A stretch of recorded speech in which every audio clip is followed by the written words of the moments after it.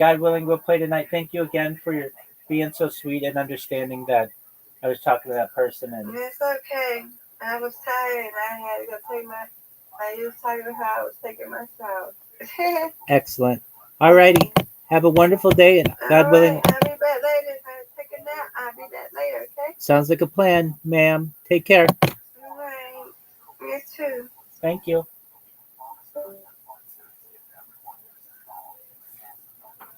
Who you be with?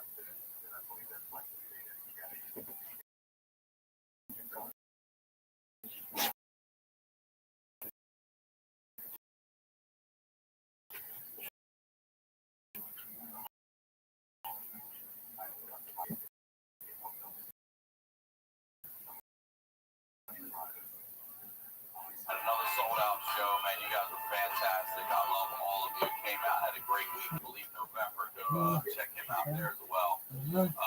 For everything Honeydew related, honeydewpodcast.com. That's where the merch is. Everything you want to know. Thank you to everyone for all the support, the messages, the email. I really appreciate it. I enjoyed doing and if you're new to the show, I always say this. I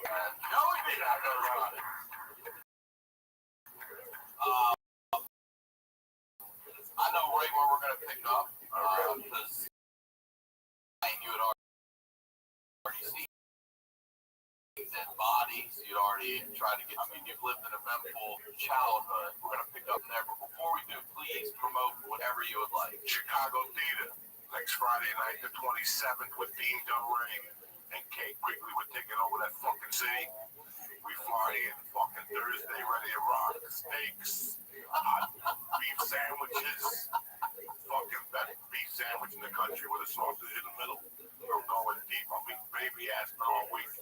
I've been eating my garlic parsley pills to clean out the arteries. I was going to say, Taking care of the arteries.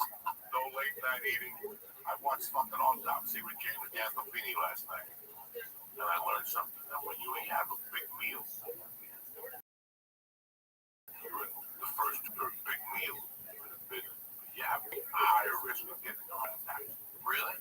Yeah, 2 hours after a big meal, because just all this fat, cholesterol gets released and shit. And it's funny, like I don't eat meat at night. I like eating meat, but I don't eat meat at night, because it's just too much digestion. And I just saw that last night. So it's not important to all the people out there know. That is important. The honeydew is also educational. Well, thank you for coming back. It's always a pleasure to have you on here. So last time you were on, we went to age 9. So let's just pick up at age 10. Where are you in life? And we can move forward from there. Age, I was thinking about this on the way up here. I had 2 homes at age 9. I had 2 lives. I had 3 lives. I was a kid on 88th Street, and then I was a kid on 48th Street. So on 88th Street, I had to be more reserved. Who was on 88? Mom, dad, stepdad. I had already, because I had picked up cursing at the bar, I had already been pulled over by a couple moms and dads to say, hey, don't curse in front of my kids. But when you're an immigrant, you get here, kids don't teach you fucking nice words. They teach you suck my dick, pull my hair. They don't teach you something useful, Abe Lincoln. They don't talk to you about George Washington. They tell you all the curse words first. So I went fucking nuts those first couple of years. Cocksucker, motherfucker. I was going nuts. So I had to get more reserved. I acted like myself. But then when I went to 148, I had to play like a poor kid. Is that where you just hung up there, or was there my family up I had my godmother and stuff. So when I hung out with those kids, it was different. They had more fat. They breathed more. They were young kids. They were already shaking down businesses. Well, their 48th Street was their neighborhood. Everybody on that block knew that they washed their windows. They pulled out their garbage. These kids were dirt poor. Like when your parents give you $1 to go out and lunch. These guys went out with nothing. They were 9 to a family. Black. They had a bunch of kids. It was the 70s boom. So these kids had nothing. So they would have to make whatever. Like they eat lunch. Like I was watching Sleepers a couple weeks ago. And I remember that there were 4 kids on the roof. And they're like, what are we going to eat? They're like, we're going to either do this or we can rob the hot dog man. And, like that was your option. You could either fucking rob a dude or rob the hot dog man. Now we robbed the hot dog man 2 weeks ago. Like, shit like that. Those are those kids. And I learned a lot. It got me, like, I tell a joke. Not really a joke, it's the truth. One of my scams, I used to be a nerd. Like, I was so insecure as a child. So I played with models. I was spent. I was Spider-Man, original. before they realized kids were getting high on blue. Before people were getting high on blue. So I'm a young kid. And underneath on 148th Street was a hobby shop. Stamp collectors, coins and shit. And he had he sold glue and models. He had like a little area where, we would break his ball. I don't know what his name was. When he did Silver Surfer, when he did the Fantastic Four, and we put ships together. There was other nerdy kids, and we became a model team and shit. But when I go to fucking get models or model glue, like when I first got up to 148th Street, there was always this guy in front of the place, like Twitch, And he would go, hey man, go in there, buy me some glue. Really? He would go buy me a tube of glue. The fucking owner's a scumbag.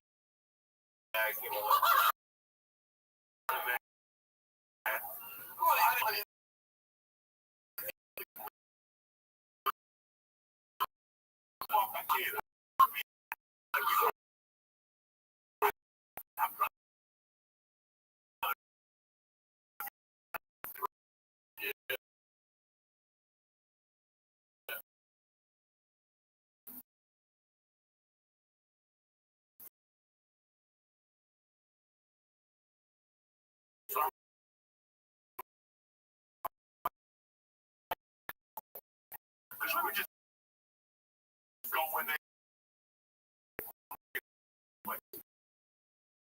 Kid.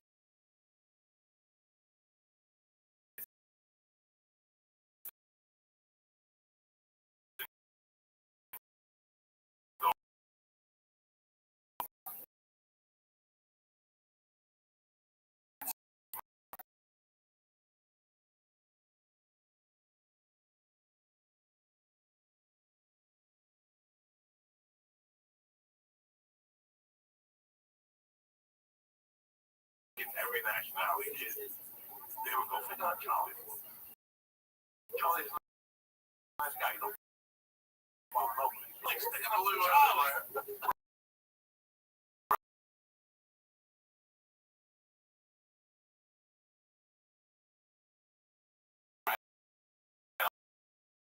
I'm sticking with Charlie.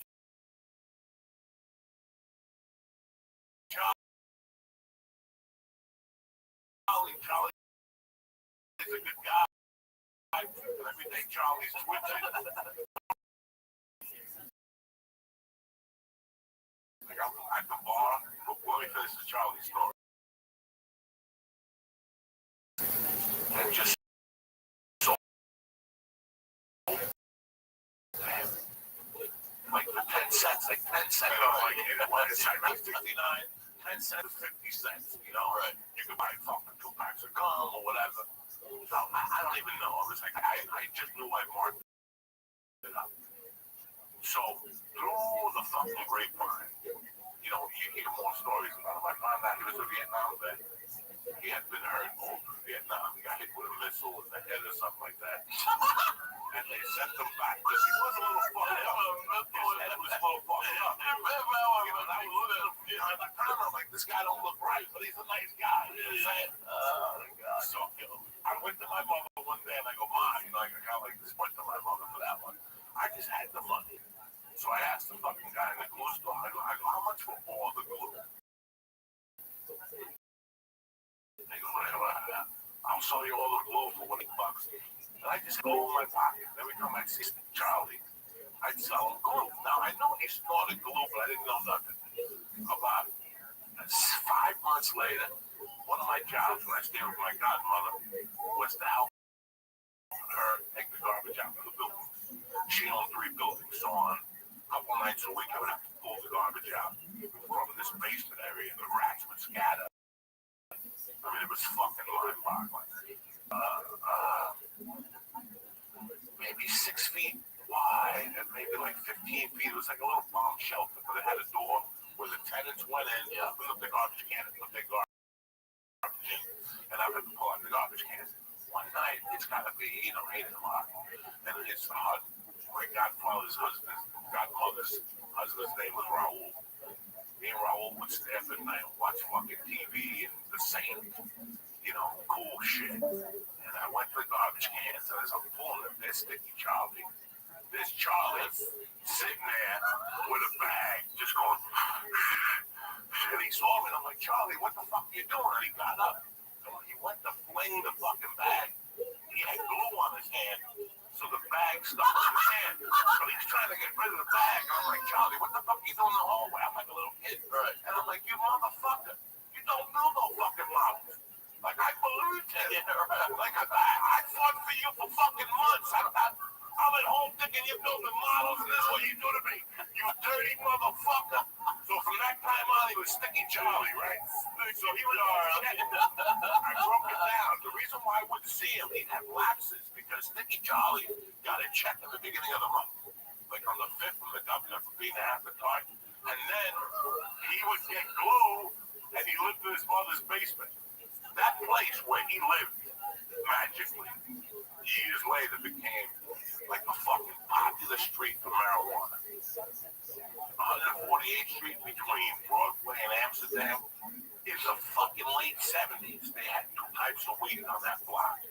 It was called Sense or Thai, Buddha Thai weed. I've had that Thai. And then they would mix it, and it would be called the magic mix. I've had that. And then they would give you this is later on. I didn't smoke dope when I was a kid, but not about that. Nothing but that block. So hard or something. One day, some kids like that.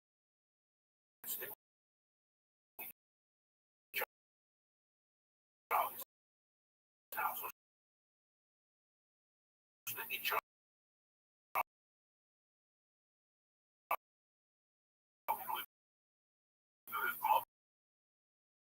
He was stuck up on glue and go over to the house. It was then when the money was and then when the money was finished, the glue hose would disappear, right? So he'd be walking around all fucking lonely. So we called him Sticky Charlie for years. But everybody had their own personal scam. Like Nelson, there was this one family, this is Daniels, there were like 9 kids. They lived in a 1-bedroom apartment. They had a fan in the living room. I would go to their house in the summer. You know how bad I would feel? I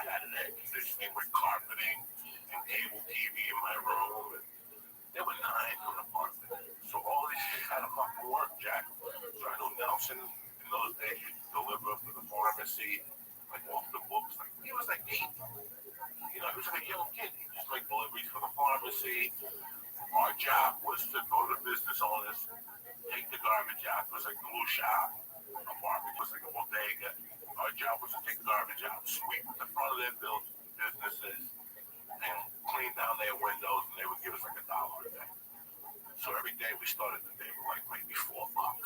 Right. And that would get us hot dogs or barbecue beef sandwiches and all that shit.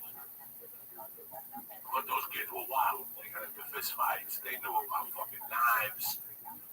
So I bought a fucking knife with them one day. It was called the 007. If you look it up on Google, it's a huge knife from the 70s. Is it like that survival knife that got popular in like Not Rambo. Yeah, like that. Not Rambo. Like, look at it. It's a 007. Look at the size of that thing. So think of being 8 years old, 9 years old, and that's what I had. I would buy special painter's pants so I could put the knife in the side pocket of the painter's pants. Okay, because this is how these kids ran. They were looking at staff motherfuckers. They protected their block. They lived and died for 140 years. This way before gangs or sex or this is just 7 or 8 kids that lived on 148th Street. If we went to 149th Street, 149th had their own kids. So either we were tight with them or we were at war with them. So everybody knew you had your own turf. So we were 148th Broadway to Amsterdam. That was our little turf. We helped out the dry cleaner, the pharmacy. There was a movie theater on 147th Street in Broadway called Papia. We never paid to go to the movies. Like crime don't pay. Like we used to just walk in there and say like, we're not paying. Oh, we'll burn the joint down. And we were like between the ages of 7 to like 10. And we're like, crime don't pay. Like we're going into the movie theater. So my life up there was completely different. Such a different angle. Sean was definitely intense. This week's Mishpacha magazine has a 4-page and she would take a write-up cab about out the official from there. official gator in Baltimore. And then He watches our show every single day. Soon, he and if supported I the came show. back dirty, she And he writes in the beginning of the article, it says that he attributes a big part of what he's doing here, galvanized by an incredible life lesson he learned during Ellie Stefanski's popular 8-minute job share at Rothschild's 50 Differing to our regular share is a beautiful life lesson. You can look it up. Rothschild Gimel at minute 42. So, way to go, official. Talking about life lessons, today's daf is one of the most fascinating davening shots with so many different life lessons. The course starts off with things like this: how many meals are you willing to eat on Shabbos? I'm going to say 3. If you think says 4, and our Mishnah's mashma, that is 3.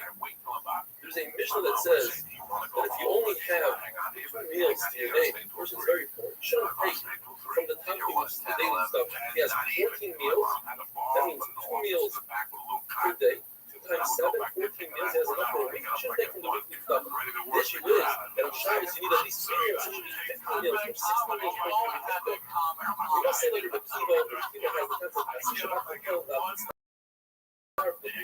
It's better not to take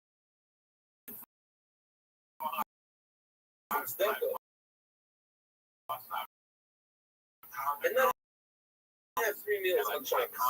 So there's a Mishnah that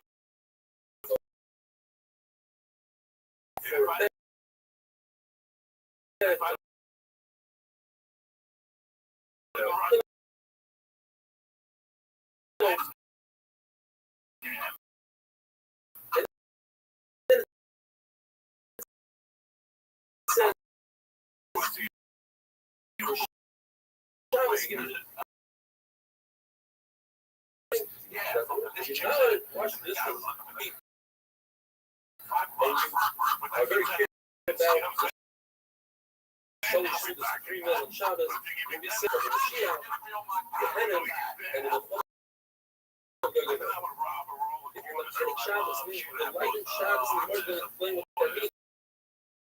They give you a nafla b'nina tzara. It says the pasuk, what's the second?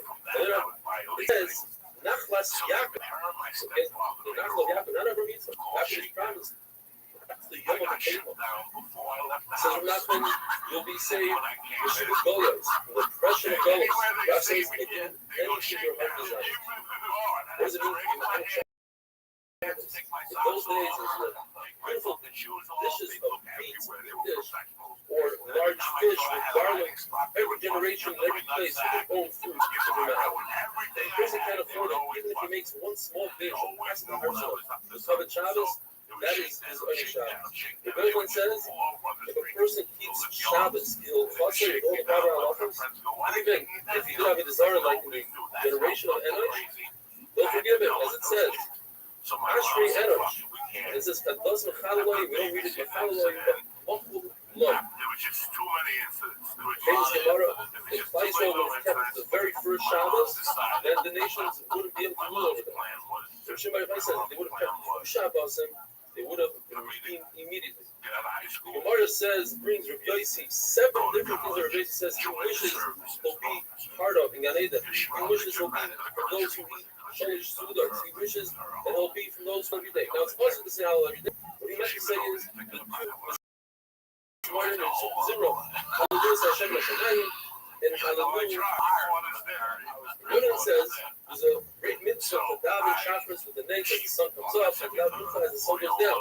Says Rabbi Yossi, I wish I could be from those people. He says, I wish I could be from those who died from intestinal disease. It's forgiveness to Laveris. He wishes he could die as he's performing a mitzvah, and he wishes he could be from those who accept Shabbos early and let Shabbos out late.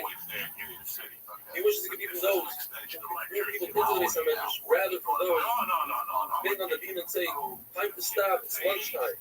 He wishes he could be from those who collect from other people money to get out the tzedakah rather than to be from those who give out the tzedakah, because you can come into great trouble by making mistakes and giving tzedakah to the wrong people. He wishes he could be from those who are accused falsely. Like what Papa said, I was accused right. Turned out to be wrong. Some explained that Rav Papa was fell off a ladder and he asked why did he have a brush with death, and they said perhaps he didn't get tzedakah to Haniyim. I said that's wrong. Or a famous story where a guy said this baby under the bed, but nevertheless they accused him of killing the baby and had to run away. Says Rabbi Yossi, I once had 5 relations where I repeated the relations, and each time I planted an Erez, meaning Dolador, Rabbi Shmuel, Rabbi Lazar, Rabbi Chalakdor, Rabbi Pilas, Rabbi Nachman, Rabbi Yossi. These are all sons of Rabbi Yossi. Yossi explained the famous explanation that he meant that he had 5 Yavamas. In other words, 5 of his brothers died, and he had to be Yavim 5 sister-in-laws, and he only Yavim each one once, and he had 5 sons.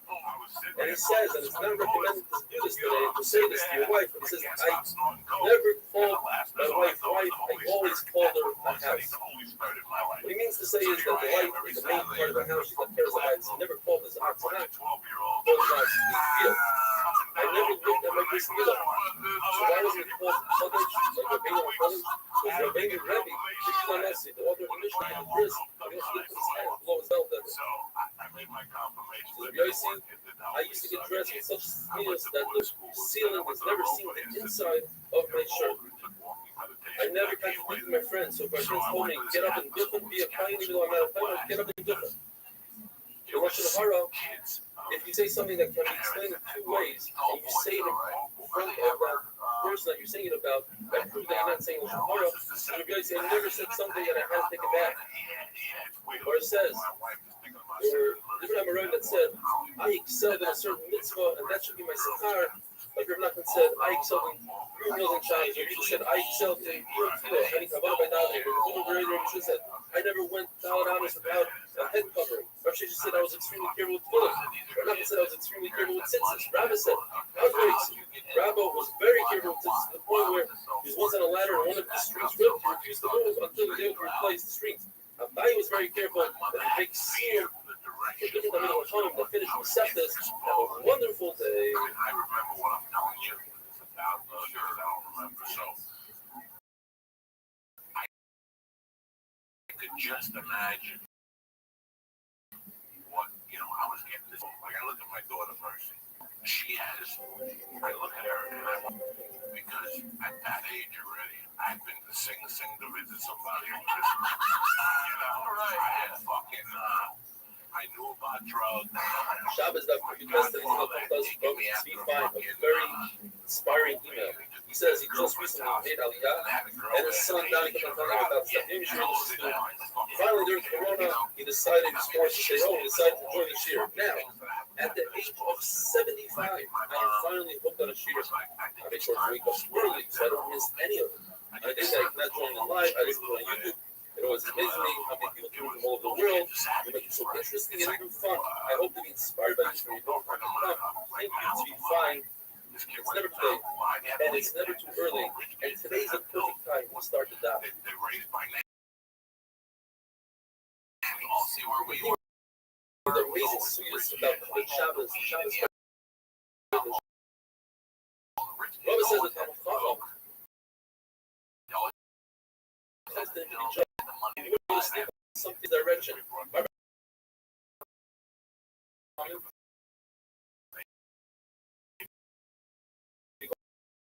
Because I am biased towards them. Rabbi Chanina would say,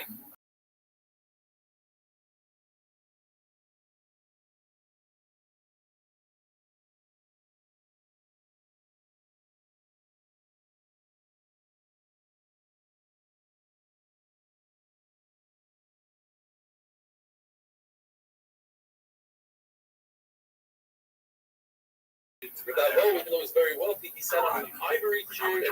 The famous saying, Rav Safra Macher Reisha, Rabbi Molech Shikuta, Rav Safra would singe the head of the animal.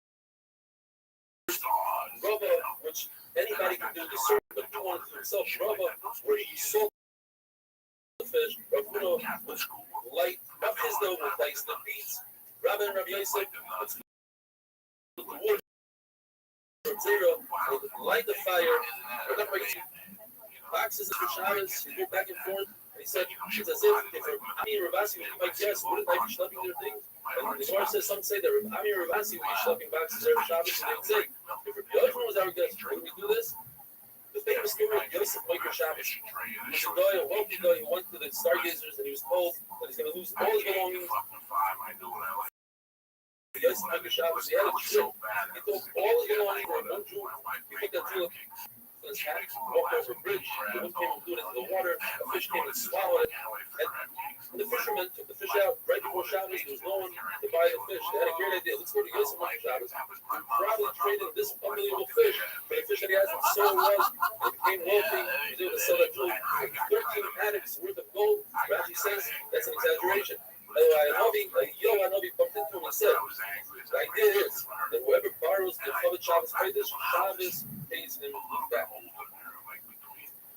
Whereas, how do people gain wealth in Israel? They have the concept of Aser, Bishvil, Shetasash, to give Meiser from food. How wealthy in Israel they don't have food to give Meiser from. Over there, it's because they are Mechavit Shabbos. What was the story about? Shufir Abba was a guest in Kutzar, and they brought out a golden table that needed to be carried by 16 people. That's how heavy it was. And it had 16 chains of silver with all the beautiful dishes and food and desserts and fragrances. And when they put it down, they said, Lashem ha'aretz u'meloya. And when they took it away, they said, Hashemayim, Shomayim, Lashem. He asked him, why do you think you reserved for this? And the person said, I used to be a butcher. Anytime an amazing piece of meat in front of me came, I think they put it aside for Shabbos. And so I would do the entire week. It said, Ashrecha Shizakiso Bar Chamecha Shizakiso Rabbi Shmuel tonight told the Caesar, you smell that unbelievable aroma? That's a very special spice called Shabbos. It only works for people who keep Shabbos. As it says, Leish Hashem Kuba, won't give Kippur, can't be with Chavi Kippur, Chavi with a nice, clean clothing. If you got it though, Rav says that if you eat at a certain time, you should eat your Shabbos meal earlier. Shmuel says if you eat at a certain time, you should eat your Shabbos meal later. Rav says, those of us who are used to eating meat and wine during the week, on Shabbos, depending what you do during the week, eat it at a certain time, you should eat the meal earlier. If you earlier, make your meal later. Rav Sheshes was blind, wanted to make sure that his Talmidim get to the meal on Shabbos at the right time, and he doesn't belong to shear, so he puts Talmidim where the sun would hit in the summer, or where the shade would hit in the winter, but they would have to get up and run away and go eat the meal for plain of Shabbos. Reb Zera, who would teach Talmidim arguing and learning, would say, please, I'm begging you not to give a Shabbos. Are you talking and learning and not enjoying the meal? You're not being the kind of mitzvah of Erev Shabbos. Rose says that an individual should say by Yehulu, it's as if he is a part of the Baruch Hu. We don't read about Yehulu, we read about Yechalu, together with the Baruch Hu, they created the world. You see from the creation of the world that the words have power like action. It says in the puzzle, Zvar Hashem, with the words of Hashem, Shamayim Nasu, the skies, the heaven was made. When a person says Ayachim Friday night, two malachim, they come in and they put their hands on his head and they say, B'sar Avinecha. One of the malachim is a good malach, the other one is bad. They come and they try and handle it, and the table is set that they give a bracha, the good one gives a bracha that should find the following week, and the bad malach is forced to say Amen. They will find that he makes the shvala, and the good one says Amen against his will. A person should set a Shabbos table, even if he's full, he's not going to eat only Kazayas, Lavamalka as well. Set the table for Lavamalka. If you drink hot water, or bathe in hot water, or you eat fresh baked bread, hot baked bread, it has powers of healing. Rabbi, or the chef, a young calf, a kilta, a third-born calf, so that he, how much Shabbos he chef this, so that he can eat part of the kidney. So his son Avini, when he grew older, he said, I don't understand, why don't you just use the one that you use for Shabbos? Erev Shabbos, save the kidney for Mother Shabbos. So he tried it out, and he put the one animal that he was supposed to shut on Mother Shabbos, he left it alive. And on Shabbos, the lion came and ate that animal. They didn't gain anything. Sugar Lady says, famous saying, whoever says, Amen Yehishmi Rabbi, meaning with all his kavanah, with all his intent, they destroyed 70 years of the Tsar did. If he has some sort of a desire that he did, there'll be a Muslim. Rosh says, say Amen with all your kavanah. Open up the gates of Gan Eden. Amen stands for Hel Melech Nehemah. The Gemara says that a fire is only found in a place where there's still Shabbos. And it happens on Shabbos where you cannot put it out. There's 7 reasons why Yerushalayim was destroyed. Either because it was Chal Shabbos, they didn't say Krishna in the morning and evening, they stopped the children from learning Torah, they didn't have Moshe's money, they took bribes, they didn't give each other Musar, their Chafa, they were Mekaish from the Rav says whoever's Mekaish from the Chafa. There's no remedy for that. They stopped being truthful in business. My anointed one means the children that learn Torah over the Via Atreyu is referred to the Chachamim. The world only exists because of the Torah that children learn. And Abaye says that the Torah of adults isn't prepared, and the Torah of the younger ones have a wonderful day. German Shepherd? No, like this little mud dirty dog. Sometimes he'd either hit you with the stick, or sometimes he'd sick the dog in your pants, and he would hit you with the stick at the same time. So I told Jack, you haven't touched me. I'm not going to have my stepfather in like 3 weeks to knock the fuck out. 3 weeks? God, 21 days. 21 days. So I put him Shabbos at Kuf Kuf. Today's email comes from Larry Jeffrey from Maryland. He says, already 55. He started WME a number of times. This is the first time that he's reached this far. So all the graphics and diagrams, they really help bring each sugya to life. It's not Larry. He's for finish shots with everyone. Ezra Hashem Yisrael. The thing with the sugya of saving different things from a raging fire. Says the Mishnah, you can save even 100 meals if they are in the basket. One entire barrel of wine or a whole trick of figs. The question is, why is this any different than the Mishnah you had a number of days ago, where he gave only 3 meals? One shot the Gemara gives us because we're dealing with one basket, and it takes smaller baskets to pull that over. Since you only one blanket, that would be it's 1 3 baskets. You see something similar. If you have a barrel of wine that has a hole in it, it's dripping. And carry as much wine as you want. It's not the free meals. Another trending argument is the difference is if you're bringing it to this sponsor, you're allowed to save as much as you want. You're limited to the free meals. Says the Mishnah, you're allowed to call in for help, save the food for yourself. Now, if they were smart about it, they'll give that for food and charge that person for their time. Rav Chisda says we're talking about Hasidim who don't want to take advantage of someone's misfortune. Yes, he's not here everything, but he had no choice. He's forced. So Hasidim don't want to take advantage of that. Says Rabbah, if there was such Hasidim, they wouldn't take money for working on Shabbos. Rav says Rabbah, we're talking about Yerushalayim, not Hasidim, from other people, but they also don't want to work for free. They understand making Shabbos.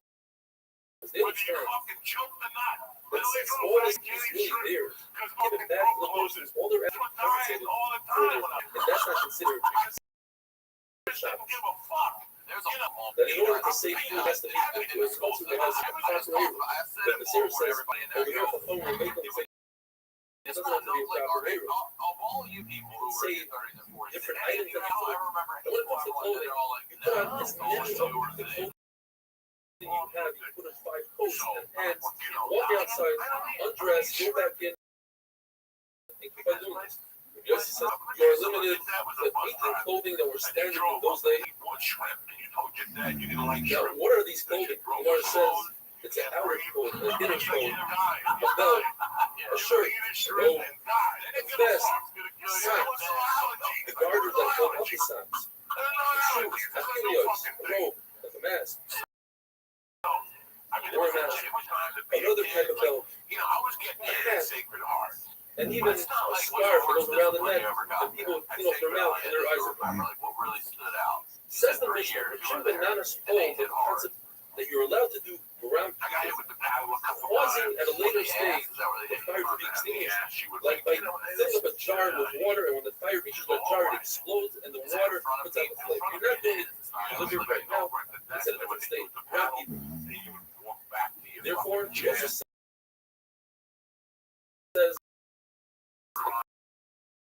let's say a dresser is ignited to flame on a dresser, so she didn't know. When it reaches it cinches the fire doesn't continue. According to Rishon ben Nanas says, I hold that if there's a fire that's on a piece of garment, a liquid, on the other piece of garment, and when the fire gets there, it extinguishes itself. Yossi Rabbbi is also laws that are later stage. Maybe vessel explodes or whatever it is, even though the Pasuk says the word Asiya, doing, and this is doing this at a later stage, is the concept of fire. Adam, a person acts irrationally when it comes to light up to extinguish the flame, therefore we live in it. If a person puts a candle on top of a wood, deliberately, that plank of wood becomes a bus to the candle, and therefore it's also a shot to lift up like wood. Even just to shake off the candle would be also. If you forgot it there, then you are permitted to shake the wood so the candle falls on the ground, even if the candle is lit. The candle might continue burning on the floor. It might extinguish itself, but it's not 100%, therefore it's multiple. The Rashi says, we're allowed to open up the door. According to Rashi, the candle right by the door. According to Rashi, the candle is on the door itself.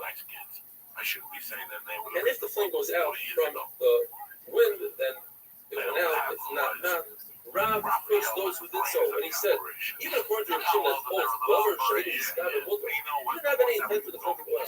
But in this case, since it's obvious that it's going to go out, that's called a situation. Either Rishon admits in the case that 100% going to go out, it is awesome. You open up the door, and the wind helps a fire like fans it up.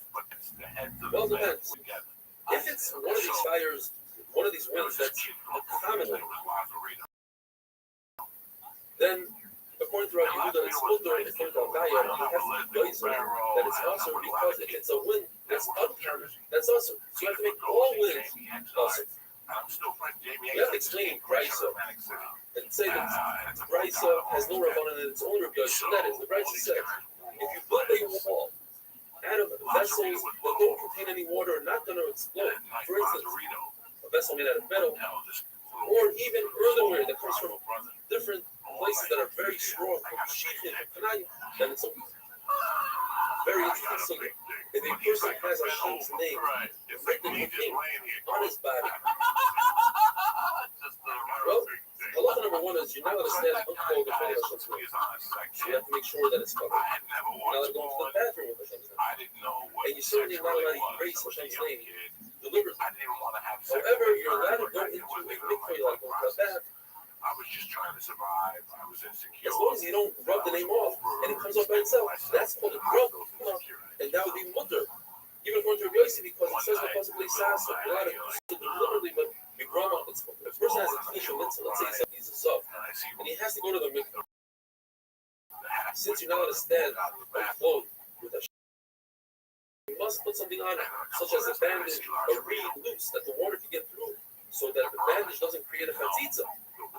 Don't cover with your hands. You might forget that you covered something and take your hand up and expose Hashem's name. Now, what if a person doesn't have something to cover his hands? According to Chachamim, that Tzidul Shmano, to go to the mikvah when the time comes is a mitzvah, you must go right away. Chachamim say it's not a mitzvah. Therefore, go around, look for a bandage. But according to Rabbi Yossi, that's a mitzvah to go right now. Therefore, don't look for a bandage. Go in and cover with your hand. And finally, if the ink is dry, then that creates a chatzitza. Same thing with blood, honey, milk, and ink. If it's moist, like in our case, then it doesn't cause chatzitza. You know, everybody knew that Rosarito had fucked him. And then the kid started acting weird. Like he was always like an insecure kid. But now the insecurity from him, everybody knew that Rosarito fucked him in the ass. So the kid was walking around a little like autistic at this point, like he went backwards. So I don't know, from my roots on 148th Street, I learned that what those kids had over 88th Street was that they lived and died for one another. You could not touch one of us without 6 months. Shabbos daf Kuf Aleph. Today's email comes to us from Yisrael. You know, when we only had money for one sandwich, we broke that sandwich 6 ways. If I got a soda, we drank it 6 ways. I have to let you know how therapeutic And like I said, Yisrael are. I was driving back from the Catskills and I was sitting in traffic on the 17th for more than 2.5 hours. I started 2 weeks ago doing Chazar from the beginning. Now I'm going to Zion.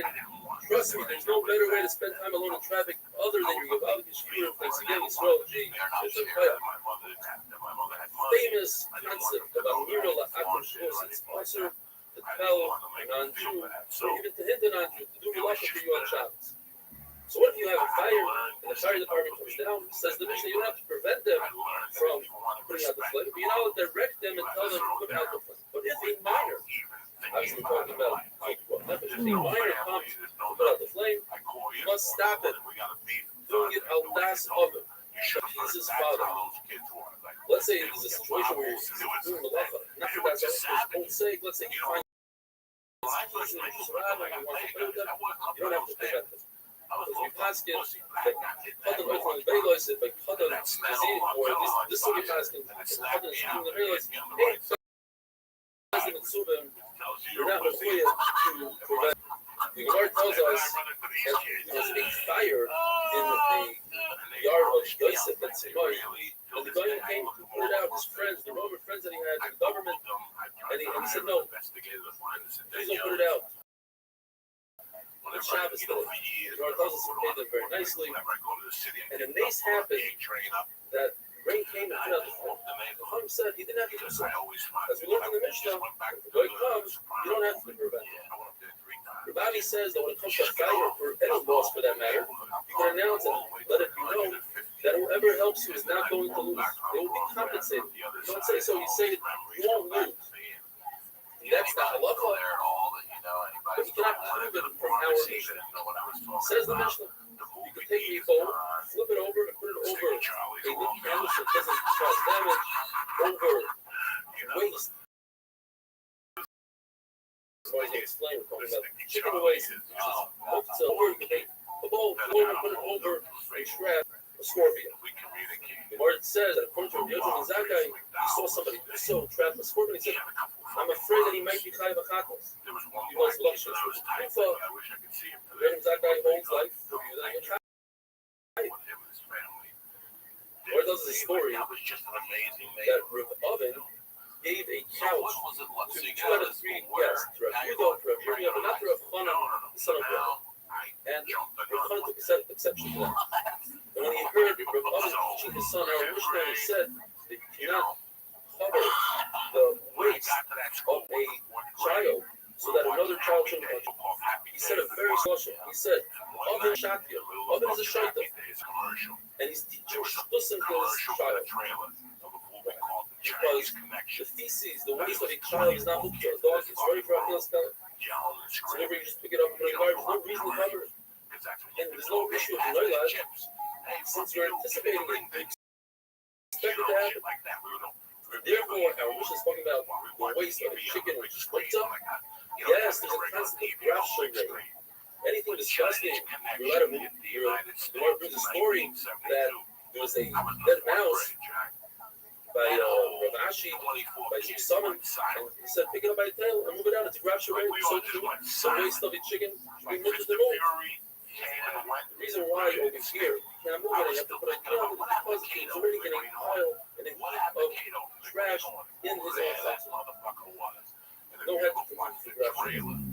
Some lady says that any animal that can cause damage will have pain and challenges in its chasing. Now there are 5 animals that even if they don't chase you, going in a different direction, you're allowed to kill them. And they are the Egyptian fly, very dangerous, the Rinve hornet, the scorpion that lives in Chagyav and Iraq, the snakes that are in straw, and a rabid dog, a mad dog, anywhere in the world. How did that said from the Rabbi Rabuna that if somebody kills a snake, it's not in the spirit of the Hasidic. So he said, what you just said is not in the spirit of Torah. I'm not happy with this Hasidic.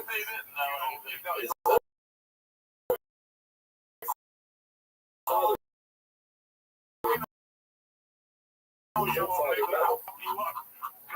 said, and he told him, you finish up all the bees, the bee has many friends.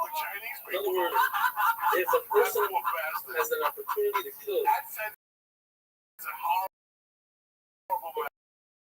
vicious snake, it's a big stress. It's exactly a sign that he was supposed to, he should be hard. So he has to start thinking, what I've done in order to deserve this. And then the Gemara says, it's only a situation where the snake was missing. There was a matzah of somebody. Where there's a story that once a snake, somebody from Israel came up and killed the snake. The snake met his man. The Lord wasn't sure, was it a good thing that he killed the snake? Or perhaps it wasn't such a good thing. The Lord remains with the sun. A hornet and certainly a snake. Why? Because there's a concept called the law. If you're walking and a snake passes by, you don't go around the snake. You can continue walking. In fact, let it step on it and kill it on purpose. Because what you do when it comes to spill, for instance, the Shulchan Aruch says, you do have the concept of a kitulah, but you can't have kavanah, you can't do it on purpose. So what does the story?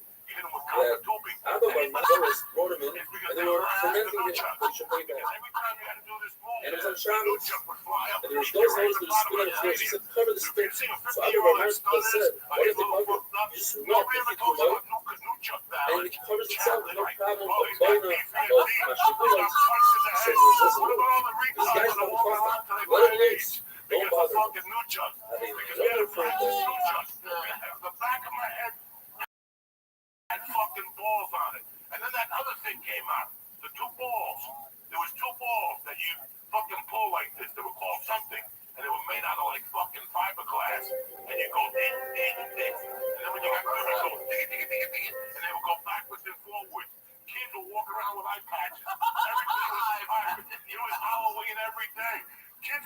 eyes and they were still playing with the fucking ball.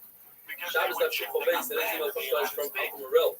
He said he's been in and out of the hospital for the past year and a half. He finished Shas once before under the train on the way from Manhattan to Maryland. I was in such a difficult state that I did not continue the DAP until the end of 2019. But the Usai Kisara decided to try to get back to the DAP, and I discovered that 8-minute DAP is an injury to learn DAP even when I'm having a hard day. I cannot thank you enough for this incredible opportunity to fall behind in the learning of Daf Yomi. It's a lifesaver. This man looks like Alpha See, I'm a little younger. That same movie. many more times. Yes, And that's what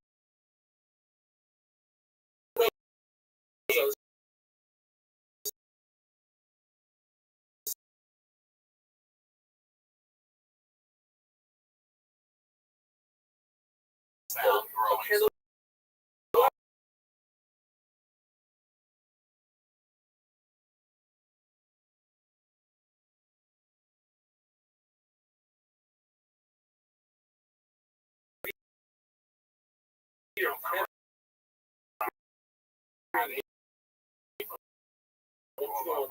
Or perhaps the halacha is like yes, we were discussing. We were telling the girl one idea comes out from today's time. I've seen many times people going turn on the light on Shabbos. They say the remiza of the kid. But the halacha is that if a goy does turn on the light for you, he doesn't have his own on off from it. It's not the benefit of him. It's also to use that light for anything else that a goy will perform on Shabbos. Says the Mishnah. If a goy turn on a light. Or you fill up a pail of water, put it from your sarak, or you build a ramp, get off a boat. A Jew could use it. If the boy did it for himself, did it for the Jew, it's also to you. The reason why we have three cases that are very similar is the concept when it comes to a candle. Never the effort, never the math. The boy turned it out for himself, did it for himself. It provides light for everybody. Therefore, you use it. When it comes to a pail of water, you add a little bit more. But not only use water as well. A ramp is the same thing like a candle. A ramp for one person is good enough for 100 people. But the mission tells us a story. During the meal in the scheme on a boat, which docked on Shabbos, and actually used the ramp on Shabbos. The Bryce adds another case. The guy gathers grasses for an animal and is left over. As long as the right, so doesn't know the day. So knows nothing allowed to take an animal and bring him and put it over grass attached to the ground. Now, grass that's attached to the ground, for the Jew, it's also a detached, but it's also a cover. The animal is allowed to eat it, but on the Ruach Shorfa, it's sorry if it doesn't need some spices. It's allowed to eat it, it's got to be filled with Shabbos and those. However, it's also for the Jew to bring the animal over cut grass. That's muktzah today because it's cut on Shabbos. And the reason is, since it's only muktzah d'Rabbanan, we're concerned that you're going to touch the grass into that. If you just leave the animal up to that grass, that's 100% okay. Bring them Leo, use the ramp that the guy built on Shabbos. Either we're talking about that the guy did it not in front of him when he did it doing it. Or were you since the guy already built it and it was for himself. So it doesn't matter that someone else is going to use it. It's just like a candle. When it comes to a bathhouse or even a candle, so it depends. If the bath water was warmed up on Shabbos, then most of the people in the city are goyim, you could use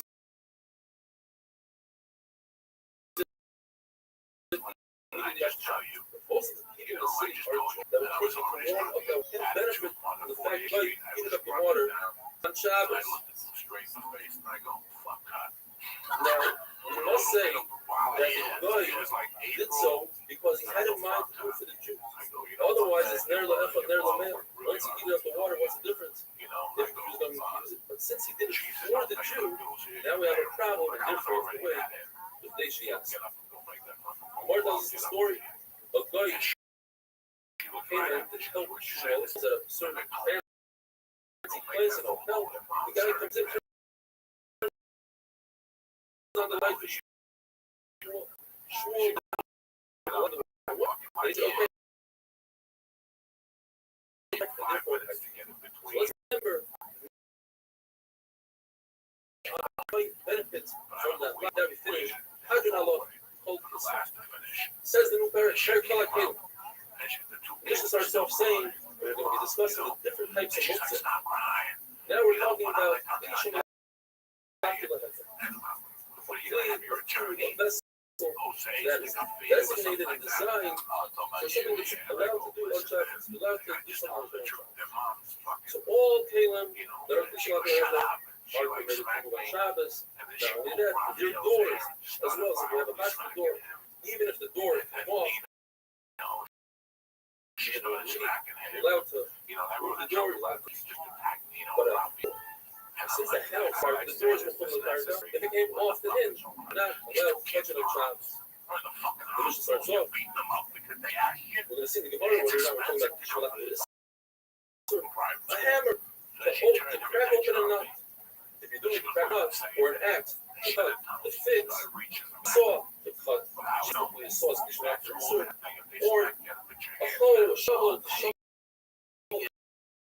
out the fig, a pitchfork to feed a small child, spindle to a piece of fruit to put in a strawberry, says Rashi, or a needle to take out a corn, or a larger needle for those who make sacks to open up.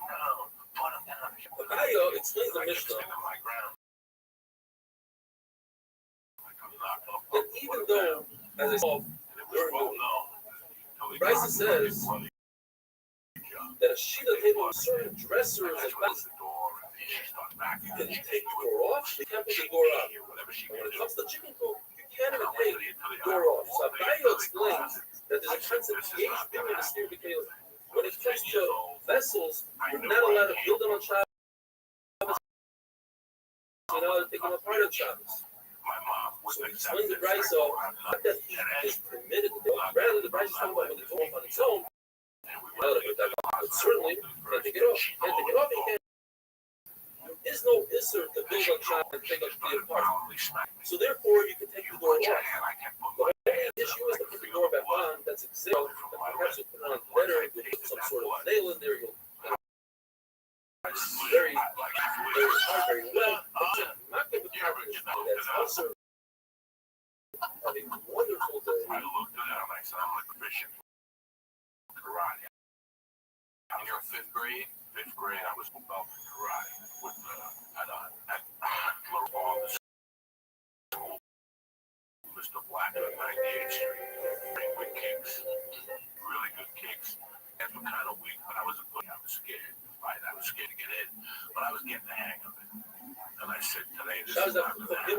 This email comes to us from Harry Shalom in Los Angeles. He says his grandfather was 95 years old, just tested positive for COVID. He needs to Shlema, broken Esther, big tzaddik, a person for 75 years did not see his wife's hair. Was always the first one in Shul had to seek it. Before Shlema, we're in my book, so he said that according to Rabbbi, the sign of a malacha that you're not allowed to do on Shabbos.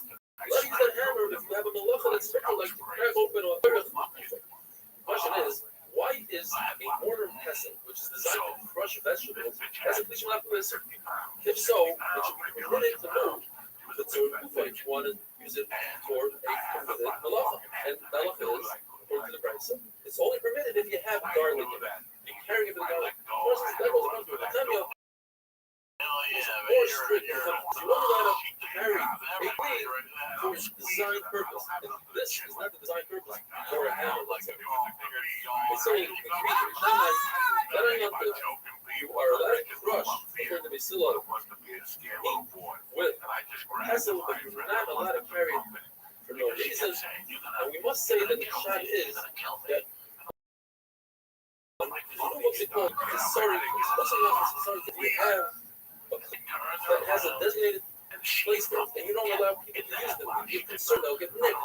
That's what's called sarkis. That's even more common than such as a spindle for a weaver, a mallet, a cold press. The Rebbe says that our Rosh is talking about a goldsmith's hammer, a Rav Shimon says our Mishnah is talking about a hammer or a bass on this person is review. He's more strict because of a review hammer. You don't want to get dirty because that's not good for the review. Very interesting, I love it. If you have food, such as a cake that's underneath a cake, or let's say you have a cake that's covered by extinguished coals, which are muktzah. One Adonai says the only way you can make it sticking out a little bit, you grab it by the mutter, you pull it out of the coal stall wayside. Another Adonai says no, you can actually cook it with a stick or something and pull it out. The fact that the coals that hang over the side, that's tutul min hatzad. The Rebbe says in fact that is the halal. The problem is that the number one said, you have a radish in a ground, you're allowed to pull it out if it's not attached to the ground, provided that it doesn't move the dirt. But if it's upside down, and you pull it out and all the dirt goes, you're not allowed to. You have to say that Nachman took that back. But Yosef says, the fact that you can take out a splinter from your finger with a needle, you don't need the eye of you don't need the eye, it's not coming out. It's non-clean. And the Torah space. Abai says, and Shabbos. But Torah says, clean mass. It has to be a clean from top to bottom, has to be completely clean. Robert says, I don't understand. If it's not considered halachically complete, when it comes to Torah, then halachically it should be a clean by Shabbos. The problem is, there's a price that says the exact opposite of Robert. It says, there's a big difference between Torah and Shabbos when it comes to Lilo. If it doesn't have an eye, it's not a clean from Torah, and it is a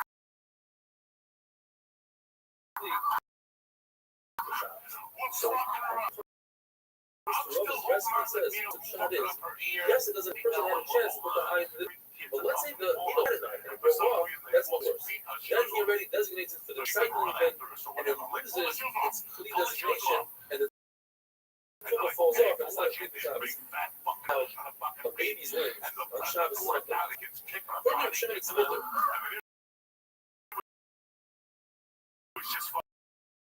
there's no fixing a body on Shabbos. It's also just like you're not like medicine can do stuff to the body, so too you have to straighten out the baby's limbs. It says or Shimon, what's the connection? To do vitamin, that's not the therapy. To do so, straighten out the baby's limbs, that's very much a therapy. So the fact that it says in the Mishnah, you like to take out from your finger, and that's fixing the body. That's different. Taking out a splinter is fucking right down the surface, ready to be removed. Whereas baby's limbs need a lot of work. Says the Mishnah, if you have a stick to stir the olives in the pan, sometimes it's without limbs, sometimes not dependent. If that stick has a nut, where it's a base keyhole, it comes like into the and see if there's enough oil. Then it's a clean Kabbalah. Otherwise, it's Kabbalah. Says the Mishnah that according to Rabbi Yossi, all potatoes are not muktzah, besides those that are muktzah. He gives two examples. A very and the blade of a plow. These are things that you don't quickly let down careful with it that shouldn't get made. Other examples, a middle is a piece of metal that has a bunch of holes with a tatter's knife, a butcher knife, and a special tool for carpentry.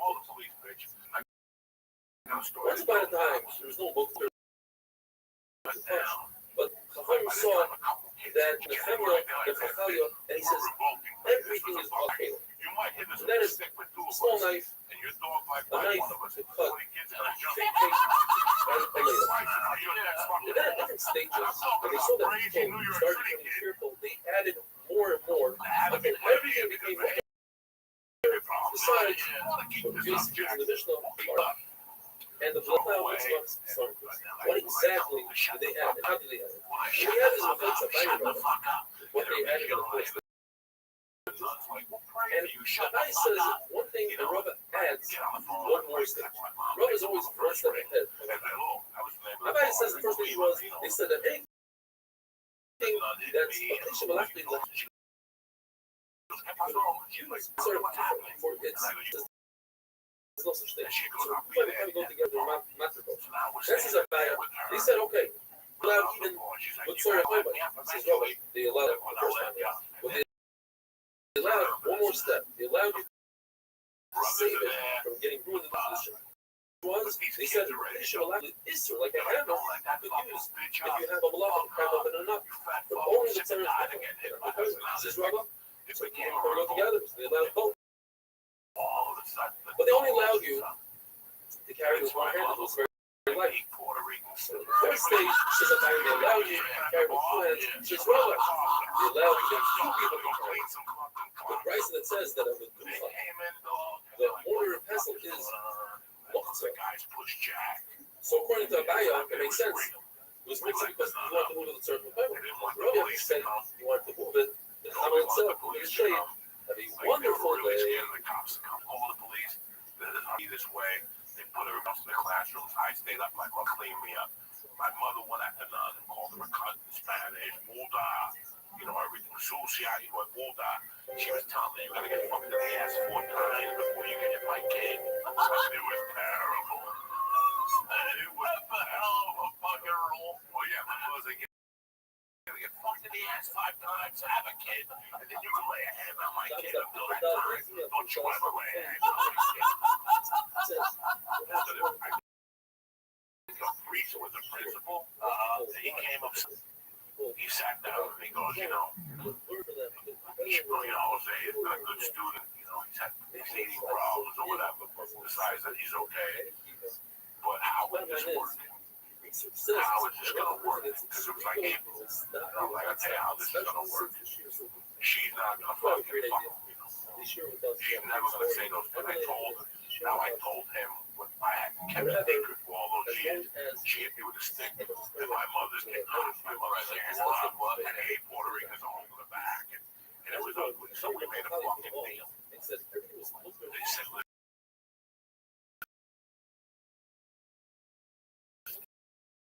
can stay in the school.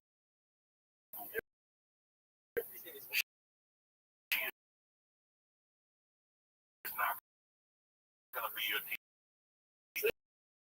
We will resolve it. You go to your way.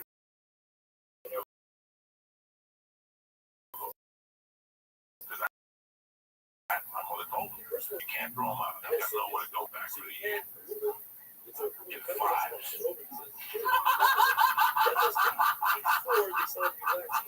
My deposit back. I want to fight all pills for some year. You stay in. And then you should have seen it. I was walking around like Chinese people after wrestling. I was walking in there. The kids were shining my shoes. I had become a star in that school.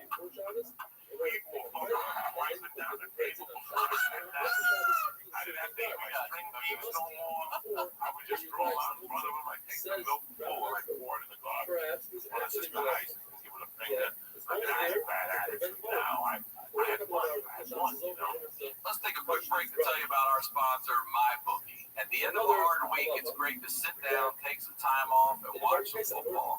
Game-winning touchdowns on 2-minute drives, running backs racing down the sidelines with no one to stop them, Lamar Jackson juking everybody left and right. There's nothing else like the NFL, and there's no better way to make the games even more exciting than to bet on. So do the smart thing. Go to mybookie.ag. No one gives you more ways to win than they do. MyBookie's got the fastest payouts and better lines than any other sports book, including Joey Diaz. Don't forget, where you're betting is just as important as who you're betting on, and mybookie.ag is the best in the business. It's where I play and where you should too. I wouldn't be telling you guys to bet with them if they weren't the best. Do the smart thing. If you're going to bet this football season, bet with MyBookie. If you're the kind of guy or girl that likes to bet a little and win a lot, try a parlay. If all your picks come through, you'll multiply your winnings, and no matter how you bet, the NFL season is the best time of the year.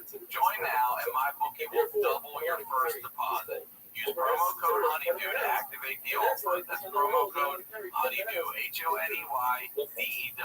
Visit mybookie.ag today. You play, you win, you get paid. Now back to the news. So I get home, and it's May of '73. I think the Mets played the Cincinnati Reds in the playoffs.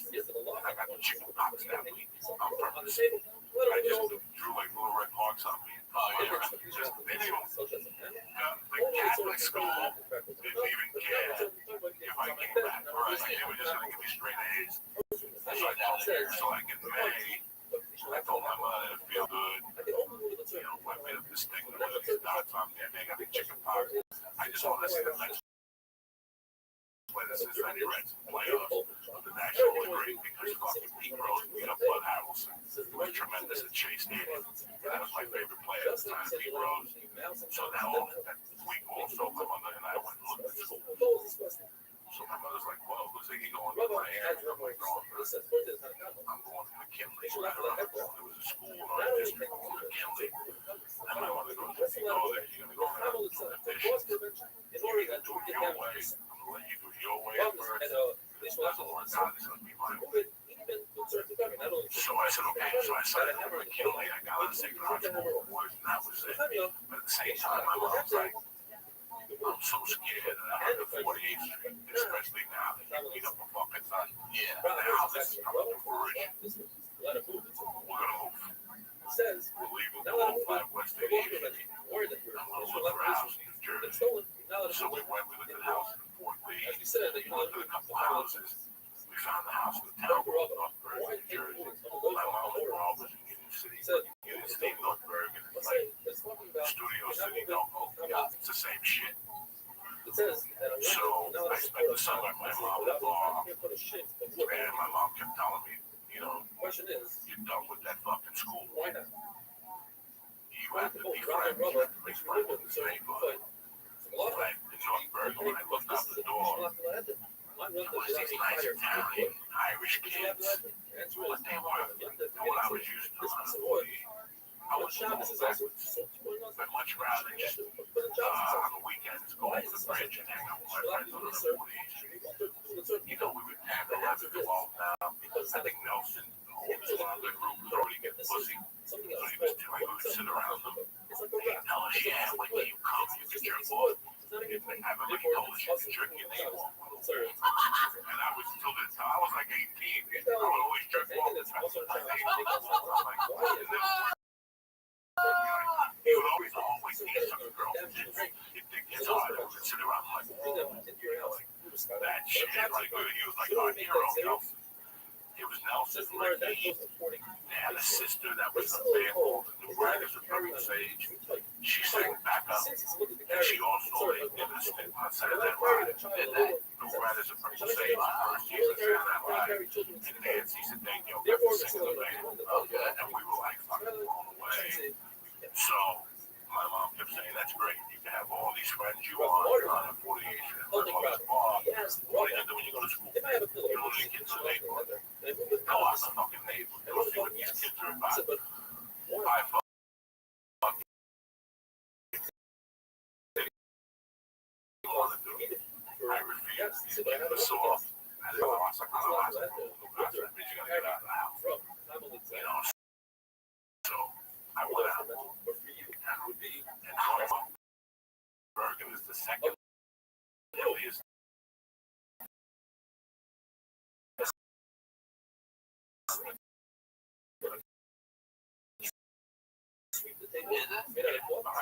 North Bergen, New Jersey, like this. So I walked down my block, given that there's 30, if I made it right, it was 39th Street Park, called 38th Street Park. But if I made a left, it was a street all called that. There was more kids on the street. And I could hear them. So we called it a court too. Court, yeah. That's what it's called, Charles Court. And I said, "Let me go to Charles Court." I go to Charles Court, I don't see no kids. But I hear them yelling. And I had to walk up the hill. And there was like an island in the middle with the houses. So I couldn't really see the kids. So I walk up the fucking hill. And I'm hearing this commotion. This is my first day in Jersey. This is my first time going out to North Bergen, New Jersey. I hear this commotion as I walk around. But it was fuck. It's a fist fight. There's two circles of kids and they're yelling, "Go, go." And this kid, beat the fuck out of this kid. Italian kid, brown, curly hair, you know, short, cut back, broken. And he's walking, fighting like a cage down. I'm like, this is interesting. And all of a sudden they break it up, and the brother goes designed only for its purpose, and since this is not designed for environment, just beat it's up. talking about Shabbos. His brother came and he's like, it's my turn. And before he could say turn, this Italian kid was on him, throwing him down, throwing a fucking beating on him. And then I just figured it out. The kid that he was fighting had a big family. Then a fat chick came. And that was their sister. You know, Irish families, there was like 4 boys. And they got this big Irish sister at the end, like in the fighter. Remember, they were all ugly. All of them could stop bird shit right there. Except for the one girl that's pretty. Shabbos not for people pay. Plan on making a one-of-a-kind seal from second Shabbos consumed. Those Irish chicks. All of the viewers, all of the world from Australia, Right away. The girl, the red.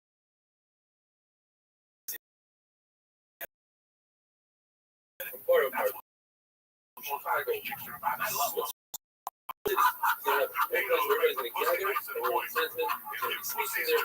So we have Yossi Klein from Superior Hiking in says that he's willing to take on, he wants to be a representative of Muncie. Always something you use that broken piece for cover a battle, etc. If you're in a carmelist, this is my focus. This is cool. There's nothing you cover in carmelist, you're not going to try and open battles. Like he's smacked. But they're not going to decide on the floor that, let's say you're sitting in the and you want to cover that spot. Or your elbow goes to the 6 is clean. It's not Muslim. So you can never remove that name of the people. Even in Rosh Rabbit, it's not Muslim. That was a story. Rabbi's shoes got really dirty with mud, and his shamish came, and he found a piece of earthenware on the side of his Rabbi started scraping off the mud. So Hamid started screaming, Shabbos, Shabbos, what are you doing? He says, Rabbi, these tell me that not only they're Amaratsim, they never learned the halacha, but they go and they spread their mistakes to other people. It's not Muslim, since it's a clean in Rosh Hashanah. Since it's a clean in Rosh Hashanah. If you have a broken barrel, but the lid is intact, you're allowed to move both the lid and the broken pieces, provided that you don't sweep out the broken pieces of the barrel in order to make it a nice cover. That would contribute not going to have. If you threw out the lid into the garden, depends when you threw it out. If you threw it out before Shabbos, it's showing it's no longer necessary. It's not a clean, so therefore it is Muslim. If you threw it out on Shabbos, it's too late. You can't take something that's clean already and say now it's not a clean. What if you make a shirt? Perfectly good shirt thrown in the garbage. Any kind of bed. Even if you throw it out on Thursday into the garbage, it's not. Well, it's still considered a shirt. You cannot take a perfectly good clean and make it not good. A broken piece of a clean is not because it serves the same purpose as a very, very large man. Large man can cover dirt, can cover waste. So these small pieces can cover dirt. A piece of a callous double.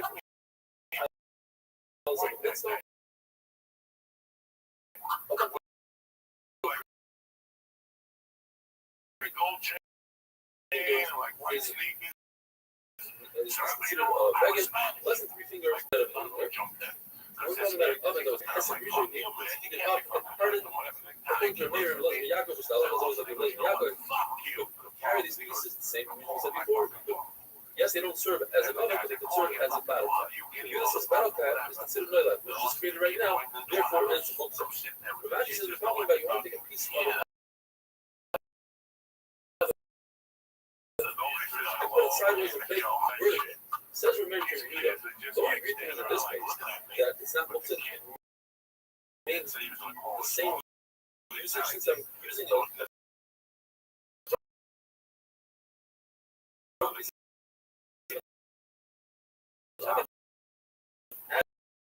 As a real oven, it should remain horizontal.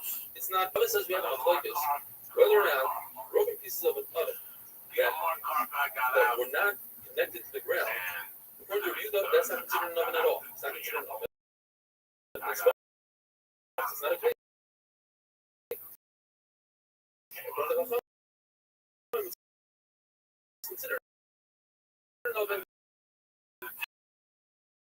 And therefore, it's not muktzah. And the Gemara tells us the Gemara is part of the faith.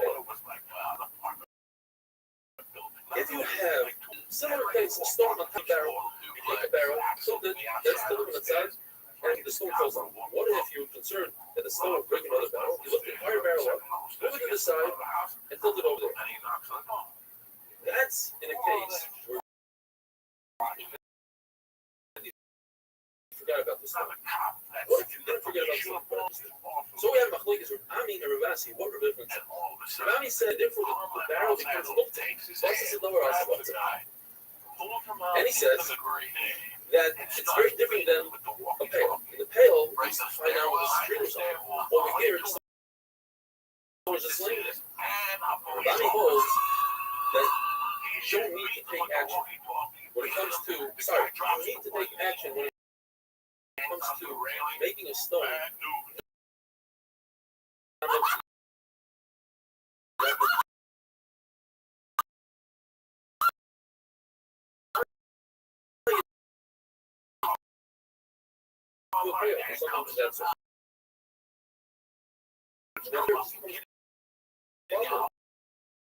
Fall out and Rabbbi action on a stone. Similarly, we see where Rabbbi came to the city, stone designated for sitting on the Shabbos.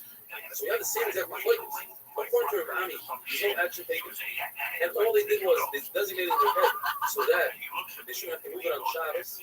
The stone Rav Asi says there was action taken. And then cleaning off the stones, that is the action necessary. Really see the Joel says what happened over there with Rabbbi was a bunch of beams. And then we got the beams. And Rav Joel says it wasn't beams. It was a special piece of wood, a feeler for a boat. Now, if you say it was beams, feeler for a boat is different. Feeler for a boat, people are very careful with it. It's not a piece of equipment, and that can remain looked at. If I have a pail, and I find a pail of vine, the only way that vine is not looked at when I use pail is like pipe. Otherwise, I cannot do it. Even actually, when the other says you don't have to take action, you just think about it and have it in your head and make something like a vine, a stone, a piece of palm tree. I can make it not looked at with a thought, but in this case, we agree on the type. Either because we're talking about that the vine is still attached to the ground and it's within 3 feet off the ground, or because the vine is so soft and concerned will have leftover and it'll be stick down and they'll cut it off. Cutting it off a child is not going to have an ulcer, so we get it clear. If a person has shutters, so one pair of lenses, the Mishnah says, these shutters, in order to hold up a window on Shabbos, they have to be hanging and tied. But window on Shabbos is not necessary. The Gemara explains what that is. There's a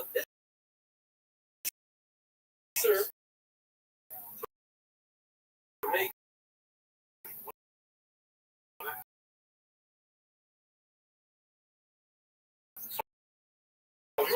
on Shabbos. Even on Yom Tov.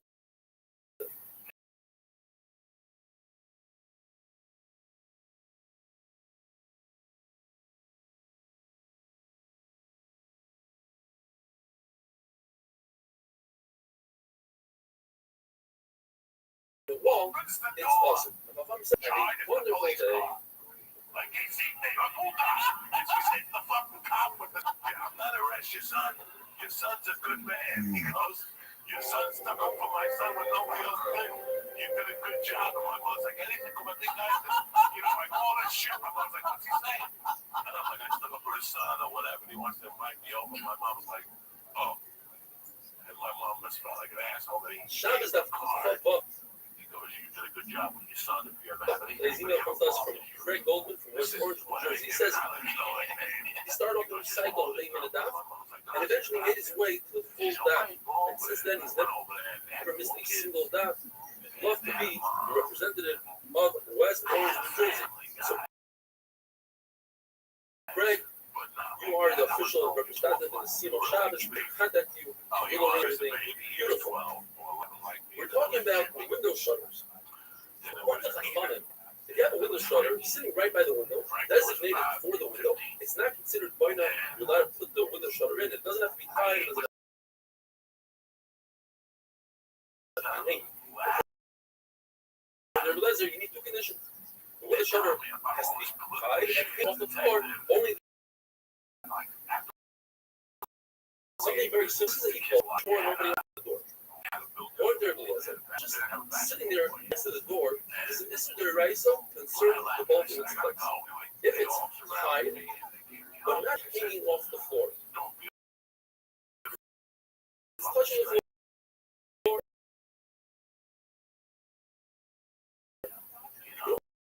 Only use such a bulb in the Beis Hamikdash. Which was the Beis Hamikdash. According to Yehuda, if it's Hamikdash, you're allowed to use it even though it's not tied. And if it's tied, not hanging, then you can use it. According to Shimon Gamliel, it doesn't need to be tied, it doesn't need to be hanging. As long as you designate bulb in your mind, you use the bulb, even by climbing trees, by pine branches, I would designate it for fuel, to designate them for sitting, just because it's so in your head, that's enough to take them away from the category of Motzah. The other research from Gamliel that you designate something in your mind. But he says there's one stipulation. Whatever it is, let's say it's a bulb, or even a branch, it has to serve as some sort of flea, it has to serve as something. He's not tough. He got up and darshan in front of the house of the rich brothers, and he said, the halacha is like Rabbi Eliezer. The shutter, the conditions, hanging has to be tied. From the final mission in our Masechta, the mission that they wanted to plug up a window and they used a cleat. Now this cleat, the fact that they brought it was an extra story, that's a lot more powerful than halacha. You see that that's how we pass it. Because he actually did so in a true story. Says the Mishnah, if a missile, you want to be able to move it on top of this, it has to have a handle. Rabbbi explains that dafka, if it serves as another malacha for another malacha, Rabbbi says this handle is only when it comes to the brand. It does explain that it needs a handle. And when it comes to the cleat, it doesn't need a handle. Like it says, when you put a cleat in the ground, you might use this cleat for ground covering or not. And with that, we finished Rano Perek with time. Says the Mishnah, if you have a room with hay, you're not allowed to move it on Shabbos because of the torture that you put out while you move things. Shabbos. However, if you're doing it for mitzvah, you're allowed to move 4 to 5 times. That's the way you speak. If you mean for sure or consumption, you can move 4 to 5 times. But not more, says the Mishnah. Because more than that, more than 4 to 5 times would be a kirka. Would be too much exertion. The Mishnah goes on to give such as food that you remove the truma of the kain, so it's mutter to eat. But food that didn't take off from some ice is a muktzah because it's not permitted to eat on Shabbos. My food that we don't know the Amar is removed truma is a muktzah. The Gemara will explain. Ma'aser Rishon, that's the 10% that the Yisrael gives off to the lady, and the lady removed the truma. The Gemara will explain as well. That's Ma'aser Rishon. Ma'aser Sheni, that's the 10% you take for yourself. So we're talking about its redeem. So it's not muktzah. Hegdish, you want it, you have to redeem it. Not muktzah. You don't redeem it, and it's a shady that you didn't redeem it, it remains muktzah. Says the Mishnah Torah, type of a bean. If it's dry, it's not muktzah because you feed it to your goat. If it's moist, you don't want it, it's muktzah. Something called loaf, which is not a muktzah. Mustard seeds are muktzah. Shimon Gamliel says, loaf is not muktzah. Since it's raven, and wealthy people have ravens. Now, a typical person, says Shimon Gamliel, is considered wealthy and is considered a prince because all of Klal Yisrael are princes. You have a bundle of straw or branches. If you designate specifically for animals, then it's not muktzah. So the Mishnah comes along and explains it. The Mishnah says, the Mishnah was very specific. If it's box with hay on the floor, so you don't expose the floor, so you don't come. Mashvikim was to smooth out the floor, which is in the surf part. If it's a larger room, then you're permitted. But you have to leave leave some under so that you're not matching the If it's a large storage room, it's also to start moving hay from it because we go like that there is muktzah. In other words, something that was designated muktzah throughout Shabbos. Shmuel says no. We're going according to Rabbbi. That there is no muktzah. Just because it was designated in a certain way before Shabbos doesn't make it muktzah through Shabbos. And when we say 4 to 5, that's just a figure of speech. That's how people speak. So therefore, I can remove even more than 5 boxes. As the person says, you cannot remove a storage facility. It just means that you have to be careful not to smooth out the floor. Again, he holds like Reb Shimon that there's no muktzah. Have a wonderful day. I love Juan. I saw Juan throw 2 beatings on guys. I saw him shoot a guy. Juan taught me how to be a man, how to fold my clothes. But now he was in the way. You know, when you have a stepfather, it's you and your mother, it's another person's weird triangle. And then only people who have stepfathers, your mama's boy, know this feeling, this little jealousy. Shabbos from Zion today's email comes from Shmuel Berkowitz from Montreal. He says he's doing everything he can to spread the word about the shir. I personally watch the shir every day on Torah anytime. Thank you again. Appreciate your money, Shia. Thanks, Shia. We're talking about storage of meat. You're not allowed to move any of it on Shabbos. What is storage? A lesson which is 15 saw. What is a trick? If you're stuck on Shabbos and you need to make room, you can walk in and out of the storage and move the wheat with your feet.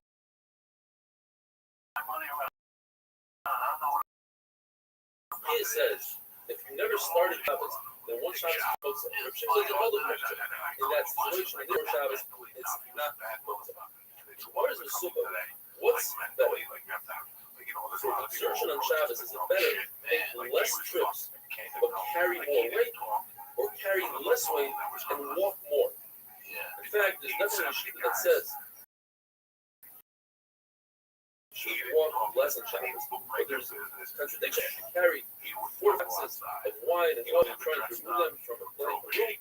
Otherwise, it says 10 or 15. Which one is it? Perhaps there's no contradiction. We're talking about 4 to 5 boxes. The question is, how many jugs are in the box? Maybe each box consists of 2 jugs, that's 10 jugs, or 3 jugs that consist of 15 jugs. The law is, you're allowed to remove 4 to 5 boxes per guest. So you have 4 guests, that's 1 guest. If you break it up, moving 4 boxes, each of the individual can remove 4 to 5 boxes. From Rabbbi and Rabbia, you can't bring it back. Rabbbi and Rabbia came to a certain perhaps over there, Rabbbi didn't do it himself. Rabbbi was a house. Or it was too much work for him. Rav says, from our Mishnah, you see that Achnos Zorchim is just as important as learning Torah and waking up early for Torah. Because the Mishnah gives us 2 examples of 2 mitzvahs that you do, and that you can make room in the room for. First one is Achnos Zorchim, you make room for the guest. And Talmud Torah is second, you make room for the shir. But then he says, in fact, Achnos Zorchim is more important than Talmud Torah, but it's mentioned first in the Mishnah. The famous one of the famous Mishnah, we say it slightly different. These are the mitzvahs that you are rewarded for your experience in this world, which are the 4 things. People can have go, hey, Yemilas Nasalim, Hava Shalom, I was 6, I was a Pharaoh, I had to run errands. supersedes I had everything money else. in my pocket. The question is, we have different Mishnahs that say different things. The Gemara explains. Achnos Zorchim and Bikkur Cholim, Chavan and David is also considered Yemilas Chesed. It's made Rashi beautiful. You're doing chesed like yourself. When you get up early in the morning to learn Torah, or bring your children to school for Torah, that's included in Talmud Torah. Down the Kafsvos is also brought on the Mishnah. Is included in Havana and Chavera, because one of you are down the Kafsvos, so good and everything, then there will be less fight. Once you mention Halifax Schools, the Gemara needs three different stories about Halifax Schools. First one is a story about a man who came from Gaul. Rabbi Akiva, before he became Akiva, he was still on Mars, and he worked for Eliezer Ben Tumas according to the Shulchan for 3 years. After 3 years, he said, I want my wages. It's Erev Yom Kippur, I want to go home to my wife and child. Eliezer Ben Tumas says, I don't have anything to give. But after Sukkot, Eliezer Ben Tumas came to Rabbi Akiva, donkey when they ate and drank.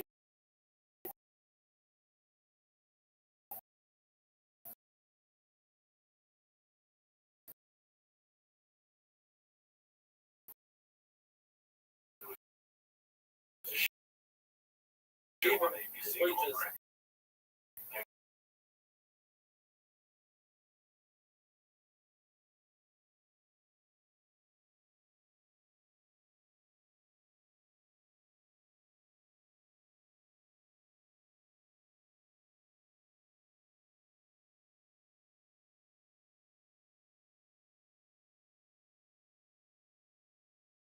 Also, that's what Rashi says this.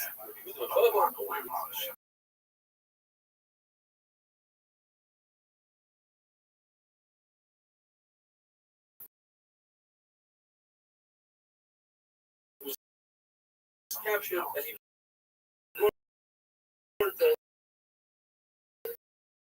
and perhaps had a carry of the tearful of the word. So that's exactly what happened.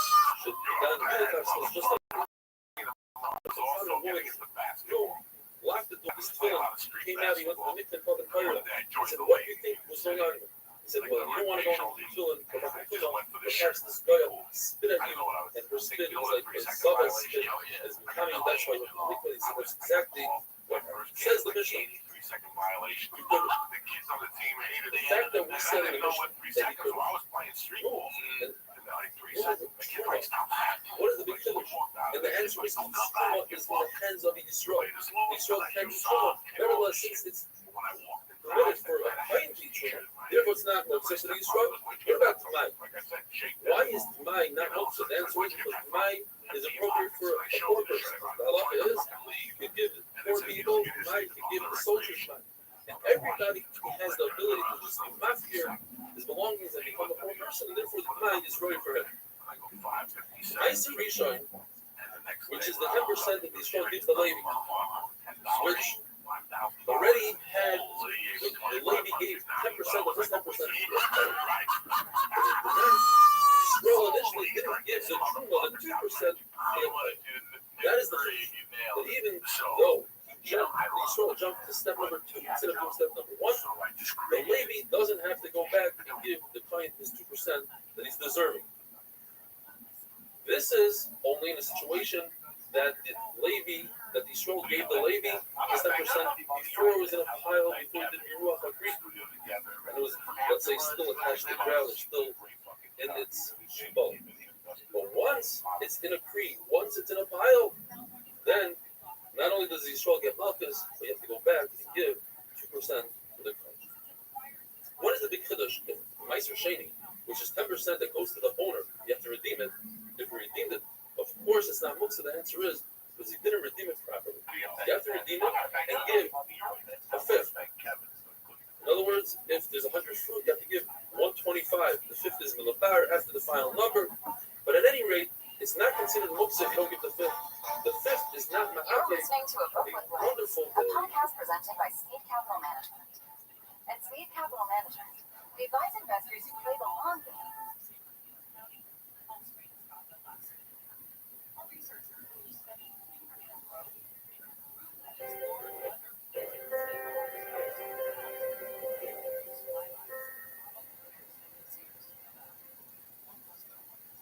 Episode of The Honeydew is sponsored by MyBookie, and just a heads up, we got some new names Shabbos next door. They get a little bit off from time to time. It's not that bad. Whatever, we can deal with it. Let's get into the deal. It comes to us from Tzfak. Moshe Yidel Jimmy. He says he just moved to Tzfak 4 years ago. He'd like to represent MDY. He says, I started the site on the It was constantly searching for a shear that's clear, exciting, not long. Fill it all, then something. Thank you. In the Mishnah we learned, there are a number of food items that are muktzah. For instance, hevel, food that you didn't really give to somebody you're supposed to give. The condition is that in this particular case, you weren't chayav the rights to give to somebody because this tree was planted in an unperforated planting, and therefore with the rights, so you're not chayav to somebody to go. Nevertheless, it's muktzah to Rabbbi. When the Mishnah says that the Levi received this 10% meiser, but he didn't give truma, it's not referring to this truma's meiser he's supposed to give it, right? Rather, it's the truma gdoila that the Yisrael was supposed to separate. The Yisrael went out of order, gave the Levi's 10% before he gave the Kohen the 2%. The halacha is the Levi cannot give it because the Yisrael did so when it was in a kree, when it was in a pile, and it had to be ruach, who was smoothed out and flat. Therefore, until the Levi gives him 2%, the Yisrael should give the Kohen. It's muktzah.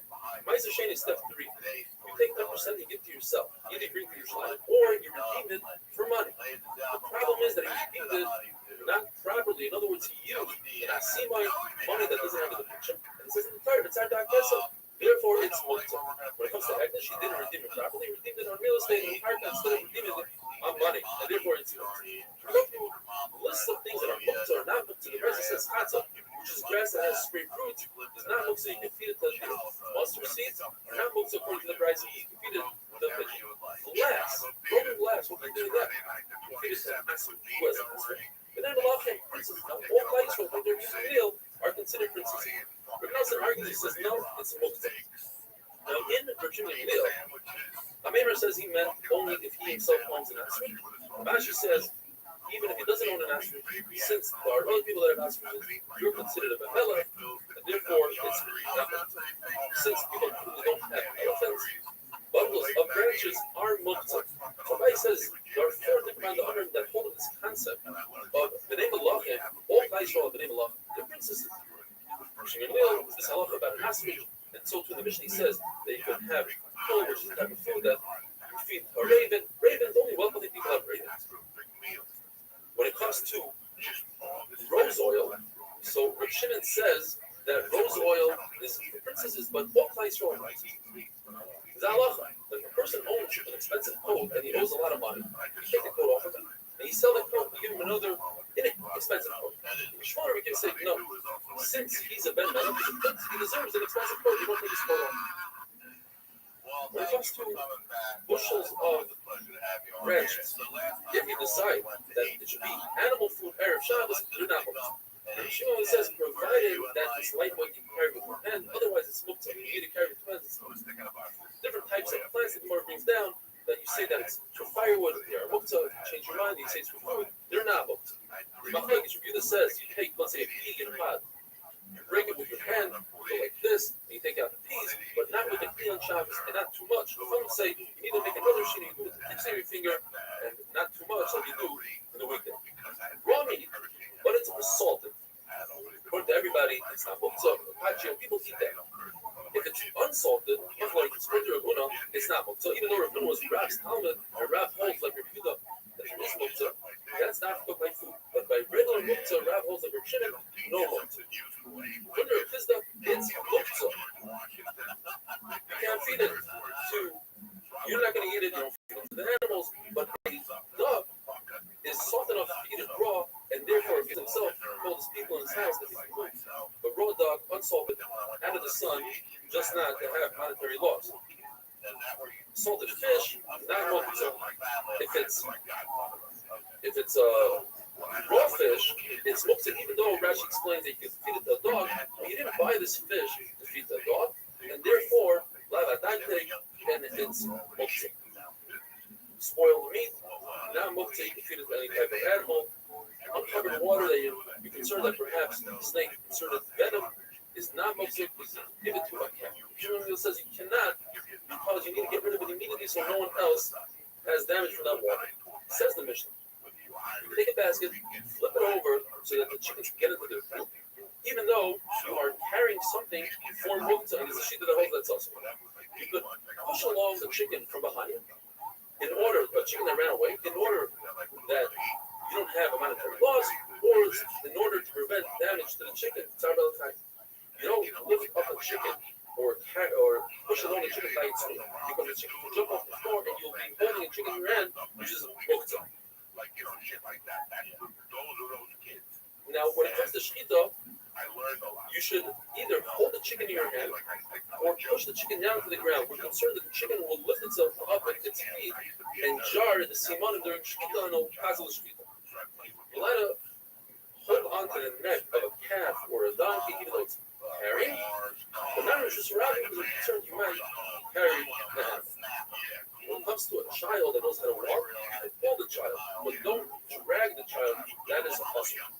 If an animal gets trapped in a body of water on Shabbos, so you give it to eat, so it doesn't die. And if that's not good enough, let's say the water is rising and you need to save the animal, so you can put blankets and clothes underneath it, even though you're about to clean it, taking the skin out of service for the Shabbos, and that's so certain. But you're allowed to be over the Rabbanon in order to become the right so of the Tsar. The Mishnah says that you are not permitted to deliver an animal, but you can help the animal out. In other words, by grabbing the newborn that shouldn't fall on the ground, by pushing its stomach in, by giving it mouth to nose, by giving it milk. For a human, for a mother giving birth, you're allowed to give a Chal Shabbos, right? Or the midwife, it's not a film. Chal Shabbos. You're allowed to tie the umbilical cord. Of course, you're allowed to even cut the umbilical cord. And you're allowed to do anything that has to do. Shimon Gamliel says, we used to have a bonus on kosher animals on Yom Tov by putting salt in their wound so they should feel the pain and reconnect with their newborn, or would sprinkle placenta water on the baby so that they smelled it, everything. But not kosher animals, most of the time they don't disconnect from their newborn, and even if they do, you'll never be able to get them back again. The Mishnah says, the Kal Shabbos for Yoledes, the extra Lashons tell us, even if she says she needs light and she happens to be blind, since it calms her down, that's mutter, you let her bring oil, you have to do it in the sheet, bring it in your hand, if that's not enough, bring it in the ear. It's not considered skita because you hold like the sheet that's supposed to be in the ear, even if you hold it in skita, that would mean not literally putting the oil in the ear, rather a bottle of oil in the ear. Have a wonderful day. So finally, the owner of the place goes, don't get that guy glue no more. He came to me, he's like, don't buy that fucking guy glue no more. I'm like, why not? Because that fucking guy wants glue. I'm like, what do you mean? I would drink from a pot. I'd see my mother do with a friend. People drank. I wasn't into pills. I didn't know anything about pills. It's crazy when you find out there's a different way to get high. Shabbos after glucose testing. Today's amazing email comes from Aidan Warren. Very long email, just read a couple parts of it, and it says, I want to thank you and your family for all the hard work you put in. The fact you have like so many people's lives is amazing. The doctor has mamish changed / saved my life. It helps me go against my nature, which is being consistently inconsistent. And when he was learning some brachas, he said every single word. One of the last things his mother told his father is, go learn the daf with Aidan. Mother's neshama should have an aliyah. And even discuss the halachas of a woman who gives birth. As long as her womb is open, says Rav Sheshes, Michal Shabbos on her, even if she doesn't request. But if she says do not, once her womb is closed, the Gemara says what it is, you're not Michal on her, even if she requests. Her sutra is much more mental. It didn't go with her sutra, or something in Pasha. He says, as long as the womb is open, even if she denies help, you give her help. Once her womb is closed, even if she asks for help, you give her not like she says that she asks for help. What does it mean that her womb is open? 3 sheets. According to the Bible, she says that her school. According to Rabbbi, when she has down, according to Yeshua, when her friends help her along. What does it mean that the womb is closed? There are 3 stages. From birth until 3 days. Even if she says, I don't want help, give her help, like Mars Lutra. Michal Shabbos. From 3 days to 7 days, if she requests help, we give it to her. From 7 to 30, even if she asks for help, she's no better than a Choyla Shabbos. However, a Goy is doing the law of woman. Shmuel says, a woman gave birth, she's not going to the mikvah until after 30 days. Unless her husband is there and he can warm her. Gemara tells us a story. Rav Chisda's wife, Rabbi's wife, who was Rav Chisda's daughter, didn't go by this, and she went to the mikvah within 30 days, and she became sick. So they had to carry her and her bed all the way through Lisa so that he could warm her. Shmuel says, you light a fire for a woman's birth and for somebody who lets blood, and now we're going to go into a whole sugya of bloodletting. And says, if you make a fire for somebody with blood, certainly for any sick person, even in the sun. The Gemara tells us that Shmuel, Rabbi Yehuda and Rabbah all burned their expensive furniture in order to make a fire after they let blood. And the concept of Al-Tashkis doesn't apply here because the Tashkis of your body, not to ruin your body, is more important than not the Mashkis, your furniture. We know that if somebody walks barefoot, in other words, you can't afford shoes, that's a tremendous embarrassment. So the halacha is you should sell even the things in your house to buy shoes. Yeah, when it comes to blood night, if you have nothing else but a pair of shoes, sell your shoes so you can have a meal after you got blood, because it's very dangerous. But now we tell the students, tell your wives that I'm coming for, and like this, I'll make a big meal, and you'll have a lot more. A person cannot afford wine. The Gemara says this is one case where you're allowed to do it. Go to a wine tasting, I'd like to purchase wine, give me a fix.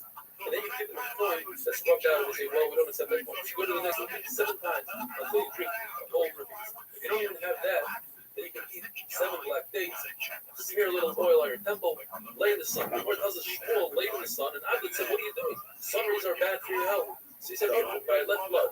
But what really was going on was of these camels. There's one day in the year that the sun is really beneficial throughout the entire day. If a person is not careful about the suda that he's supposed to eat after bloodletting, because Baruch Hu, one of them won't give him parnassus. What is the suda? According to Rabbbi, eat to replenish the life that's lost in the person. According to Shmuel, drink red wine, it's the red missing, and they make a spleen dish because it's red. The Gemara tells us that after blood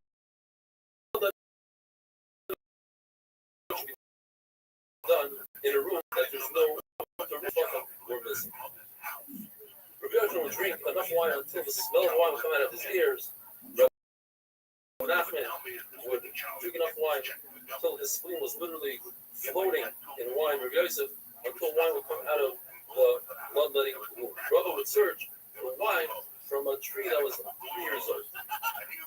If a person doesn't eat immediately after bloodletting, it's very dangerous. If that person encounters a dead person, his face will breathe, the murderer will die, and things are big, will get harassed. There are 5 things that bring a person closer to death than to life. They are: a person stands up quickly, right after he eats, drinks, sleeps, bloodlets, and passion. A person should do bloodletting on Sunday, Wednesday, and Friday. Not on Monday and Thursday. That's when the Bezin is open down here, the Bezin Shemana is open up there, and they coincide, and it's bad news. Unless, of course, a person has Vasabis, then he can do bloodletting on Monday and Thursday. On Tuesday, you don't want to bloodlet because that's when Mars rules on an even hour. And since Mars is in charge of Terev and Dever, and together with bloodletting, that's not a good combination. On Friday, even though Mars rules on an even hour, since people already made it a minute, because of the fish that they eat, you're supposed to eat fish after bloodletting, and they didn't have money, they would eat the fish from Shabbos. It became a minhag, so Hashem watches over the food. It's very dangerous to bloodlet on a Wednesday, which falls out on the 4th day of the month, the 14th day of the month, and the 24th day of the month. And on a Wednesday, it doesn't have 4 days left to the month. It's dangerous to let blood on the 3rd day of the after Rosh Chodesh, on Rosh Chodesh, and the 2nd day of the month is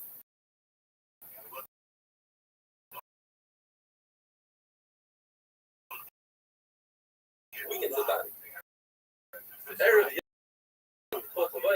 threatened Klal Yisrael by that same week that threatened us today. Every year it's a new Kabbalah started from a new. And therefore, you shouldn't let blood assist upon. The person eats meat, and then he does bloodletting. The bloodletting won't do any benefit. However, he will lose or will make him lighter. The person should drink immediately after bloodletting, and if he drinks afterwards, the more specific is it just tired, or it's actually dangerous. The person should eat. Forever long it takes him to walk half a meal, have a little meal. What if he eats earlier or later? Is that tired, or that's really dangerous? Rabbbi used to announce the person is selling 100 boards for Rothschild or 100 heads for one. Buy them, it has some nutritional value.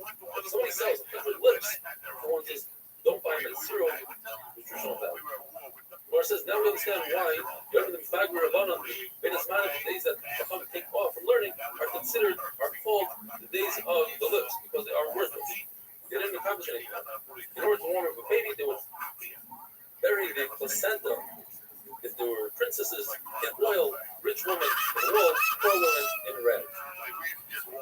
I love the Yossi that the umbilical cord, and the Chum agree that if it's twins, you definitely have the umbilical cord, and they pull away from each other, and it's dangerous. The Shmuel says in the Pasuk in Yecheskel that Israel doesn't have a partial life, and they're like, the mother gave birth to a baby girl and abandoned her daughter. And this we learn 5 halachas about giving birth. First of all, the rule says they delivered the baby, so you see you're allowed to deliver a baby on Shabbos. It says they didn't wash the baby, so you see you're allowed to wash the baby on Shabbos. They didn't salt the baby, like salt. They didn't swaddle the baby, so you see you swallow. They didn't cut the umbilical cord, you see you're allowed to cut an umbilical cord. With that we finish. Eric, Mifanim, have a wonderful day. Dog killers. She goes, look around these fucking dog killers. Look at the shape he had well on my shirt the other day. It was always something. So one day she goes, what's in your pocket? And I go, nothing. And she went on my pocket. She goes, your pocket, $20 million. That was it. She went ballistic. She put an APB out that nobody was allowed to give me money at the bar. Or any of my mother's friends. I had a bar.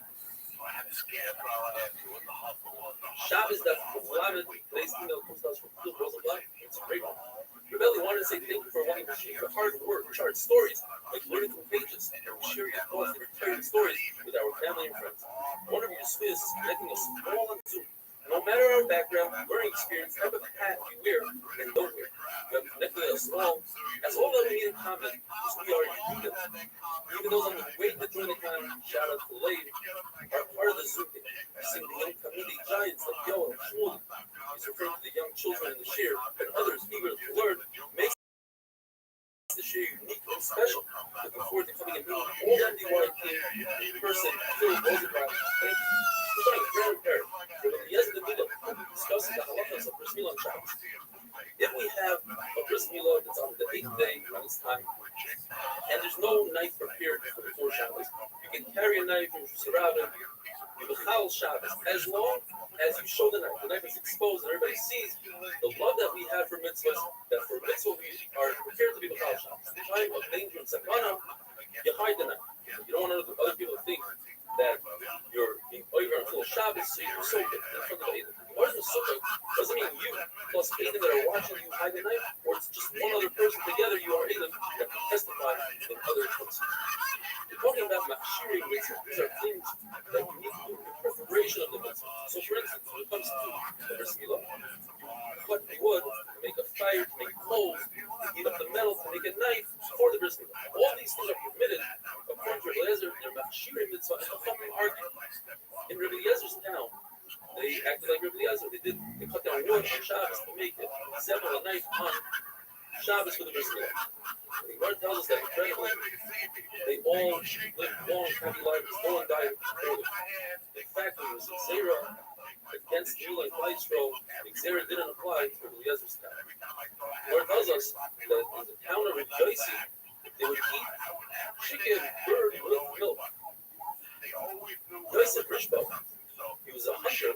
He prepared a peacock's head in milk and served it to Levi. Levi refused to eat it. Levi went afterwards to Rabbbi and he said, "You can't believe this. Yosef Rishbo's serving Basar B'challah, chicken, peacock, and milk." So he says, "So why didn't you put him in favor?" He says, "Levi, because I suspected that he passed in his city, like your Yossi, that it's water." What's the source of that Allah? Because it says in the Pasuk, something that has milk. Since chickens, birds don't have milk, therefore there's no issur of basar b'challah.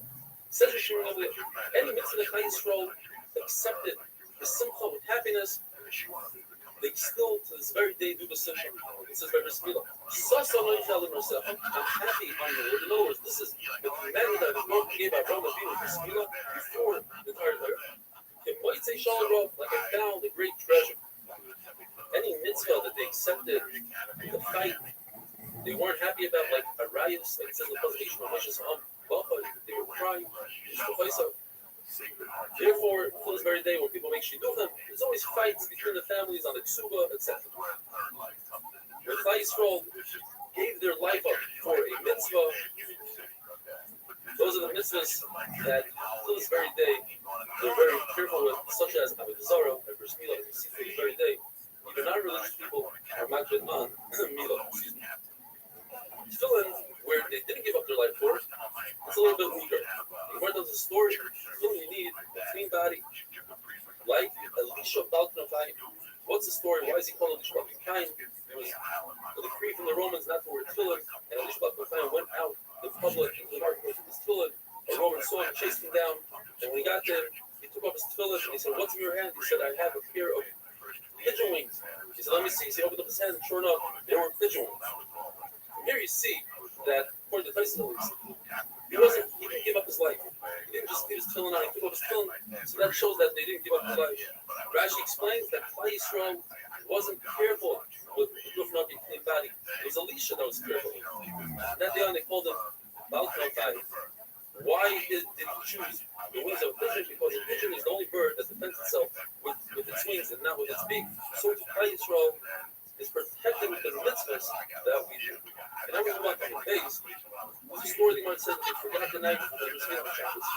And they brought the knife through the rooftops and the chatzeros, the courtyards, and karfifiyos, which are places that are enclosed, that are less than 2 soft, without an error, which is the Rabbanim. The Lord tells us this does not go either like Rabbi Eliezer or like Chacham. Rabbi Eliezer holds you go right through the Israel. So therefore, there's no need to go through the rooftops. And it's not like Chacham, because they say you can't go through the Gagas and Chatzeros at all. So this is a third shita. We have Shimon shita. Shimon says that the Gag, Karfif, and the Chatzar are considered one rishus even for a regular clean, not a mitzvah. Even if there's no person, like you can grab a cup and go through the Gag, Chatzar, and Karfif. However, what it is also according to Shimon is to go out from your house into the Chatzar.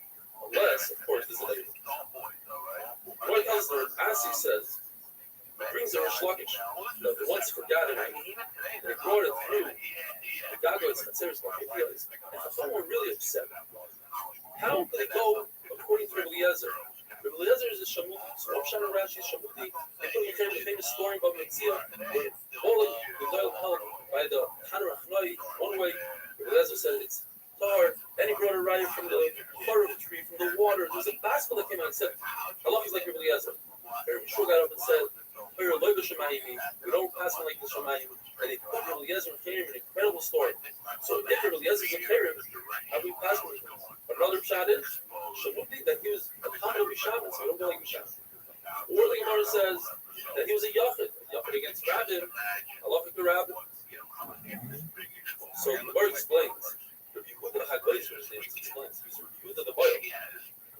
Now we're talking about a Mavoi that did not have a sheet of Mavoi, it didn't have an ear for the Mavoi. And he went from one side of the Mavoi to the other side. And Rav Asi agrees to that halacha, you could go from one side to the other. Or Zera asked Rav Asi, I want to ask you this question, how come you didn't tell me that you both go from one side to the other without an ear? And he said, the shot is, was reviewing this halacha Rosh Lakish over and over. And we reviewed it, it occurred to go back there when Zera asked me, he forgot. But reviewing, we recalled the halacha had a wonderful day. I think it's time to slow him down a little bit. I think it's time to pull him off the street a little bit and let him. It was those kids are savages, right? It's like I spoke to a friend of mine, like Malibu. This kid went to Malibu. I can't believe it. Rich kids that have money. They raised my nanny. See where we were? It was always rich kids. We had the weed and the alcohol. The rich kids always had the coke. They always had the stuff. They had the money to go buy it. They had the money.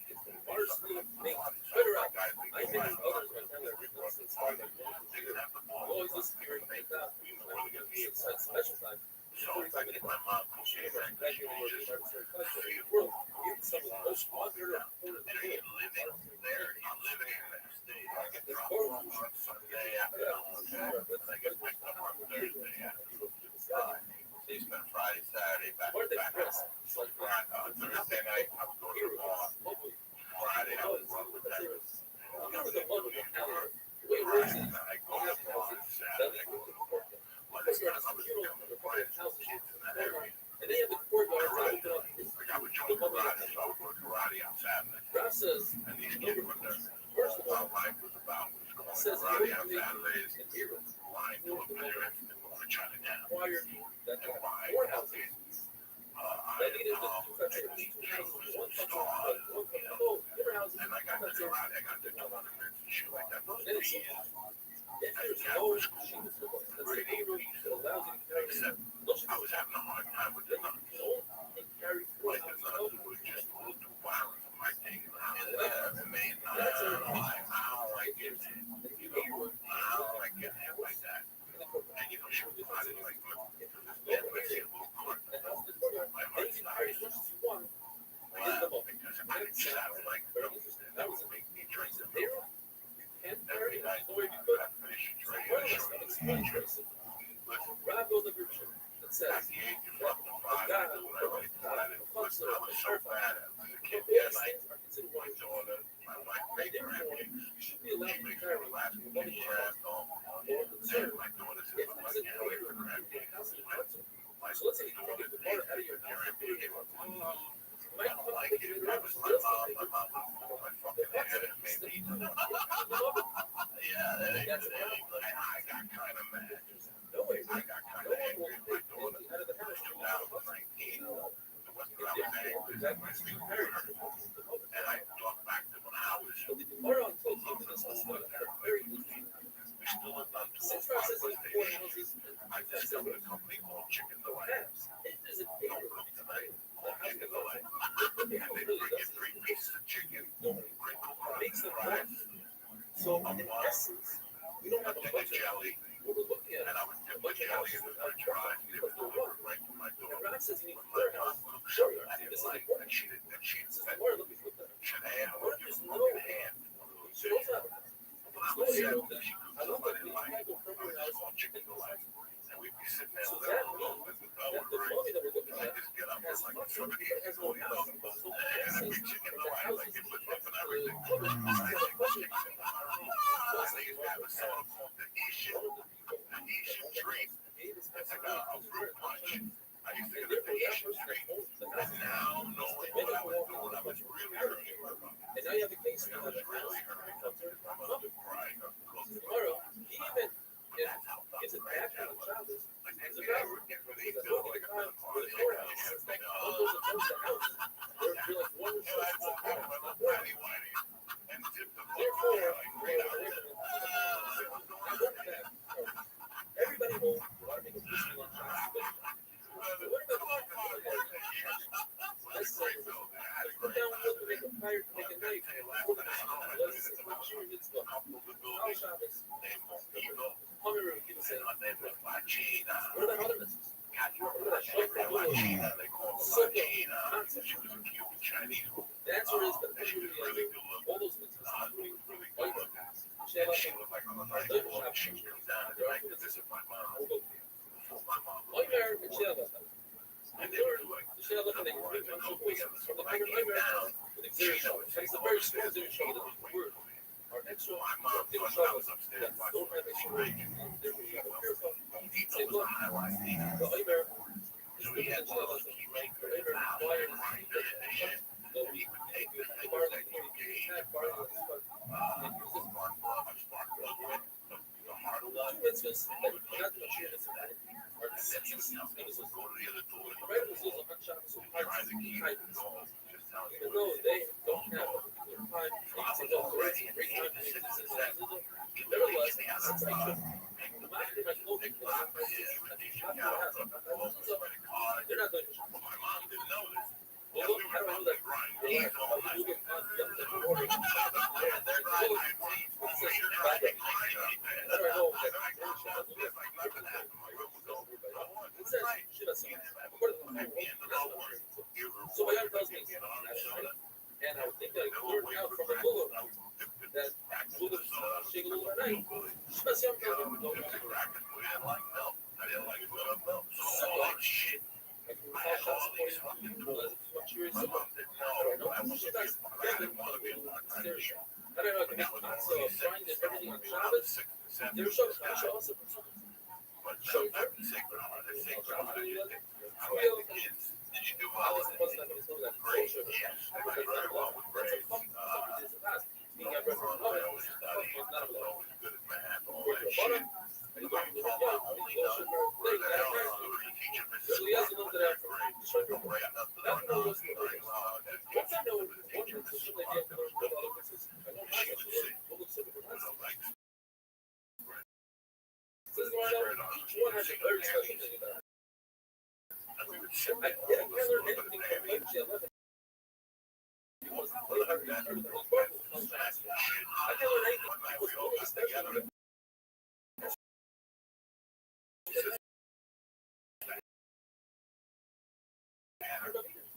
things.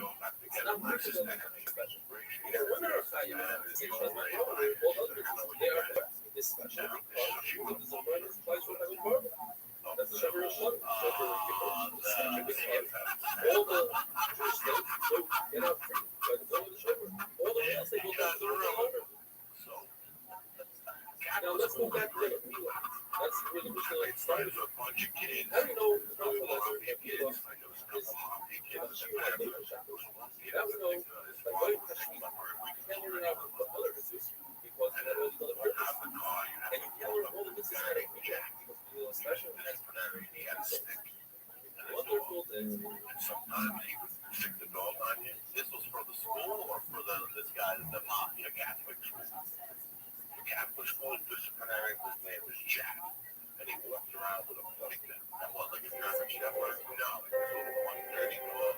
And sometimes he would hit you with the stick, but sometimes he'd stick the dog on you. The dog would grab your pants. And then he would hit you with the stick at the same time. So I told Jack, you ever touch me? Shabbos have put on the days today's single transformation. Your belly, thank you very much for the charts. I always knew they good and it helps. Today, we'll show how much you know. This sounds so simple when you make the chart like that. Make all your private effort to put the charts. I'm sure 17 is a good time for most people. He's referring to discussing people at search here for the American at 15 Eastern Standard Time. Thinking about moving it in the morning, somewhere around 7:05, 7:15. He says 7:15 is a good time for most people, but I have a 2-year-old and 1-year-old, and the morning can be kind of hard. But we really try, for me to listen to this year live, sometimes we all listen together, see below. If you'd like to weigh in on this and let us know what you think a good time for most people is, please send us an email. The word talks about 4 sources and opinions why it is that this Mila, which is off Shabbos, is 4 Brazil Shabbos. First one is Zula. Halacha Boisha V'Sinai says, Boisha Rabbeinu received this from Shemayim. That's very prevalent. Shlishis and Remidos, cannot be used on Third Shabbat. Only on Third Shabbat. Yeah, the Elizabeth Nazari has a couple of yeah, I'm a Chal Shabbos for Bris Mila, which is one of the soon as you make Chal Shabbos. If it has to do with the entire night, the problem is, you're using Chal Shabbos against Halacha Moshe Messina. That's the same thing. Rabbi Kiva said about his Rebbe, but a lot of times he says it doesn't work because Halacha Moshe Messina wasn't Chal Shabbos. If a Nazir becomes coming, he must make, he has to restart his entire Nazirus. Shave his head, start the count again. Rabbi Kiva wanted to say that applies also if he touches a Rebbe's blood. Because if a person is in a oil, a mace, of a Rebbe's dam, becomes coming. If he is in an oil mace of the Zayas, the Etzah, a bone the size of a barley, he does not become coming. So you see that blood is more powerful than an Etzah. So if an Etzah restarts the Nazir, certainly blood check. He says, no, you can't make such a fire. Because the whole idea of Etzah, the Saira, is a Lacham Shemesina, and it doesn't work. And Nachman Yitzchak has a third shot. We learned that Zerushava, actually second shot, Zerushava. 3 words by Mila, 3 words by Shabbos are identical. Vice, Bris, Goyos. It teaches us that Mila pushes off Shabbos. Redman says the third shot, Vayoy, should perform Bris Mila on that day, regardless of the day, even if it's Shabbos. And we have a Bryce that has the Yoshman, and the Bryce adds. How do I know that Bris Mila shouldn't be performed that night over during the day? Because it says, Uvet Shmonet Svet. But if the word Vayoy tells us that pushes off Shabbos, so perhaps we can speak before it. So Sava, sorry, you led us. Went to the mikvah for their tumah, but still have to bring a carbon. Maybe that carbon should be brought to challenge because it says the word Vayoy. That word Vayoy comes to teach us that you don't bring a carbon during the night, only during the day. Now, it also says by Mishra Gibur, Vayoy Tzavah. Where it says that Mishra Gibur, Tzavah, concerning your letters, the Torah said if they don't have enough money, they can bring a bird instead of an arrow. So the Torah keep it kind of the category. And perhaps they should bring a carbon even at night. Not only that, once they're out of the category, maybe a straw to perform the whole program, maybe a Aina to perform. Once the Torah says by good, that it must be performed during the day, that means the Torah brought it right back to where it belongs, and you can't learn anything from it. It's not different than anybody else. Rabbi Yaakov says the fourth and final shot. It says, Shmini, on the 8th day, regardless of whether it's Sunday, Monday, or Shabbos, you have to perform the bris milah. Gemara pushes that off. Gemara says, I need to tell Shmini that you don't do bris milah early. You can't do bris milah on the 7th day. Or I would think that once the baby hits 8 days, it doesn't matter when you do bris milah. You can do it on the 9th, 10th, 11th. Mashwan Shmini, Dafka Shmini is the best to do on the 8th day. Gemara brings a bright side that's like a bright piece. Very hard to understand. Gemara says, how do we know that goes back to us? If not, if yes, which watch? Rav explains it beautifully. Rav explains the Bryce in the Gemara. Bryce had a habit that Milah should overcome Shabbos because we have a Kalafim. That is, Milah is more powerful than Saras. Because if somebody has Saras on his wrist, you still perform this. And Saras is more powerful than Avodah because if all the Bayhanim have Saras, you don't perform that way. You don't bring a Avodah. And Avodah is more powerful than Shabbos. In that order. 1, 2, 3, 4. You still bring Karbanos and Shabbos. So that, therefore, Milah, number 1, is certainly more powerful to override Shabbos. But perhaps we didn't learn this wrong. Maybe Tzaras is not more powerful than Avodah. Maybe number 2 is not more powerful than number 3. The reason is technical. I don't tell the coin to remove this Tzaras on Shabbos because anyway, you wouldn't be able to perform the Avodah on Shabbos. You have to wait until you go to the mikvah, which is the following day, that night, and then the following day you can perform the Avodah. Therefore, in such possible teach us that Milah pushes off Shabbos and the day. There's another similar Bryce that Rabbbi explains similarly. Bryce says, Milah Sarah Allah, sorry, they should perform bris milah even if the person has Tzaras. Maybe not. Yes, Rabbbi explains it again. I have a kind of framework that Milah should push off Tzaras. Why? Because Milah overrides Shabbos, and Shabbos overrides Tzaras. So surely Milah should override Tzaras. Why pushes it off? He says no. Perhaps Tzaras is more chomer than Shabbos, which pushes off, as we had in the first Talmud. Tzaras pushes it off Shabbos, which pushes off Shabbos. He's pushed off by Avodah. Certainly, Tzaras is more chomer than Shabbos, and the Gemara says that's why I need a Basar to say that Milah pushes off Tzaras. Another time the Gemara is the reason why Milah pushes off Tzaras is because a bris milah is a mitzvah say it's a positive. Not the name of Tzaras is a lois asay. You always have the cloud. Esed, lois asay. Or pushes that off. Tzaras is not only a lois asay, it's also an asay. So one asay pushes off another asay, they wash each other out, and then you remain with the lois asay. Therefore, you shouldn't be able to do a bris milah where this Tzaras. That's why I need the word also.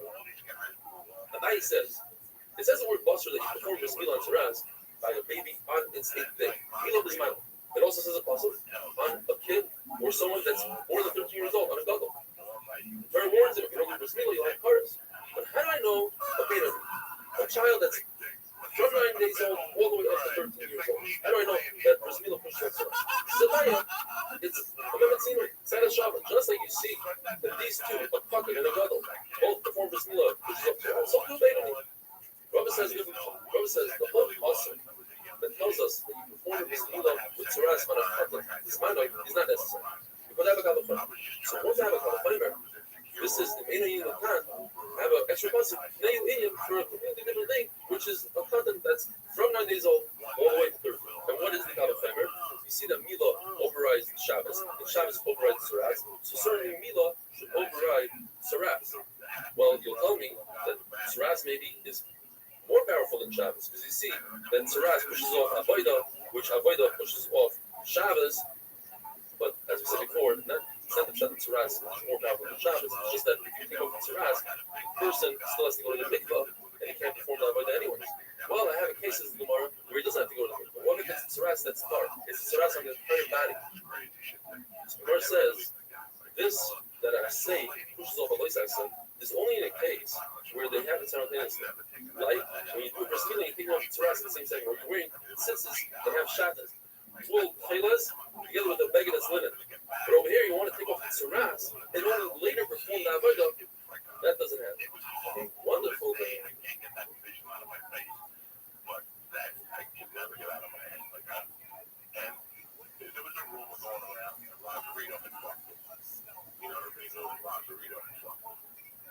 And then the kid started acting weird. Like he was always like an insecure kid. But now the insecurity from him and everything, there was a lot of shit on him and he had. So the kid was walking around a little like autistic at this point. Like he went backwards.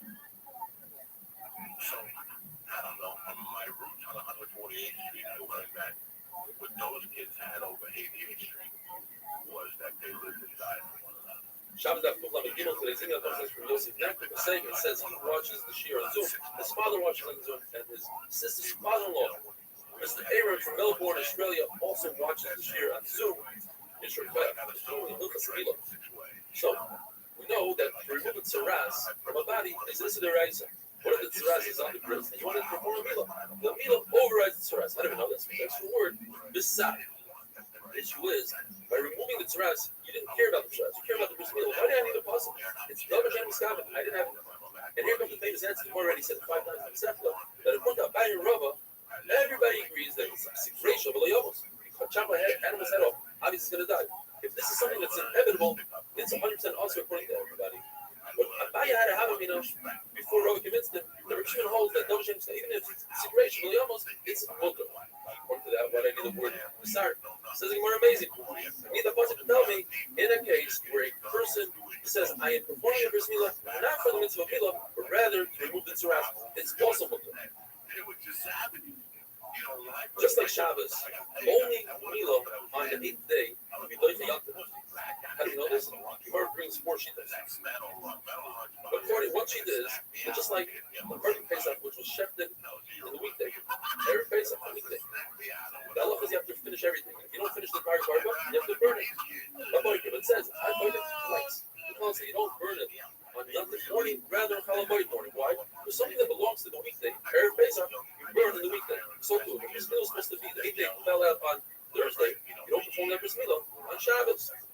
Abaye says, because he says, Shabbos and Shabbat, you only are makriv the oila of Shabbos and Shabbos, and not the oila of a weekday on Shabbos. So too, the bris that belongs on Shabbos is performed on Shabbos, bris that belongs Erev Shabbos, for instance, is not performed on Shabbos. Rabbbi says, when it comes to oichel nefesh, you know that on Yom Tov you can cook. The Torah says that you're allowed to eat oichel nefesh, but in that passage it says, those 2 words, teaches first, only oichel nefesh, and not the machir, not the preliminary, you can't create a pot to make oichel nefesh. And the Vado, cannot perform a bris milah on Yom Tov.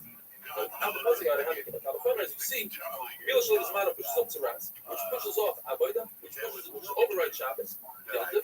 So certainly, milah shel is will push off Yom Tov.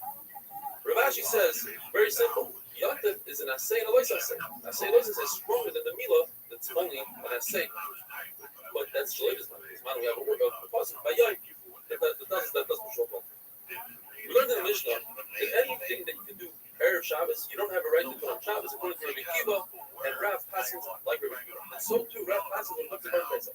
Anything you can do Erev Pesach, in other words, select the carbon Erev Shabbos to bring the carbon from out of the foot. You have no right to bring the carbon on Shabbos. But to chef the carbon on Shabbos, because that's the only opportunity to chef it. Why does Rabbi Kiva and Rav have to say that for Rabbi Kiva in both cases? Because bris is very specialized 13 reasons. I think it's only Allah for Pesach, it says, is a hilchos kares, so it's different. The bris, therefore, I have to say it by both. Says the Mishnah, when it comes to milah, you have to be mechalel, Shabbos, on all the following malachas. The milah itself, you have to cut the arlo, priya.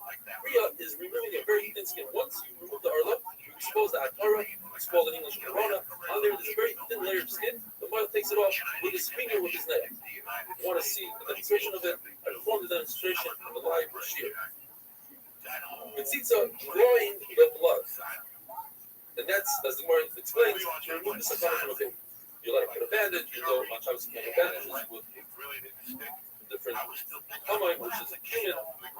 This cumin has to be ground, otherwise it doesn't work.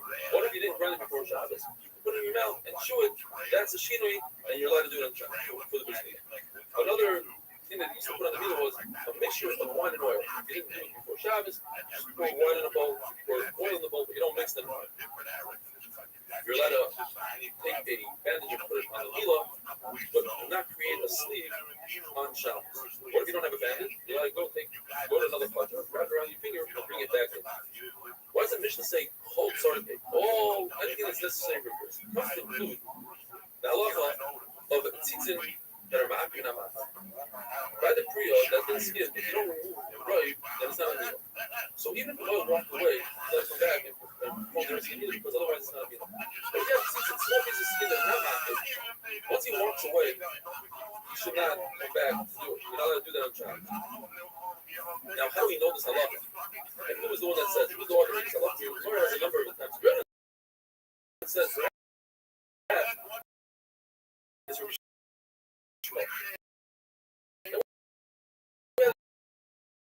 really interesting. Shmuel says, when it comes to the hide, it's skinning the place.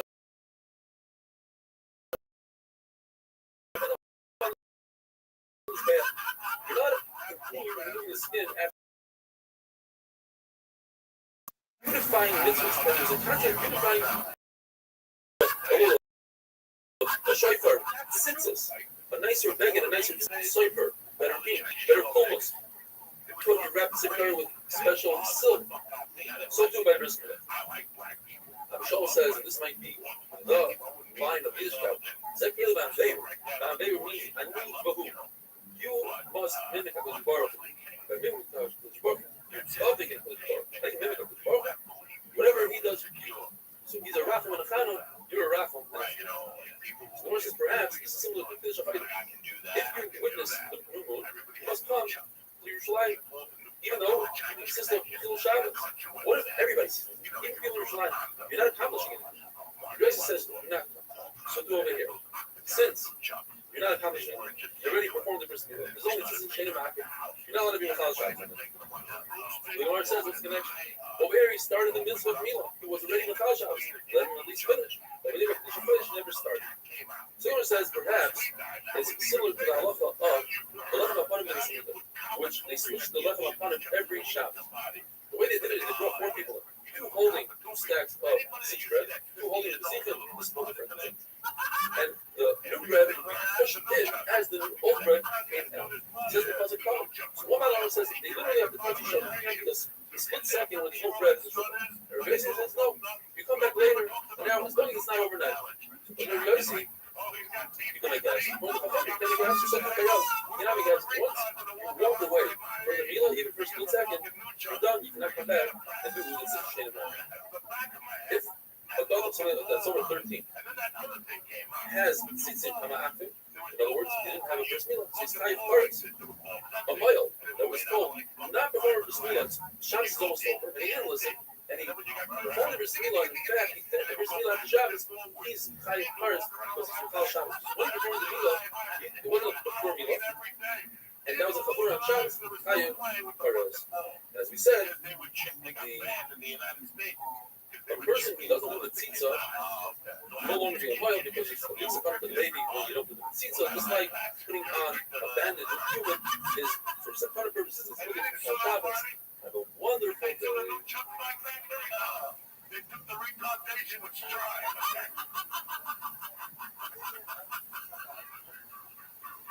It's true. I'm retarded from all those knocks in the head from the nunchuck because it hits the bottom of your cranium right here. See, I'm a little younger than you are, but for me, that same movie was Enter the Dragon. Yes, And that's when we found throwing stars and nunchuck and butterfly knives and all that shit. We started getting into all that, but all that came from there. Yeah. All right, so wait, you started telling a story. So the commercial comes on for this during, and that Shabbos, Daf Kufam Dalet, a crazy email comes to us from Dusty Sounders from the UK, from the Jewish Weekly. All email how we do different things to improve MPY. One of the things he'd like to start is sponsoring emails. He'd like to be the first one to sponsor emails. So thank you for thinking about us. We have a daf, at least a full of different.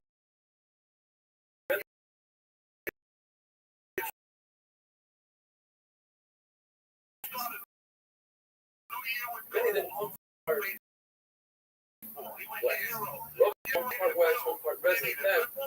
About this in public, and the son of children, you need the doctor, are extremely sad about this. This is their source of living, and they've ripped free up. So he says, listen, don't worry about it. I have one more trick I want you to do.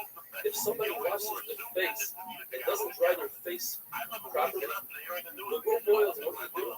Take pictures and you wash your face. Even though the mission tells us that you're not allowed to grind human on Shabbos, you're not allowed to mix really well oil and wine on Shabbos. But in Yom Kippur, it's allowed. Human, you can use it for use it for milah. Choilo she'ein b'sakana. There's no danger to this choilo.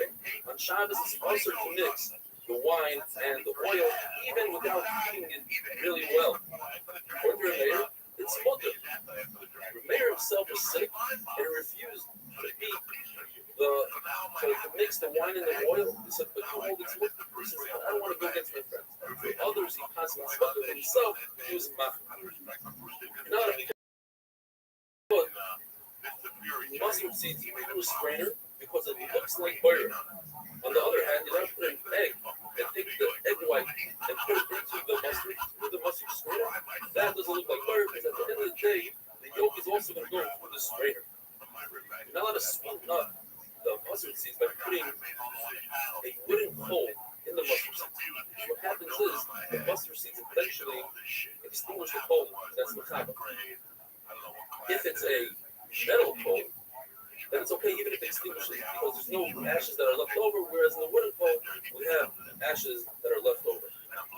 Putting meat, a barbecue, on Yom Tov, where the juices of the meat are going to extinguish the coals, is not a problem because it's considered EF-shot. The meat tastes a lot better when it's fresh, and that's the only way to do it. To make cheese on Yom Tov, which is boina, would be also because you can do it before Yom Tov. In fact, cheese that's older, aged cheese tastes better than if you make it today, the cheese will taste okay, but not as good as it was done. Therefore, that's F-sharp. It's possible, therefore, it's also to do it on Yom Tov. Misha, which is kneading the dough, is older to do on Yom Tov because we don't have another option. It's considered EF-sharp. It tastes a lot better when you do it today. Abayi's stepmother says, when you put a sleeve over the bris milah, be careful that the hem of the sleeve, which is full of loose, is not on the actual wound because if it gets stuck there and you pull off the sleeve, it can cause the baby to become a kushafa, and a kushafa is not allowed to marry somebody with the hull from the Jewish nation. She herself, Abayi's stepmother, would make a lining in the sleeve so that this doesn't happen. Abayi says, you don't have one of these sleeves, what you do is you take some sort of cloth that has a hem. And in this way, the hem will actually help us. You put the hem on the part of the milah that doesn't have a wound, and it'll stick to the milah so that it doesn't come off, and the smooth part you put on the wound. Other things that Abayi's mother said is, if you see that the baby's opening, go to the bathroom, the toilet is not there, so you rub oil there, and you put the baby to the sun, and you see where it's clear. That's where the opening is supposed to be. You take a piece of barley, which is sharp, and you cut an X, an opening. You don't use a metal object because that can cause swelling. If a baby doesn't nurse well, you take a cup of coals, you pour it out on a flat surface, and put it by his mouth. The reason he's not nursing is his mouth is cold, you warm up the mouth. If a baby's not breathing well, so you take the afterbirth and you put it on him, and the baby's really small, you take the small opening first, and then the larger part of the afterbirth comes second. In other words, to show that the baby's going to go from small to large. If the baby is bloated, you take the larger part, the large opening, and put it first, and then the smaller part. So that shows that the baby's going to become smaller. If a baby is extremely red or yellow, that's a sign that the blood hasn't been absorbed well into the body. And you have to wait for the bris milah. One of those identical stories, basically. There doesn't about it. There was a woman, both of her children died during the bris milah. The third one, she broke her muscle black body, and he said, look, the baby's too red to do bris milah, let's wait. They waited, and the baby lived, and she named the baby Nasan About. Another time, the baby was yellow. Two of his brothers died. He checked and he saw that there's no dam bris. In order to be behind the mitzvah bris milah, they need dam bris. It's also very dangerous to do a bris milah like that. The baby died. They waited. Sure enough, the baby lived. They named the baby Nasan About. The Mishnah tells us that you're permitted to wash the baby before the bris to strengthen the baby, and after the bris. And then the Mishnah says you do seal if you sprinkle the water. Machlokes in the Gemara, what's going on? According to Rabbi Yehuda and Rabbi Barabua, you only sprinkle the baby, not rinse the baby in a bath, only sprinkle water only on the first day. And Rothschild argues and says you could wash the baby for 3 days, and we see this from Shtab, that they were in a lot of pain on the third day. We see that the third day is also a sakana. According to Rabbah, Tanakam hold in the first and second day you can wash the baby regularly. Only on the third day you have to sprinkle water. But Azari says even on the third day you could sprinkle water. You could wash the baby. There's a raya from the Brisa, like Rothschild and Azaria, from Shem, and the Brisa says that it's not a true raya from Shem. And the Gemara explains that Shem, they were older.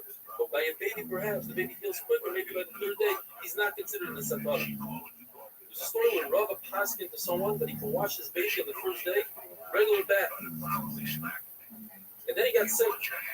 And he said perhaps because I was mafullah on Rabbi Yehuda. Yehuda and Rabbi Baruch, even though the Brisa says like Rava, but from the Mishnah it seems like there's missing a word. Asmar Fitzim. It sounds like the Allah is like Rabbi Yehuda and Rabbi Baruch, Rabbi Elazar and Rabbi Yochanan passing that the Allah is like Rabbi Elazar and Isaiah. They allowed to wash the baby, his entire body, all 3 days, even with water that was boiled on Shabbos because of the Sakara. According to Rabbbi, you're allowed to put oil and a wine mixture on a wound on Shabbos. It's not considered Shchikas Hamamanim. It's considered Shchikas Hamamanim. So you put it above the wound and it drips into the wound. And there's a price that says like Shmuel. This that you're now allowed to put the oil and wine mixture on a bandage, even if the bandage is on the body, off the body, is because of the chashash that you're going to squeeze it, it'll be over on Svita. Rags that are new, in other words, they've never been on a wound before, they are also to put on Shabbos because they have a power of healing. But if they were already put on a wound, it's good to put on Shabbos. Have a wonderful day. And I smacked her or whatever it was. Like I was crazy. And she went to push me, but she fell into a fucking headlock. So, bitch had 50 pounds, 60 pounds, maybe 100 pounds. Big fat bitch. And I had her by the fucking head, and I knew that I couldn't let go. I knew that even if I let go. Shabbos that puts on the head, but he's still since he had a transformation, it turned out he was driving force behind the transformation together with Rabbbi. Goes on to say, thank you, Eli, for the also square of the Chapura. Bezor Shem should all be backing his measure to see him as well. Regard Alma, thank you, Alma. We're discussing what kind of bris milah pushes off Shabbos. The Mishnah tells us, Sofek Milah.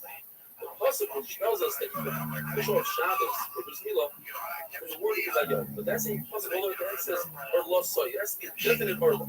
So therefore, if it was born Bein Hashmashos either on Friday or on Shabbos, since it's not definite what day it is, that Shabbos is not pushed off for bris milah. If a baby was born with a bris and we go into it, that's also something which doesn't push off Shabbos.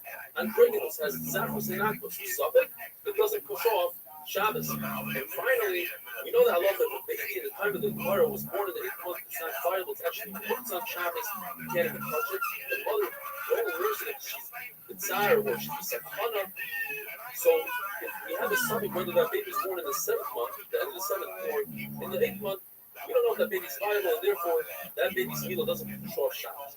And regular according to Yehuda is high in a bris milah. And since it's either bris milah, it pushes off Shabbos, and if it does perform bris milah, it's high cards. We have a machlokes here. What happens to the baby that was born with a bris milah? According to Tanakh, if the baby was born with a bris milah, according to Bishamai, the Shabbos down to let out some blood that's part of the milah. Shabbos concerned perhaps there is an arla here, just it's published, it blends in and you don't see it.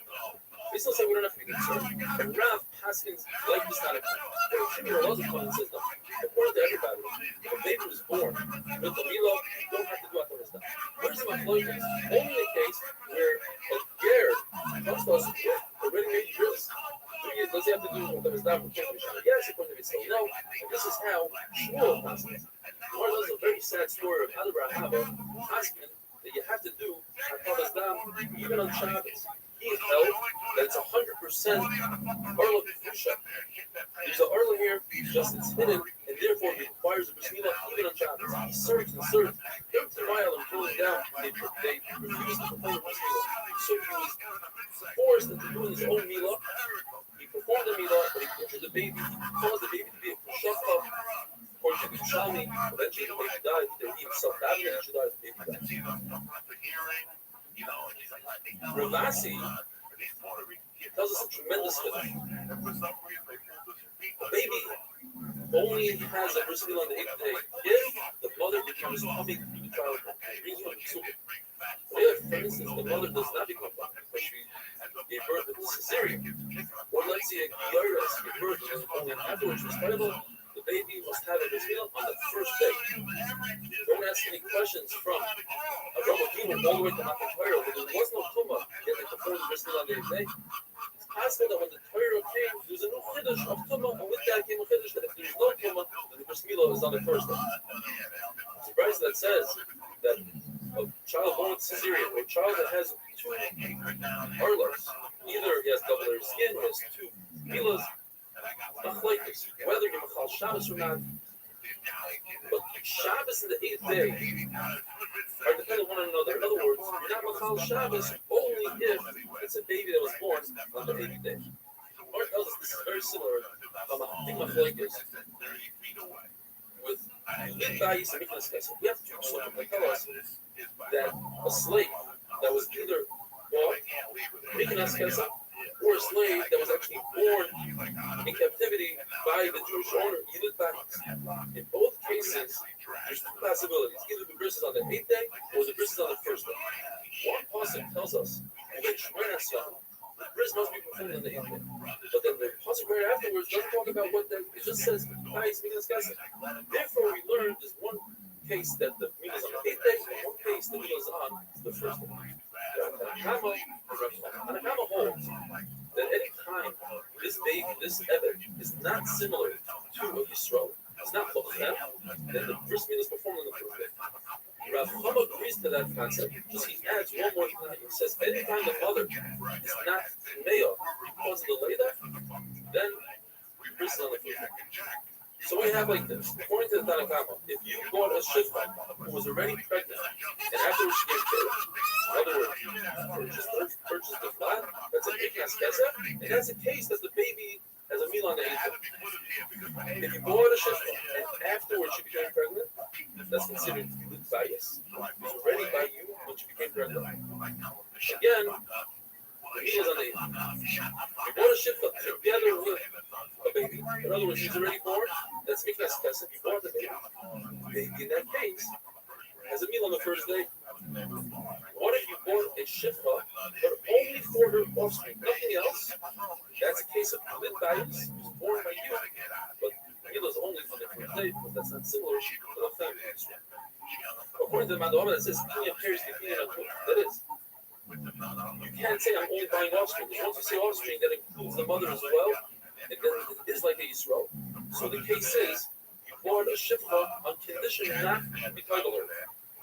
Then it's not like Yisrael and the Mila is on the 1st. According to Rav Chama, if she gave birth and afterwards she was titled, then she didn't give birth to Tuma, so the Mila is on the 1st day. If she was titled and then she gave birth, then she's either bias, both of these things are bias, but the needles on the 8th because then she had Tuma when she was giving birth. Or a shifra who was pregnant, and he was tibeler, and then she gave birth, that's considered Miknas Kesef, the needles on the 8th. Finally, if you bought a shifra only for her offspring, that's Miknas Kesef, which is only the needles on the 5th day, because he doesn't have part of the mother, and therefore it's not similar to the head. For the she was telling me you gotta get fucked in the ass 4 times before you can hit my kid. It was terrible. She went to reach with the principal, and he came upstairs. He fucking said, he sat down and he goes, you know, today's emails come from Yaakov here. He says he's an Igman guy, and he has a great idea that we should start an email newsletter. I like that idea a lot. Thank you, Yaakov. Another Yaakov Razor from Harvard says that when his shir fell apart during COVID, he joined Igman Adaf and catch up on the daf that he missed, and then he joined our regular shir, and he loved it. Brings his friends were wonderful ways to daf in every way. A wonderful group of friends who enjoyed every minute. Yaakov Razor, thank you. We're shooting up a little hole. So whether it's a human baby or an animal, newborn, they're not considered viable halachically until by a human being 30 days passes, and by an animal 8 days. By a human being says it's real because Chodesh Nidga has to be at least 30 days old. Okay? By an animal says you have to be at least you have to be at least 8 days old in order to bring it as a partner. That shows us that the animal is not viable until they argue. They say that as soon as an animal or human are born, they are viable immediately. And how long is they contributing? The question is, how can we possibly perform a procedure on Shabbos for a human being who is not viable? Says the Gemara, you're right. If you perform a procedure, you're not labor ready. If this baby survives, then it's a great risk. If the baby doesn't survive, then how much the baby is dead when you perform the milah, and there's no mitzvah to perform it. And the question is, why does it say in the Mishnah that a human is born, and we don't know whether it was born in the 7th month, the 8th, the 7th, or the 8th month, and not the 12th Shabbos? Why not? You know, if someone survived, it's great milah. If it won't survive, you didn't do this. And the answer is yes. But what you can't do, what the Mishnah is telling us, you're not doing a shirei mitzvah according to the Eliezer. You're not creating a night, because perhaps the baby won't survive, and then you just created a night for no reason. When it comes to the Bela, the Torah tells us you almost didn't have a hammer. The word again is that I should say the other thing.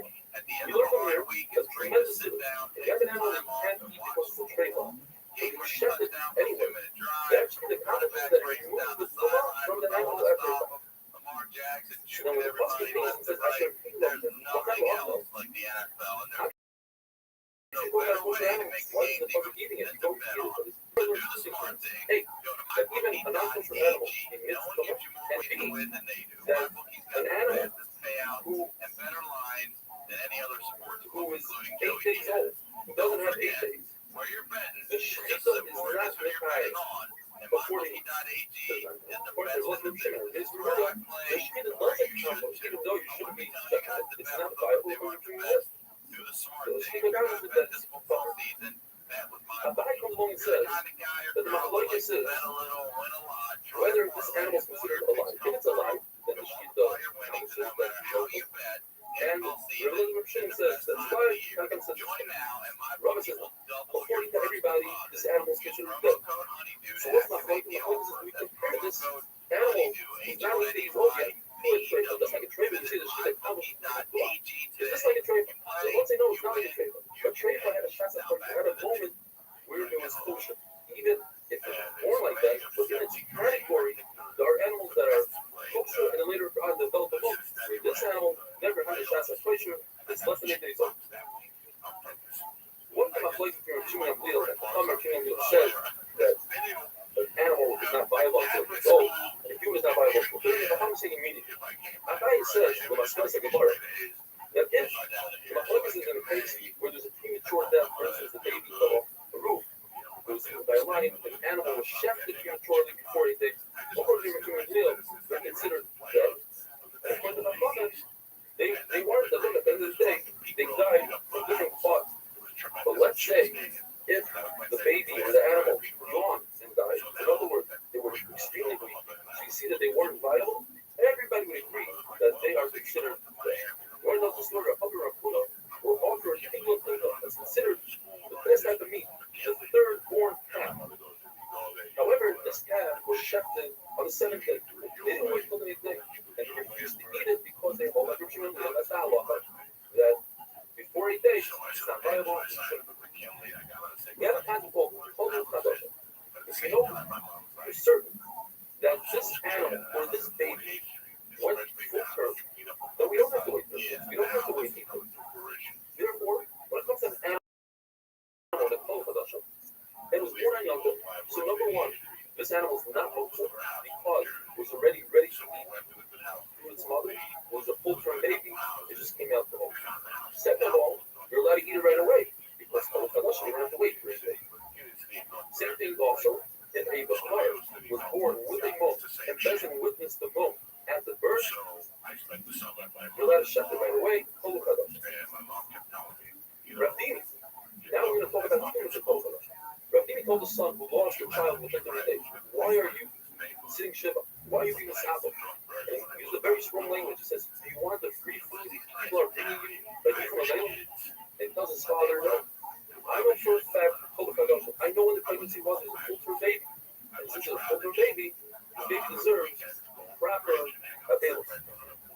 More else is a case where a woman's husband dies without children.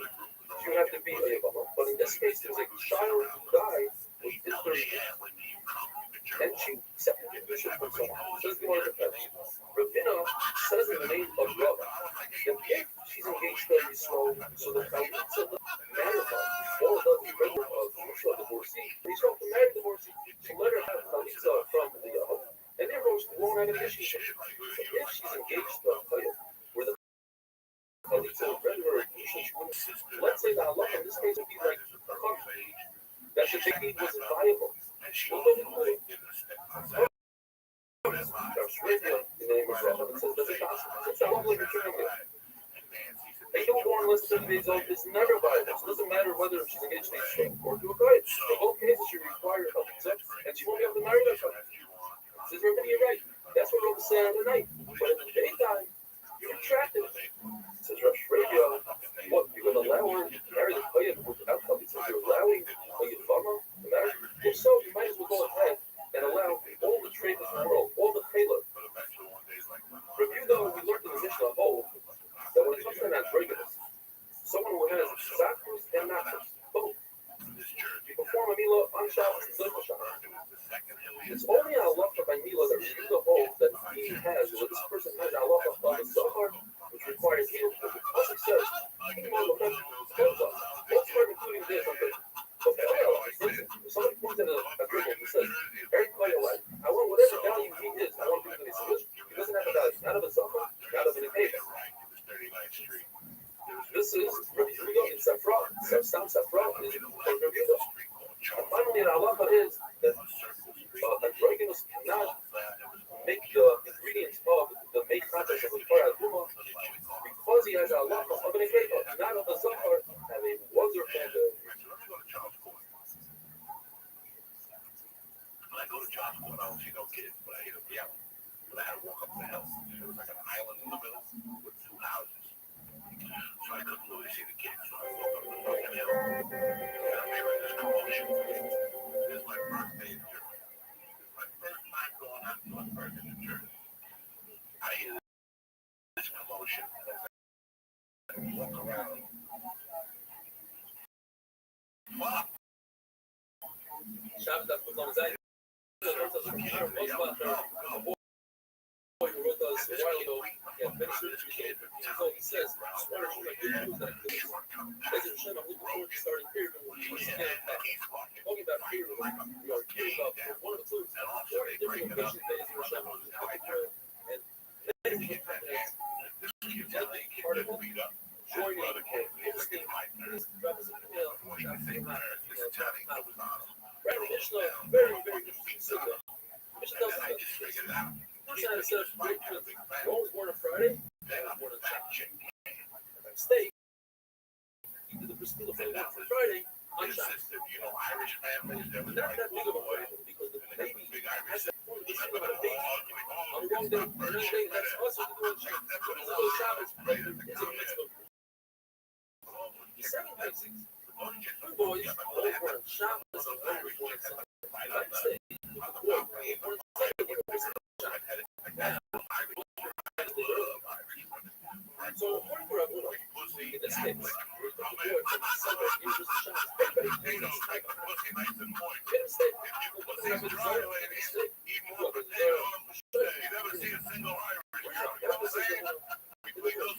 Where the baby was born Friday. Oh my God, you can bring up and smell the crucifix.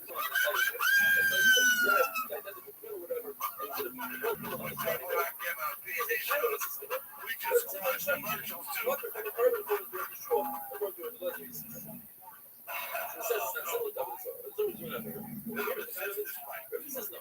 In this case, we discussed the boy was born on Friday. Everybody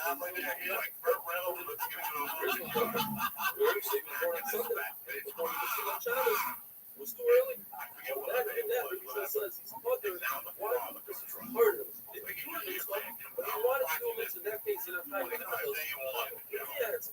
This is what if in the case of the Friday baby. He's boiling on Shabbos. But what if you go one step further? Shabbos baby and was boiling on Friday.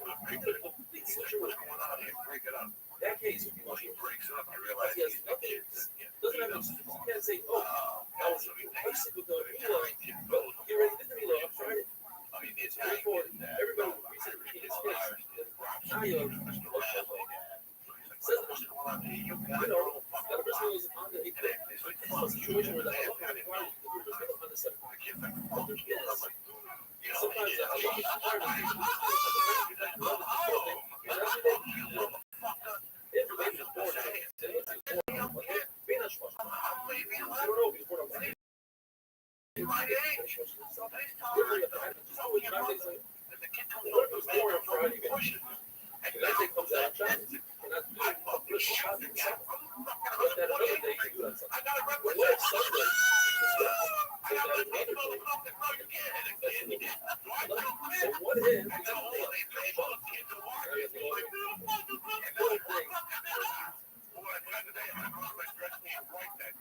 Like a gold chain, like white sneakers. Specific amount of time that you wait for yourself. 7 days. But not just 7 days. That day is a full day. And then because it's more easy, and then Sunday right before it shows that. So if it's more easy, on Sunday in the morning, but not wait for that. You can't be fucked up. They have to make this city and you deal with it. You can't perform the physical so the morning, wait all the way to the night before. You know, disease. So it's healthy. It's 7 full days, 24 hours. What about 6 of them after? That is not that skin below the armor. That's skin on. Doesn't matter what you're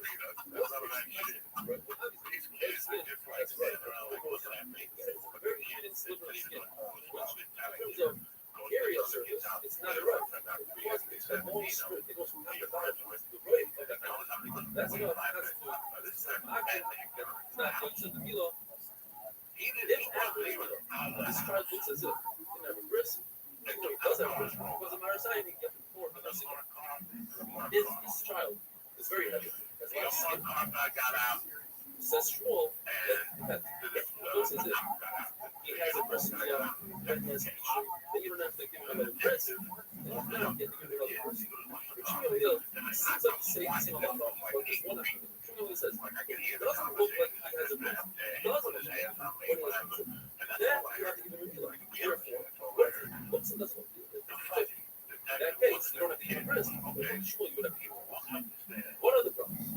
If oil says, it's one of the father of the kid says, it's one of that. So if you're preaching to the room of it, everybody's happy. Real says, change it. Hey, you can't plus the word. I said, tell you, make the broth on the wine. And he says, I should dash it to me back.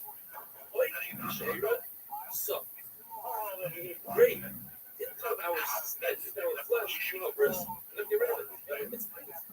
It's all plus I have a future generation, just like our generation, we all have respect. Okay, for that, ours always killed. Okay, it's ready. Sabe, and it's people some barriers. In the past, or save us, our yes, Rothschild has come to end. Such a thing as real. Because of the risk that we have in our flesh, but there, you also remember very, very simple problem. First, the law says, and on the person, I gave you it's not like, look, you're not actually down the wrist, and you can keep going. So only down the wrist, down the wrist, so it's like, the reason you're in the dialogue, push right again, it's a slight difference, it's broken, the hell is broken. Or I thought I should, that's cool, whatever. That's a big haircut. I was just discussing oil, temporary oil, and now for oil, everybody. I'm not paying for second shopping with that. One shop is because that is temporary. So far, there was I love that it's allowed, even though if you're getting oil, why? Because there's a whole she really preliminary actions before you eat. You gotta compare. You gotta compare the machine oils on Yom Tov just like we do. Suppose what's that oil? It says, I don't compare it.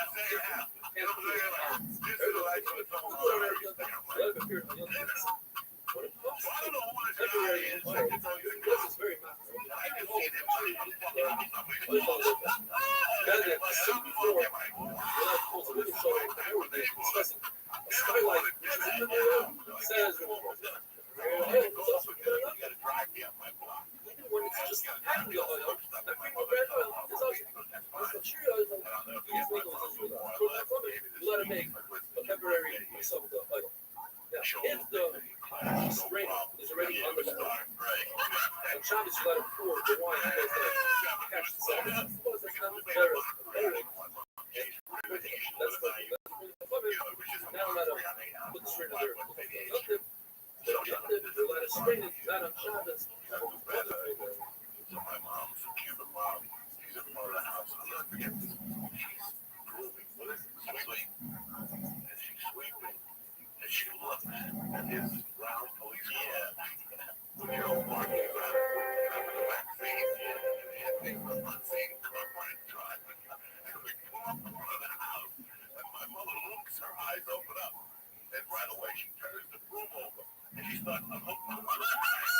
I'm gonna get your ass. I'm gonna get beat. And you're making nonsense out of it. Shabbos is one of the best days of the month. So mother walks around, opens the door. That's it, but that's And my mom tried at the police car. Like, they are moving.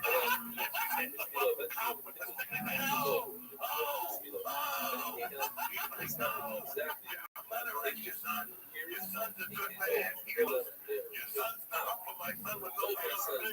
You did a good job of my mother. You know, like all that shit. I was like, what are you saying? I got nothing for his son or whatever. He wanted to bring it up. My mom's like, oh. and put a And my mom was like an asshole. He gave her a car. 6 out of 7 He did a good job. His son never had anybody else involved in you. This is what I didn't know.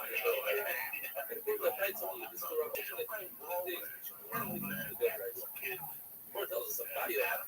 All the different prices. We're talking about how already put it together. Every category. This is the rice, so this is the Rabbanon. Then what he says, the refrigerator, you buy it in 4 different poles, and it allows you to pass it and straight off the liquids. Or this simple that we were just discussing, and a heavy bed that has all the way to the top, and a chair that comes up with art. The chair is different than oil. The chair that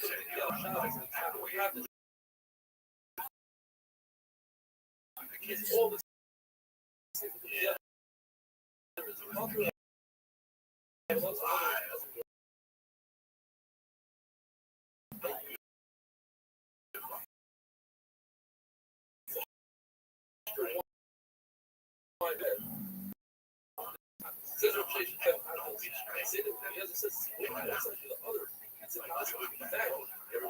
Similar thing, but decorative piece that woman wears the things. Well, it says, inside. It says, the orange that's different because there's a middle sheet of that's in the Sarabana. He was referred to the oven. What are these supposed to be? Wine and something like that. What is he about to do? Terry says he's an over of Iraqi. Rabbis says that he's over of Iraqi. You also warn him about burning. At the end of the day, sediment stays on top. One of our countries says that if you have a palace that's together on top of 4 poles, and it has create walls with it, so you have 10 walls. That's also the Rabbanon for oil. It also says that if you have a bed, you have a string, a rope, you can grab it and pull oil. That's the book to look at freedom. It's meant to be open and closed. You see, Rabbbi was not to that. He's one of the Rabbi's part of it. Rabbbi says this type of bed called Rabbinot. It comes apart. So to the tree that we discussed, it comes apart. You can't put that together on Shabbos. That's not going to happen. Our bed is up against the wall, and you put it down at night. So if you're eating oil, you put it down. Put it on a canopy that has a cup on its roof. That's also Rukia says, rely on paying the whole this oil, right? Not a wall. A wall that's says the word. Canopy the side of it. Vertical pole and one pole connected to the wall. Put a fabric on it, like a triangle. This will do four conditions. If the roof does not move, that's up water. And second condition, as you go down, if you lift your foot from the top, you can't be at the ceiling that's low. Go all the way down to the bottom. Each side, since this this vertical wall is actually on a slant difference considered horizontal roof. not have the pepper from the top. The second book. In other words, you have a very narrow base of fucking white. These two beds are purposes of difference represent. You take a bunch of these together, let's say 4 or 5 of them, and you have 8 pens fucking. Now it's a normal bed. And finally, the fourth night is the fabric. Then we're going to go below the bed. One bed. A bed, a hat, a black thumb hat, let's say. It says in the article, you have to put it on really parts that doesn't fly off by wind because you put it on your sleeve and blow up and go get it on Shabbos and that's it. Right, that's the natural food. Yeah, I love to hear over the Rabbbi. You know, the Shabbos is the one that got, as I said, Rabbis say when it comes to food, it's for the refrigerator. And you make it hard. If one person does it, it's awesome. He's going to make it once, that's awesome. People, they know how to get around and not make it. It says a fire. When it comes to Kilos Hasada, people are trying to make it one guy there, here and there, and it's going to be fun, and that's awesome. The second half of Rabbis says, when it comes to the oven, it has 4 legs. The Rabbis says if one leg is missing, the oven remains an oven, and therefore it's multiple. But a lot of people so the third one, even one leg missing is also, if you might put it in, dry. And then I got it wrong. Rav says, I see the portion stomach is swollen. Eventually, it heard that he got values were talking about Golos and Shimon. It says in the Pasuk, the Hidmash is a place of under an extraordinary knockoff. And one of them, let's get Pharaoh. Guys will never get Pharaoh. What's going to happen is they're going to have a Mishnah Guru. It's going to be my point. The place where we're going to they learned the Pasuk, Loy Rav, but what's the other? The place was not going to be hungry and thirsty. Red water rather than the sweat, Baron Shem, here. Now it's shut the back of Baron Shem. I just want to forget a lot of stuff. Yeah, hates coming. But now, we're not going to have to do it. And a woman is going to go to this very and that's a shayla. She's going to say, this loaf of bread that was in an oven and had a sheretz equal in ear space. This is loaf of bread or usually the one or shaking. The question is going to be, since the entire ear space of the oven has abatur and anything in that ear space is a rishon. When it's a rice that tells us the father becomes a rishon and in return it makes the bread a shame because if all the ear space is a rishon, in other words, you would make a rishon, then it should also make another thing a rishon and it doesn't. But obviously they don't know it's too much, anything else in the rishon is no rishon. It's wonderful this. When I became like 11, I said, looks like my stepfather's got it done. Because for me to run my game, he can't be in the way. No, I love Ron. That's what he wants to do. Some guy, should be guy, want to have me a man. I don't know my clothes. But now this is the way. You know, when you have a stepfather, it's you and your mother, and there's another person, right? Shabbos that on the test, that is the thing. That little bit, when I was Titus, I didn't even one of the 75 locations that we have around the world this year on Sefer Shabbos. Also comes from a place, Lisa is a female, he writes, I've been watching her shit every day, I'm aware that you put out shit as well as anything that are on other portals like already done on the website and on all that, and that you reached out to the link. I'd like to congratulate you for reaching out to yesterday. That is 3,000 subscribers. My money around. This is an version. Everyone can see All this shit. But I love this posting email. Talking about the days and values. The verse says, sorrow is ravaged by Zaldar, which was certain calamities happen in generation, corona, etc. Because Shoichad, the judges take bribe, they make deals for money, and they'll be in Kabbalah, they'll give you what you want to hear, the right price, the running noise, you have to do July and something does.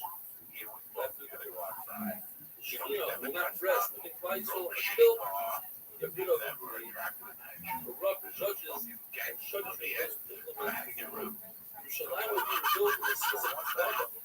And if you get rid of Gaipot, you have a Rashi says, for example, people don't hear clothing to get rid of bad beliefs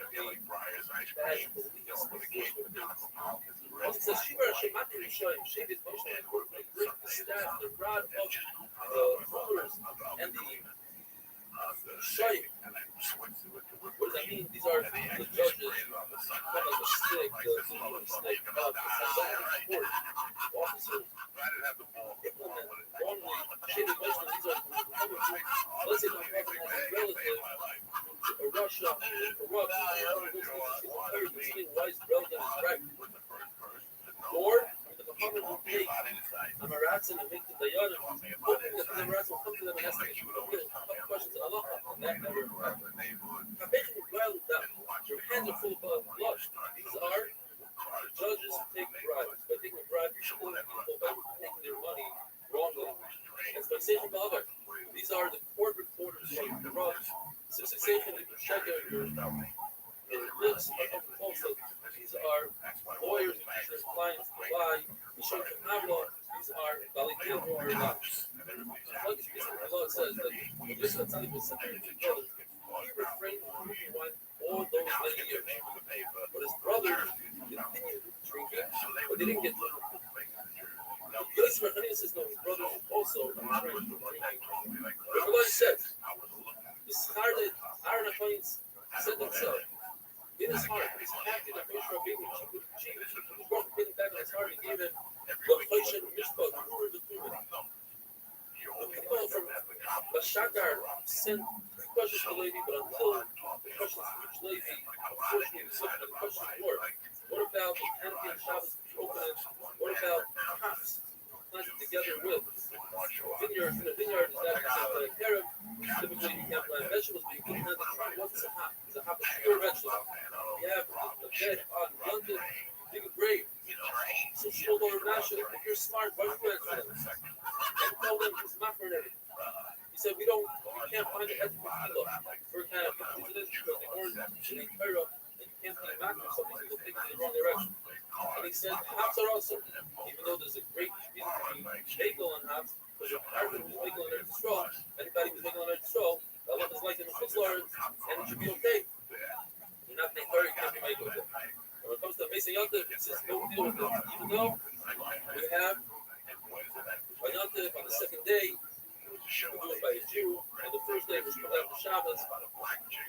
You have here Lakum and say, no, they don't take what I realize. You don't want to be mad with them. The Gemara tells us that Rav said that you could plant hops and Putzlar. Rabbanra Hasida would give Malchus. They explain because he was in a place that weren't made fire. Rabbi Sharish would give money to a non-Jewish child, but he wouldn't give money to a Jewish child because that Jewish child was older and won't know the difference, and he wouldn't give money to an adult guy because we could use it with a Jew. So he gave it to a child guy. Says the Gemara, you're allowed to go outside on Shabbos with a canopy. The canopy has some straps attached to it. Those screens are bundles that has a canopy. Whereas when it comes to the census, you bring a baggage that has the census. One of them ritual made up of three. Three that are left are not bundles of baggage because they have tails in them. The Gemara tells us trickery when it comes to a sipper. You put a sipper honestly and pretend to read it to hold the pomegranates and put some pomegranates on it. Once it's on there, you don't open the bag. Then go ahead and use the sipper and yantif. When it comes to making beer, you're allowed to do so. Why you don't have more beer? What if you have a lot of beer in the store? Make the beer, and then drink some of it. Over here, making the beer is not inherently possible.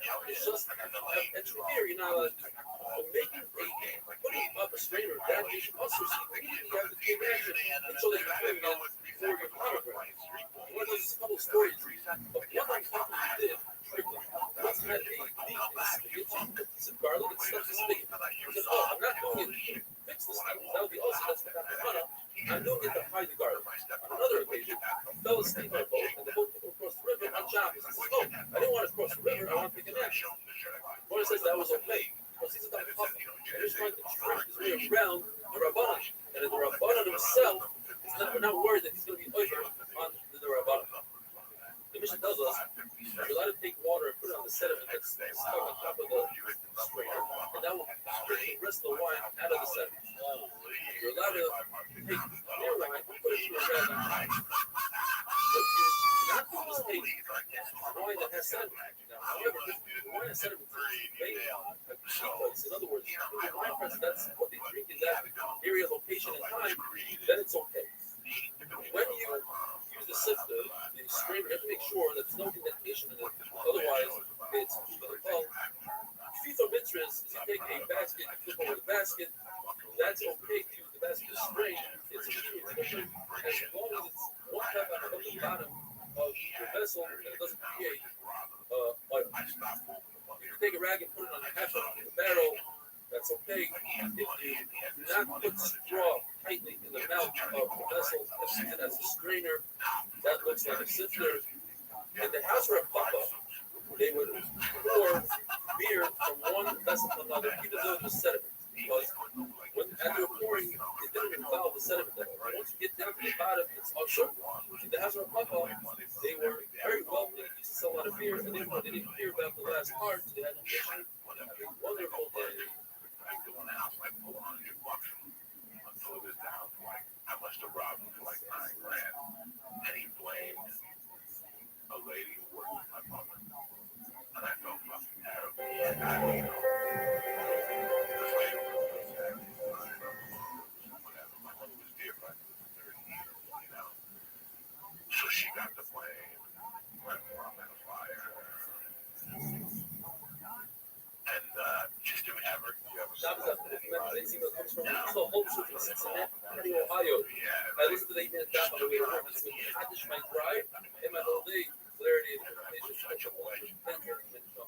I agree with all the sentiments of the emails that you did. I'd like to join your Simon Shabbos, Rosh Hashanah, pushing faith, patience, I see it as a Shabbos.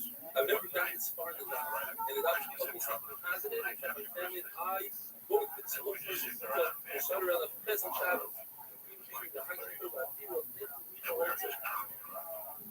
Talking about Muslims, and before Shabbos, you start cleaning your head. On Shabbos, you want to add water. According to Rabbbi, you're permitted to do so with clean because that's the Shiva. According to Shmuel, with your hand, because that's the Shiva. According to Rebbe, both of them are also, and that's how Bayram Rabbi Haskins did halacha. You're allowed to mix them, but if you use your hand, as long as you do it easily and you don't do it, then afterwards you add a little bit of honey, and that's good. Same halacha applies to breast. You can add afterwards oil and vinegar. Or it tells us that this is really good for you. Same halacha applies to crushed garlic. You're allowed to add beans to the beans. Going back to the mustard, Abaya's mother, his stepmother, made this for him. She added the water on Shabbos and the wife of Zerera, which means in the plus, and she's married now. She said, well, Rabbi, in himself, take the stalk of these garlics and mix it in the the Mishnah says you can make a thing called a which consists of lime, honey, and pepper.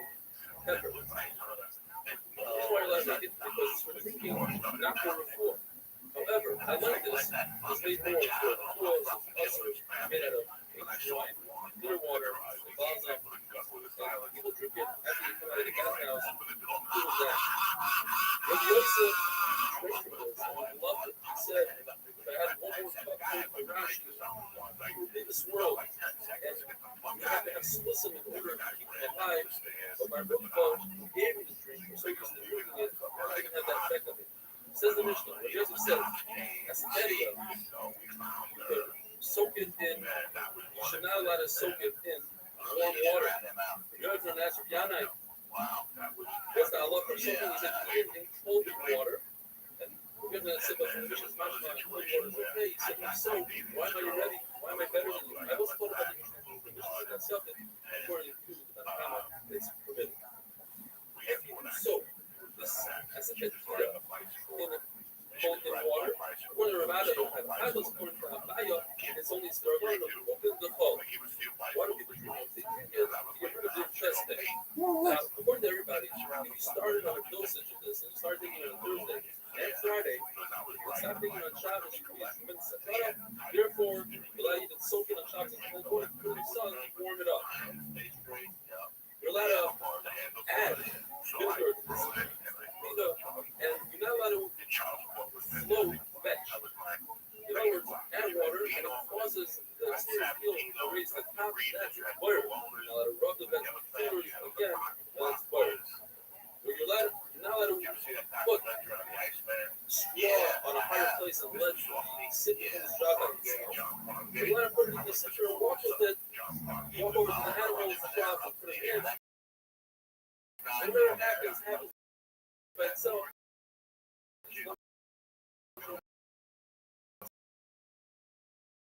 Stop it.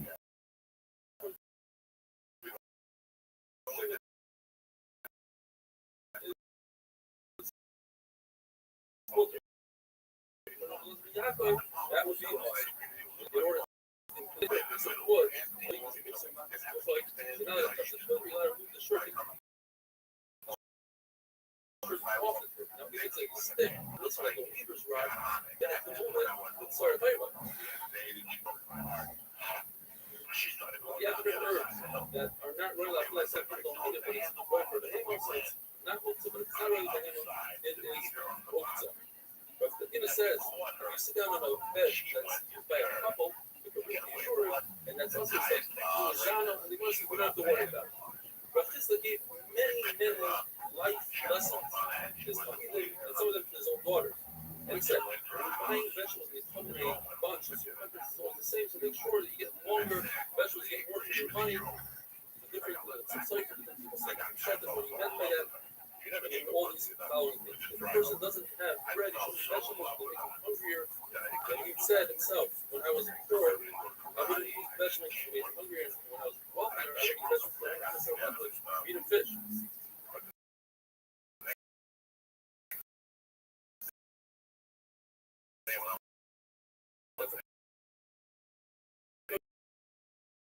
Story, she went up to has enough bread to make him satiated, she has enough for everybody. And he says that if you don't have enough money, don't buy expensive bread. Buy the barley, that's about pashas if you buy expensive bread.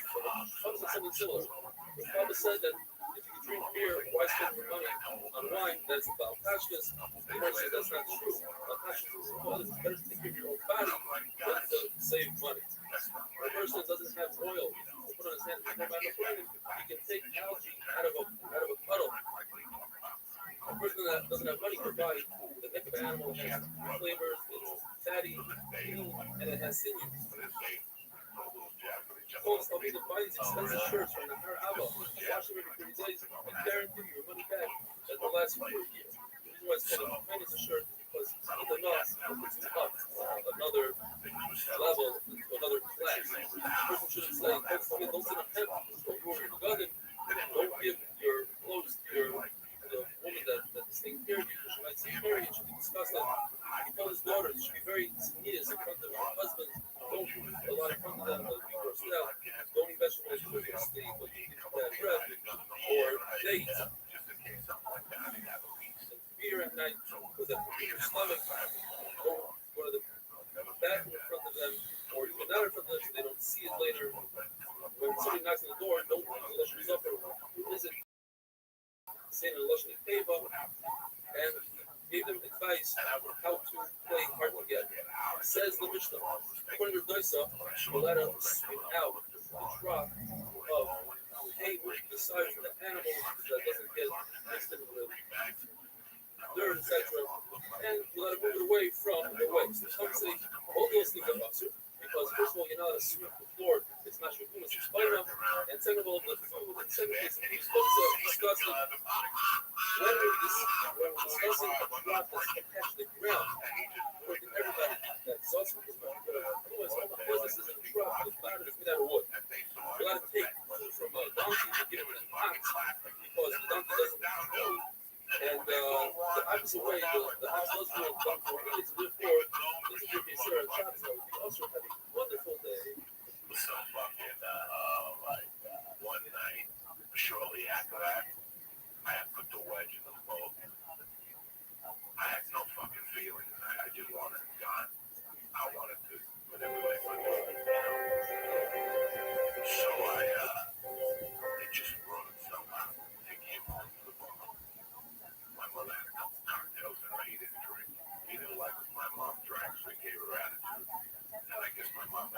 cigarette. I was up with my mouse because I can keep on watching. I wanted to spend the rest of that show. I tell you that I appreciate it. The top and the first year was everything.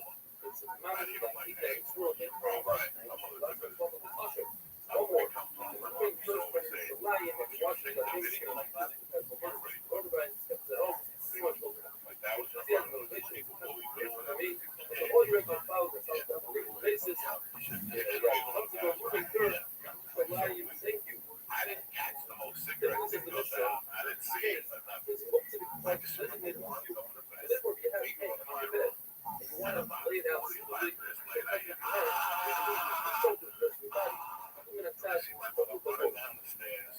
if you show that he doesn't have the bed, that's putting a pillow, a sheet, then you're left to move it or there's something called a backstage that's the clothing that is controlled. One individual homeowner. So the way it works, you put it down in the upper floor, you put a tenant to hold it in place, you lay it on the child, you put the bed, the night you put it down. Once you put the bed, you're ready tomorrow after Shabbos, and it's also to work after Shabbos. Just like that, professional one, dry cleaner, also trusted with the set, if it started opening before Shabbos, you let it continue the process, separating it and taking out the clothes. Now it says, if you have a detached radish, and put it around the store, you have the left side up. If you put it on the front side down, and by removing the radish, not disturbing the dirt, you can take it out on Shabbos, but if it's upside down, you take it out and disturb the dirt, that's awesome. That one obviously wasn't up like our original, let's put one on that side.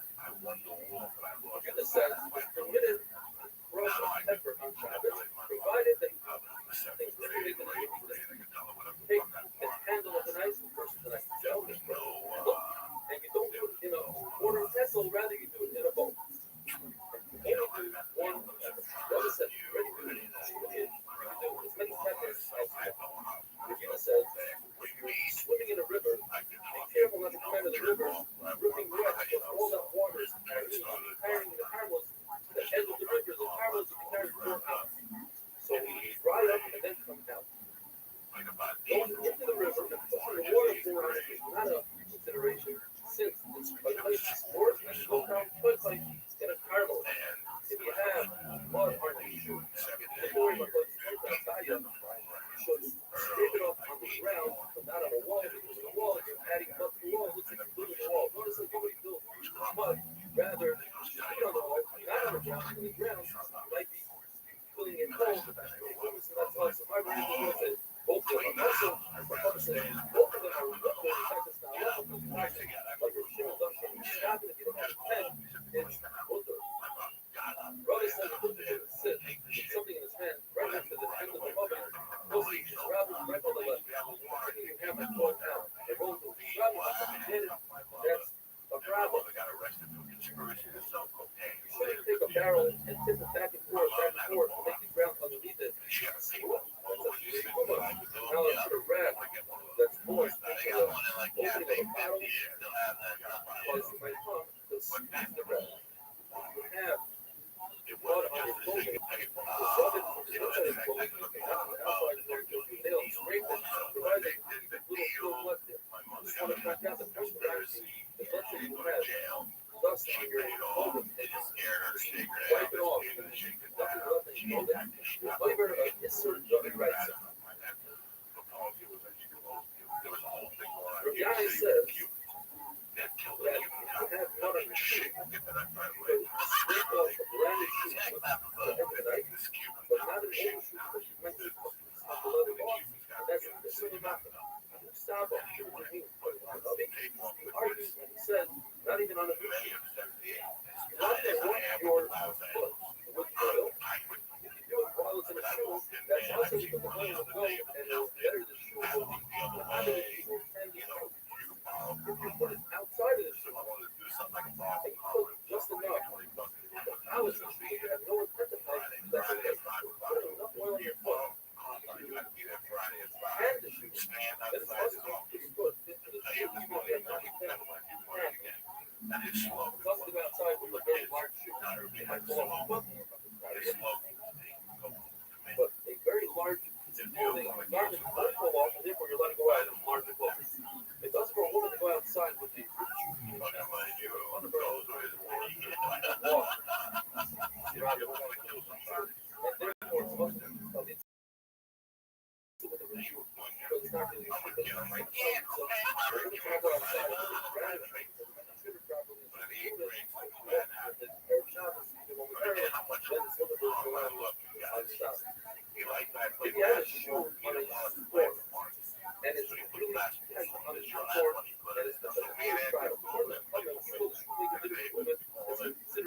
playing And it's a basketball. cowboy pull-up, and it's not booked. According to the legends, since the shoemaker did a split, it is not a shoe, it's not a cleat, it's not a cowboy pull-up, and it's booked. But it's not much people very tight. So what the value of all that you want to have to listen, and if you have to listen, for the right now, the circle, the root inside the shoe, the value of different things. Only they're very likely, but we're going to find out so further up, since you're the active, so you should have to listen. So if it was not very likely, even if you get to it, this is if it's off the point, and they're going to me, and it's a come on, and it's not okay. That we finished Eric.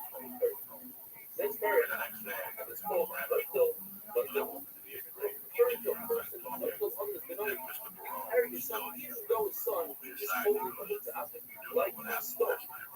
Talking about in his private domain. He says that the lawyer was talking about when his son is crying, and when the church will get sick over this, not bullshit.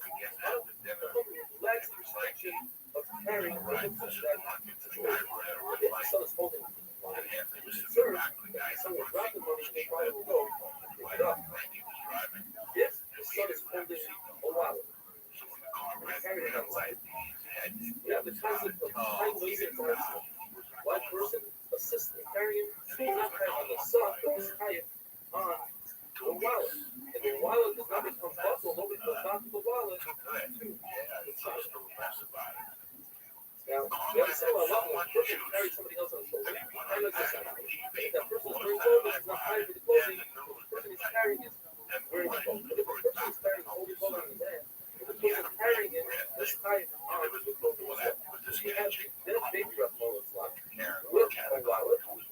Probably the right so like the chicken is home, that the local should speak to them. Don't want to make that baby tied to the house. Don't want to get the house.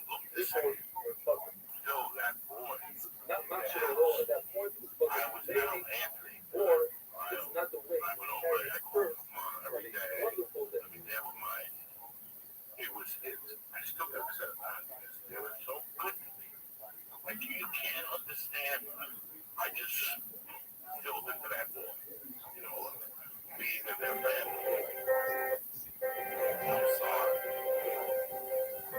I just every day I have a picture of Randy on my wall. And I go, you know what, today I'm gonna go live for you. I'm gonna go live for you. And I think about Anthony all the time. How was he like that? 13, all that young. 13, 8th grade. May, Billy, he graduated in June. There's always some fucking kid that can die with DUI. Always around graduation time.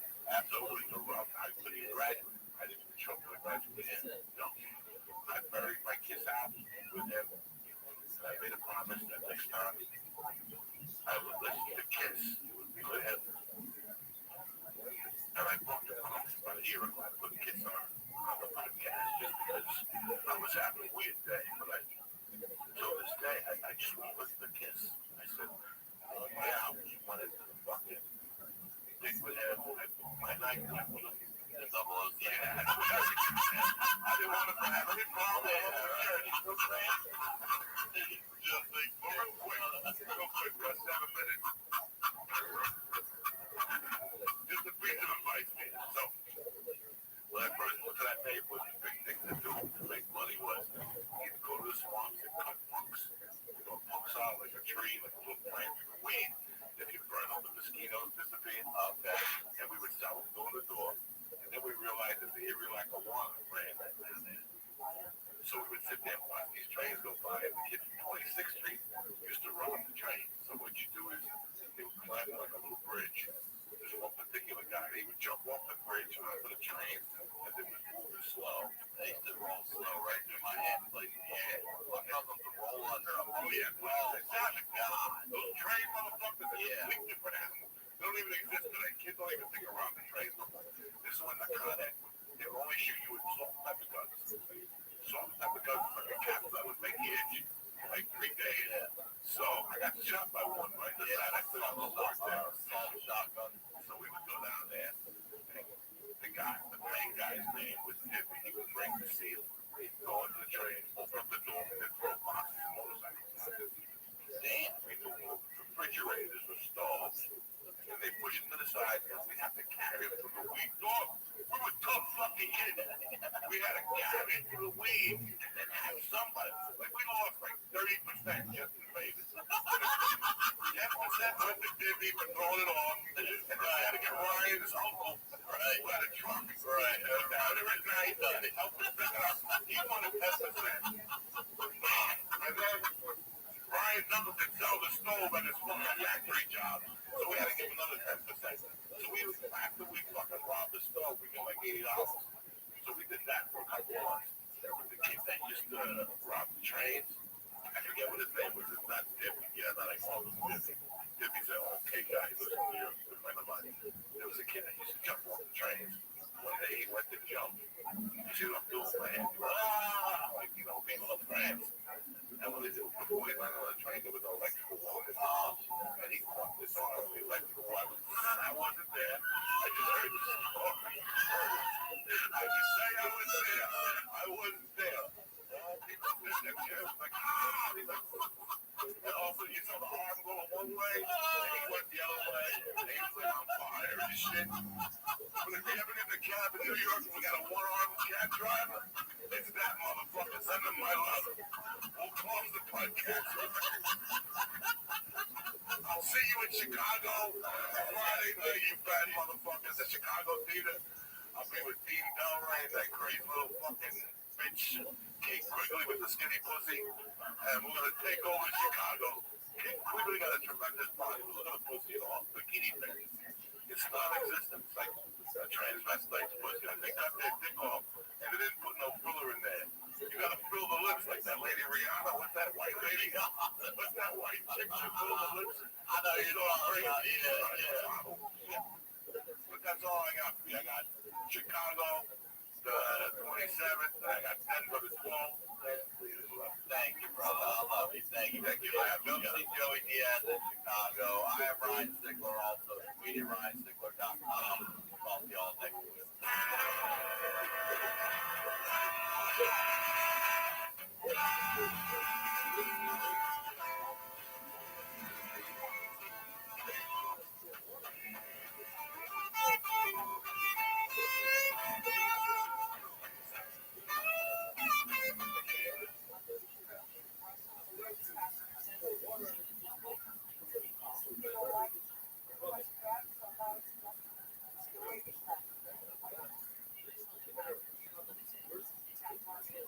This episode is brought to you by ExpressVPN. More on that later. Let's get into the news.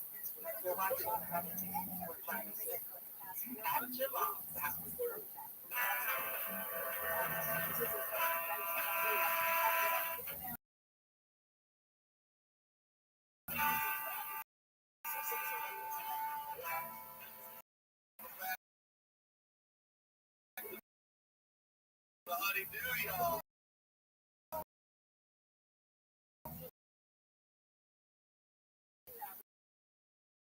We're over here doing it.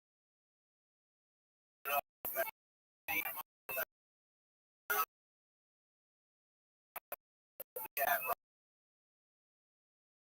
right. Tickets for that show. Any in-town dates? It's support. Thanks for supporting the sponsors. That's how we keep this free show free. And anything you want to know about the show, the Honey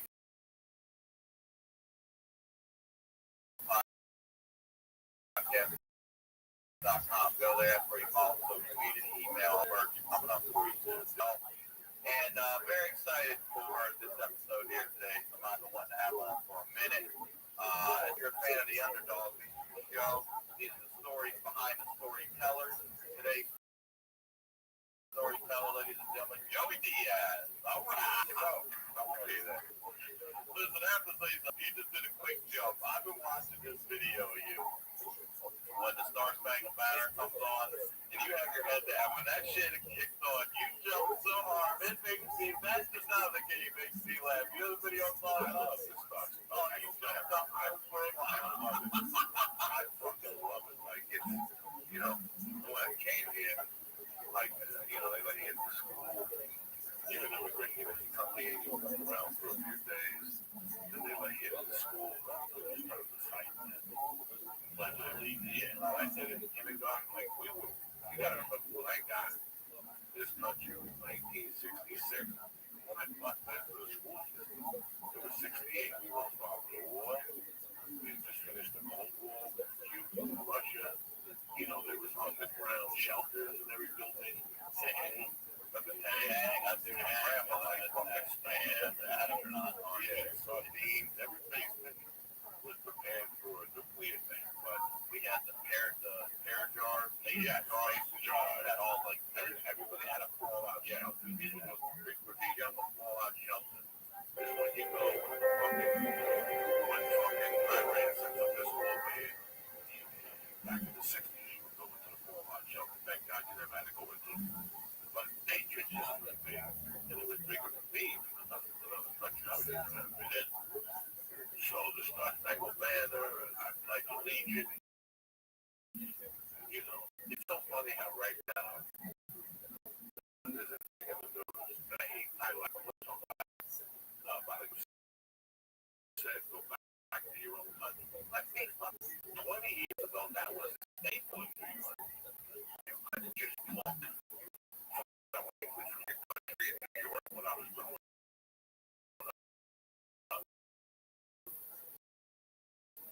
They would look at you oh, America. Yeah, exactly. That was in New York. They would say, oh, cut it out. You're in America. And then you would be the but on this fucking street, you speak English. And that's it. And, you know, it was something that was, I remember because it was said to me. So here's what I want to talk to you about. I want to go back to the beginning. You said you came to the United States in 1960. How old were you at that age? 3. All right, so you have no memories of no. So this is your country. You've been here 3 years. And where do you begin? Where does the unit? Are your parents married? Are they together? My parents are married. They're in somewhere in New York. I remember waking up in a house in Union City, a block and a half from my mother's house, across from the school called either Rocket Waters or something. Tragedy struck. My father died. How? Heart attack. At the bar. 37. So my mom didn't like the Jersey house. She didn't want somebody died. But how old were you when you died? 3. Okay, so it happened. All this is happening. This is again. 3. So then we go 89th Street, Riverside Drive. You and your mom. You know, said one time of the day, her family where you all that except my uncle is not like she's still my how old's your mom? Single mom, new country, 38. My mom has been here. Okay, all right. My mom has been here and knew the language and already was running numbers. Then she went back to Cuba. What happened to my mother was very interesting. My mother was 16 or 15, and she went to a dance with my aunt, like a high school dance. And somewhere along the dance, my mom noticed that her sister Rosita was missing. So she went outside and started yelling for Rosita. She found the guy raping Rosita. Wow. My mom took a glass, broke it, and stabbed the guy. Wow. The guy dies. They take my mother and ship her out of Cuba that night. Just a young kid. Vito Corleone was after-parted. He got the Ellis Island, he's singing songs and shit. That was my mother, right? Wait, so they literally took her, my family, your whole whatever pennies they had, as poor as they were, and said, you're out where? New York City. They were sent to New York, sent to Miami. She had this in New York City. Wow. And New York, even them stuff in out of the country, you know, but no PSA. You know, you can just give them a fucking piece of paper that if you can pop the bottom of the glass, okay, you're in. Drug smuggling going on, wide open. So she came in, over to like the city or something, went to work for a numbers guy, and she met a girl, and her and that girl became partners. They were a team for a couple of years, and so we're running the and her and my dad met in New York, but they went back to Cuba because my grandmother was sick. So when my mom, we were in Cuba, my mom had my sister, who was about 4 years older than me. Then something went down, like I couldn't get all the accolades. I could store pictures from my uncle. 80 and he was in one day. I still, like I went to a Dutch game, that's your story. So, but whenever I ask him, somebody tells me a little bit more than I want to know. So I stopped asking. You know what I'm saying? So I had to stop. So then they came back, and my mother used that girl's name to get back into the States. When my mother went back to Cuba, she went back with a lady named Sophia Cecilia. She was Puerto Rican. That was the mother of the girl my mom hung out with. Okay, so then my mom came back. My dad died a few months later, and here we are at 89th Street. Probably 4. So I was probably 4.5. And then that apartment got raided for what were enough. It was a shakedown. I still remember the cops sitting me down the couch and then separating me and my mother. None of that already came to shut your mouth. You know, no nothing. You know, my mom was already training me in a way that I didn't know. And then my mom had a bag with cash and all the numbers read. So what happened was my mom had to do the landlord called, and I answered. I ate the morning, and like the cops were on their way up. So I woke my mother up. My mother got up, went in the closet, and the bag out the receipts and the cash. Went to the kitchen. There was a balcony under her, an old lady. She was the old lady for 50 weeks. And she threw the bag under. The bag landed on the second floor on the balcony. The cops rushed in. There was nothing there to arrest my mother for. But I still remember being not handcuffed. My mom being handcuffed and me sitting on the couch. And then the landlord, when they left, they didn't arrest my mother. They gave her a ticket. It was basically a shakedown in those days. If they find 10 G's, they take 6 of it. And they leave you 4, you don't go to jail. But my mom was victim, whatever. They kept threatening my mom. I was 2 days later. I was going to 205 West 18th between Broadway and Amsterdam. And I went to a grammar school named PS 166. Stayed there until the 3rd grade, 2nd grade, and then went to St. John's School for boys. A lot of private school. When you start having trouble, or I just said it to my wife, something a lot of people don't know about. I didn't want to tell my wife. My daughter got old. From the age of 4 to 6, I was a very sickly kid. There was a lot of problems. There was mental problems because of my father. And I was a sickly kid. I was allergic to maple syrup. I had stomach problems with my ears. I had problems with my throat. I couldn't breathe at night. You know, they knew me by first name and faces in medical center on 165th Street. And they knew me like I went to the hospital between the ages of 4. Without exaggeration, if I average it out, it's every 10 years. Like I wouldn't go for weeks, but I go 3 days in a row. There would always be something else. It wasn't me consistently asthma. I was a kid. I was really skinny. You know, my mom didn't know what to do with me. I didn't really like the food. Most of it was God. But then most of it was God. It's like write it down. It's like this feast. For real? Yeah. You go to CVS now because kids are pussies. They flavor it. Just these little packets of young. They're like vanilla flavored and fucking strawberry. You really have this? You know, look, I have. It's called the Altar of God. All right, I will tell you something. A couple of years ago, I went back on it. And I found a little bottle. The first couple of days, I fucking picked it up. But after a while,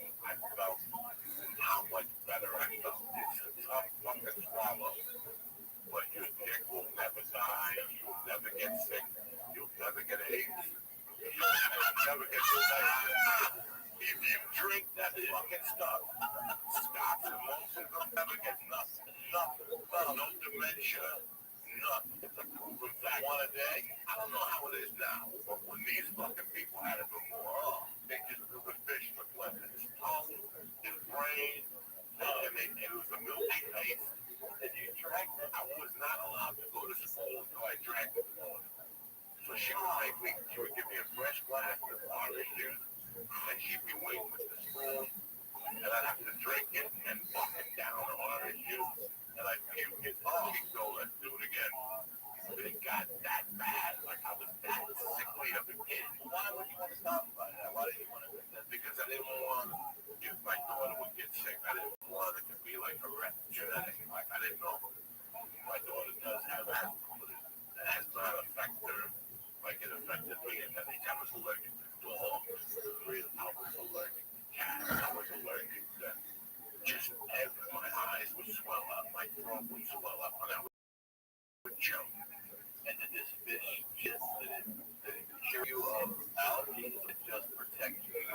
What happened was I did my mom went to see what's the big thing in Santeria. So my mom went to see a Santeria lady that she knew for a long time and asked her and said that I needed to be inducted because for health reasons. And by the age of 6, by the age of 5, I would go up to 100. I lived on 88th Street with a bunch of little faggy white kids, and I were nice kids and stuff. We had a good time. You know, we played stick ball on our beach, but go get your mother. You ever play on beach and ball, go get your mother? No. That's when you hide it up. You hide a belt with a metal buckle. You have to hide it. So I hide it, and all of us are playing. And we're in this room, and I'm like, you hop, and the base is 30 yards away. So if you find the belt, you have to whip us all the way to the wayfind. And it's up to you if you want to whip us with the belt or the metal side.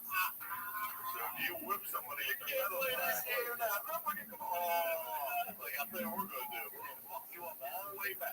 So you can say ABC, you want to do the 5 whistle. Brother, go get your brother. The only thing I hate Bill Cosby before the like I always thought he was a sack shit. But he really always was a sack of shit. Like, I thought he was a sack of shit. It was confirmed to me in 1993 at the Colorado Festival that Judy Brown put on in 93 and 94. He showed up and I saw him. He was talking shit about dirty comics. So I never liked him. I always knew he was a pukey fuck. But the only thing he ever said on his one good album was he spoke about a game named Fuck Fuck. Yeah, that's another thing. I'm sure he can't have that on Fat Albert, Jack. Fuck Fuck, fuck damn, fuck every day. You can't be running and jump on somebody's back, right? Yeah, you jump on somebody's back. Why? All these kids got that nucleosis shit from the fucked up back. Scoliosis, whatever the fuck up.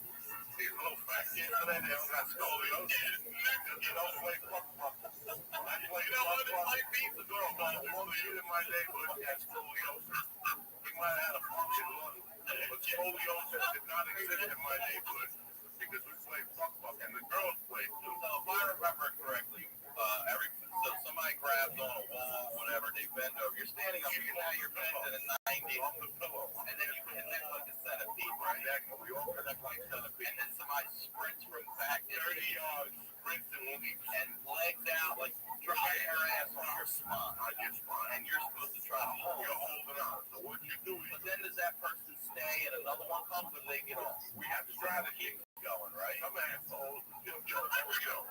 They play the frog. Yeah. Me, I play the fucking wind. So I would jump. I tell you, Brian Sigmund was the weak link in that Bert Price. Everybody jump on. Everybody jump on. Everybody jump on Bert. So we would all just get Bert. I'm saying you go first, but you get to stay on the Bert's back, and then the next part until you crawl all the way up. Oh, let's say you put the skinny guy up front.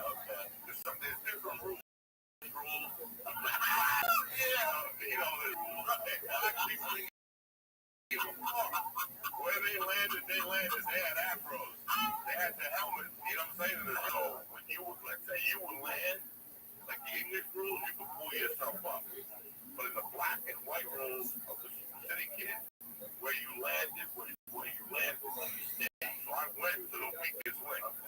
So let's say, if I was like, let's say Bird, B, Rogan, Ari, and something was playing Esther Cool. I'm just throwing that cool up. She's a tiny girl. Let's say Esther Cool was out to play. Our plan is to break Esther Cool. Yeah, I'm Esther Cool. And then, this was a 30 yard, and I didn't even try to break it, but here's the beauty that I'm top of Esther Cool. And there's a countdown. 10, 9, 8, and that's what you have to try to break them. All right, what happens if they don't break it? Right now, you're on top of Esther Cool. Everybody just grab Esther Cool. And I'm pussy right there. Everybody, like, dude, they can be Esther Cool, they can be Whitney Cummings, they all go down. Like, the girls would be, stop grab like that. We'd be fucking choking them, pulling their fucking hair. So girls are allowed to play. I know one girl's like that. Yeah, no shit.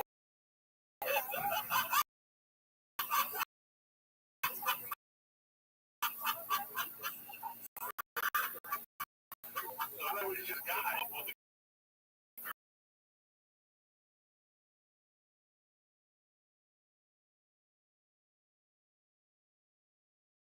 the girls go 32. Oh, yeah, girls. Dirty bitches. Doing that to me. And all of us. Why is it until the line breaks and then do it over? Well, what if the line doesn't break? What is that now? It's that. Oh, they can do it. They just went away from me with their head back. You got to lead in our touchdown. They fucking prevent us. Well, I remember that. I graduated from those street games. I did 88 street games. 148. That was a different time, man. Like, what were they doing up there? They were killing. Everybody's like, everybody was like nothing for that. Anyone like out up there, they played with the garbage cans. They just threw it at each other. The kids on 100 feet were Puerto Rican, Irish, Italian, a couple of Jews, and all of them were done. But we're talking same age range and everything. Same age range. Before I got into Santeria, my mom would send me up to my godmother's house on 148th Street, Hampton, Broadway. 20 blocks from the epicenter of the world. You're 20 blocks from home. Yeah, I was the heartbeat of New York City.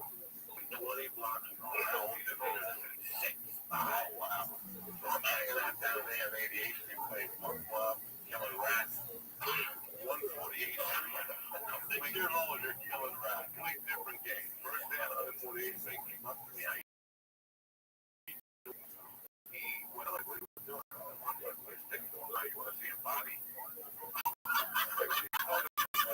a dead body. I'm like, I like these kids. They took me down on West Side Avenue, and that's some guy that was been hit by a car. This is the 70s. This is like 65. There was no CSI. If you got hit by a car, you were there for like 2 or 3 days. You saw that your first dead body. First dead body I saw. He was already had the flies on him, and then just threw plywood over him. And he was starting to stink, like from 10 feet away. Like he had just been there, maybe like he was right by the Hudson River. And we would walk down to the Hudson River. And then finally 2 days later, we went down there, it was a crime scene. Obviously, so fucking, those days we went in jobs. It's not like today that they're jogging. I feel like a jogger at Harvard Union dropped out of 170. They never find it. Today, these fucking joggers drop in looking around. And they always find bodies joggers. It's not like they find like a $20 bill. You know, the joggers don't get that $1 months. They always find some lady beat up or raped. What the fuck kind of morning is that?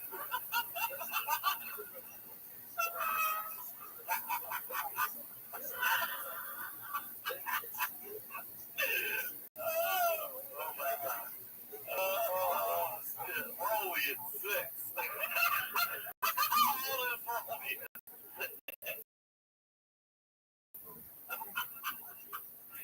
Holy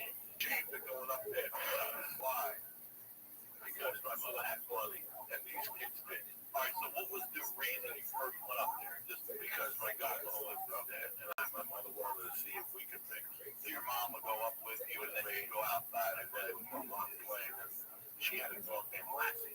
And I used to always learn the dog's mind as well. I really like going up there and playing with the fucking dog.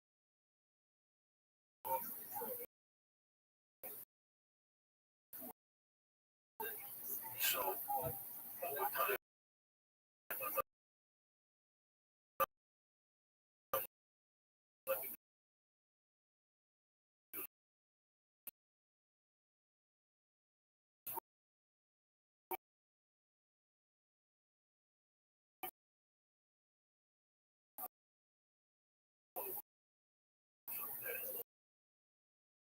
she had no one. I know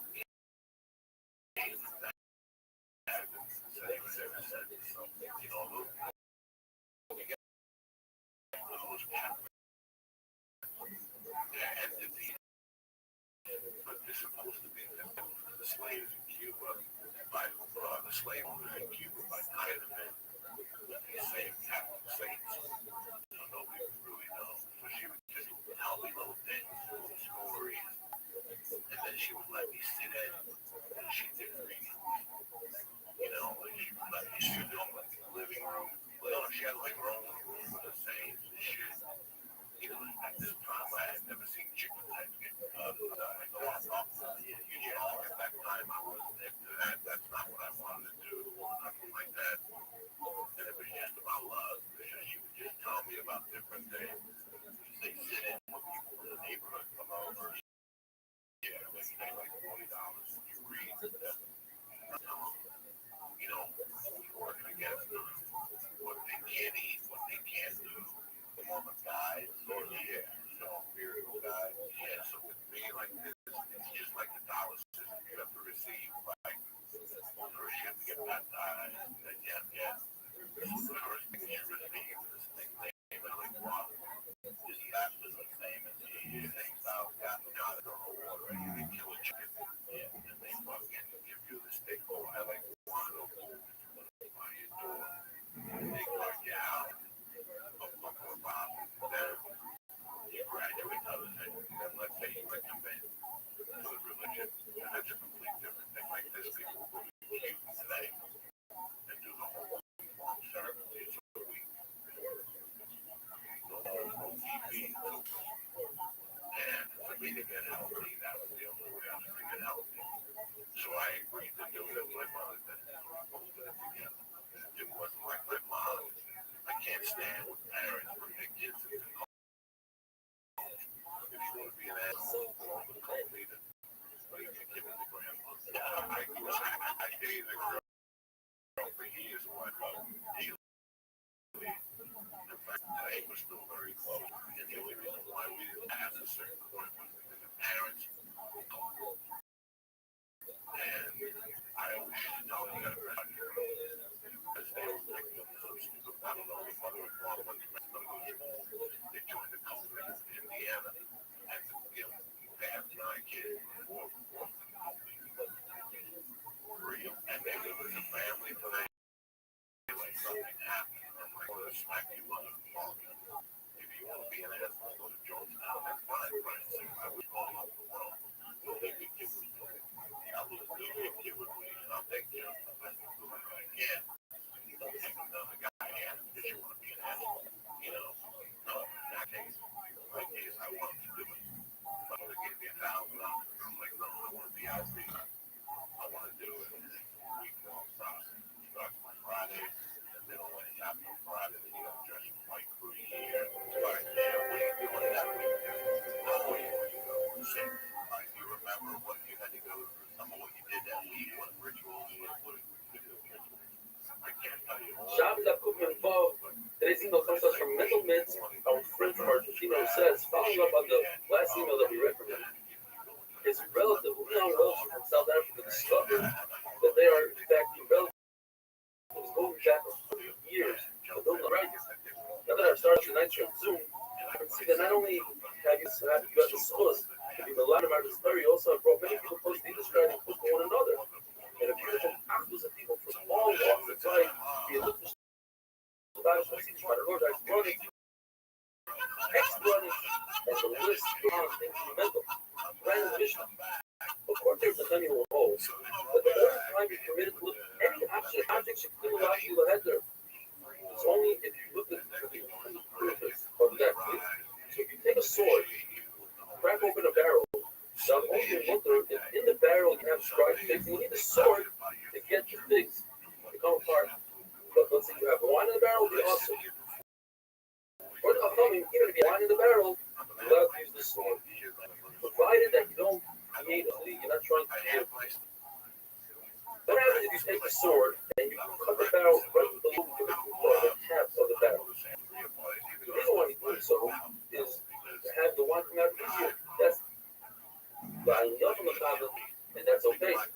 But to make a hole inside of the barrel with a spear, that's the header from the chavah. You're trying to make a random opening, that's the second one, and that's awesome. According to the Tanakama, you do not make a hole in the roof of itself, and according to Yehuda, you can. It says what the machlokes is, if you make the hole directly above, where dirt is still coming. So therefore, the Chachamim say it's not the best hole in the world, and it's still coming. But if you do the hole to the side of the roof, everybody will be us. But the machlokes is when you make the hole from the side, make the hole directly above, everybody agrees. That's okay. To make a random hole in a chumash, in a barrel, it's also the second one. To add to the hole, let's say you have a hole that's 1 inch wide and you want to make it 2 inches big. That's a machlokes. Because the issur to make a hole on Shabbos is if it goes both directions. It's a two-way street. One direction goes to the right. So the reason why they said it's supposed to make a one-way hole, where let's say a hole in the barrel is one way if you wanted to go out, is because of the chicken people confused and they thought it's only a one-directional hole. But in fact, chicken is to let the bag over out and to let new air come in. We can say that people make one hole and they don't try to enlarge it. There's no reason because the animals will come through that hole. Or on the other hand, this is how we pass it. People sometimes make a mistake. They don't measure correctly, and they realize only later on they could enlarge the hole without allowing animals to live. For the swore, if you plug the barrel in order to trap the greater aroma of the wine, so that's not a really strong plug, and therefore if you remove that plug, that's okay. But if you remove a plug that's holding the barrel together, not allowing the water to escape, that's considered as if you're opening a random hole. Now, what exactly is considered trapping the aroma, and what's considered holding the wine? The further is the trapping the aroma is above the wine level, and because the wine is at the wine level. Trapping the aromas at the wine level and trapping the wine below the wine, in other words, holding the bottom or the center. We have a very similar like this by a house. The halacha is if we're dividing the yard in front of the house, there's two houses. Depending on how many entryways to the house, that's how many 4 hours. Entryway gets 4 hours. Times the number of entryways you have. And then you divide the rest of the house. What if you have a doorway that's maybe close off a brick? So depending, if it has a frame, that's considered a doorway. And if it doesn't have a frame, then it's complete closure, and we don't count it. It's very similar to our love over here. It's complete closure, that is not considered an opening. If you open it, it's as if you created a brand new opening, same level of life. You have a dead person in the house. Close off the door. If it's completely closed with a frame, then everything around the house, 4 hours is the halacha. If you go there, then you don't have those 4 hours. According to everybody, they can the straw that comes out of the falls out. According to everybody, if you don't have a spigot, you're not creating a new one. Well, like it says, if you already have the spigot cut the side, it doesn't fit perfectly. Are you allowed to fit it perfectly? Or replace it that perhaps you cut a brand new one? Or not? Congealed oil. As it says, you're not allowed to smooth that wax. What about congealed oil? According to Rothschild also, you have to consider using wax. And Rav Shmuel says, Rav Yosef the Rebbe, you yourself told us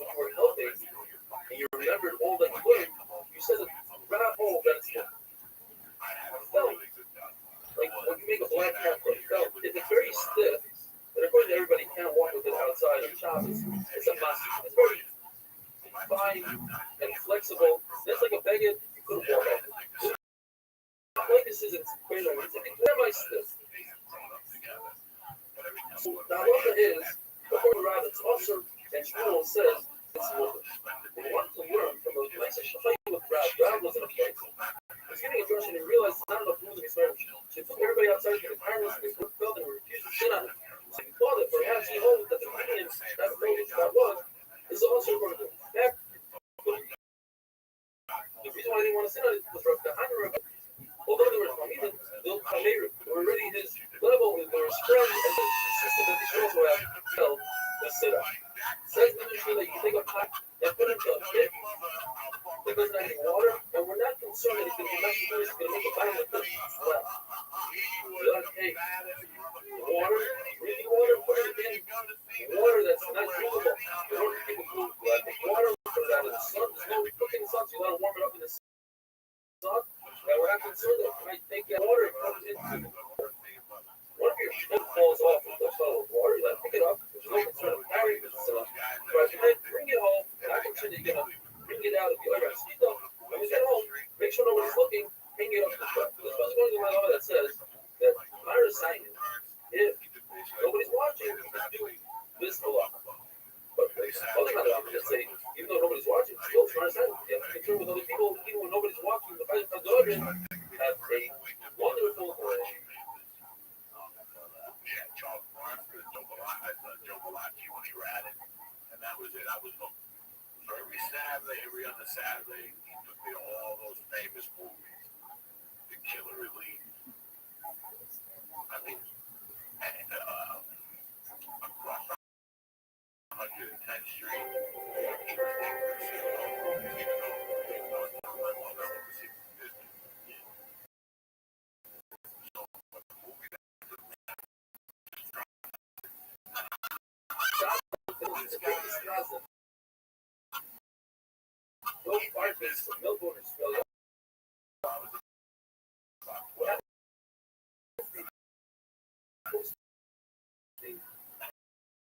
One of the locations of a worldwide shops in Melbourne. And it said this theater was a very stylish book. We had a sit on the floor of the shore, and a seesaw was there. Last time they told me, like, I'm not out with something like that. There was a big glass, whatever the thing is, take up the dust. The guy is after this is very bad. What was the story? Girl, walking in, walking potato, shaking up the dust. What's going on here?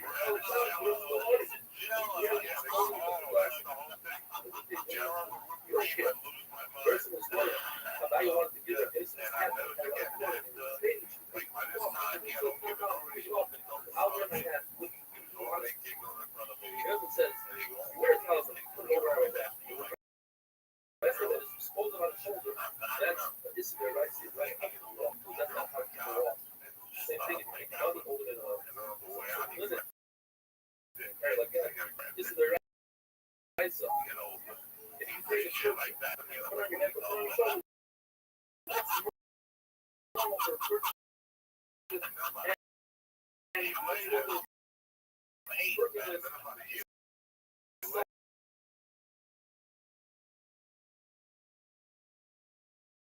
around with description, like it was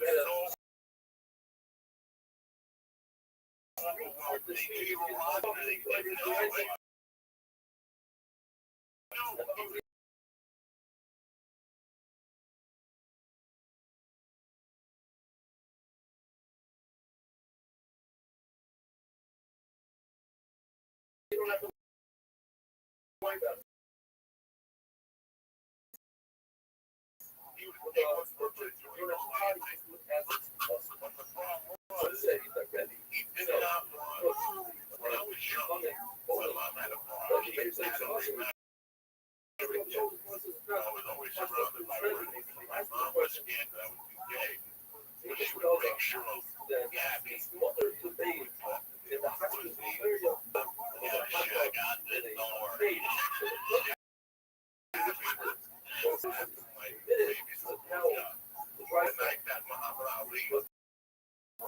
range. See if they can pull up the tape. When that says Muhammad Ali raised his first time, Gabby gave money. Gabby ever got money with that gift is given one. Give us one more. We're talking about a blowjob. So I was 8 years old, 71. I was 8 years old. My birthday. You got it. There you go. That's my goddamn birthday. There we go. Muhammad Ali. I had what you wanted.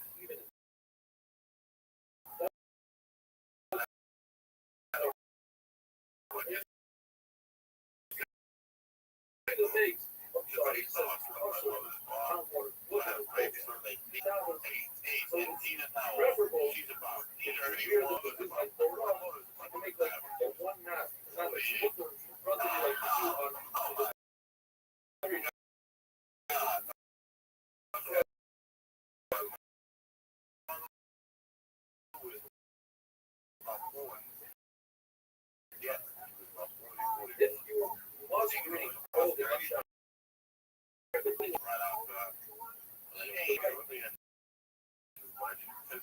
My godfather told me that. I think that's how he would be. It's going to be great. You know, I'm like, you have Tina? I go, where do I go? Tina. I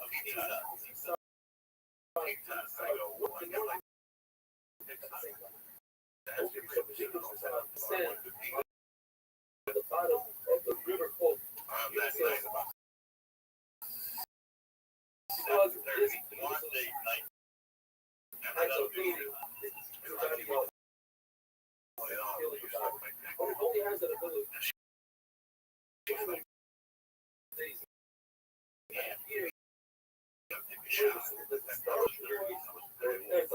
showers every day.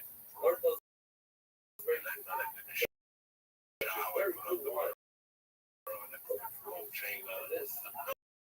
That's a corner of the bed.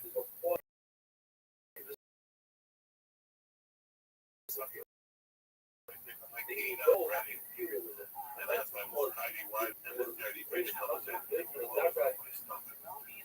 She goes back to blowjob. She won't do it. That's not blowjob. I thought people were going to get hurt. She come off my mother. She's better. The young kid. Don't scrape your skin with the direct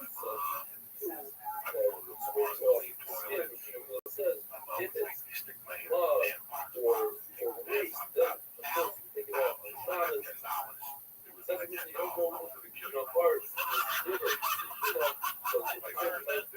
Charity in my world. I don't know, like, on the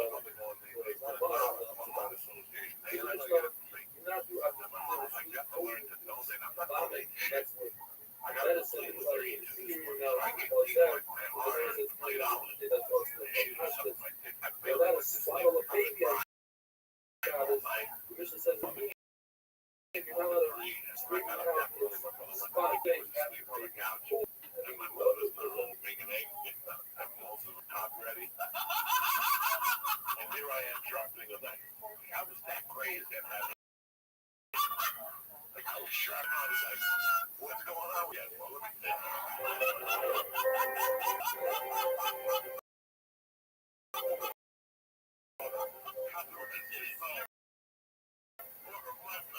She probably did a gram of blow the night before, dirty. Damn. And smoking a cigarette. She's like, what's going on? I go, listen. I go, bring out even and that's our meat now. I can put my beat down and she was sucking on my $20. And we're like, my mother for like a fucking loop. But she's like, come again? Yeah, I can't hear it. I gave Pete $1 to suck my dick last night. And she didn't do it. I want my $20 back. And I'll never forget my mother just smoking that dick and looking at me going, like, she was just not that worried. And she goes, can I ask you a question? I go, what? She goes, there's a woman that hang out at my bar. And they get $100, maybe $50 for a blowjob. What? He just sucked your little dick for $20. And I'm like, listen, I don't know what the fuck it fucking stock market or the stock value is. All I know is all my $20, I'm gonna stab this bitch. I was shocked because I'm dead serious. I remember I was ready to kill him. Like, this is March 9th, March 91.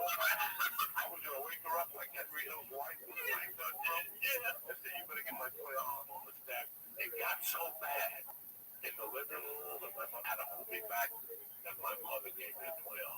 Tina just wouldn't give it up. Tina would not give it up. I didn't talk to Tina for months after that. I hit her in the head with a shoe on. I'll see you later. Because she wouldn't let me watch Hawaii 5-0. Hawaii 5-0 was on. She told me how to go to bed. And I had one of those shoe ones on a string. I just blasted her on the fucking head with it. And that was the end of the Tina fucking babysitting. It's crazy how my godfather took me to see Dirty Harry. We were sitting at Dad's steakhouse. And at the end, he goes, open your hands. And I go, what are you talking about? He goes, open your hands, open the table. And he put a 44 Magnum in my hand. 44? An 8-year-old man? He goes, this is the same gun. This is the same gun that police would have in there. He'll blow your fucking head off.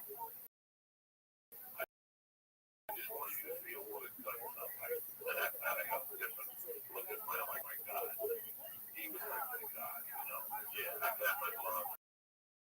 My mom remarried. My mom remarried before all this shit happened. Like, my mom got married 50 years ago, 3 days ago. People would jerk off my love. It wasn't even the moon. You could tell it was stand up Barbara. That wasn't even the moon. And I'm not even a conspiracy theory. There's no way that was the moon. That looked like Yankee Stadium. On the floor.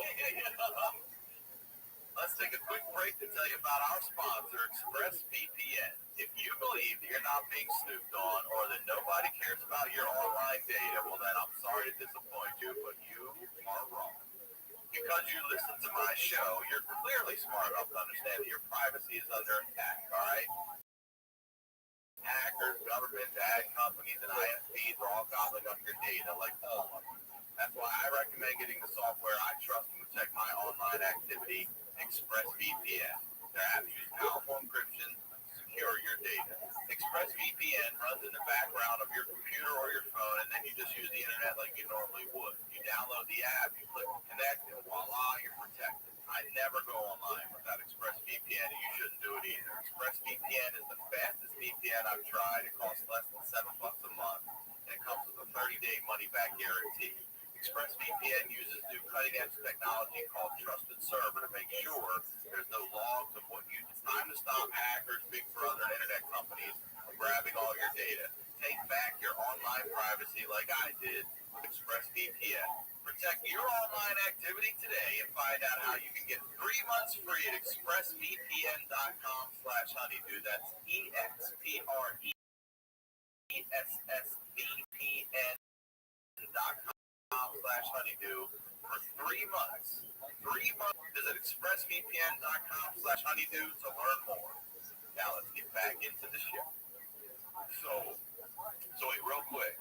Your mom remarried. Do you get close with her new husband? Is he a stepfather or is he her second husband? Or, how do you look at that? That's got to be. He was a big time bootlegger. And I met him while he was doing time in Sing Sing.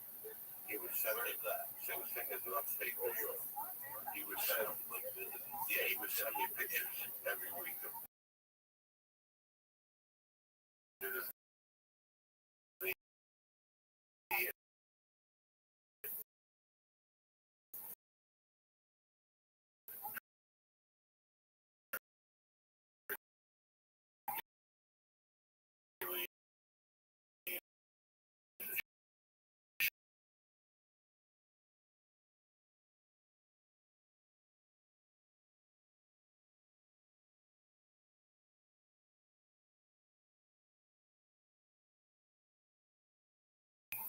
my mom was like, what do you think? I got out, he was dating my mother, but he was in the halfway house. So he would only come a little bit busy. He had to go back there. At that age, yes, was. He taught me how to marry, how to take showers, how to be a man, how to hire, and how to color coordinate. So it was just a great all-around guy. My mother was married, and they got married on July 11th, 1969. So I was 6. And he was a great dad. He never laid a hand on me. He would make me kneel on beans. I think if I did something wrong, oh really, I would have to kneel on beans and stare at the wall. That was all human punishment. He would make me write in Spanish. I will not yell at my mother. I will not talk back to the teacher. Respect for your mom. Yeah, that's your mom. At that time, yes. At that time, everything was great. And he was just here. I got into karate. I used to get beat up. I used to get to a fight like 3 times a week with the Haitian. There was a kid on my block who was a Haitian kid. He used to come along, all that shit. He was brooding. So we just called him Rudy the Haitian. When I was in this first grade of kindergarten, I played hooky in the first grade. I was telling people Simone yesterday. The first grade, my mom, the first grade didn't want to see you in kindergarten. So I would leave the first grade and go buy a hot dog. Where you just outside the school, you made it right. PS 166. You would play St. Nicholas or something else. Correct me if anybody's was a hot dog behind the corner. So I would eat hot dogs. I felt that the more hot dogs I ate, the more American I became. So I would eat hot dogs. One day they called me and say, no, I'm going to leave the door. And I didn't give a fuck. So now I knew if they had background protectors. This is a true story. So they had one beef. They had one beef piece. And I loved their roast beef with lettuce and tomato and fucking bacon oil with mayo. And one day I walked in and he asked me up to chew it all. They go, just supposed to be in school in the house, but I knew that my mother was asleep. My mother was getting a little so I didn't have none of the door. I knocked on the neighbor's door because I knew the neighbor was at work. So I said, I told you, you gotta go, you need to go back to school. This is a true story, guys. You believe me? And I go, I'm hungry. And he goes, I can eat.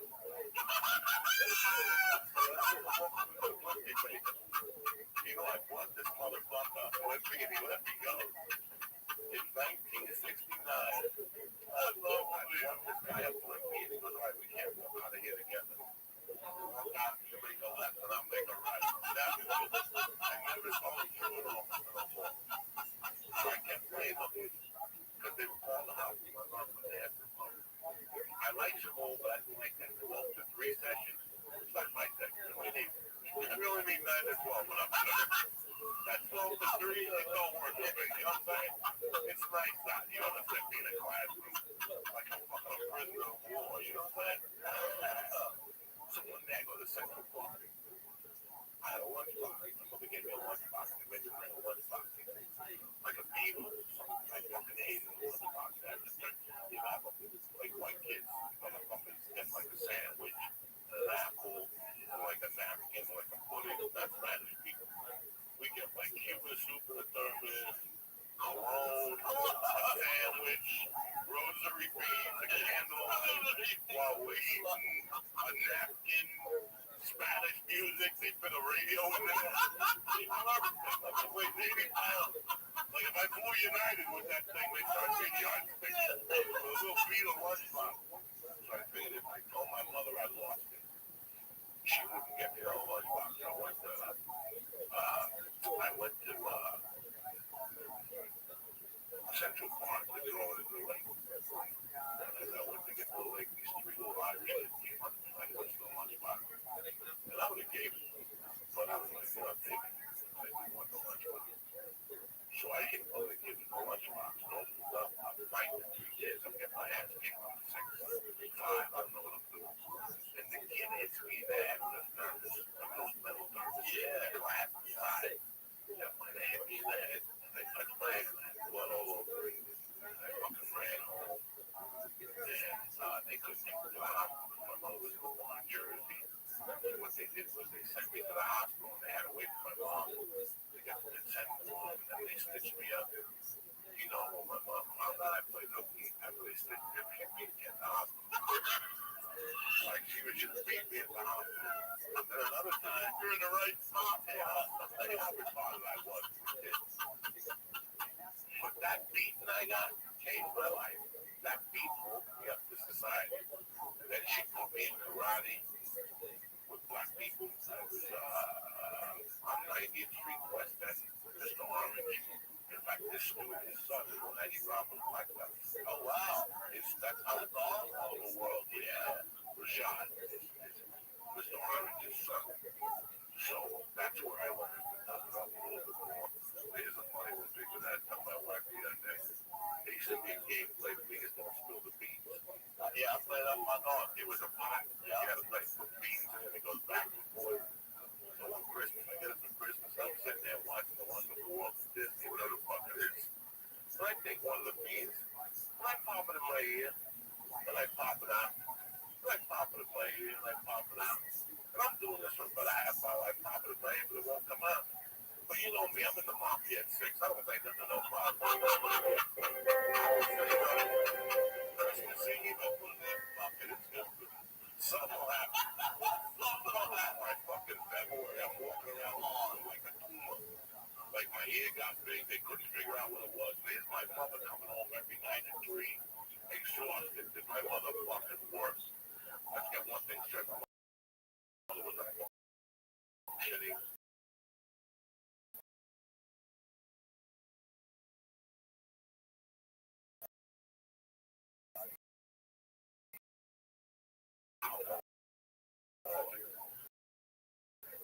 Most people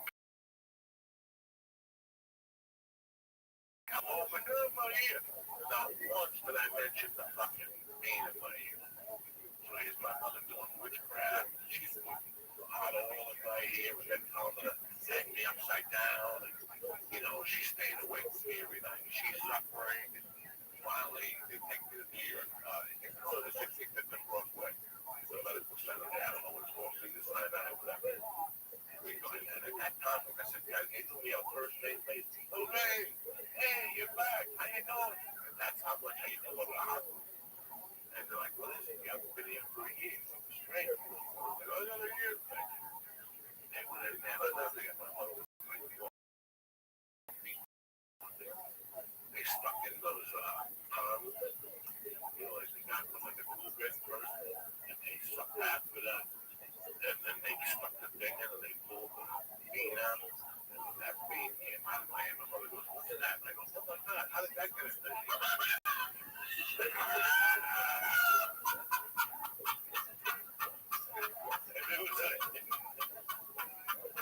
it was a wooden bean. Yeah, I know exactly what it is. And a bunch of earwax came out. Oh my God.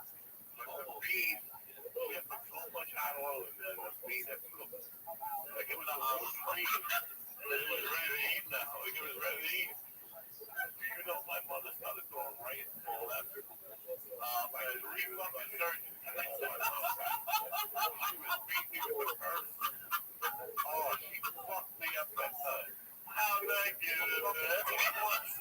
I've been fucking staying up 24 hours a day. Oh, God, thinking you have cancer or brain tumor or anything.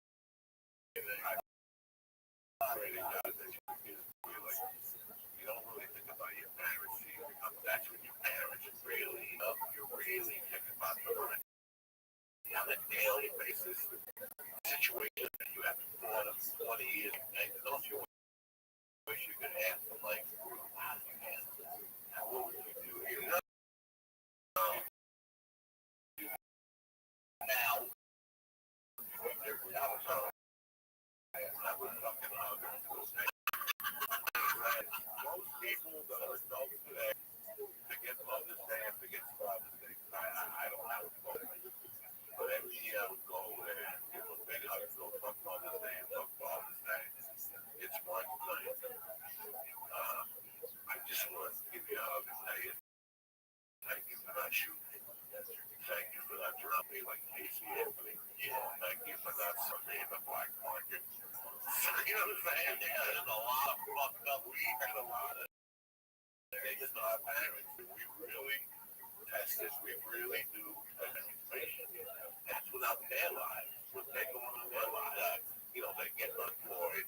Their boss is on their ass because they're not selling enough encyclopedias. Or, it's so weird that if your parents are alive today, you take anything from this podcast, once a year, man.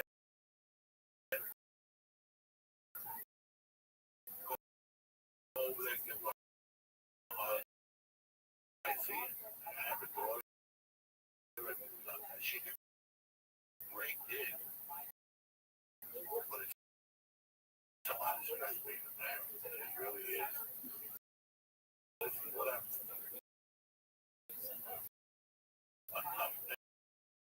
You have a child, So, what age now things really start to like when you start getting what age would you say you're street? 7 to 8 is the same.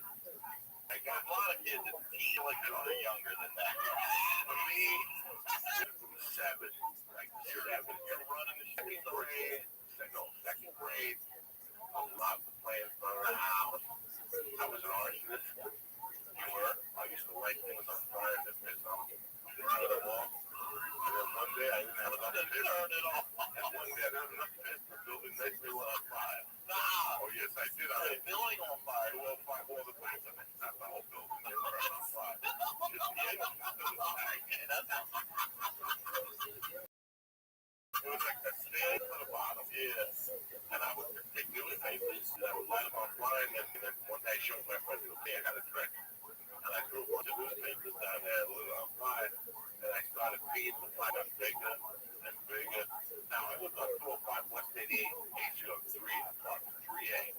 And I didn't have my living room had a view of 88th Street, Broadway.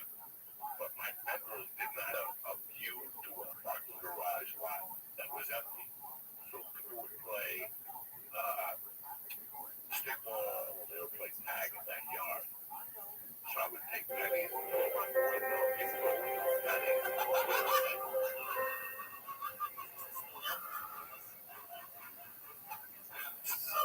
I was terror. Some days I would throw eggs. Some days I would throw pennies.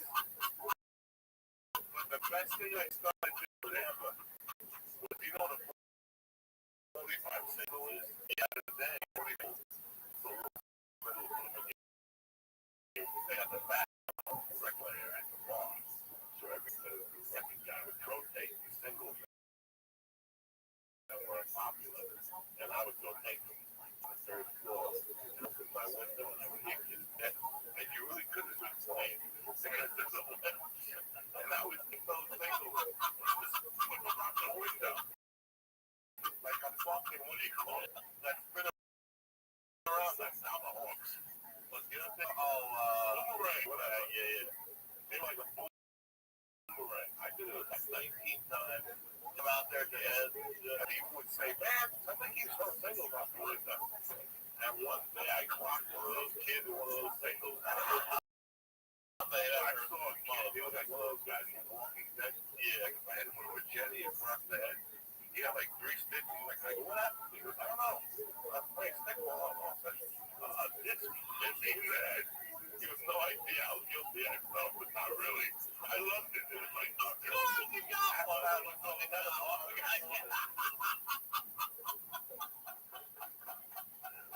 Oh my God.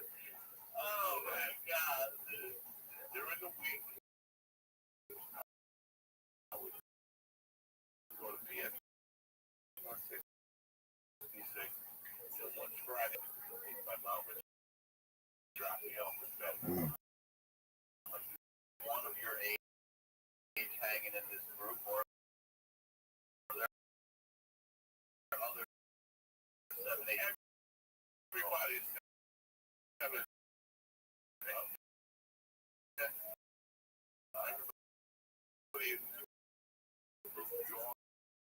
to each other. About 5 and they fixed 8.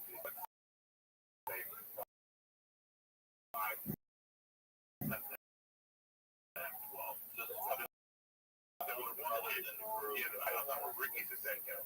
But he had an older brother called Nelson was a dead guy. He had an older sister called Nancy's a dead guy. For a band called Go Right Up the Stage. And they were on Saturday. They were on the midnight special when I was a kid. And they lived on 147 people in one bedroom. No air conditioning, fans, kids sleeping all over the floor. So I always took care of those kids who wanted to take care of themselves. Like Halloween, for example. That was the best Halloween. You know, like where I live on 88th Street, the fags, you know, when all the faggies they walk up the stairs and you knock on people's door, they refuse to do that. They shut down business. And six of us were walking through a big window in the creek. If that motherfucker didn't put a quarter in each of our baskets, like we're gonna come here.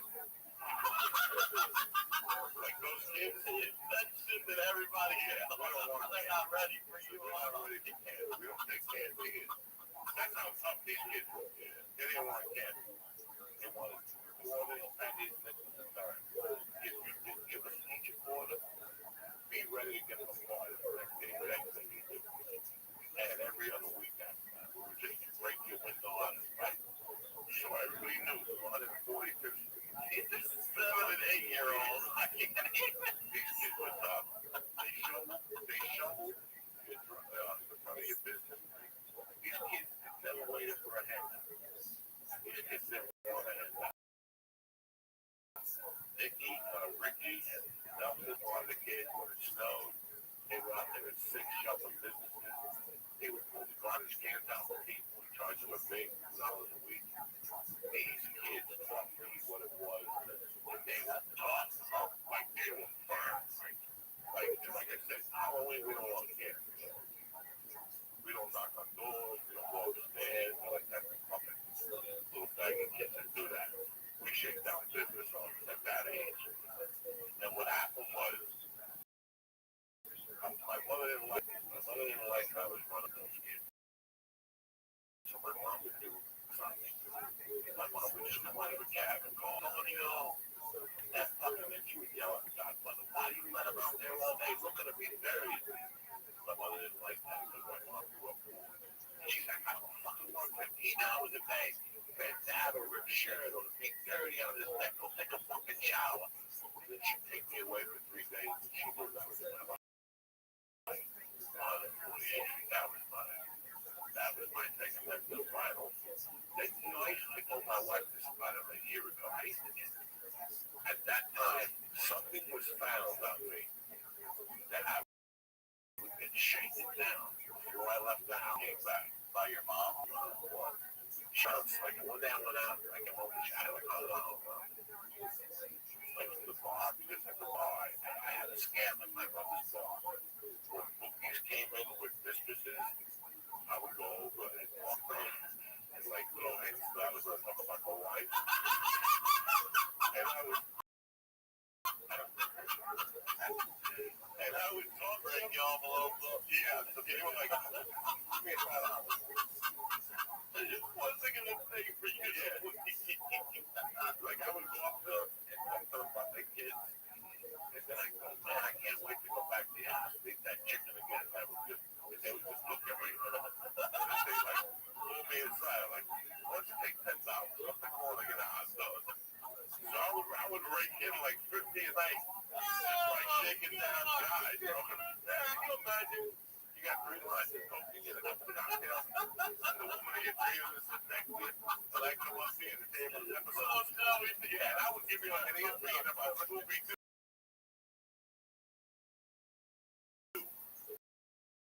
Like this.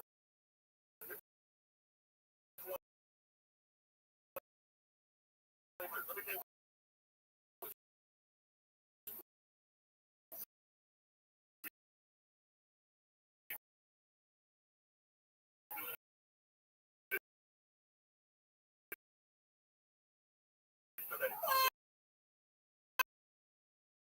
They keep sitting there like, why do I? What's it gonna take to get ready? Maybe $4. And she goes, that's it. So she would make me put money in the bank every week. And I was only allowed to leave the house for $10. But I swear to God, I should be embarrassed about knowing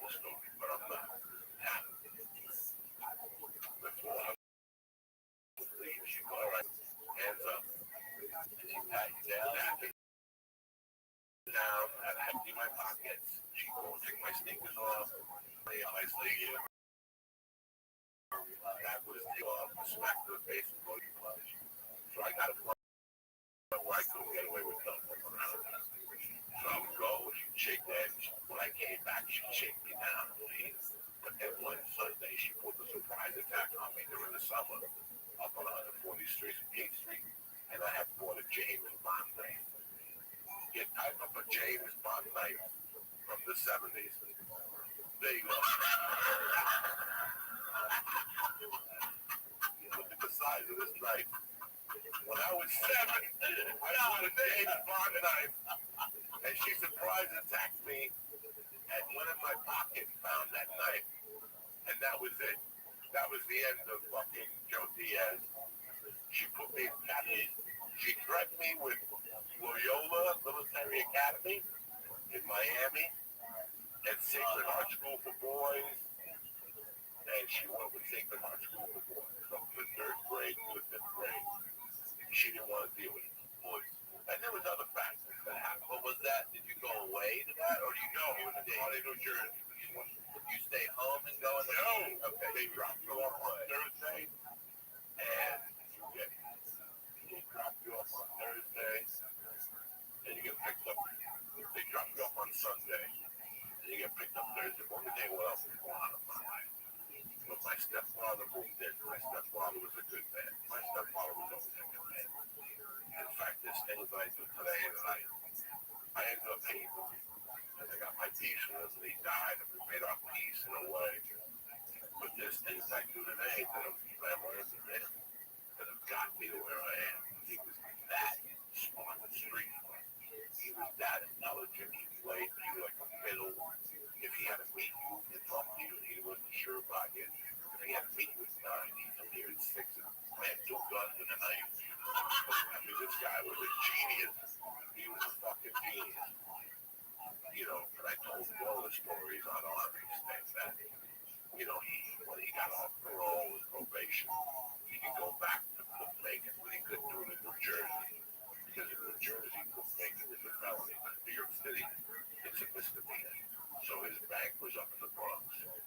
The tracks closed in 2. Like, you know the number for the day by 2. After you add up and pay everybody, you pretty much go home by 3:15. And one day I was coming home with him. And this is my first view of Headland, who had a light. And he saw a guy in the door. And he beat the guy. He was all like that dog. The guy was fucking your mind, your business. He didn't pull the car off. He just put it in the car and got out in the street, out of the street, the Bronx. And just proceeded to throw a beat on this guy. Like, I mean, broke his fucking face, kicked him against this you're Cuban. That part, you dedicate your life to St. Lazarus. So you can't mess with dogs. You dedicate their lives to St. Lazarus, Cuba. Like the Michael Vick got sentenced. There was a lot of prisons he didn't go to. Because there was Alabama Cubans there. They'll kill you, they'll kill you. Really? You don't know what's going about the dog? It's St. Lazarus. It's the patron saint of Cuba. St. Lazarus, the patron saint of Cuba. His birthday is December 17th.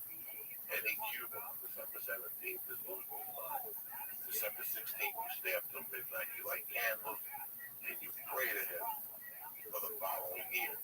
But everything works out. So he's big in Cuba. So you have to, like, my mother hated dogs. But if my mother saw a dog, she would have to get food. Like, you know, I got puppies when I was a kid once. My mother would go, get these fucking dogs away from me. And I'd wake up in the middle of the night and the dog would be liquor. And then she would go get balls. Butchery. Get the gravy out of the bone. She would pour all this food. No matter how much my mom hated dogs, her DNA told her her genes. It's deep in your human genes. But to make a long story short, they grew a beat on that guy. So you're just in the car wash. Yeah. And I never said nothing to my mother. And I was like, this is too much to be true. Then about 6 months later, me and my mom were going to a bet game. And my mom gave the cab driver 10%. Take me to the bet game. The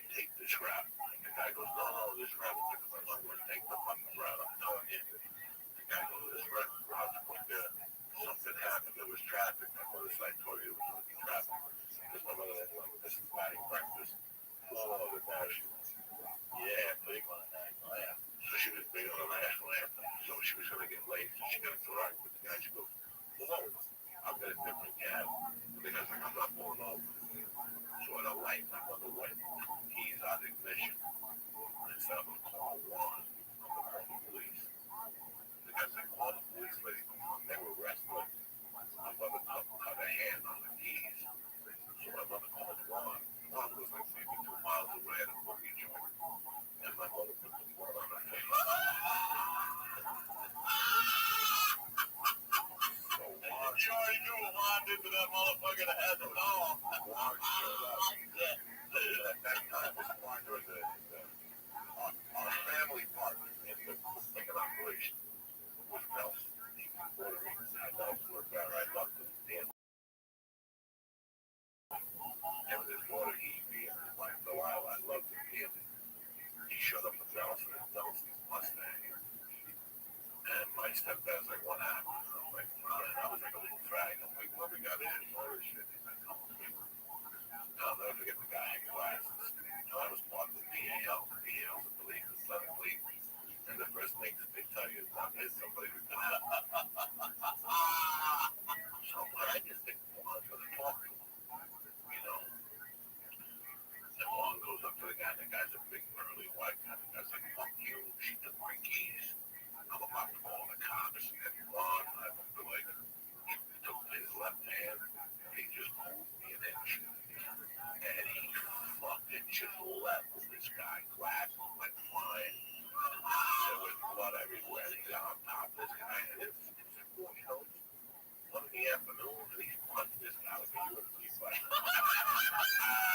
And in those days, that was New York City, dog. Where people didn't say nothing. Nobody even stopped.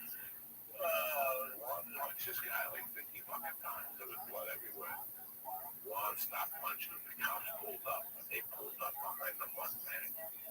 They couldn't really see the guy. And this is the funniest story ever. Juan was slick.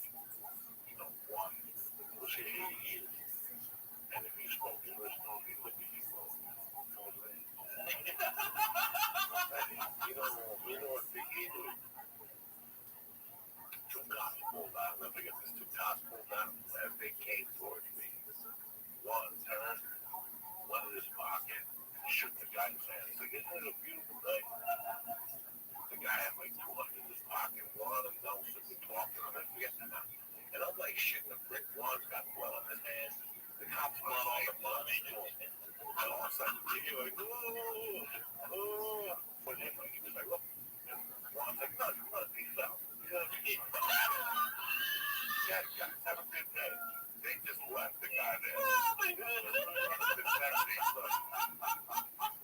They just left the guy there. Like, they didn't call the ambulance. Nothing. They're like, everything's cool. Nobody said nothing. They didn't even call.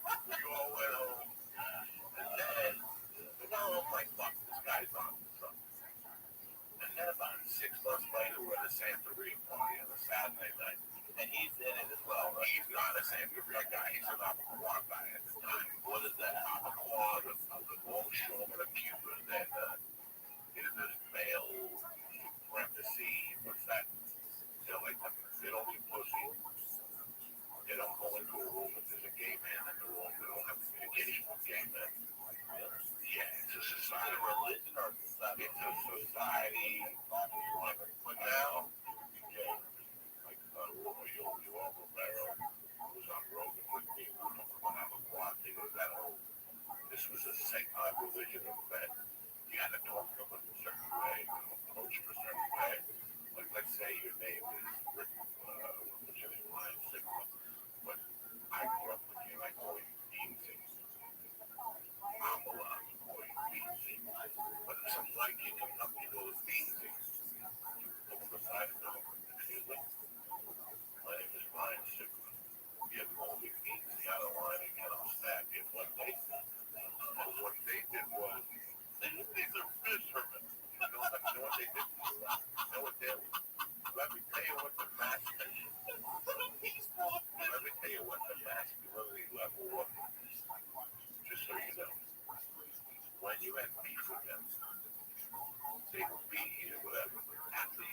got finished with you, they flip you over, they pull your pants down, and they slice your ass cheek.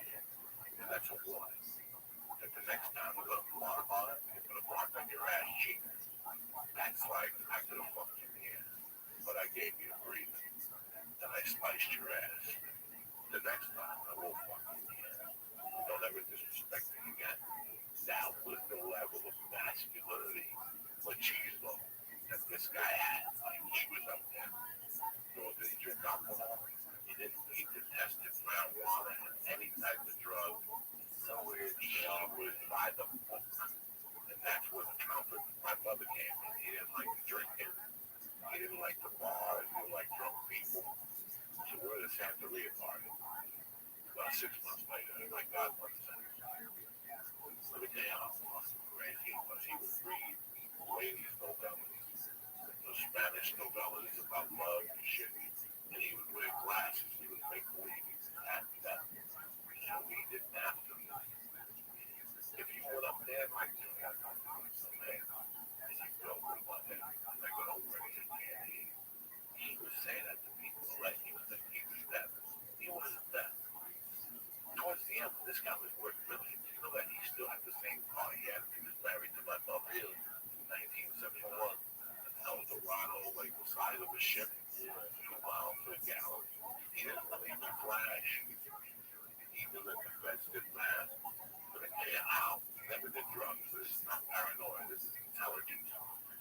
He was such a good bookmaker that he would not speak in a room where there was a phone on him. He didn't understand. He said they stole his. He would talk to you outside, very cautious, very smart. Took that pitch in 1966. Never took a pitch again. Took a pitch and shoot the guy. He got away with it. After my mother died, somebody tried to jump. He took the guy's gun and shot him at like 55. He shot both kids. They really got to another few later. He always stayed out of prison. How long was he when he did this bid? When I was a kid, whatever, I don't know how many years, yeah, 2 years. That was the bookmaker. That was half. And then, so it's a summer night. Like it's like a July. There's a party in my godmother's one on 48th Street. And there's a guy there named Nico. Picalillo. His name is Nico, and his last name was his street name was Picalillo. Picalillo was a Cuban dish, chopped meat with raisins, olives, and little fried potatoes. Just not a lot of raisins, just enough raisins to throw off the meat. It's delicious. He ate it so much, he just called him Picalillo. But the guy was a real jerk. He was married to this guy. His name was Santa, who was a real sweetheart of the lady. Like he had a bar on 143rd and Broadway, or Nico's. So for some reason, my stepdad had a reputation of Cuba. He had 4 brothers. They were called Forwards. Again, you couldn't call him Forwards to his face, right? Yeah, I think they called his name was Juanito Pablovian. That's 4 guys. That was his street name. You did not call him that. You either called him Juanito, if you called him Pabloviento, if you weren't minded of the you're going to get an injury or a smack or a gun put in the head. You never knew what situation it was. So this time I had seen guns from my godfather. I had seen guns at my mother's bar, whatever. But I had never seen a law with a weapon. I knew he carried a knife, a straight razor. He didn't carry a knife. Those Cubans carry straight razors. That little flip over wasn't shit, which that shit does a lot of damage. So we're at the Santeria party. Nico Picalillo has a couple cocktails. The party was still a little over there playing the conga drum and killing the chickens. And there's a hallway. There's a long hallway. There's a kitchen. And then in the back there's 2 bedrooms. In the middle there, my godmother was a superintendent of 3 buildings. So she had a pad behind the kitchen to go to all 3 buildings. That's about 3. That's about, let's say, 1 in the morning. It's me, my mother, and my godmother are talking in the kitchen. One is standing by the doorway, little baggy glasses on, reading a novel. Pretending he's deaf. And Nico walks back there with like half a bag.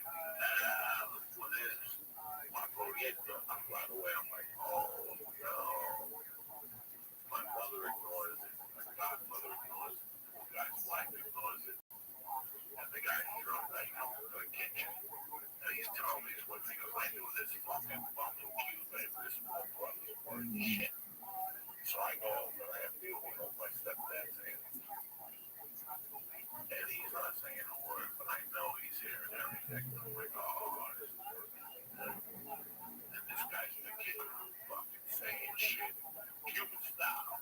You know, like real big when she's going. This guy would have sucked my dick in Cuba. I would have done it in Cuba and all this shit. And finally, I see my stepdad take my glass, bro. He goes, what's this fucking guy saying? I'm like, nothing. I was like a little faggy kid. I'm like, nothing. He's just talking about the weather.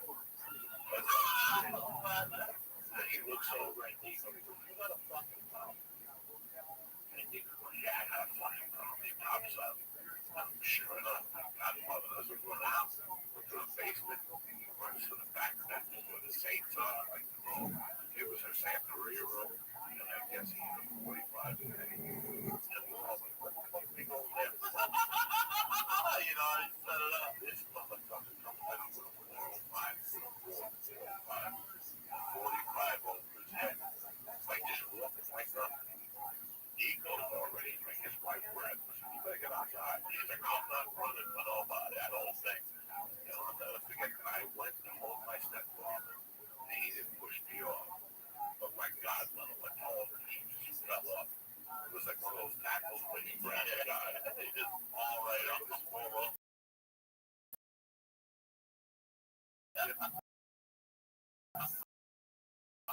She was fell off. And this idiot, it was on 48th Street.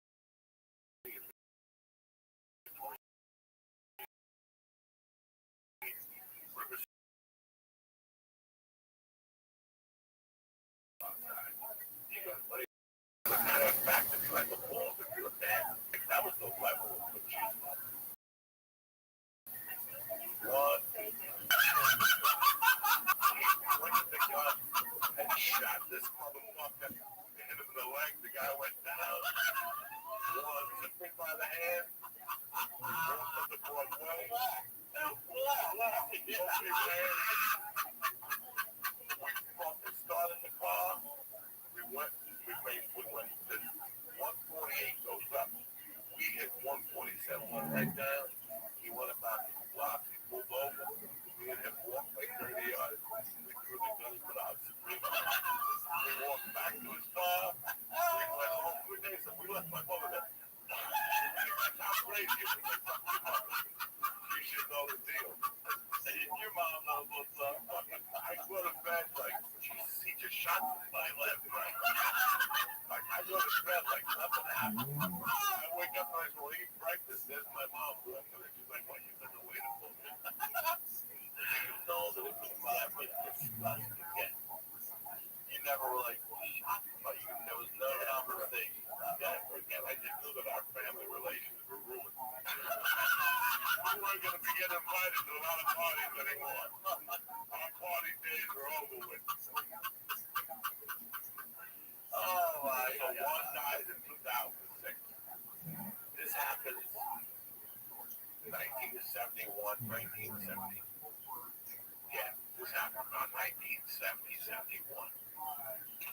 And I think by my mom seeing that, my reaction and everything, I think my mom knew it was time was the 9th incident and the one incident. My mom knew that it was time to be there. I think that my mom had a position for me. And that's why it was like a battle. She wasn't going to do that. So she gave me what my mom did. But here's the interesting thing about Ron. We never discussed it. Like it was discussed around it, but it was never discussed with Ron. My mother dies. Oh, you other people will be like, Ron never called them. My mother dies. I go to prison. You know, thousands of fucking things happen in our lives, you know. And him and I reconnect in like, I don't know when the Sopranos got on the air. Him and I reconnect like in 90. Oh, when I went to analyze that, he gave me the ring. He gave me a good look ring, and I analyzed that. And I wear that ring in every movie I do now. I respect that. Even though he robbed me. Ron gave me that. I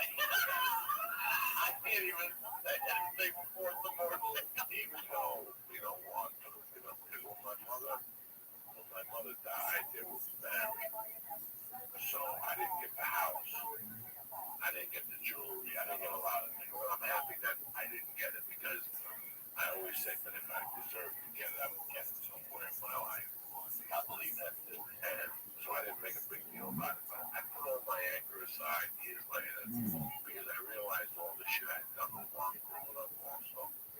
And we always were friends. And whenever I would go to Jersey, I would always go to my buddy Chrissy Fish and I would get a box of shrimp from him. I'd bring it over to Juan made. Juan would make this great dish called camarón enchilado. It's like a Cajun style shrimp. This red sauce with peas in it. And you put it on white rice. Those fried hard bananas. And I would go over there around 5. He had remarried. They were very nice. She was very nice. They would, he would cook this for me. I would eat, we would talk, and I'd give him a hug. He'd ask me if I needed money, and he'd talk like $15. He'd go to a whole block. He would carry a wallet. He'd go to a thing. He had 3 inches of money. He was so cheap. He'd just go to 115. They give me like a 10.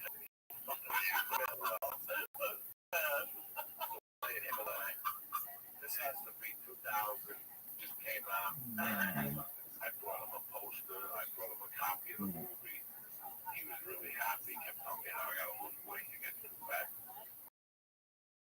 And then I'll never forget that we're sitting there. Like, all right, I gotta go. I turned there. I'm like, wait, can I ask you a question? He goes, what? How many times you shot Nico Picadillo and other police? He goes, how long you know? That's how old school he was. And when he died, I couldn't go to wait that week. I was shooting something, but I had to go to Jersey the following week. And I went to see her just in case she was going to give me money. She didn't give me shit. No jewelry, no nothing. But the funny story is, when I used to come home from Catholic school, I would always, I would sleep in the house Friday and Saturdays. And one Saturday night, there was something was being done to my room, the air conditioner. So I just sleep in the attic, and I went to him, and I go, I gotta tell you something, I'm scared. I'm sleeping in the attic. He goes, no worries. He went back to the attic, and he had a small gun with a sound screen. He goes, he knows you. He goes, we're good now, obviously. Because I'm up all night shooting at the air. So after he dies, I finish eating. His wife says, come over, and I give her a hug. She apologized. And, I thought she was going to say, he left the jewelry, he left some money. She goes, before you go, I wanted free to go in the room and see what he had there. He was on board. He had everything. After that, he was dropped on the street. He saw TV. He really was on there. Oh, really? Yeah, he really was on. He became really a loan shark. He was very, very good loan shark. And he got into it with a bookie bank. So he fell behind. He was a loan shark. He made great money over the years. But he was such a stomach that he lived in a fucking building but had no elevator. And he walked lights every day at 70, whatever he was. He was in great shape. Towards the end, I saw a lot of shirts because he had his shoulder was missing. Shot in the flash. I think he had his bar. They tied him up in Cuba with wire, and they squeezed it. And he had a scar all the way up, and it was cheap stitches. You could still see the hole. Because I was a kid, I would look at the guy and go, Jesus Christ, what type of life did he have? But I wanted that hole, and I was just going through boxes. That was just dark. At the bottom of the box was the gun with the sound that he had off his hands and building. So I unscrewed the sounds, I took the gun, and I still got it. It's buried in Hollywood just in case. Everybody gives me a hard time. Well, listen, brother, I know we got to get you out of here. This is what I plan to do. We did childhood today. Next time you come back, we're going to do pre-teen. We're going to get you all the way through your years, brother. Thank you for being here. Will you please, whatever you want to promote, your I got the August 9th at Lincoln Theater in DC. I got September 13th and 14th, the 13th in Dallas, the 14th in San Antonio. I got just Ryan Stickler. Thank you. Thank you for being here. I gotta give credit to Ryan. He's been calling me since he started the podcast, and I've just been busy. But I haven't done a podcast. This was the first one. I get my word. So thank you very much. I love it. I love you too. I'm Ryan Stickler on social media, RyanStickler.com. We'll talk to y'all next week.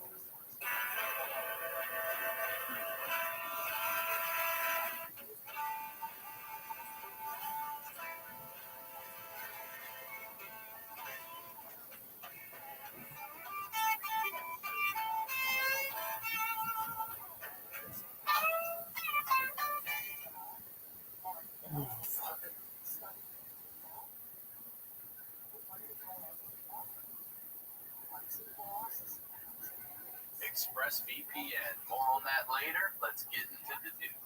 We're watching The Honeydew with Ryan Stickler at your mom's house.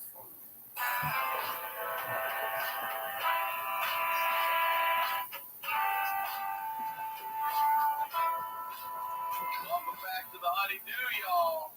We're over here doing it up at Studio G's at your mom's house. I'm your host, Ryan Stickler. I'm on social media at Ryan Stickler, RyanStickler.com.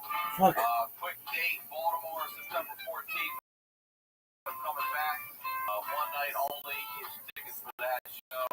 Any in-town dates on my website is all for you to check out.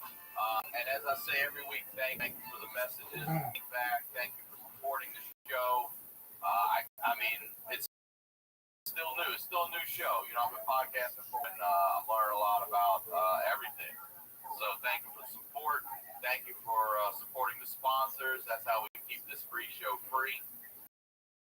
And anything you want to know about the show is thehoneydewpodcast.com. Go there. That's where you follow me to email, all that merch. And we've got some new merch coming up pretty soon, too, as well. And very excited for this episode here today. Somebody I've been wanting to have on for a minute. As he said, we're family.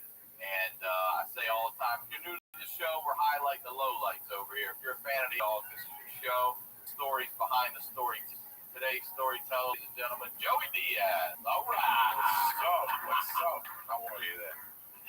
Listen, I have to say something. You just did a quick jump. I've been watching this video of you when the Star Spangled Banner comes on, and you have your head down. When that shit kicks on, you jump so hard. It makes that just out of the game makes me laugh. You know the video I'm talking I love the Star Spangled Oh, you jumped up so quick. I love it.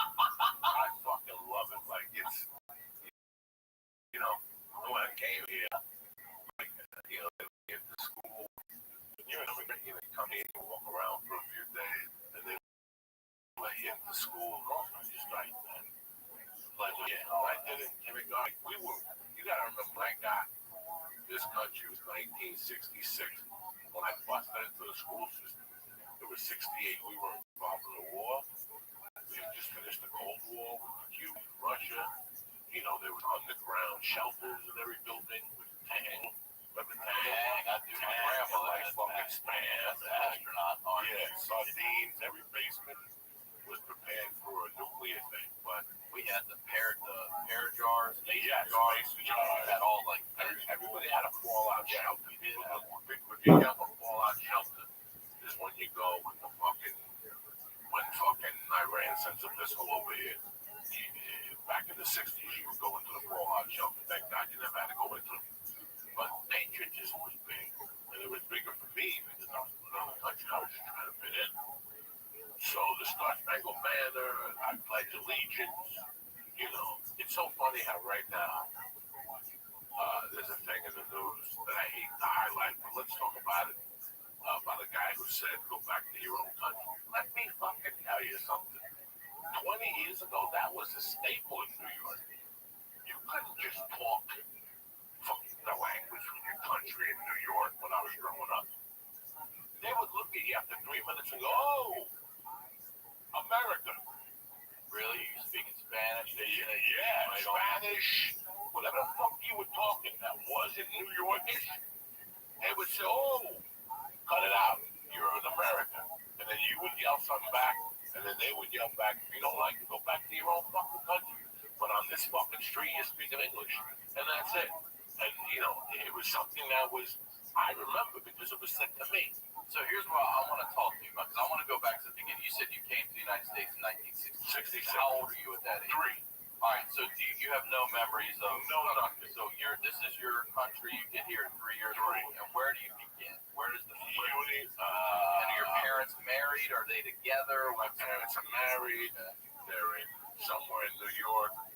I remember waking up in a house in Union City, a block and a half from my mother's house, across from the school called either Robert Waters or something. Tragedy struck. My father died. How? Heart attack at the bar. How? 37. Ooh. So my mom didn't like the Jersey house. She didn't want somebody die. She moved. Well, how old were you when you died? 3. Okay, so it happened. All this is happening just Right. to get 3. So then we go to 89th Street and Riverside Drive. just you and your mom. Just me and my mom.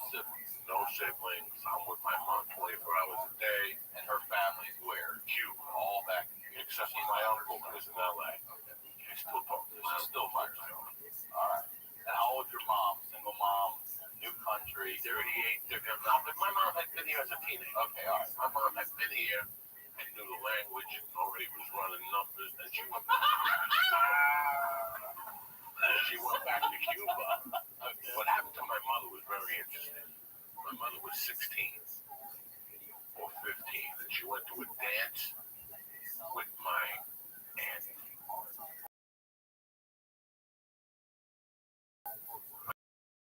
Like a high school dance. And somewhere along the dance, my mom noticed that his sister was outside yelling for Rosita, and she found a guy raping Rosita. Wow. My mom took a glass, broke it, and stabbed her. Wait, so they literally took her, My family, your whole put whatever pennies they had, as poor as they were, out where? New York City.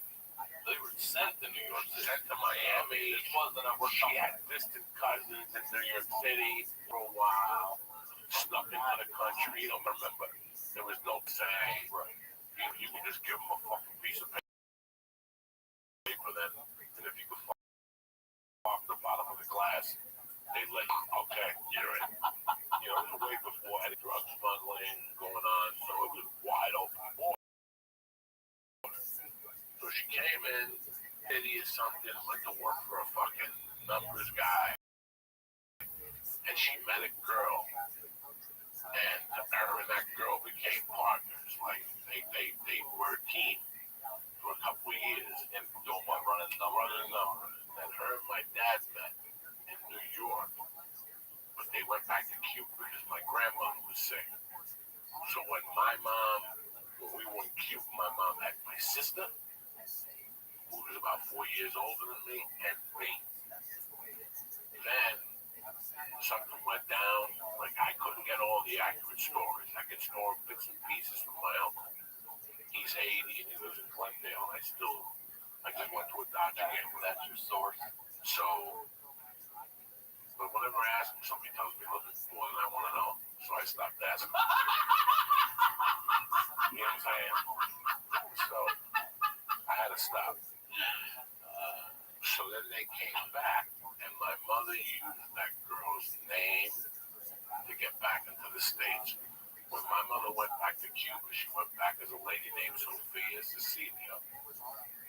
She was a Puerto Rican woman. That was the mother of the girl my mom hung out with. Okay, so then my mom came back.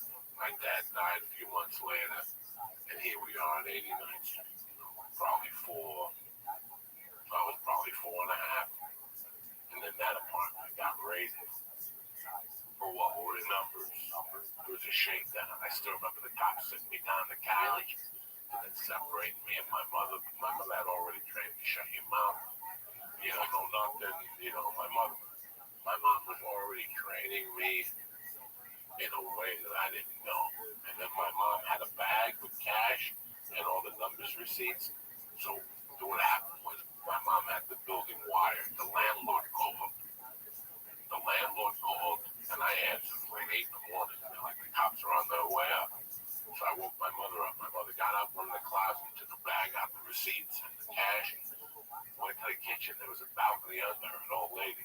She would do the old lady like 50 a week. And she threw the bag under. The bag landed on the second floor on the balcony. The cops rushed in. There was nothing to arrest my mother for. But I still remember being, not handcuffed, my mom being handcuffed and me sitting on a couch. And then the landlord, and they left. They didn't arrest my mother. They gave her a ticket. It was basically a shakedown. You know what I'm saying? And they leave you for, you don't go to jail. But my mom was hip to them, whatever. They kept threatening my mom. 2 days later, we moved around the corner to 205 West 88th Street between Broadway and Amsterdam. And I went to a grammar school named PS 166. Stayed there until like the 3rd grade, 2nd grade, and 3rd, 4th, and 5th. I went to Sacred Heart School for Boys. That was a private school. Where you start having trouble, or you? I just admitted to my wife something that a lot of people don't know about me. I didn't want to tell my wife until my daughter got older. From the age of 4 to 6, I was a very sickly kid. There was a lot of problems with me. There was mental problems with me because of my father. And I was a sickly kid. I was allergic to maple syrup. I had stuff problems with my ears. I had problems with my throat. I couldn't breathe at night. You know, they knew me by first name, basis at Medical Center on 165th Street. And they knew me like I went to the hospital between the ages of 4. Without exaggeration, if I average it out, it's every 10 days. Damn. Like I wouldn't go for 2 weeks, but I go 3 days in a row. And it would always be something else. It wasn't be consistently It was just asthma or I whatever. was a sickly fucking kid. I was really skinny. You know, my mom didn't know what to do with me. I didn't really like a lot of the food. They made me drink emulsive of God. What is that? Emulsive of God is like the fish grinded down his eyeballs, his feet. Oh, for real? Yeah, you go to CVS now because kids are pussies. They flavored it because these little faggots they're like vanilla flavored and fucking strawberry. They really have this shit? I'm Look it gonna up. go look. I have. It's called emulsive of God. All right, and I'm gonna tell you something. A couple of years ago, I went back on it. You did. I found a little bottle. First couple of days, I fucking puked it up. But after a while, I felt how much better I felt. It's a tough fucking swallow. But your dick will never die. You'll never get sick. You'll never get AIDS. You'll never get dementia. If you drink that fucking stuff, Scott's emulsive of fucking, you'll never get nothing. Nothing. No dementia. Nothing. It's a proven fact. One a day? I don't know how it is now, but when these fucking people had it before, they just threw the fish in the blender. His tongue, his brain, and it was a milky paste. And you drank that? I was not allowed to go to school until I drank in the morning. So she would give me a fresh glass of orange juice, and she'd be waiting with the spoon, and I'd have to drink it and fuck it down the orange juice. And I'd puke it, she'd go, let's do it. It got that bad. I was that sickly of a kid. Well, why would you want to tell anybody that? Why didn't you want to miss that? Because I didn't want, if my daughter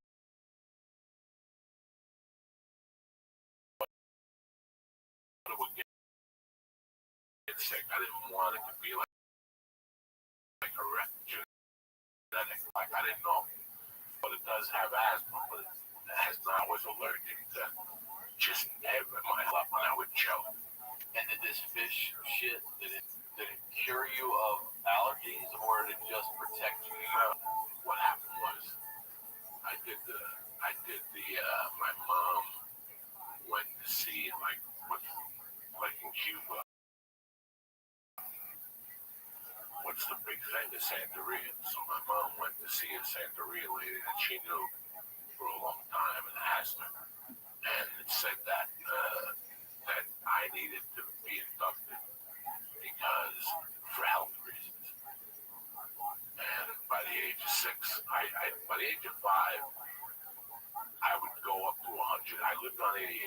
bunch of little faggy white kids, and they were nice kids and stuff, and we had a good time. You know, we played kick the can and stickball and hot peas and butter. Go get your mother. You ever play hot peas and butter? Go get your mother. No. That's when you hide it. You hide a belt with a metal buckle. You have to hide it. So I hide it, and all of us are playing. And we're in this room, and I'm like, you're hot, but the base is 30 yards away. So if you find the belt, you have to whip this all the way to we find it. And it's up to you if you want to whip us with the belt or the metal side. So if you whip somebody with the metal side, remember when you come Like, I'll tell you what we're going to do. We're going to fuck you up all the way back. So you can say A, B, C, D, 1, 2, 3, 4, 5, and whistle. hot peas and butter, go get your mother. The only thing I hate Bill Cosby before the ring, like I always thought he was a sack of shit, but he really always was a sack of shit. Eric, I thought he was a sack of shit. It was confirmed to me in '93 at the Colorado Festival that Judy Brown put on, and in '93 and '94 he showed up and I saw him and he was talking shit about dirty comics. So I never liked him. I always knew he was a pukey fuck. But the only thing he ever said on his one good album was he spoke about a game named Buck Buck. Yeah. That's another New York City You have that on Fat Albert. That's Buck Buck. We talk fucked every day. You can't You fuck run up and for jump on somebody's back, right? Yeah, you jump on somebody. That's why all these kids got that nucleosis shit with the fucked up sack. Scoliosis, whatever the fucked up. These little fat kids today, they all got scoliosis because they don't play Buck Buck. When I play Buck Buck, might be some dog. one kid in my neighborhood's got scoliosis. He might have had a punctured lung, but scoliosis did not exist in my neighborhood because we played Buck Buck and the girls played too. So if I remember correctly, somebody grabs on a wall, whatever, they bend over. You're standing up here, now you're bending, and then somebody sprints from back and Third sprints and leaps. and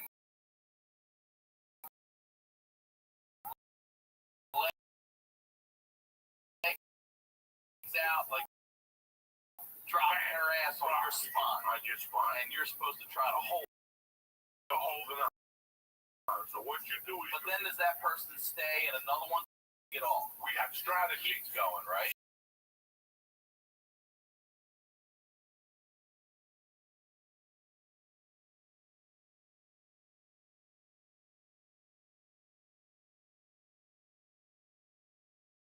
Until he breaks, I can right? crawl all the way up. Oh, Let's say you put the skinny guy up front. There's different rules. There's English rules.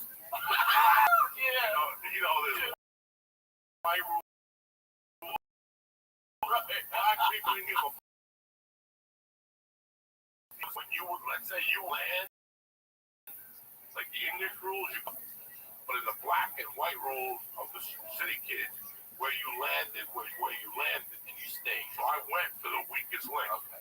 So let's say there was somebody like, let's say Murphy, Tom Rogan, Ari, and Duncan were playing Esther Koo. I'm just throwing Esther Koo up because she's a tiny girl. Let's say Esther Koo was out. Our plan is to break a Koo. Yeah, I'm gonna know if there's the drop on us. And then this was the 30 yards. I get to sprint 30 yards. 20 yards, 10 yards. And then I just get to leap and try to break us. But here's the beauty. Once we all get on top of Esther Koo, then there's a count off. 10, 9, 8. That's when you have to try to break them. Oh, right. So what happens if they don't break? So right now you're on top of Esther Koo. Everybody starts grabbing Esther Koo's tits and her pussy, right? Everybody, like, so they all go down. Like, the girls would be, stop grabbing my tits. We'd be fucking choking them, pulling their fucking hair.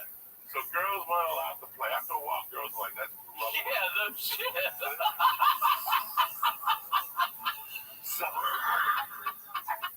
So then it was just guys. Would the girls go dirty too? Would you? Oh, yeah. Girls, Okay. and it was legal. Some girls were fucking dirty bitches. They'd scratch. But let's say you landed on a guy, it was the same thing. It was Yeah. and it was punching Of the ball. grabbing his Yeah. balls, and she'd be yelling, stop grabbing my balls. One of you is a faggot. Why are you doing this to me?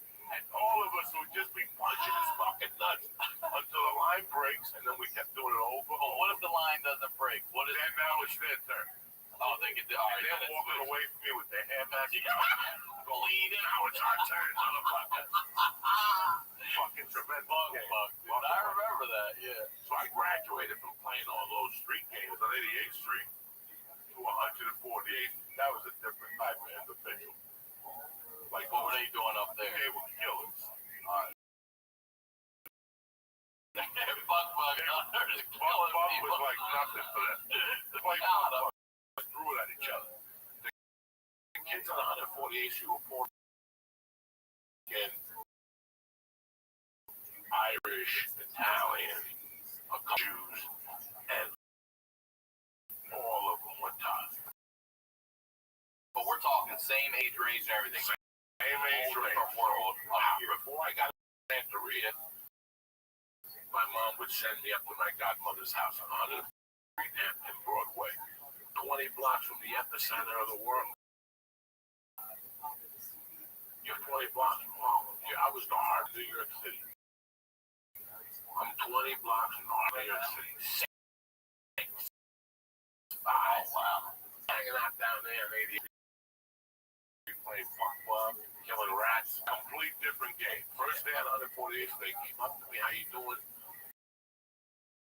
I see a dead body. I'm like, I like these kids. They took me down to West Side Avenue, and they had some guy who had been hit by a car. This is the 70s. This is like 65. There was no CSI. You were there for like 2 or 3 You days. saw that your first dead body. First dead body I saw, he was already had the flies on him, and they just threw plywood over him, and he was starting to stink like from 10 feet away.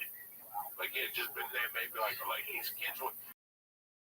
He was right by the Hudson River, and we would walk down to the Hudson River, and then finally 2 days later we went down there. It was a crime scene, obviously some fucking. In those days people didn't jog. It's not like today that there's jogging. I can kill you. I can kill you and drop down to 170.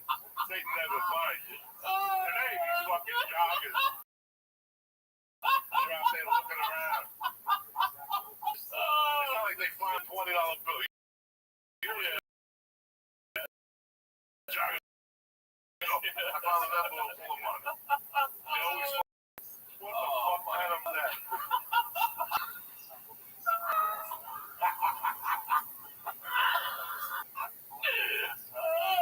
Oh my god. Shit, we're only at 6. All this we're only at. Holy. It's a shame. I was ashamed of going up there. Why? Because my mother had money and these kids didn't. All right, so what was the reason you first went up there? Just Because my godmother lived up there, and my mother wanted to see if we could mix. so your mom would go up with you and then you go outside and And then play it with was a long playing. And she had a dog named Lassie, Holly. And even though I was allergic to dogs and my eyes would swell up, I really liked going up there and playing with the fucking dog. So, over time, my mom let me do sleepovers up there. She had an older daughter. My godmother name was Bella, rest in peace. And his name was Raul. And they had a spare bedroom, and I would just go up there. And then she would talk to me about Santeria, little by little. Every day she would tell me a story. She would just tell me things, like little things, like a story about, I always like Catholic stories. Like, for instance, I don't know what saint it was. He got accused of murder, and when he went to court, a note came from the heavens and said he was innocent or something. When you get to those Catholic type stories, I really enjoyed that shit as a kid. But in Santeria, they're entities, but they're supposed to be different. They had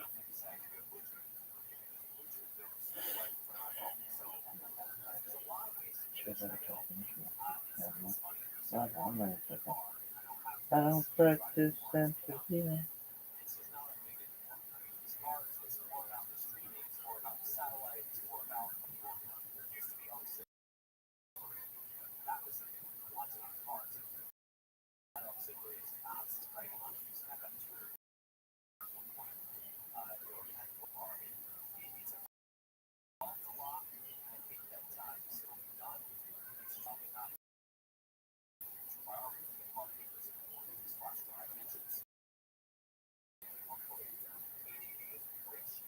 shadow thing. That's a motherfucking mindfuck. Yeah.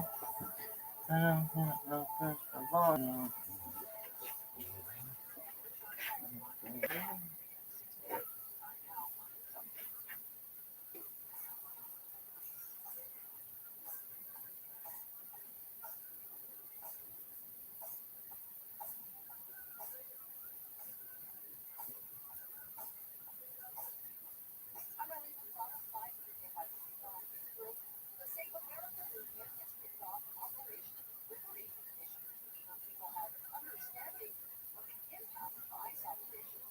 Planters have rallied on the parties supporting where LA Councilman Fernandez made it clear they're against authoritarianism. Yes to the American dream, yes to the Constitution, yes to freedom, and yes to a future for our children to live without fear. Organizers say they're about making it even happening to formally protect American values and uphold the Constitution and democracy in the U.S. The $2.6 billion expansion of the LA Convention Center has been approved by the LA City Council and other groups involved. Some members, like Katie Yaroslavsky, say the project is too expensive and is honoring the tight deadline. Over the next 900 days, crews would have to work 6 days a week. That's approximately 5 extra grand needed revenue, even well cost of the state.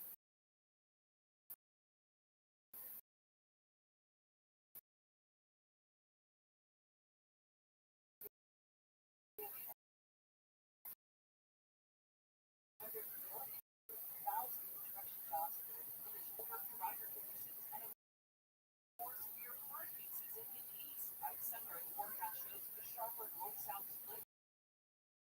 Cooler and wetter conditions from the north to the Midwest and lasting La Nina. On a program by let's go to a crash on the 5 near Dodger Stadium.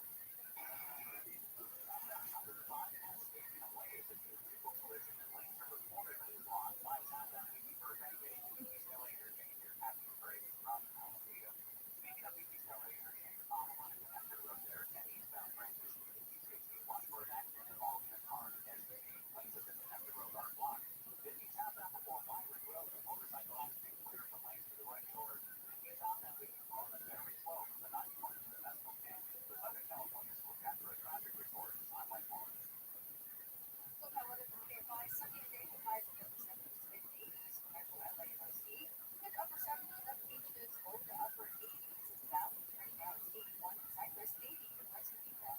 Live, it's getting high 12 weekends with high solid. The ultimate celebration of music. Continues tonight.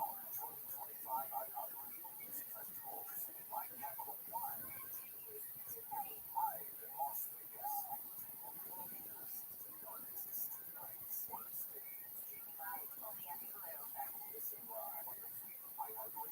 Tonight, it continues at 7:30.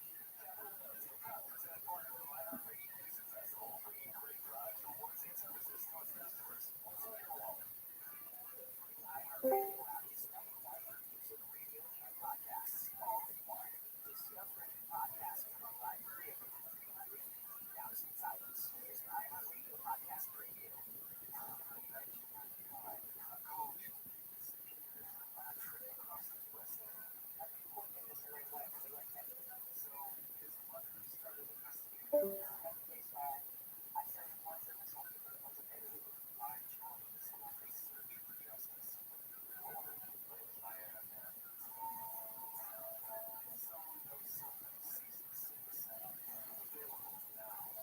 Follow this podcast for free on the iHeartRadio app. Number one for music, radio, and podcasts, all in one. Jimmy Conway Jr. with an express sign order of Mark Thompson, Tuesdays 4 to 7 on KMI.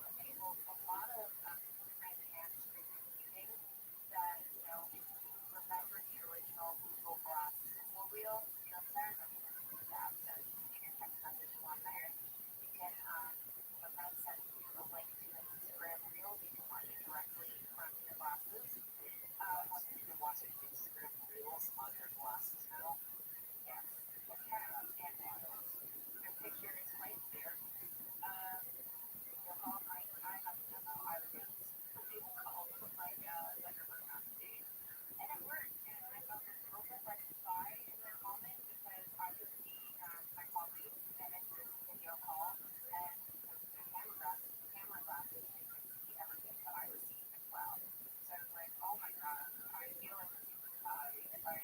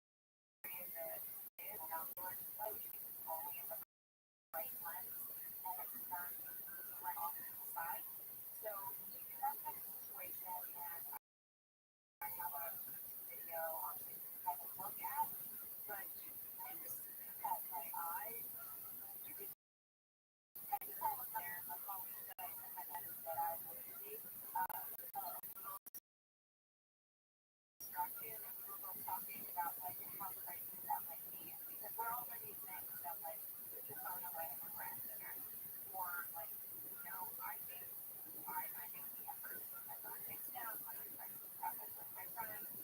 But even with smartwatches, people know that if you're going to do your smartwatch, you're probably going to get a moment where you're distracted. I was at breakfast yesterday, and I'm getting all these notifications on my watch, and like, whoa, I just want to see what they are, but like, glancing at the watch during the conversation is really distracting for the first minutes. It's quite neat, actually. What about this band that you were interested in, this Euro band? Was that easy to control? Yeah, so the neural band uses something called electromagnetic waves, which means it reads the signals from your muscles, like your electrical signals in your muscles. And based on that, you have a set of gesture controls that you can use to control the display. So like if you hit your index finger once, that'll select something in the menu. If you hit your middle finger once, that'll kind of on the back button. If you hit your ball number twice, that brings up into the display. So there's a couple of different things you can do to sort of make a miss and rotate it to the side and sort of swipe it with your thumb like a keypad. Keep your ball and then help scroll up, down, through menus. You want to up the volume or zoom in when you're framing a picture. Something you can do now is that you can zoom in 3 times and snap a photo and just kind of You're selling nice things. Okay, we got about a minute left, so I want to get to that pricing. It's $800. By the way, this is, you mentioned accessibility before. Even the band is good for people with limited mobility, tremors, or even if you don't have all of your fingers too. So that's, I mean, people are going to find a lot of uses for this outside of its standard, auto setting sound pollution. $800, available September 30th at Best Buy, Crafter, Sunglass Hut, Ray-Ban stores, Verizon stores later. Do you think people should pick up the first generation of these devices? it really depends. If you're a first adopter, I think it might go a little crazy. This seems like a lot of fun, but it really depends on whether you find the glasses form factor interesting. Because I know people who are like, I'm 20/20 vision, why would I do this? And you know what? Fair. I think if you're a tech nerd and you're interested in hands-free computing, especially if this might be something up your alley, if you're just trying to log off, I think that you're down a nice spot. Something like this. But it is a very exciting invention, this particular form factor. I'm eager to get my hands on a pair to see how it actually works in real life. Because as I mentioned, there were some real sales demos on stage. So we got to see how it performs in real life settings before I feel confident that I go out and spend $800 on this. Yeah. All right, there you have it. Victoria Song from The Verge. What's the best way to follow you? And the song on Instagram? Yeah, I'm on every single social media platform you can think of with the same handle at song. So that's where you can find it. Thanks for joining me today. 88 Rich 101. More of your calls coming up next.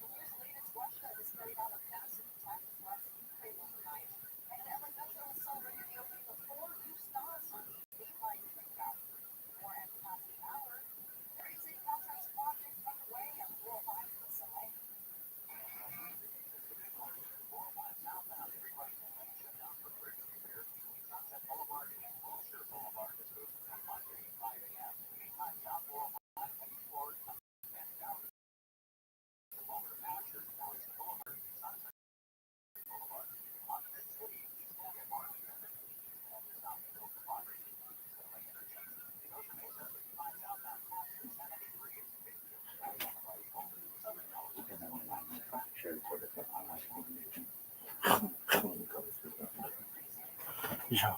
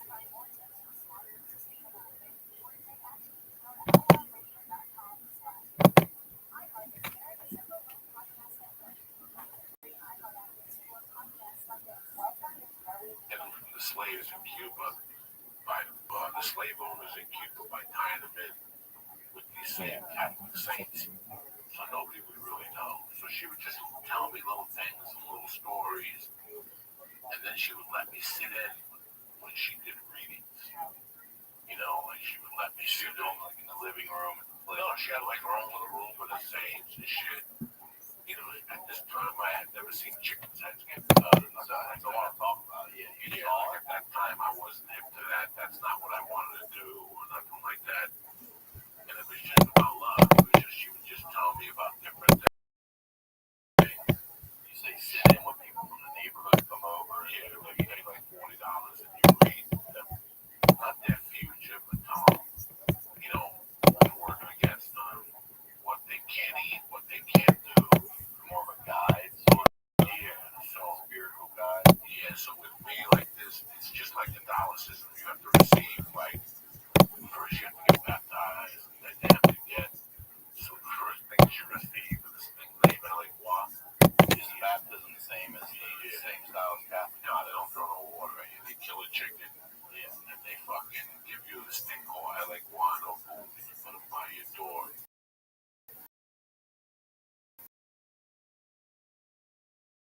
And they go in your house today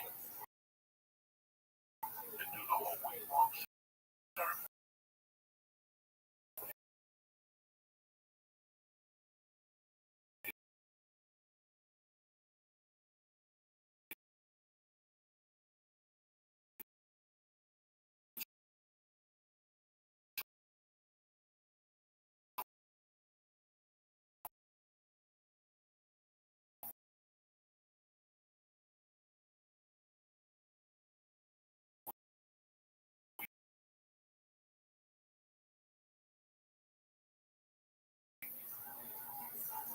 All no past a certain point when there's a parent,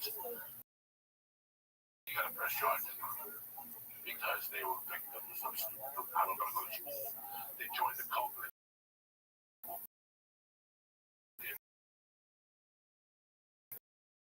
The end, and you know, they have 9 kids.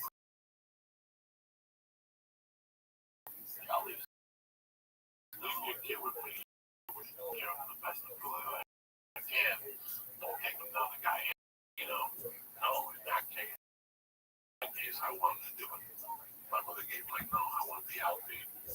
I want to do it, and it's a week-long process. It starts on Friday, and then I'll let you out till Friday. Then you got to dress them like a year. All right, so yeah, what are you doing that week? How old are you when you go? All right, do you remember what you had to go through? Some of what you did that week, rituals, it's like being one again. You start from scratch, and they shit melting or any of that. Hold on, they take you gotta go to an ocean.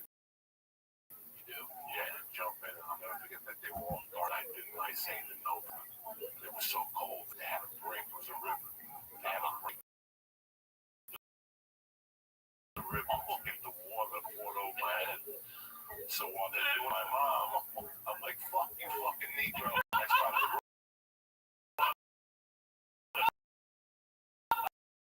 and they're chasing me in the front. Come back, come back. So they brought me back, eat free water, and then you go and the whole thing, and then Sunday is your big day. Sunday is when, and I sit here before the age of 56.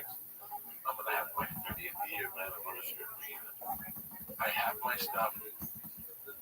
I practice to myself, but I don't practice it with other people. Like I don't go out. I don't go to Santeria parties, even though I've been invited to thousands of them because the guy who played Edie Elmi was that big black guy that was the black guy in the movie with Sean Penn.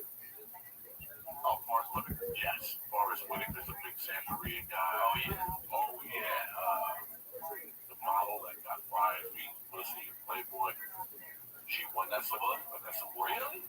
Oh, you're fucking here. description that I'm getting. That was Fast Times at Ridgemont. So all those guys, there's a big black community that has involvement in. This episode is brought to you by ExpressVPN. More on that later. Let's get into the news. You're watching The Husky with Ryan Zickler at your mom's house.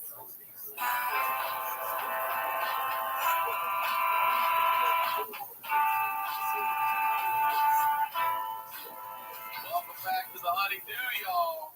We're over here doing it up at the Studio G's at your mom's house. I'm your host, Ryan Zickler. I'm on social media at Ryan Zickler, RyanZickler.com. Quick date, Baltimore, September 14th. I'm coming back. One night only. Get your tickets for that show. Any in-town dates, just go to my website. It's all there for you to check out. And as I say every week, thank you for the messages, feedback.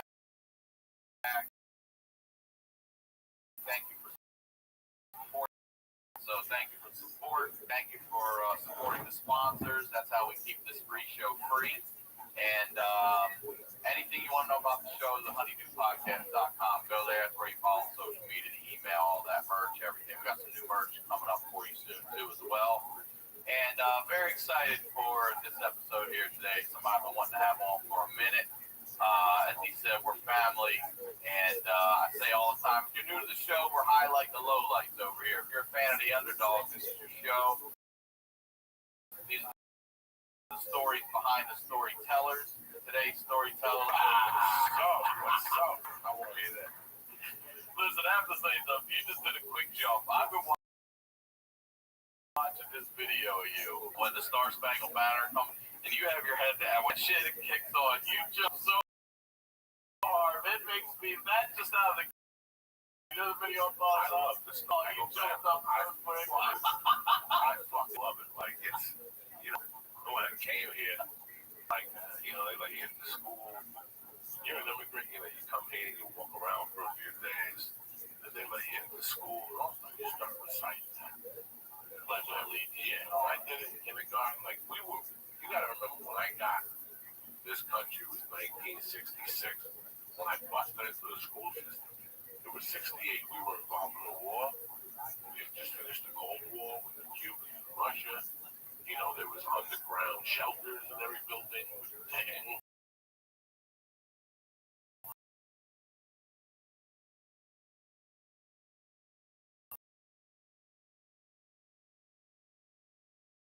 But the tank was prepared for a nuclear thing, but had a fallout shelter. We did have one big brigade up a fallout.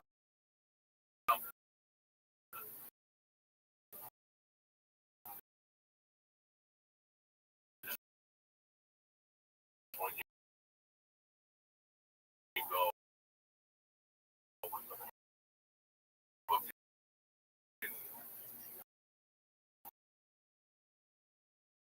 when folks and I ran and said, this will be it.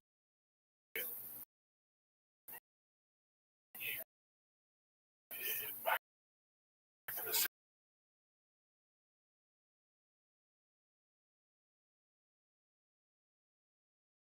Was a staple in New York. You talk from the language from your country in New York when I was growing up. They were Spanish, the street is all fucking speaking English. And that's it. And what are you at that age? All right, so do you have no memories of nothing. So this is your country. You get here at 3 years old, and we're together. My parents are married. They're in. Some of them are waking up in a house in Union City, a block and a half from my mother's house, across from the school called either Robert Ward or something. Trying to be struck by father. How? How did that at the bar?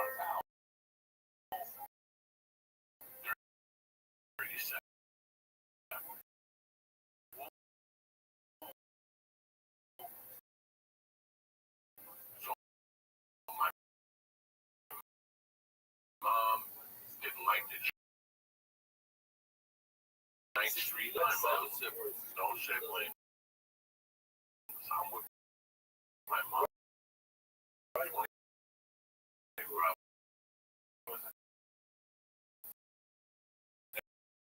And her family where Cuba, all back. My mom had been here as a teenager. Okay, all right. My mom had been here, didn't do the language, already was running numbers. Then she went back to Cuba. What happened to my mother was very interesting. My mother was 16 or 15, and she went to a dance with my like a high school dance. And somewhere along the dance, my mom noticed that her sister Rosita was missing. So she went outside and started yelling for Rosita. She found the guy raping Rosita. Wow. My mom took the glass, broke it, and stabbed the guy. Wow. The guy dies. They take my mother and ship her out of Cuba that night. Just a young kid. Remember Vito Corleone was retarded. He got the Ellis Island. He's singing songs and shit. That was my mother, right? Wait, so they literally took her, My family, your whole with family, whatever pennies they had, as poor as they were, and said, "You're out. you're out. Where?" New York City. They were sent to New York City. Sent to Miami. It wasn't a She had distant cousins in New York City. Wow. She went to New York, stayed with them for a while, snuck into the country. You know, like, you gotta remember, there was no PSA. You know, you could get a piece of paper then, and if you fogged the bottom of the glass, they'd let you in. Fogged it. Okay, you're in. You know, nobody before anything, you know. There was no drug smuggling going on, so it was wide open water. So she came in, over to like the city or something, went to work for a fucking numbers guy, and she met a girl, and her and that girl became partners. Like they were a team for a couple of years, and doing what running numbers. And her and my dad met in New York, but they went back to Cuba because my grandmother was sick. So when my mom, we went to Cuba, I had my sister, who was 4 years older than me, Abby. Then something went down. Like I couldn't get all the accurate stories. I could store bits and pieces from my uncle. He's 80, he was in Glendale. I just went to a Dodger game, but that's your story. So, but whenever I ask him, somebody tells me a little bit more than I want to know. So I stopped asking. You know what I'm saying? So I had to stop. So then they came back, and my mother used that girl's name. When my mother went to Cuba, she went back as a lady named Sophia Cecilia. She was a Puerto Rican woman. That was the mother of the girl my mom hung out with. Okay, so then back, my dad, a few months later, and here we are in 89. So I was probably, and then that one got raided for what were the numbers. It was a shakedown. I still remember the cops took me down the couch and separated me and my mother. My mother had already trained me to shut your mouth. You don't know nothing. You know, my mom was already training me in a way that I didn't know. And then my mom had a bag of cash and all the numbers receipts. So what happened was my mom had the building wired. The landlord called. The landlord called, and I answered. It was like 8 in the morning. Like the cops are on their way up. So I woke my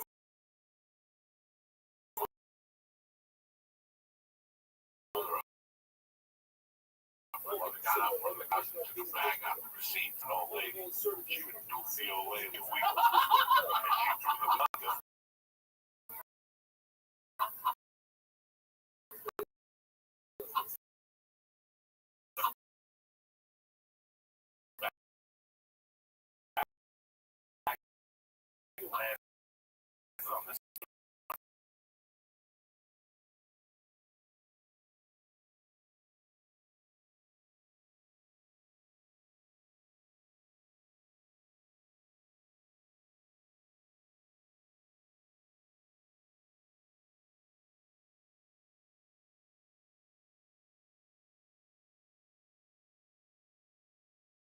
whatever. They kept threatening my mom. 2 days later, we moved around the wall 588 Street between Broadway School and PS 160. Stayed there until the 3rd grade. Second boys. The block is private school.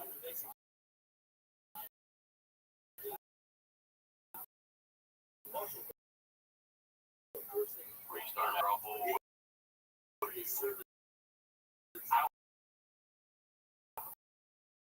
I just admitted to my wife something that a lot of people know. I was allergic to me. Sarah, I had stuff problems in my side, problems in my throat.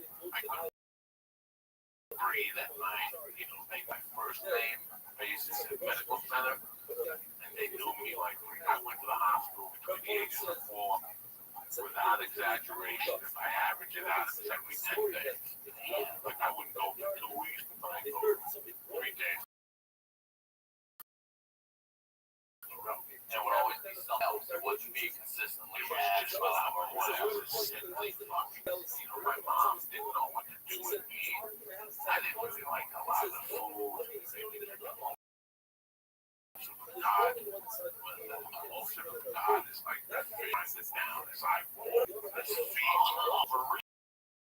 Yeah, they can go to CVS now. This kid was he flavored it. Little faggots of they're like vanilla flavored and fucking strawberry. They really have this shit. I'm gonna go look. I have. It's called emulsive. All right. And I'm gonna tell you something.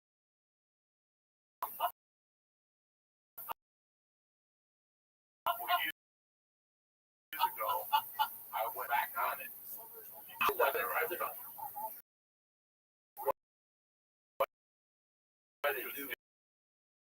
never die.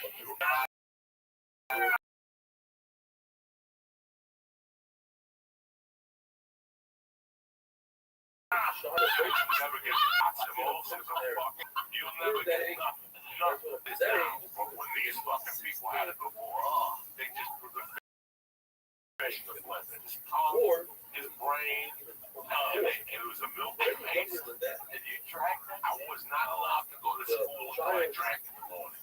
So she would give me a fresh glass of orange juice, and she'd be waiting with the spoon, and I'd have to drink it and fuck it down the orange juice. And I'd puke it. She'd go, let's do it again. I mean, it got that bad. Like I was that sickly of a kid. Why would you want to talk about that? Why did you want to miss that? Because I didn't want if my daughter would get sick. I didn't want it to be like a rare genetic. Like I didn't know. My daughter does have asthma, but it has not affected her like it affected me. And they tell us allergic to dogs. I was allergic to cats. I was allergic to just my eyes would swell up, my throat would swell up, and I would choke. And then this fish shit, did it cure you of allergies or did it just protect you? What happened was I did my mom went to see like Cuba. What's the big thing in Santeria? So my mom went to see a Santeria later, and she knew for a long time and asked her, and it said that I needed to be inducted because for health reasons. And by the age of 6, by the age of 5, I would go up to 100. I lived on 88th, but a bunch of little faggy white kids and they were nice kids and stuff, and we had a good time. They would like kick the can, stick ball, and hot piece of butter, go get your mother. You know, hot piece of butter, go get your mother. That's when you hide a belt with a metal buckle. You have to hide it. So I hide it, and all of us are playing. And we're in this room, like, you're hot, but the base is 30 yards away. So if you find the belt, you get to whip us all the way to we find it. And it's up to you if you want to whip us with the belt or the metal side. So if you whip somebody, you can't play that game now. Out there, we're going to do. You want more? Way better. So you can say ABCD, you want to do peas and butter. The only thing I ate before the ring, like I always thought he was a sack of shit. He really always was a sack of shit. Eric, I thought he was a sack of shit. It was confirmed to me in 1903 at the Colorado Festival that Judy Brown put on in 93 and 94. He showed up and I saw him. He was talking shit about dirty comics. So I never read him. I always knew he was a guilty fuck. But the only thing he ever said on this one good album was he spoke about a game named Fuck Fuck. Yeah, that's another New York City game. That on that album. That Fuck Fuck every day. You can't be running. Jump onto like that, right? I want to read. That's why all these kids got that scoliosis shit with the fucked up back. Scoliosis, whatever the fuck up. These little fat kids today, they don't got scoliosis. Niggas, you don't play fuck fuck. When I played before, I beat the dog. One kid in my neighborhood's got scoliosis. We might have had a function one, but scoliosis did not exist in my neighborhood because we played fuck fuck and the girls played too. So if I remember correctly, so somebody grabs on a wall, whatever, they bend over. You're standing up here now, you're bent at a 90, On the pillow. and then you connect like a centipede, right? And we all connect like centipede. And then somebody sprints from the back 30 yards, sprints and leaps. and legs out, like dropping their ass on your spine. On your spine. And you're supposed to try to hold. You're holding on. So what you do is But then does that person stay and another one comes, or do they get off? we have strategies Going, right? Some assholes would just jump over, you know. They play the big frog. Yeah. Me, I play the fucking win. So I would jump, I tell you, Brian Sickland was the weak link. Bert Price, everybody jump on. Everybody jump on. Every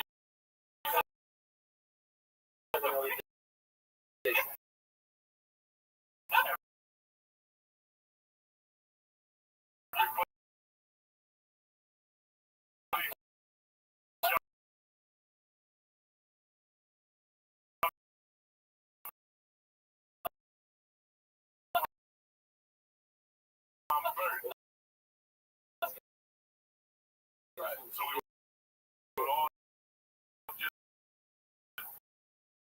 get But I'm hurt. saying you go first. But you get to stay.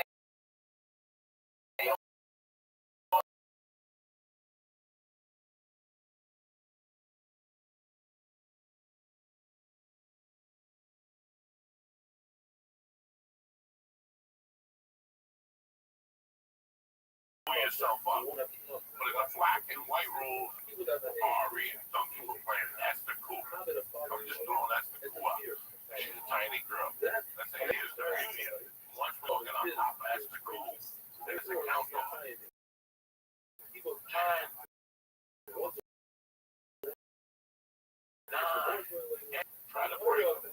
Oh, right. What happens if they don't? So right now, young kids and a pussy, right? Just everybody likes to Forrest. It could be Esther Cool. It could be Whitney Cummings. They all go down. Like the girls are.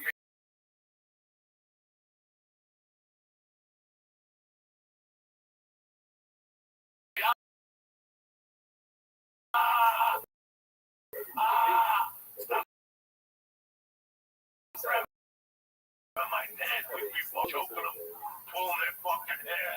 So girls would scratch you with. Oh, yeah.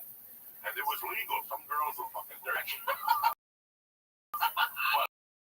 But let's say you landed on a guy. It was the same thing. And it was punching of the bar after. And he goes, what are you doing, faggot? Why are you doing this to me?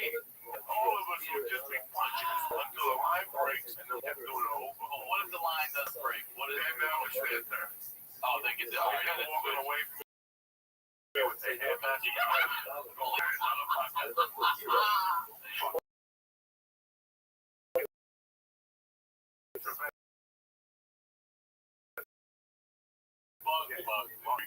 Married to 105 individuals. Like over there. Like, Buzz was killing people. Nothing for that. They run out up there. The kids on 148 who were Puerto Rican, Irish, Italian, a couple Jews, and all of them were done. But we're talking same age range, everything. Same age range. Before I got into Santeria, my mom would send me up to my godmother's house on 148th Street and Broadway, 20 blocks from the epicenter of the world. You're 20 blocks from the world. I was the heartbeat of New York City. I'm 20 blocks from the world. Wow. So I'm hanging out down there on 88th Street playing football, killing rats. 148th Street. I'm 6 years old, you're killing rats. Complete different game. First day on 148th Street. Hey, how you doing? Ricky, whatever. What do you want to do? I'm like, stick one. Like, nah, you want to see a body? Let's go see a dead body. I'm like, I like these kids. They took me down to West Side Avenue, and they had some guy that was hit by a car. This is the 70s. This is like 65. There was no CSI. If you got hit by a car, you would have like 2 or 3 days. You saw it at your first dead body. First dead body I saw, he was already had the flies on him, and they just threw plywood over him. And he was starting to stink like from 10 feet away. Like he had just been there maybe like these kids were, he was right by the Hudson River. And we would walk down to the Hudson River. And then finally 2 days later, we went down there, was a crime scene. Some fucking, in those days people didn't jog. It's not like today that they're jogging. I could kill you. I would kill you and drop to the 170. They never mind. Hey, these fucking joggers. Drop there looking around. And they always find bodies, joggers. It's not like they find like a $20 bill. You just jogging up and found that full of money. They always find some lady beat up and raped. What the fuck kind of morning is that?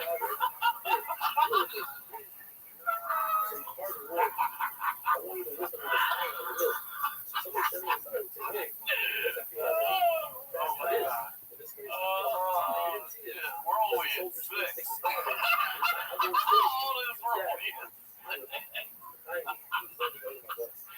Holy. It's a shame. I was ashamed going up there.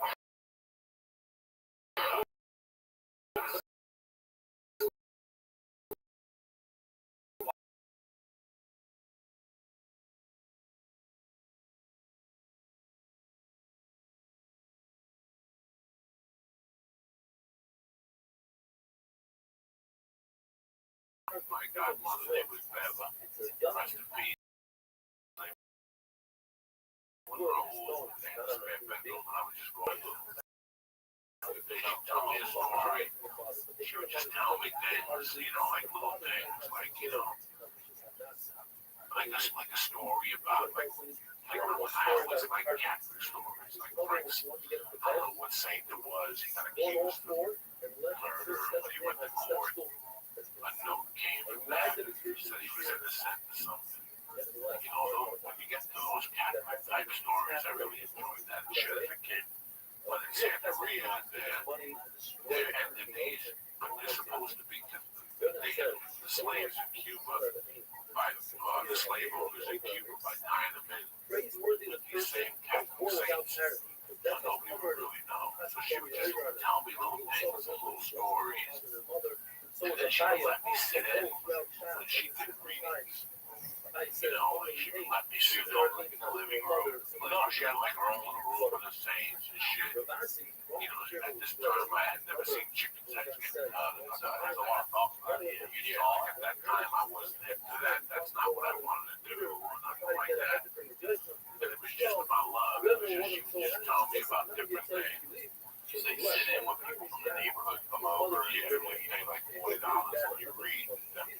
Not their future, but tell them, who's working against them, what they can't eat, what they can't do. More of a guide, spiritual guide. Yeah, so with me like this, it's just like the dollar system. You have to receive, like, first you have to get baptized, then you have to get, so the first thing is you receive this thing, name and like what? Is baptism the same as you say without baptism? No, they don't throw no water. They kill a chicken, and they fucking give you the stick oil like guano, and you they guard your house, and then you graduate to other things. Then let's say you want to commit to the religion, and that's a complete different thing. Like this, people will go to Cuba today and do the whole week-long ceremony. It's a week. No phone calls, no TV. It's a week. How's And everybody for me to get healthy, that was the only way I was going to get healthy. So I agreed to do it. My mother did it. It wasn't like my mom. I can't stand when parents put their kids into cults. If you want to be an asshole, go to the cult leader. Leave your kid with your grandma. I dated a girl for years who I loved dearly. In fact, today we're still very close. And the only reason why we didn't pass a certain point was because the parents involved those kids in the cult. And I always used to tell her, you got to press charges on them. Because they were victims of, I don't know, the mother and father went to Mexico to go to school. They joined the cult. They moved to Indiana. And they had 9 kids before the cult.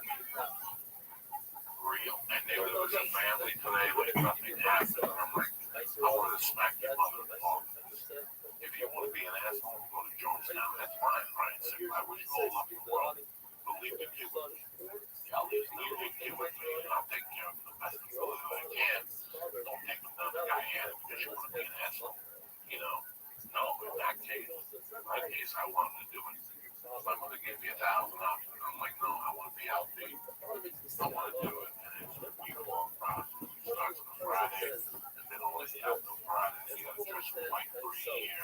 All right, so yeah, what are you doing that week? How old are you when you go? 6. All right, do you remember what you had to go through, some of what you did that week, what rituals, what is Different rituals. I can't tell you all of them. But it's like being born again. You start to scratch, they shake your head. oh, okay, You go to the next level. is there any water dunking or any of Yeah, that? they take you gotta go to the ocean. You do? Yeah, jump in. I'll never forget that they were all dark skinned cute. And I did my saved in November. It was so the break was a river. They had to break the river to water land. So I showed it to my mom. Like, fuck, you fucking need bros. I started running. And then chasing in the Bronx.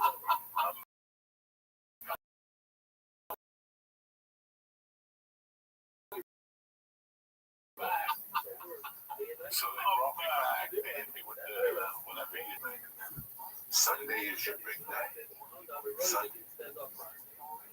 Yes, the little himself. I don't want puppet, but he expected to show his defense of it by standing up slightly. Disgusting. My goodness, I did not see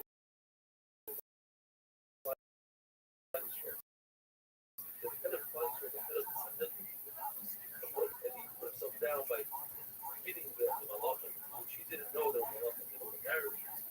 More than we learn from him, Baruch himself every single day sets our table, gives us sustenance, and he's putting himself down for everyone.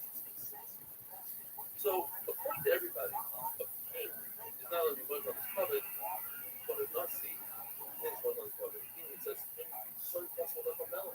You have to have fear of a king. It's not only one on his covet. The sugya of standing up for his daughter and say the prophet. According to Zanakama, it doesn't say, okay, well, Naruto twice. So it's much as one Zaka, and a Hawk. The Hawk person, and also not a Hawk. The wonder is that this doesn't say, but they say the Zaka. It's much Attach Monday, everybody will attach Monday. Right now, new Bet365 customers bet $5 and get $200 in bonus bets. Win or lose, so you can turn that $200 into something bigger. Sign up and see why it's never ordinary at Bet365. The parents, Gary, with the sons, and when they were in college,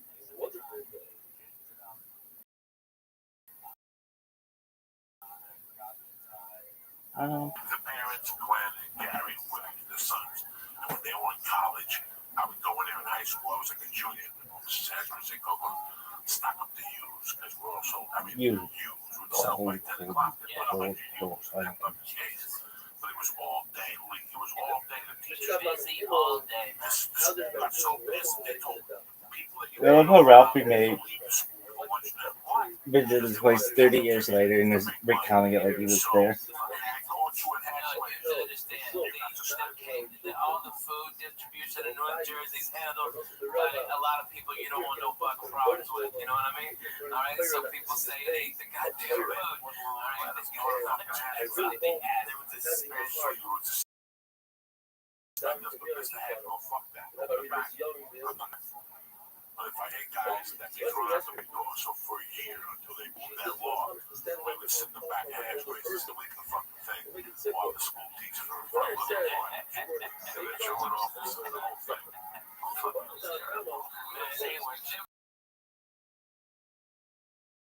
No goddamn good place in my shit. Down to Oh my god, you hear that? That your grandma rolling off? I went back in I just think you just flip it right there. I went back in 93. I stayed with my buddy. Same Mike running. And down the block from his house was a fucking deli. That I put it up against any deli ever.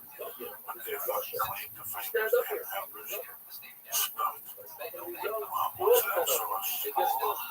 Oh, my God, cheese. Sauce like no one ever wanted. The green peppers. Just a fucking like a pepper. And it's a spicy pepper. It was like that pepper chili. I get 3 of them. And a sandwich. She eat the pepper. Why you eating the fucking sandwich? That's that old school deli. Different types of delis. But that was Right. what the fuck is three fact guy got to talk about food for? We're all stoned. It sounds great. But it's crazy.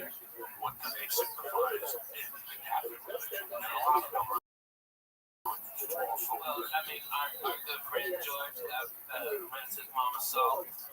She's passed this year, and you know it's hard, man. Uncle Jim passed this year. It's hard.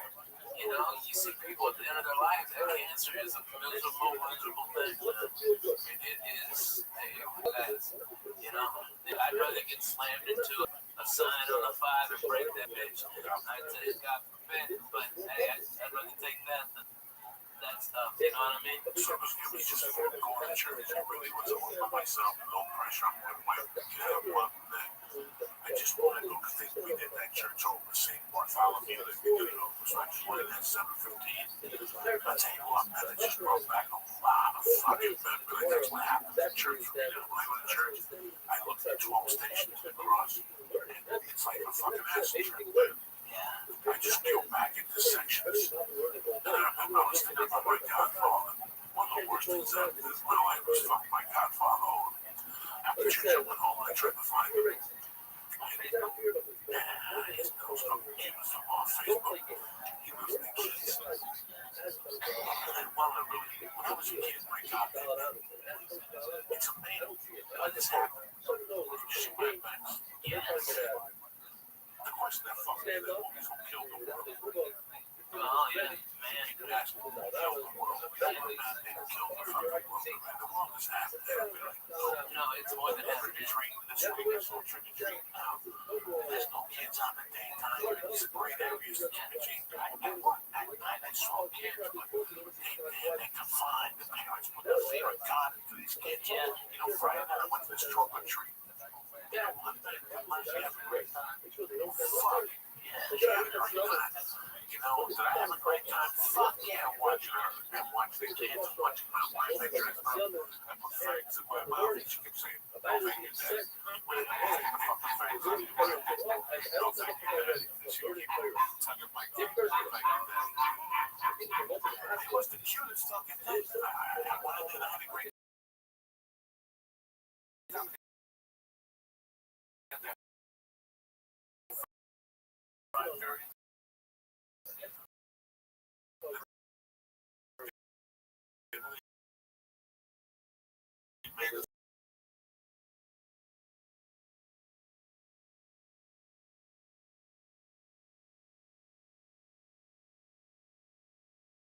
And I started playing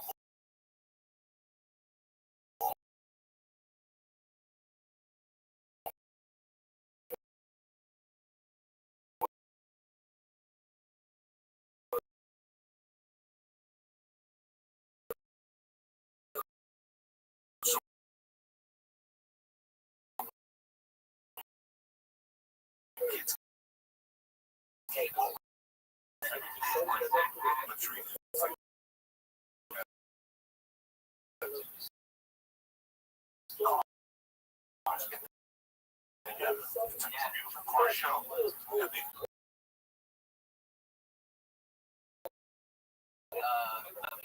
Carlos, all goat cooking. I mean, it was the real deal. Old ladies was making tortillas. Okay, they was handing out good candies and stuff like that, having a blast. They had a band, a salsa. I'm telling you. Yeah, that's what it is. Yeah, that's what it is. There's no salsa, man. There's no Beatles. About white people. So the just thing in the world was like, about white people. When I go, what the fuck is this? I know. I almost had a nervous breakdown. What the fuck is this? This is sweet.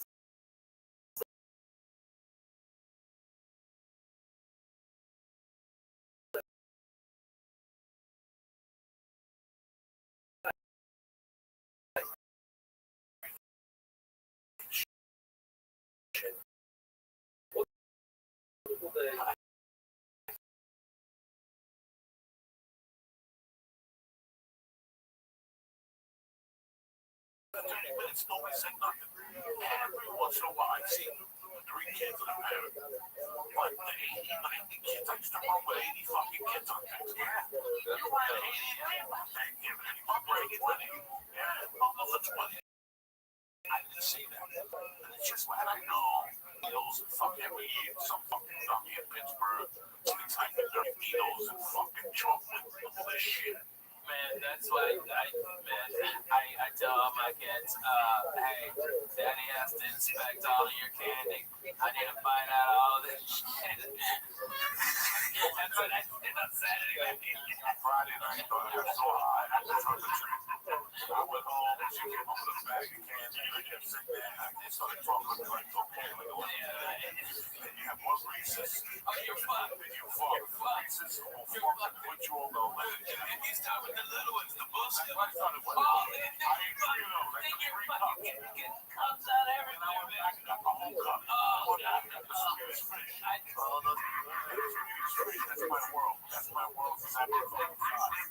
Since I came from Cuba, I discovered Swedish fish. the red ones or the one that goes Listen, the red ones, they only come in one color, Swedish fish. That's it. The ones that send a little in the back. That's the only one I eat. All those are the skinny worms and shit. Shove those up your mother's ass. I'll eat none of that shit. I'm a fucking Swedish fucking fish fan. Since day one, when I was a kid, I played by the bottle. I said I could get a brown bag and I'd stick my hand and put them in my pocket. That's how there was something when I was serving your pocket. Get a bag and I'll put it in. you get there's a big tray of them. No, I bought the box from the wholesaler.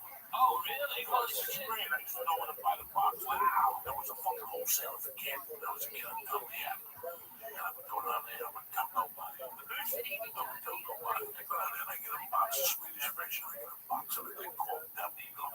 What's that? Devil Gum. Way before fucking these other gum thieves. All about Big Red.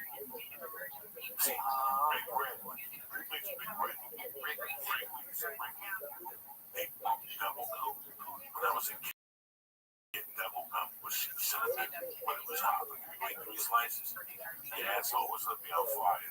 That's what Mexicans give their kids when they're daycare. You only had atomic fireballs, that's all we had. I know atomic fireballs. You also small gum, Joey. I still want the small one. That's why your asshole's on fire. my ass was not on fire because I'm telling you, I've been swallowing gum since day one, so my body knows how to process it. See, if you swallow gum when you eat, then you're fucked up. I've been swallowing gum since day one. If the doctor put female Joey, and go what? What's he gonna say?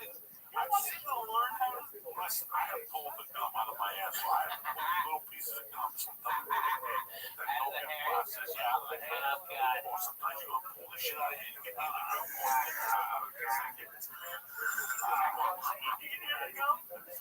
Let me tell you what. have Joey when he gets one of them good ass zits above his asshole to come and pop it like a foot and a half away from you so you hear it. Okay, he did that in my fucking apartment after he drank all my goddamn orange juice. Alright, he drank a whole fucking thing of orange juice in 10 minutes. No, not on his asshole, in the crack right above it. So to get any pressure behind it, he had to take this big ass finger in his go one knuckle deep. I know all the stories. I'm a bad nigga. I used to travel by bus to a lot of gigs. Town was my sponsor for a long time. Joey Express. Joey Express. I would get on that fucking downtown bus to El Paso. Drop me off and pick you up. The longest bus ride I did was New York City to Dallas. That was so long because I had nothing going on. I would go to Hallway County and drop What is that bullshit? when I get up here right here, I could pay the express for $48. I looked at it just to see, just to get to Boston. It's like only like 2.5 days for like $100. So I'm looking at it. Yeah, I'm thinking if I had to. King size bet. Don't do that. I could never sit like that. But you guys ought to jump on the bus sometime and we do this church in other parts of the country. Yeah. The bus will be here tonight. It'll get in tonight from Tennessee. And then we're here. We're going to be driving. They're going to be driving around Wednesday and Tuesday, Wednesday, and then we go north to do some gig. I don't know where that's going to be. I don't look at my calendar. Shut up, little fuck.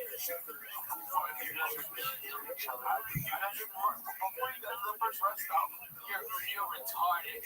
We hotbox that bus. It would be just, bro. Look, shut the fuck up, okay? Me and Coco have lived in a room, okay? And we laughed our asses off. And when the doors were open and the windows were open because it was so fucking hot, and we couldn't hardly go to sleep because it was noisy as shit. We put on Joy Medina. 5 minutes sleeping time. Wake up, no kids for Jesus. Making biscuits, and I had him on the floor futon, and John Wesley on the floor. Yeah, it was crazy. We were in it to win it. This was Team Us, 1440. You don't even understand. Kill ourselves, my brothers. Are you kidding me? Literally, I'm just saying, like, you put something on the TV that doesn't warm it. I got 5 fucking TVs. 5 fucking TVs on that goddamn bus. Pick what channel. I got it.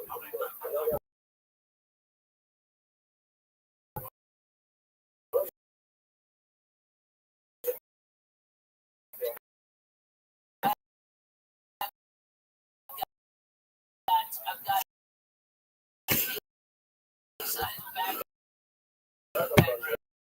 that pops out, okay, and then there's 3 bunks. It's got a 2-bathroom. Like I went to Bonnaroo this summer, and everybody, all these dirty white.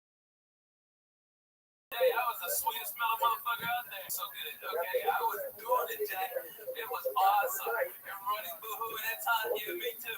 I'm gonna go make a fucking margarita in my bus. Take a shot. Smoke a bone. Fuck you. Okay, it was awesome. It was so great, but that's how we gotta go, dude. We gotta go on the fucking bus. Alright? Go bananas in that bus.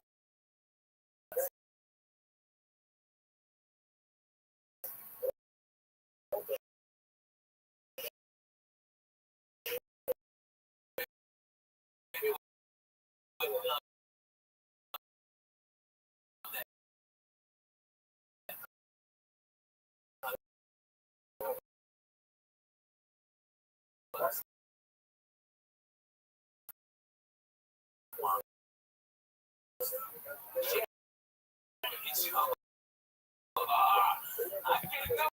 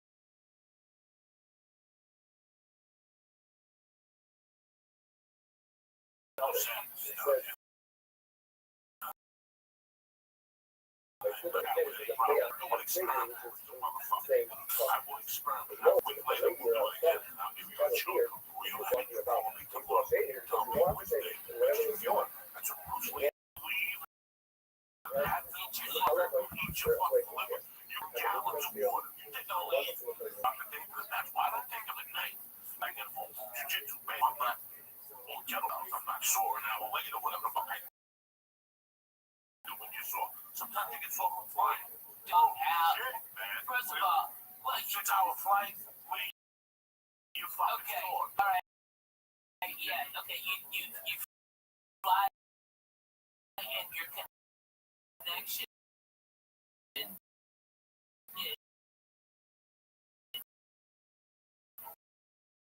Dallas got bumps. Now you're fucking Chicago.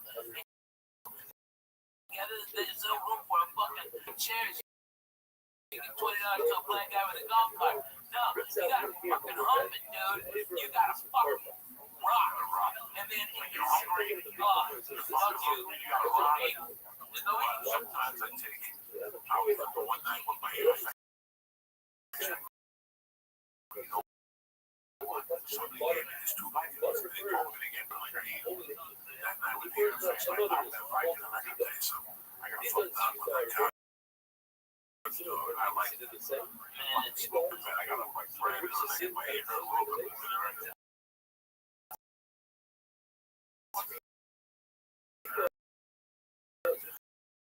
This gave me 2 less than the other one fell out of the bed. I think I like those pills too much. I like them too much.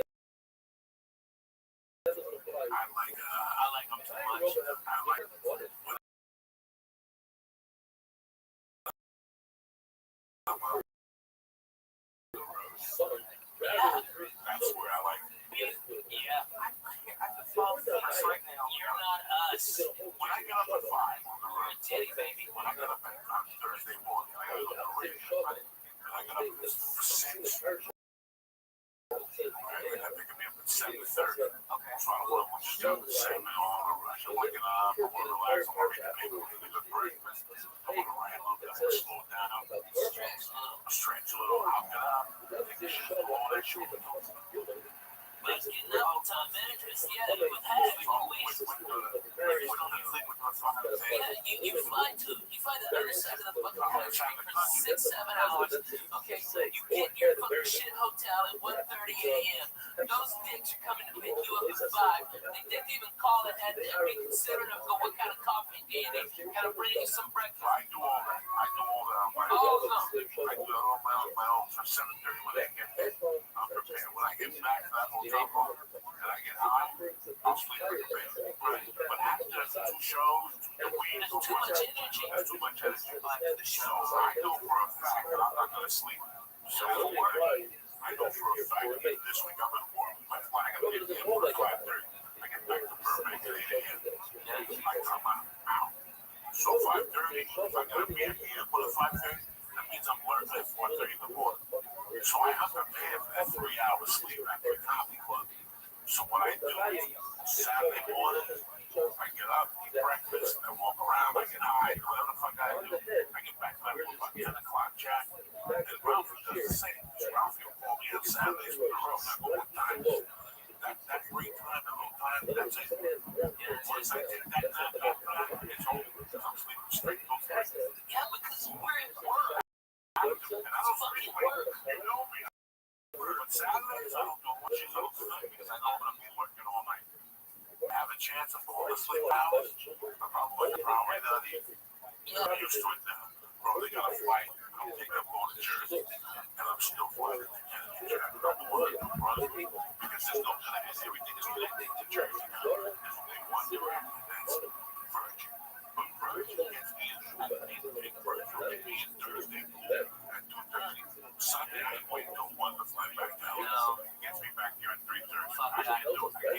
Hey, man, So Virgin, look at Southwest. They've got one of those. Get two chairs.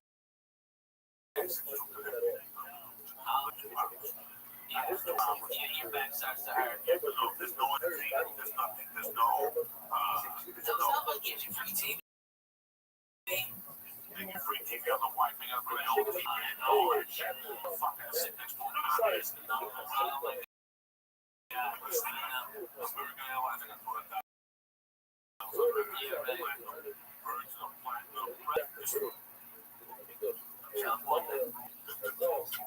Nevada. California, LAX, Boston. Houston, 2 hours, 2:10, 2:15. Anything after 2.5 hours of Southwest, you're asking for trouble. This whole story started with the pimple in the ass because of the bus. If you put a pimple in the ass, it's that bad. Fly fucking Southwest. So what happened was, I come back on Monday night from fucking El Paso. I've been sitting on a bus for 12 hours. I must have fell asleep sideways. Oh my I was about 3.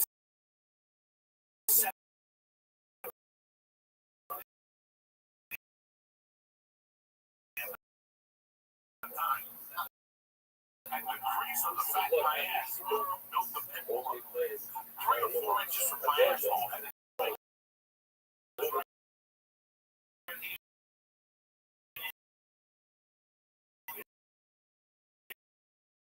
inside, I got stuck out an inch. And it was developing.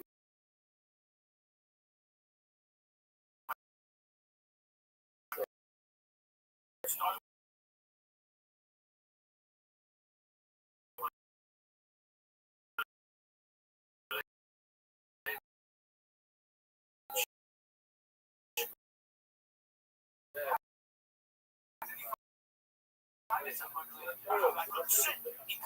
time I went to sit, I'm like, wow, something hurts. And then he pulled that. It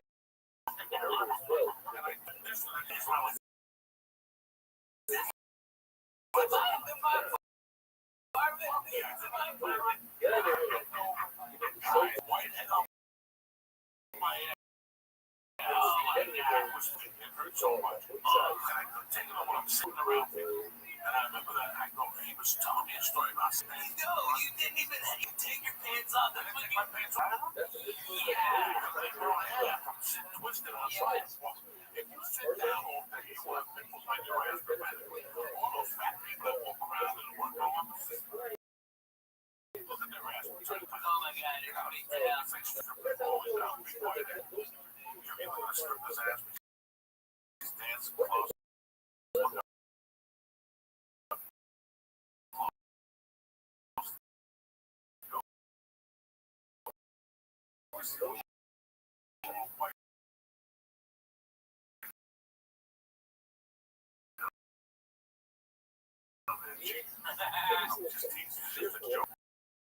I know.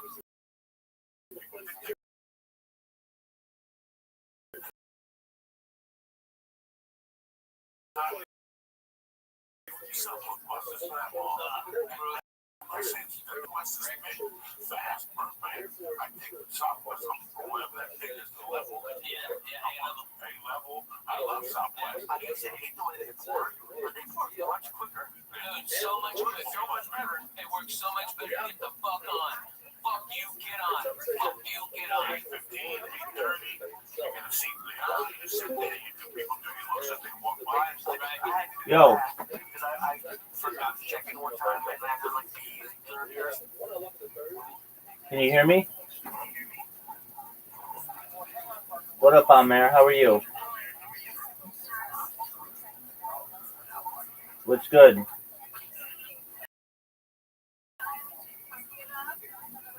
Amir, how are you? Hope you're having a good day, big dog. First I'm like B20, but I did about like 96 aisle and with cheese.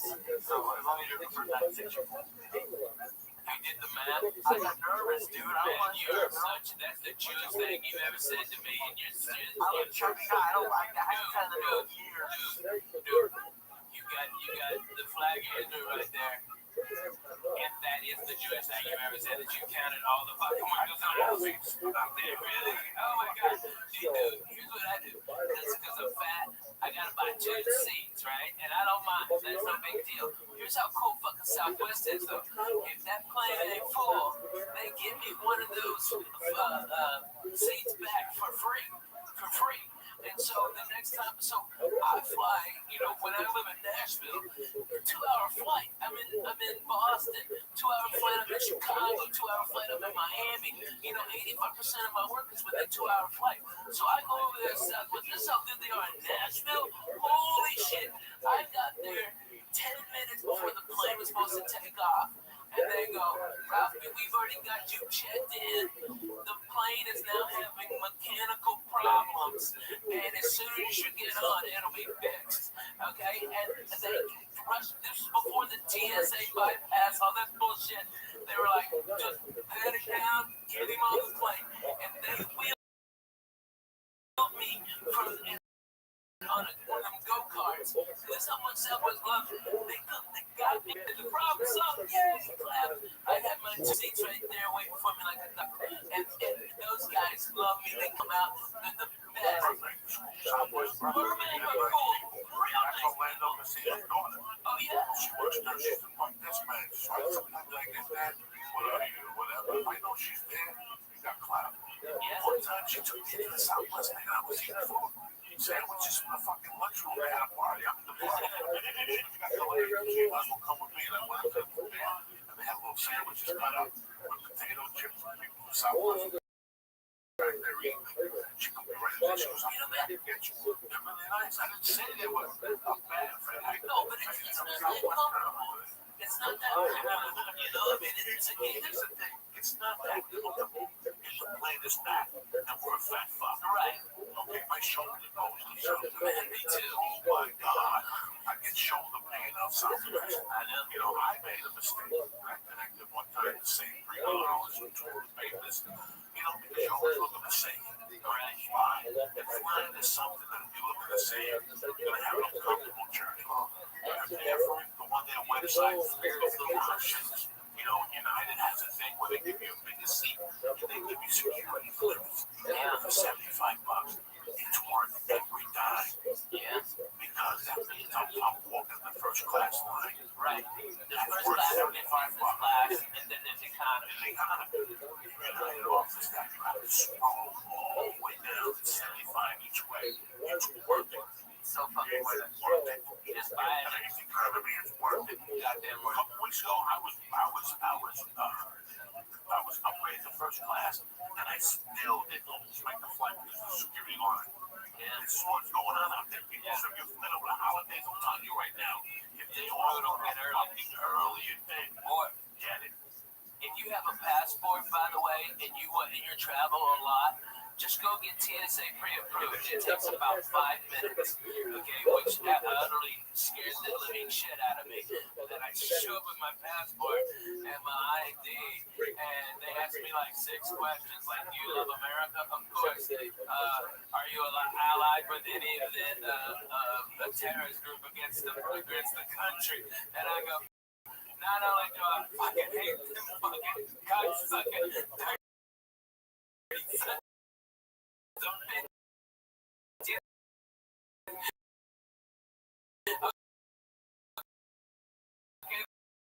they shot at me.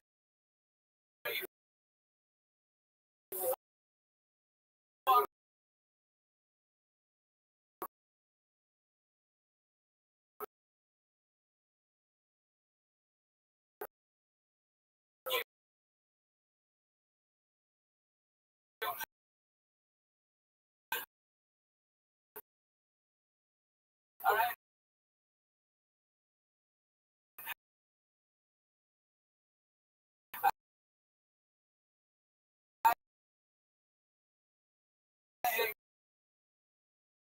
Right.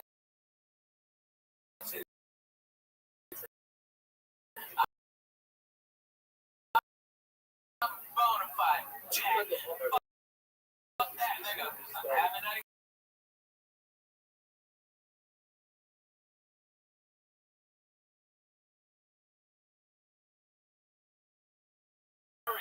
I can hit you up and get something in exchange and then get free internet. You know what I mean? Right?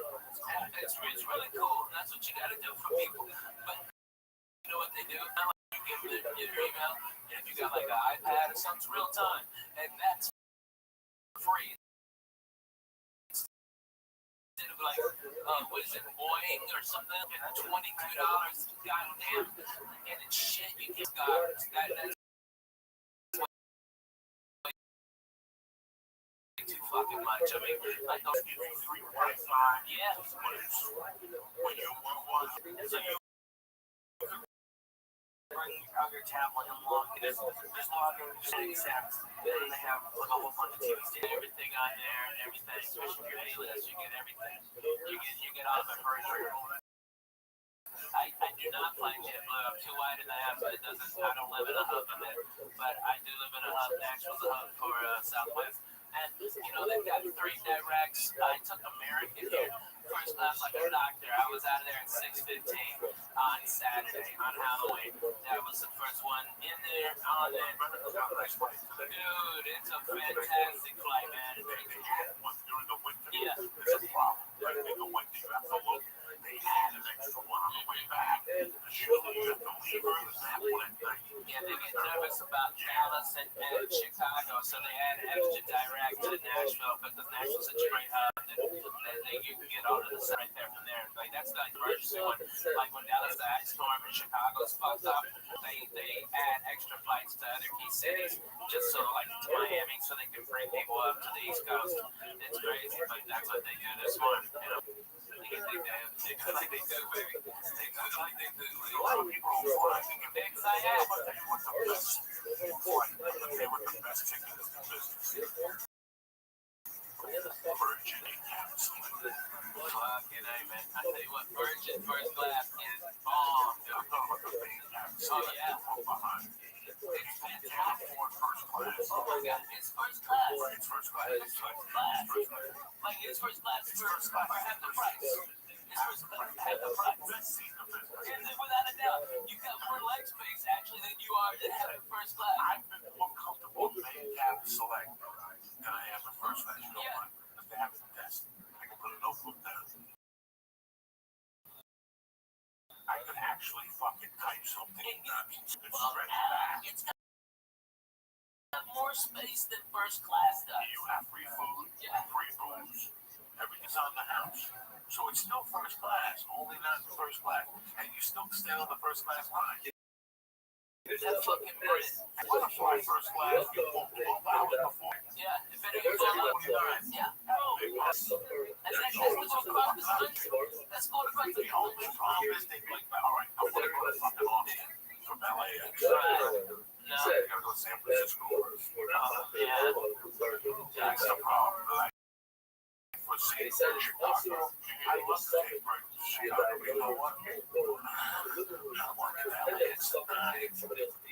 Yeah, that's hard. It's a rough flight. You know what? American will get me anywhere at 5 a.m. It's like, oh, that's the thing about American. That's the thing about American Airlines. That's why I fucking fly American. They're 24 hours. They got a vampire flight. They got a 24 hours. They got 5 a.m. to Chicago. That's the USAP and LAX.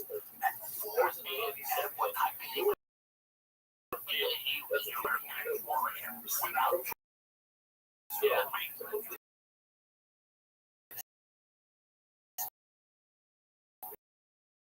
You know, it would be more authentic. I tell you, man, America is the smartest in the business. They lower the rates of what they did, but they front up all the fucking time. And if they lower the rates in that, so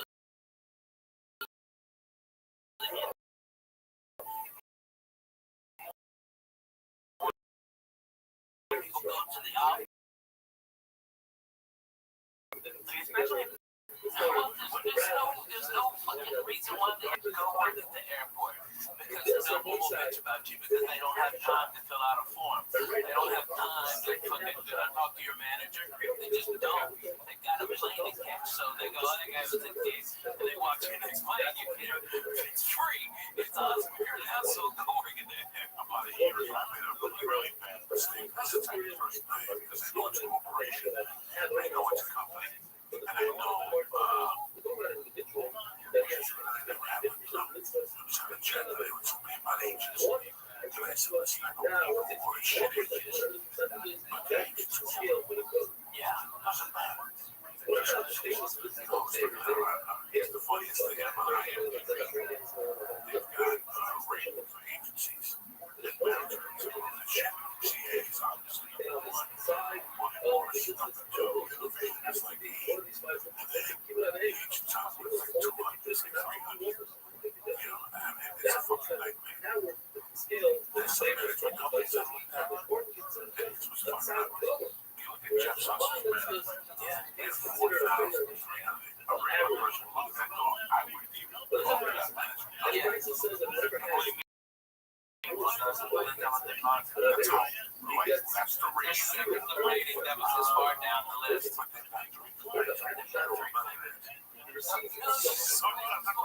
doesn't fucking matter. They're just grabbing it. You understand? So it's all bullshit. Where the rating's based on? I think you should use the client's earnings. And the client's earnings. And so, like, I'm with William Morris, and I think worldwide they're number one, but here in America, CAA is, especially in LA. Alright? But William Morris is badass. It's a fat baby step. And they're at that level, unless they're worthless or fucking strung out on something. I mean, there's been a lot of their prison and fallout because of what they're snorting and what they're drinking on their fucking expense. But, man, if you've got one client and you're that guy's manager, and that fucking guy is Kevin Hart, your rating would be, that you only have one client and you're so far down. But Kevin will work hard and make a ton of money. But what if he takes 2 years off? Just to relax and build up a new act, That's when your rating drops to 5,000 likes. I mean, how much did Stephen Joe and Kevin do? No more. It's Joe, he's still throwing people around UFC's right? But that's it. He would be such a fucking amazing action hero. I understand. He would be so amazing. Okay, with Joe Rogan, with a fucking skull and tats and crazy shit, driving a hot rod to the fucking desert for hot bitches. What the fuck? I'm all for that. That fucking guy has cornbed heads fucked up. Oh, God damn it. Run to it. He can go up. He can change your life off with a kid. You want to show on TV when you want to do this, but it's the last thing on his mind. It's the last, and if you understood his life, he does the easiest path of resistance. When we talk about work ethic, he got that job in the UFC as well. He called the guy and said, I'll find myself out. I just want to do some of my time. You guys have an idea what the UFC pays? What he's become on that channel, he's like the voice of that shit. Yeah, this didn't come to him because he trained. He went to the IDT Institute of fucking UFC. He stepped up. And that's what this whole thing's about. It's step up. So if you have this job, right, guys, this is how he looks at it. I look at the same way, right? You got this job that flies you in the face. Every once fight, it's reciprocal. Shows, guys. Yeah, but he was on 2 separate shows. Why would you underestimate a rock? See, no answers because he doesn't know what the fuck he's doing. He's gonna wake up one day and go, first of all, How many needles can I stick in my blood? How many needles can I stick in my neck before my kidney blows up? Because that's how the public needs to see you all the time. He went on some show a month ago and said he eats 20 pounds of fish a day. That's all great, man. Okay, but you gotta stick me in your body. That fucking thing. Hey, we gone to some sushi spots. We got him on that one. We got him on that. So, right, I got a little on as a family.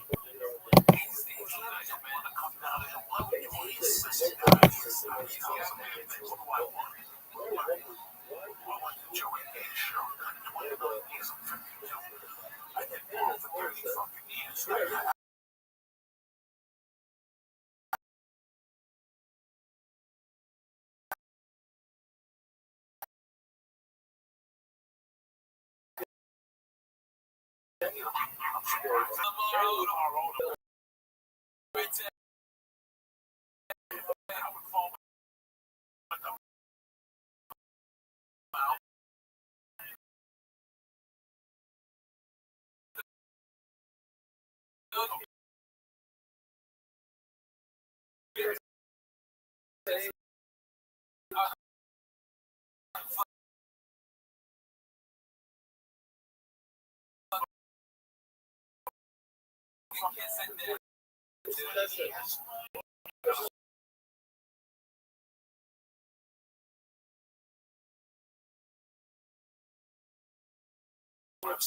So it's all in house. Make me laugh. I don't need to like, so what's it gonna take for Joe Rogan to come to my club? I want to say this one fucking night. He's gonna laugh at the I know the story. Give us something.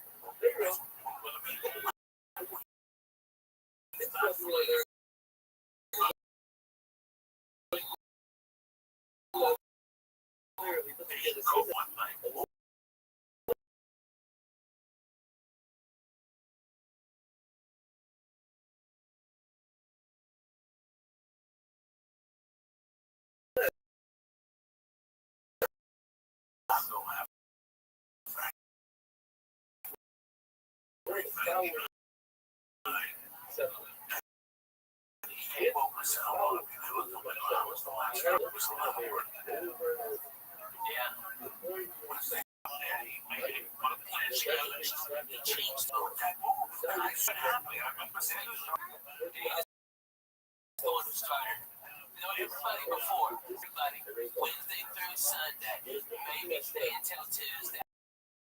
The drugs are good. Every fucking body, everybody, Dougie's one that had the control the whole time because there wasn't after comedy died after the 80s and the 90s were fucking dead. There were no headliners that were selling tickets. Okay, keep the money down. But now, the dumb fuck, all these comedy clubs everywhere, and then they go, oh, I got no fucking headliners. And then that's when we got the power. It was fucking Dane Cook that showed the way. You can say, go fuck your Wednesday and eat a dick on Sunday. I'm doing, no, you know what? I'll come in Thursday for Friday morning radio. And that's it. That's it, and I'm back at home in LA early Sunday. We put it together.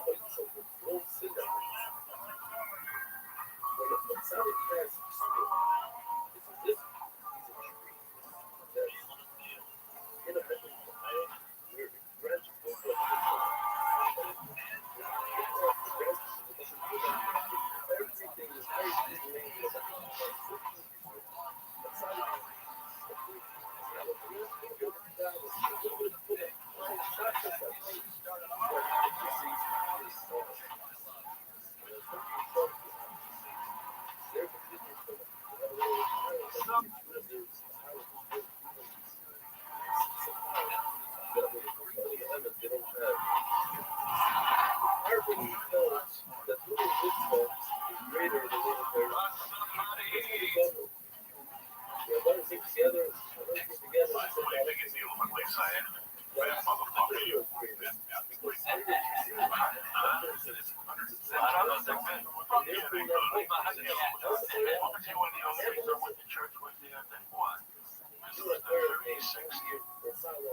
Anniversary of the night.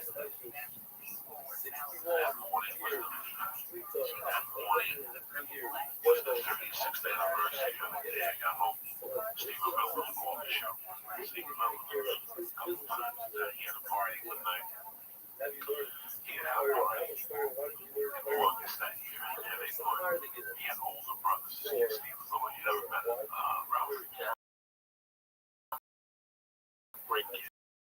He's got a couple of calls back semester. He had a shit. When we were growing up, sort of music, and they did crazy things like they would walk in class, fucking you houses head off. So one day, this is way before August. Oh yeah. 75. I went over there one day for a party, and the only young kids that were invited to the party were me, Philo, and this kid Gandhi. And at this party, they took the garbage cans, and they filled it up with everything they had. They put a Hawaiian punch in it, and they took peas. The brothers took peas. Turn on that thing around, eating a game up in the fucking thing. So wet with ice, and this stuff had like 151 rub. Oh my god. There's a fucking, I swoop it out here, and this is the garbage can. And it had chunks of fruit in it, and I'm back there. So I'm walking up in this little front yard. He's in Dallas, Texas. And I'm getting woken up by Ray Ernesto. Ray Ernesto was a cop in the neighborhood that would come down and play basketball on Sunday. But he always wore colored socks, and it drove me crazy. At the end of the fight, at the end of the basketball game, that was the argument. Ray, you gotta go home with the colored socks. I'm gonna punch him up. Ray, you gotta punch him up. I'm fucking 40, I'm fucking 10. But fuck this time, Ray. But Ray was a cool motherfucker. Ray picked me up. He was going, what happened? I don't know, I blacked out. I got fucked up. Come on, drive me home. And he knocked on the door. My mom answered. She's like, what's going on? I go, what? I got fucked up.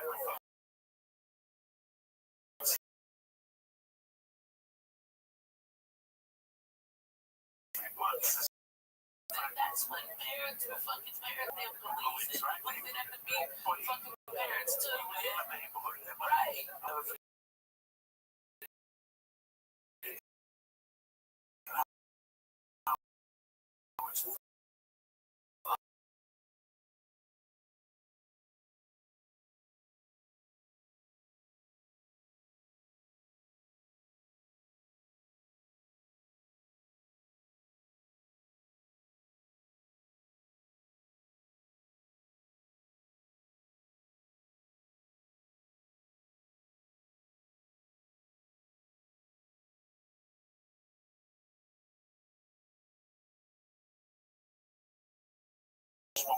I was high. I was not blowing up much. It was a Sunday morning, so I never passed out.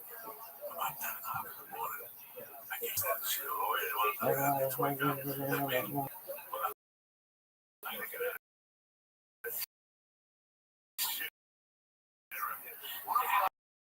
Make some money, pay with a hiding in it.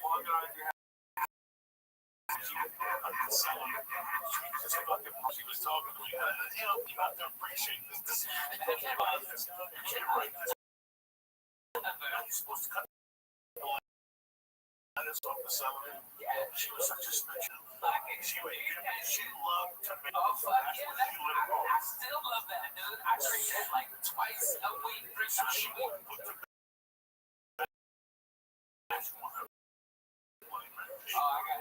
sauce. Not me. So anyway, she looks at me and she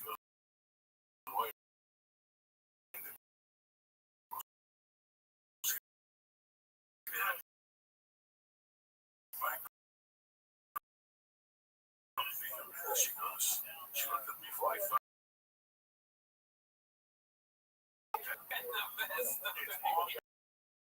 It's not fun.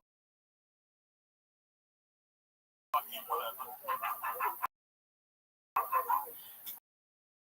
But she said, very in my walk. This is the end of August, September, October, November. I get invited to a Halloween party. It's a Saturday night. Like crazy. But you making chicks yet? 3 days before this fucking party, a girl pulls me aside. That's beautiful. She goes, "Hey, what do you think of this girl?" I go, "Why are you mad?" She goes, "She wants to get together with you. You want her number?" I go, "Sure," but she had just broken up with a kid in 1979. I went up to the kid like a man. The kid was a dumb kid. I went up to him and I said, "Can I talk to you?" I said, "Hey, you're right." I go, "You know, was there anyone you mind?" He goes, "You know what, I like you, but I do mind. I'm still in love with you. Just give it to me. Okay, fuck you."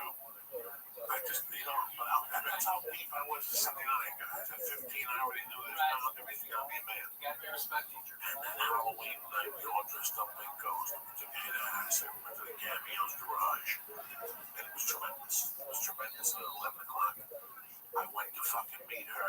And some girl came and said, "She's not coming. You have to go get her." And I was like, "What?" And the girl was hot. And then the way walked, in fact, Timmy Holloway is her cousin. He's listening to this podcast. Robin Thompson was being her. Robin Thompson started walking, and her boyfriend Glenn Zemnick was a man already. Me and Robin were 15.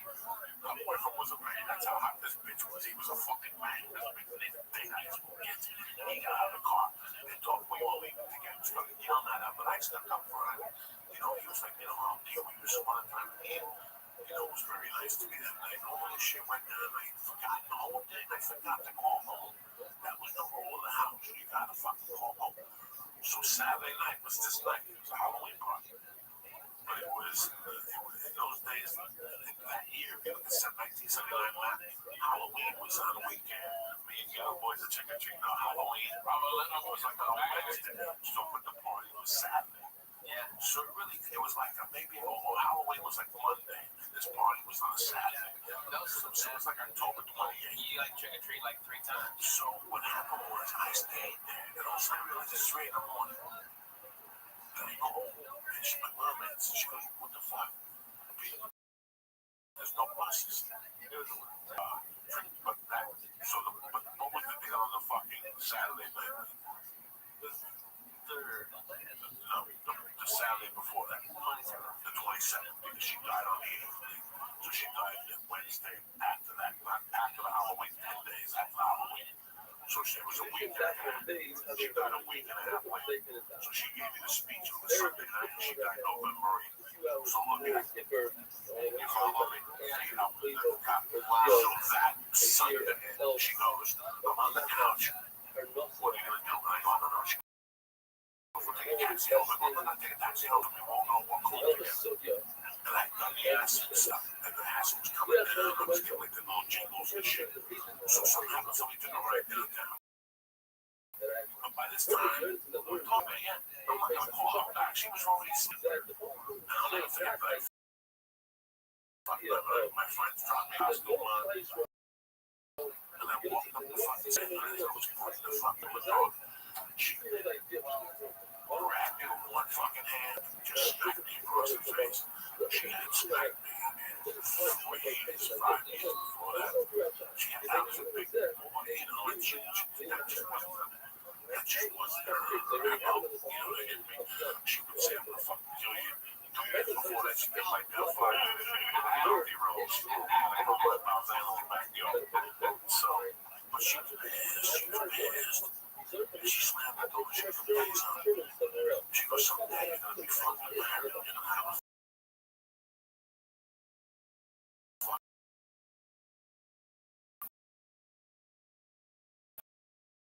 life, and you better fucking move it around the hour. That's the deal in this house. You can stay out off the fucking land. I don't give a fuck what you do. We just stupid buddy shit went on.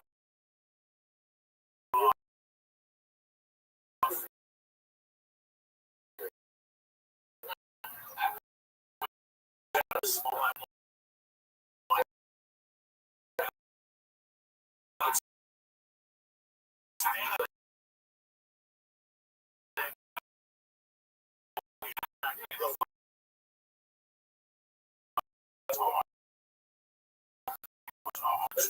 was still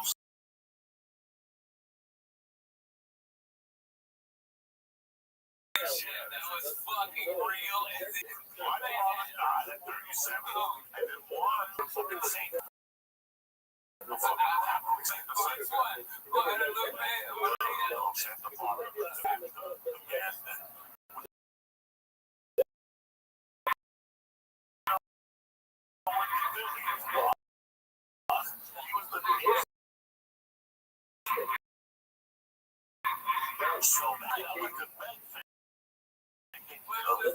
She got home from the club.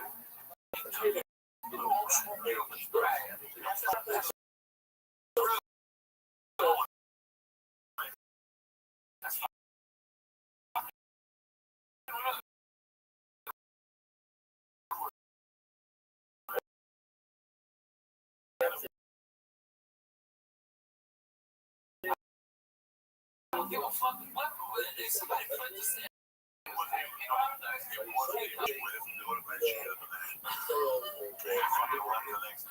So I woke up the stairs, they went up the stairs, thinking, you know what? I ain't tolerating this. You know what? You know, I'm 15. Hello.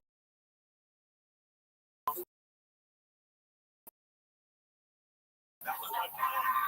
Shit. I wanted to buy the house when I was working at African Ice one year. So she get up, she got up, she got out. I was like, oh, fuck.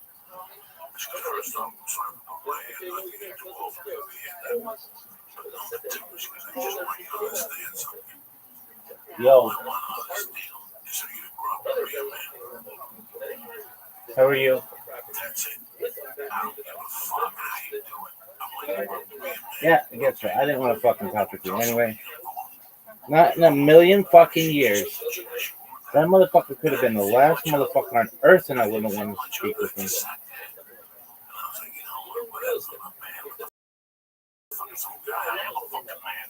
I was just sucking titties behind high school. I'm a fucking man. I worked last summer. I made $75 a day. You're on my head. In the morning, whatever. So 10 days later, when I found her dead on the floor, the first thought was like, she's never gonna find her. I got went back. But the second thought was, this is what she was saying. She gave me a heads up. That's all she wanted is for me to be a man. Whatever I knew what that meant. But I just wanted to celebrate that. I know she liked churches. But no, I want to fucking pray. There was a church down the block, St. Patrick's Cathedral.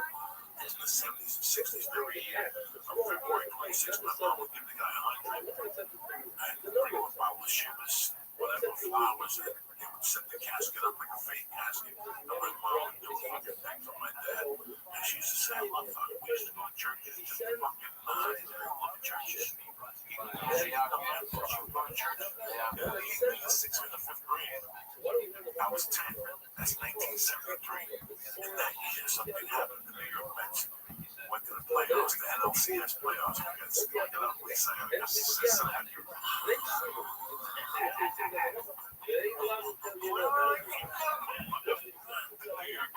Cincinnati Reds, 1973. Fuck, man. This is how Royals whip that shit out of you.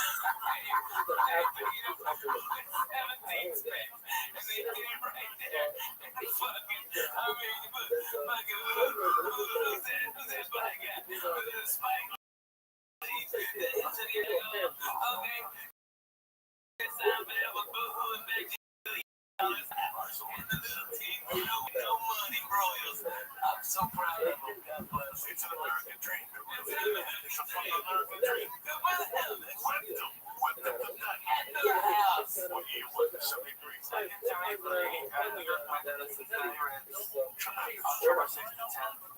And New York won the series 3-2. Black Pete Rose. The fuck up with arrows. The second base was When he was with his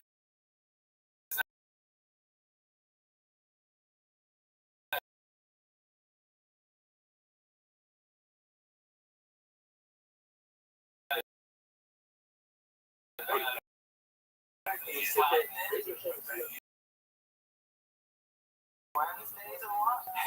you have the little nice little thing on? That would have been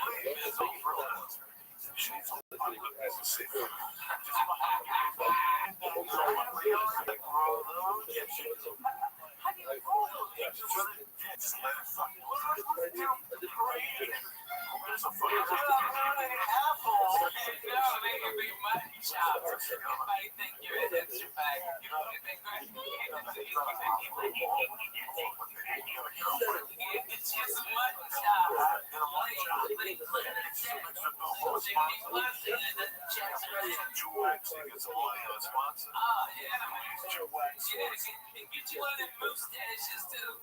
It makes you look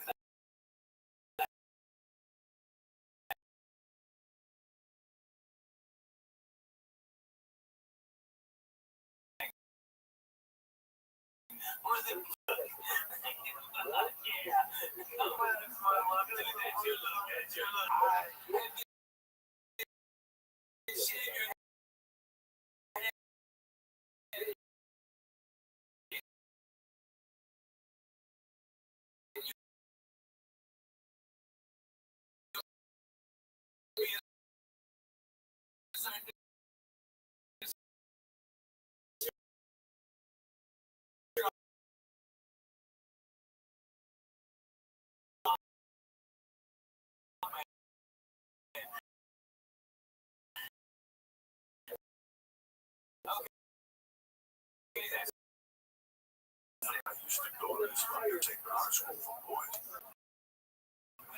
Then Holly,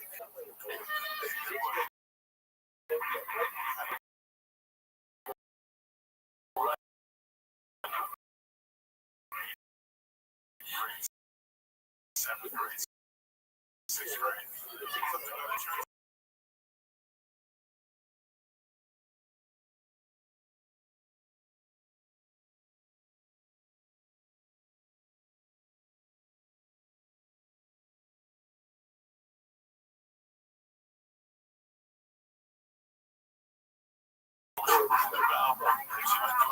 She kicked the bell by her purse, and she rang the bell at the Met game. This is true fucking story. This sounds crazy.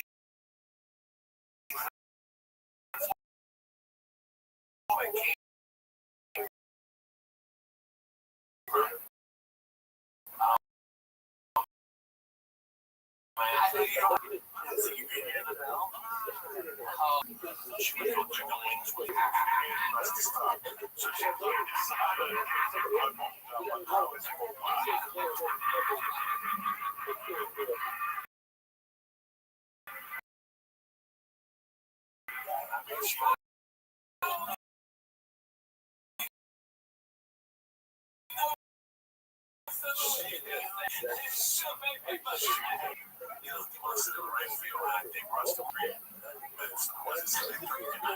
Who the fuck do you think you're dealing with?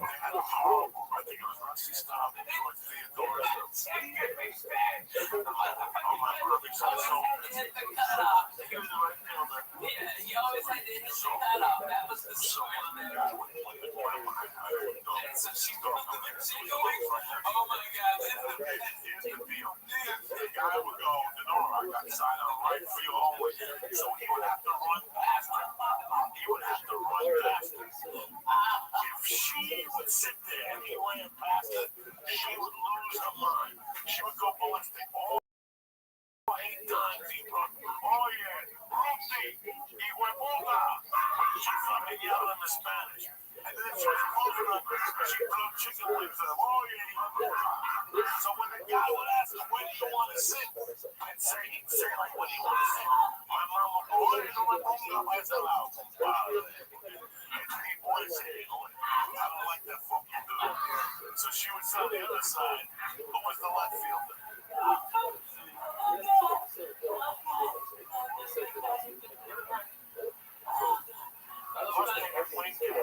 So she was on level Wayne Garrett. Wayne Garrett took this dick out my mouth with joke defense and sucked his dick and Tom Steve at the same time. Your mom got high. Give me a T. But By the way, this Friday I'll be at the Club Nokia here in Los Angeles. If you're a church member, please come in. Be live. Dude, I'm going to do about 2 hours. Blow your fucking minds. Come on, baby. What's the team? Who's the left fielder there? Who was the fucking Alright. You want to left field or Cleon? Cleon Jones, who was the third baseman. Wayne Garrett. Yeah. Glad motherfucker, dude. You remember that corner used to call him. You remember Wayne Garrett, chicken collar, Cleon. Remember they used to call Cleon Jones La Cleon. Vamos a la Cleon. Vamos a la Cleon. Let's even black my little clap. Wayne Garrett, you like Wayne Garrett. She beat us that whole game. When Rusty stopped, she turned over. I want to look at this motherfucker. I gotta sit there and look at this motherfucker. So,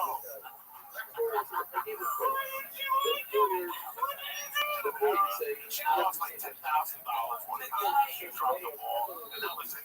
That's it. My mother's world. No, he did something stupid.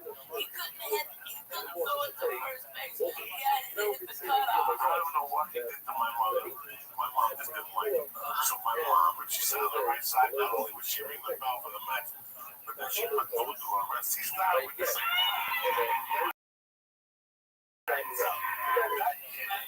Like a fucking Mets beat the Reds, right?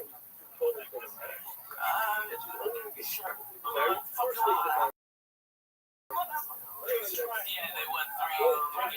You understand that much for the fucking Mets to beat the Reds? The Reds.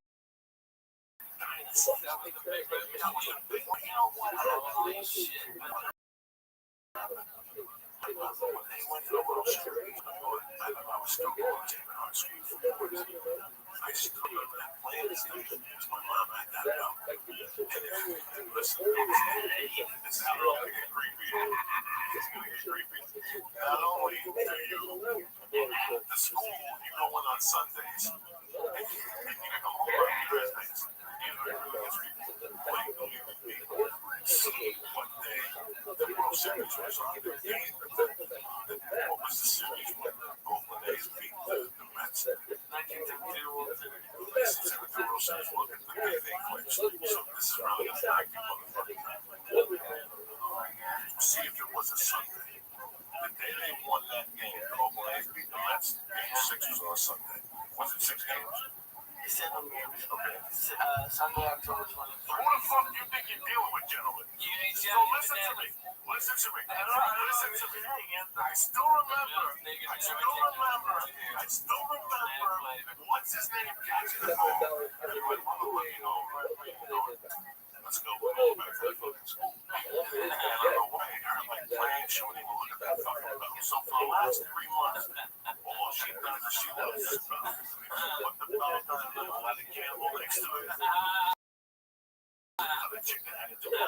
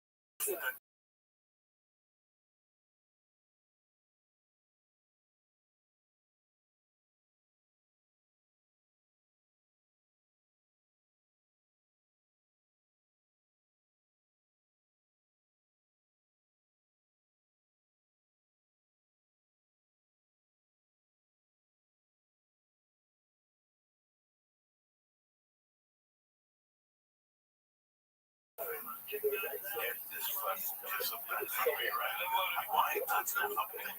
Take a look at it. I don't want to see that. I don't want to see that bell. I don't want to see Rusty stop. As long as I live, I swear certain things. Okay, so now the bell and carry the fuck up.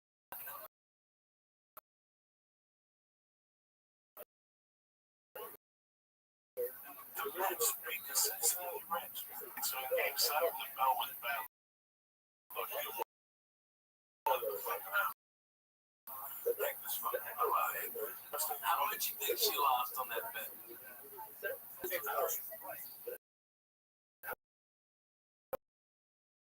Jesus, that motherfucker too. My mother. You have a problem. Women fight with no slot machines. They might well made you look like a fucking. My mom was a baseball. And the horse, it's everything. You can't do anything every day in life. She lost everything because of baseball. Everything. And her teams were better baseball. But the Red Sox. At that time, they were hot then. So this whole last week was really emotional. I watched the fucking night games. I watched it and I cheered for them. I gotta tell you something. I was cheering for them up to when they went to Shea Stadium the first night. And when I saw them singing, bring me a song, you're a shadow, whatever that Billy Joel thing, that was it for me. I was disgusted. I never did that. That's not the New York outlet. They were all hugging each other and they were singing, sing me a song, you're a piano man. And Billy Joel was going to talk back to Michael Jordan. That stuff drives me crazy, dog.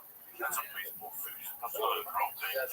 They ring bells and get up on Saturdays and shit. They breathe into something. That's what pissed me off. That's why I got so mad. I'm like, so you say the two guys also want to get beat up in shape? No, that's why they're tweeting last night. They was tweeting last night. It was fucking Billy Joel getting singing. That's the night they won. The night that he fucking sang that song. Now they're losing West Billy fucking Joel when you need him. Who the fuck is that cocksucker? Fuck yourself, Billy Joe. That's what I'm That's fucking Kansas City. Let me tell you what someone Kansas City played. Kansas City played when my man Brad Pitt was trying to sell Moneyball. Moneyball is, you know why? Did you watch the series? Fuck yeah. Fuck, I didn't watch it. I was disgusted with him. Are you serious? It's like that piece of shit Monday night game? Did you watch that fucking football game? That was hot garbage. Who'd you watch it? He was here. Let me tell you something. Fuck, you got a fucking 9-foot TV behind you. You say you don't watch no, this is I love the World Series. That's American. That's What are you doing? Were you playing some He was here working. He was here working. He was here working. one of those great things when it affects you? No. He was He was shooting somebody in fucking Belarus right now. They're both cussing out 30 fucking Russians. I know. He was Googling his fucking cousins. Alright? Yeah. Kansas City. And I love that. I hate when people forget about it. The game is small ball. They stole bases. They stole I bases. love when people steal. They put pressure. You really want to fuck with a motherfucker, and you look at the Cincinnati Reds, the big red machine. That's all they did. Their job. Next time classic baseball, Cincinnati Reds play, you should think he wants that whole game. And you don't know, oh my God. Nobody had more than 15 home runs. Gary Foster. Small ball. The main job they did was steal. Get a single and Steal a single is something that's forgotten about. yeah, man. You know that's why Ricky Henderson played baseball so long. So many teams.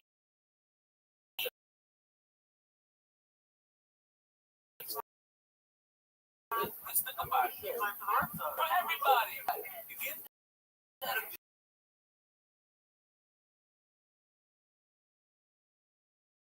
pitcher,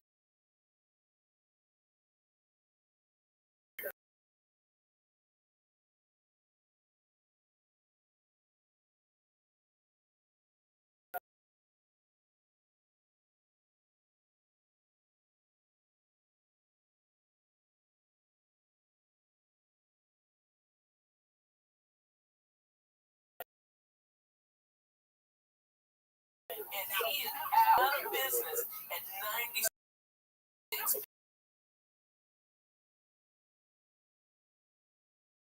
And once he stole, once Geronimo came on, those fucking Indians, those Geronimo, they go crazy. People would steal.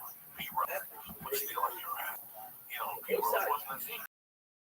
But it just, it just guerrilla you. There was a game I watched this classic baseball maybe 8 years years ago that they actually showed the fucking picture. Just going like, I don't want to deal with this ever again. This was not baseball. This was torture. Because it's small ball, it's slow torture. Every pitch, something happens. There's always something happens. Every time you let that ball go, it's either a single or bunt, or this motherfucker sails. That's torture.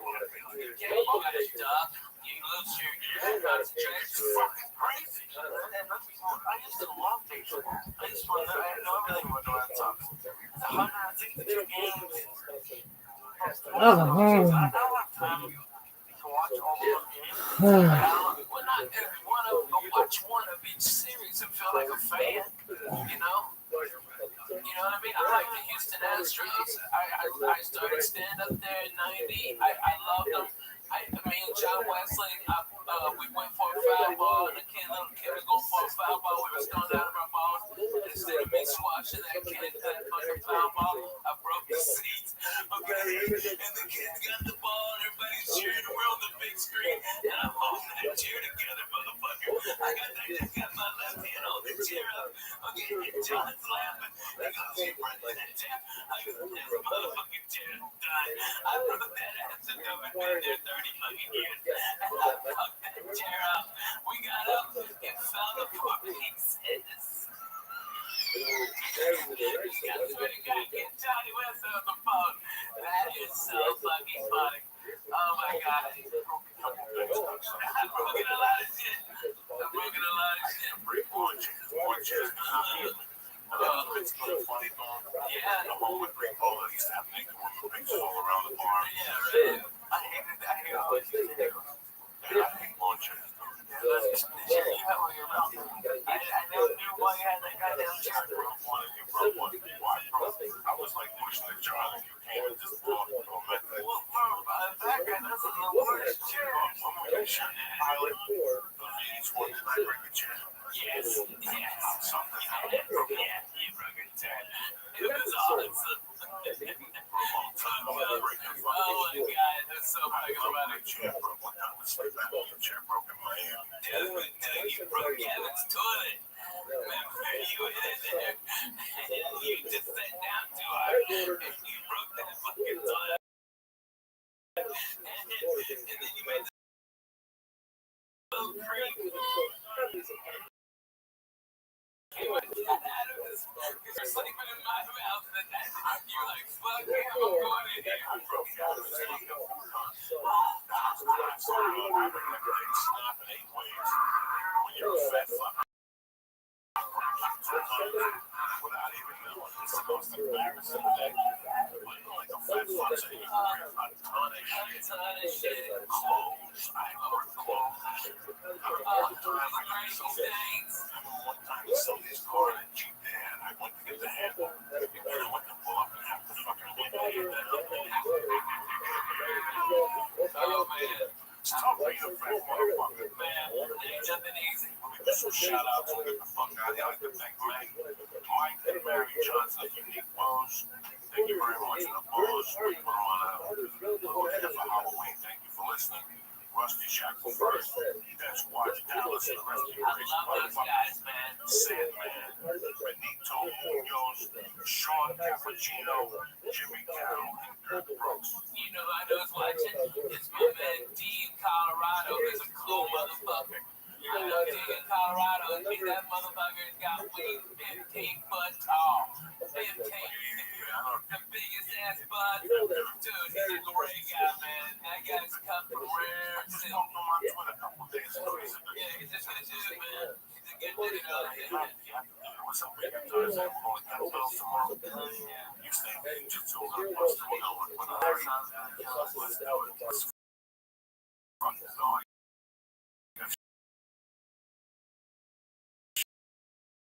Shit.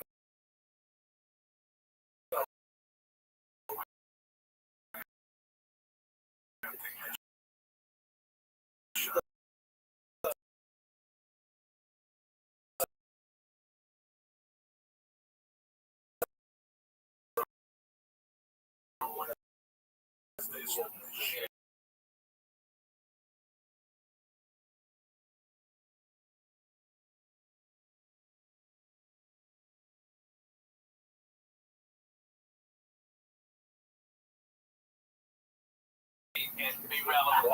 Holy shit. Okay, I've been trying to limber up and like, because traveling so much it hurts.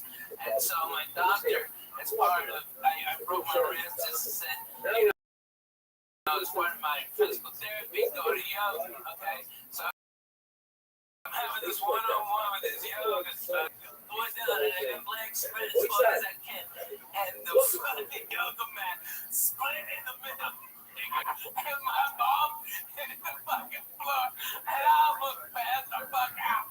My fucking thigh has been killing me for 3 weeks. Dude, I swear to God, I did the full splits. Like I was trying to block a goal. It was the worst.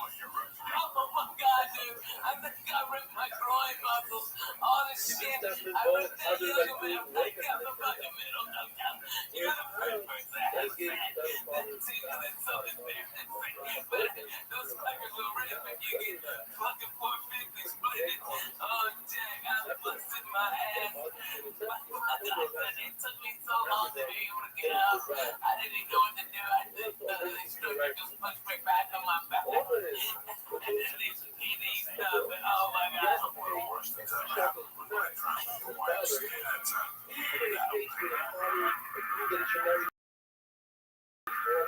Tell me, bro. That's a fact. I was going to have a little more about this than my fucking life. Shit is a fact, guys. And I don't feel like you get embarrassed about being fat. You can't fat shame. At the time, I almost felt like a wild lead. Fuck me up. I didn't say that was right to left. I didn't say nothing. I just snorted coke and tried to hide the shit. That was embarrassing. I was just starting to lose weight. Things were going great for me. I lost like 8 pounds. I was still snorting low. I was doing big blow. And I fucking got up one morning and went to work and I overslept. And I said, fuck it, I gotta swim. And I went over to the wine. The wine's packed. I used to go to a fat man pool. This is a little Russian pool.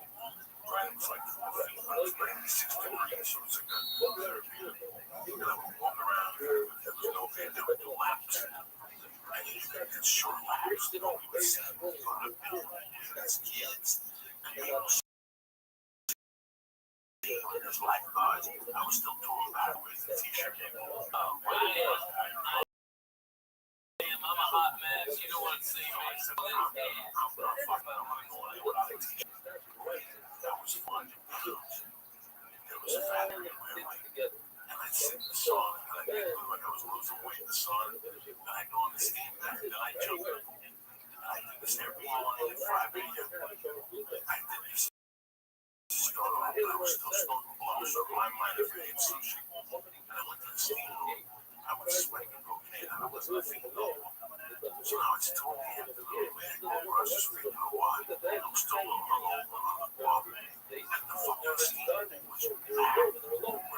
Kids jumping up and down. And I'm like, I can't do my fucking laps. I can't do no lap pool. It was wide open. Fuck this. I swam out with the boulder. I was swimming for 3 weeks. I'm ready for a big fucking pool. I was swimming with this fucking fat fucking water. I went around and put my name on the blackboard, guys. I put my goggles in. Now I'm in deep end. I jumped. Just a cold water hit me, bro. It just shot my body. It just shot my fat. And then I'm trying to swim. I'm swimming up on that tank. I'm turning my head. I'm over on my phone. And I look up and I have a little way 5 feet. I'm fucking sideways. But by this time, I'm out of here. Like I was smoking 2 or 3 packs of cigarettes a day. I'm dying. I'm 10 feet out. But I can't swim back.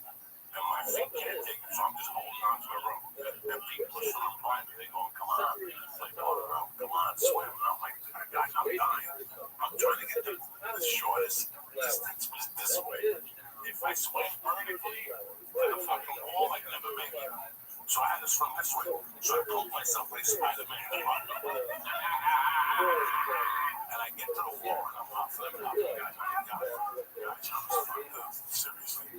That's when I realized Let's just ask that. And I'm all nervous. I can't get no more. And I'm on oxygen. I got my fucking chin on the thing. Just I told kids, I'm like, listen. I go, okay. I'm like, no, I'm not okay. No, come on. Hold on. And all these little kids get together, these little Mexican kids. And they're trying to pull me out. They can't pull me out. They're like, 1, 2, 3, pull. And they're pulling. I'm like, I'm trying to I'm breathing. I don't even know if I'm breathing through my nose. I'm starting to panic. People are starting to circle and look around. And these little kids can't pull me out. They're like, fucking ring the buzzer. Ring this buzzer. It's going on. This chick gets on the thing and she turns this thing around and they're actually going to make me listen to this. They couldn't get me out. So they were going to fucking drop my waist into the pool. They wanted me to swim into it and they were going to pull me out like a fucking whale. And by this time, there's 50 people watching. You have any idea how embarrassment is? I got kids on my side.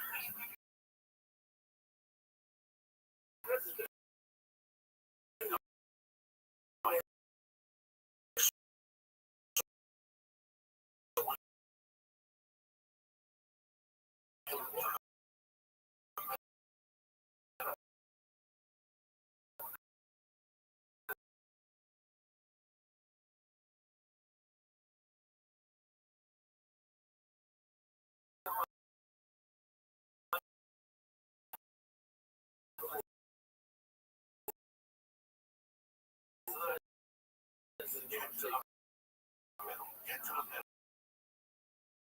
Went to the fucking door. The 3 ambulance workers were running in. They're like, where are they? And I just walked right past them, dog. Just one, don't stop, don't sign nothing. I don't know if you get called. Gotta be honest with you, I think there's a thing called secondary drowning. Look it up, like, it happens. You just take a little bit of air, a little bit of water in your nose, and it gets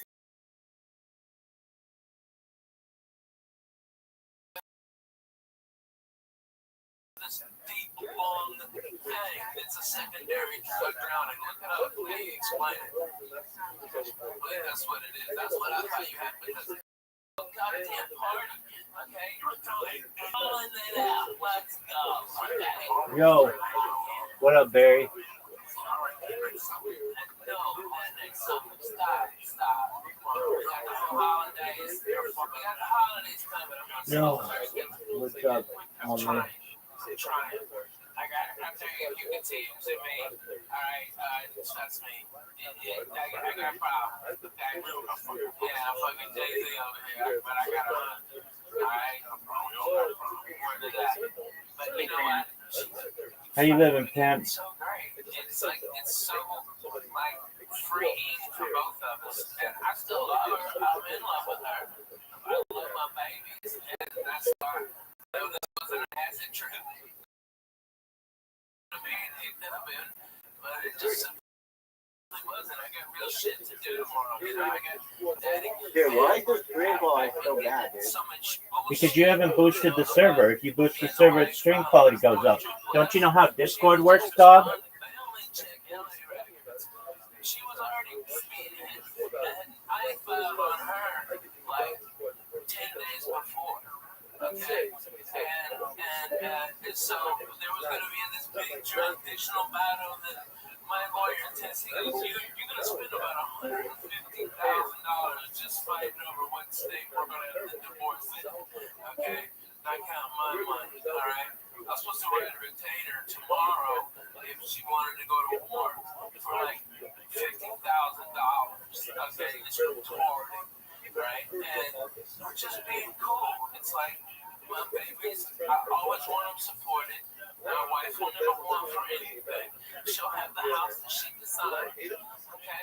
She can be free and unmiserable person looking with. I'm not a piece of shit. It's at work all the fucking time. I'm always, I've got babies that have to be in school. But since this shit broke on the internet, man, people taking pictures of my kids, man. It's like, motherfucker, I'm the guy. You know what I mean? It's like I'm the guy behind the microphone. You know, those are my babies. And they're just being fucking dicks. You know, I couldn't even go hard. Most documented man in human history. You got that right? How you living, big dog? People doing great, man. I think a very interesting guy. I like what you stand for. Hey, that's wonderful. Do you mind if I tell you more about myself? Yeah, sure. Go ahead. I'm all ears. Excellent. Well, thank you first and foremost for being here. I'm Rabbi Rothschild. I stream my life 24 hours a day, 7 days a week, 365 days a year for world peace. I've been doing so for more than 3.5 years. Holy moly. My streams go back to the pandemic. We've seen the death of a queen, the birth of AI, the coronation of a king, and everything in between. If you didn't know, The Economist magazine stated in 2018 that data was Earth's #1 resource, and I have more data archived on the internet than any person ever, which may make me an influential person someday. And if that happens, I want to make you, your friends, your family, all independently wealthy. If you're not already, I want to make sure that you have generational wealth if you don't already. And I want you to be able to start charities and philanthropic organizations of your own. How does that sound? Well, dude, that sounds like a noble ass goal to me. That sounds amazing. That's what I like to hear. Yeah, that sounds good. Does it ever get, I don't know, like kind of like privacy invading, live streaming your entire life every day? Do you ever feel like that or not? I enjoy it. If I didn't enjoy it, I wouldn't do it.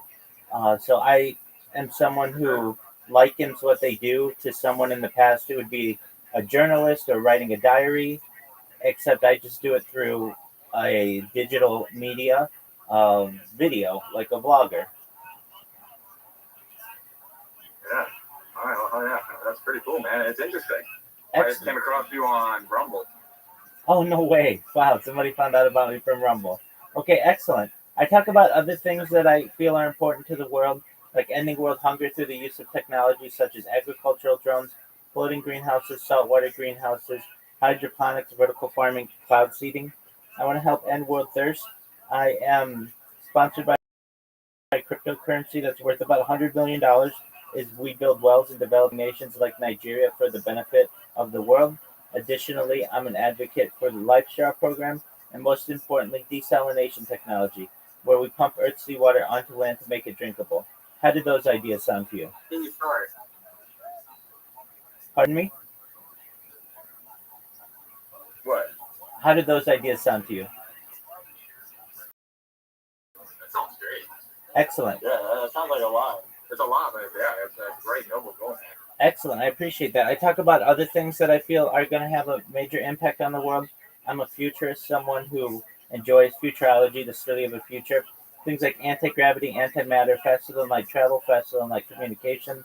Things like invisibility, cloaks, Santa Claus machines, replicators, ANI, artificial neural intelligence, AGI, artificial general intelligence, ASI, artificial superintelligence, quantum computing, cryptocurrency, things like de-extinction. People don't know this, but the first successful de-extinction took place in the year 2003 with the Pyrenean ibex, which was a goat located in northern Spain, southern France.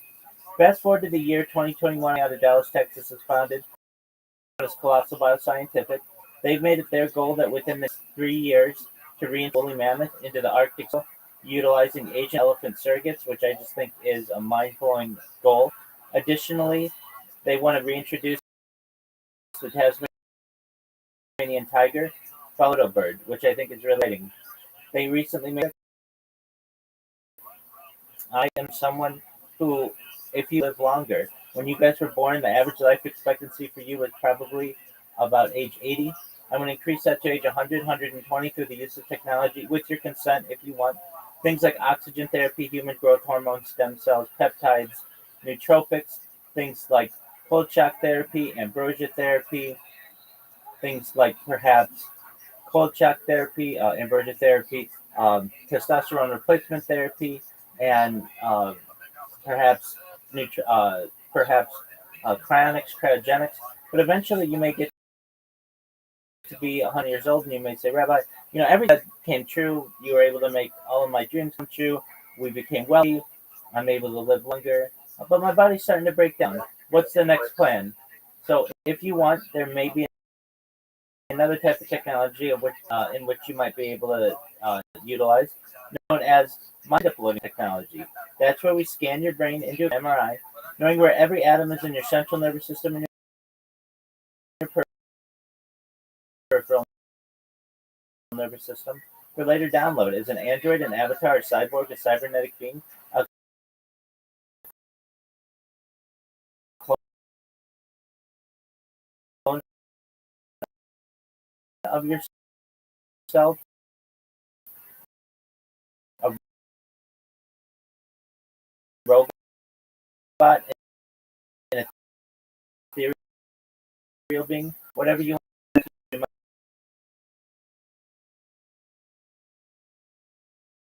As I previously said, data is Earth's number one resource, specifically human data. And I have more human data archived on the internet than any person ever, which means essentially I'm the biggest data set for AI modeling in global history. So, You sell your own data. absolutely, but I want to give it away. I want to give it away. And the reason why I want to give it away is because that will instantly make me extremely interesting. The world will want to watch what I do. And all I have to do is do endorsements for companies for $1 billion a year.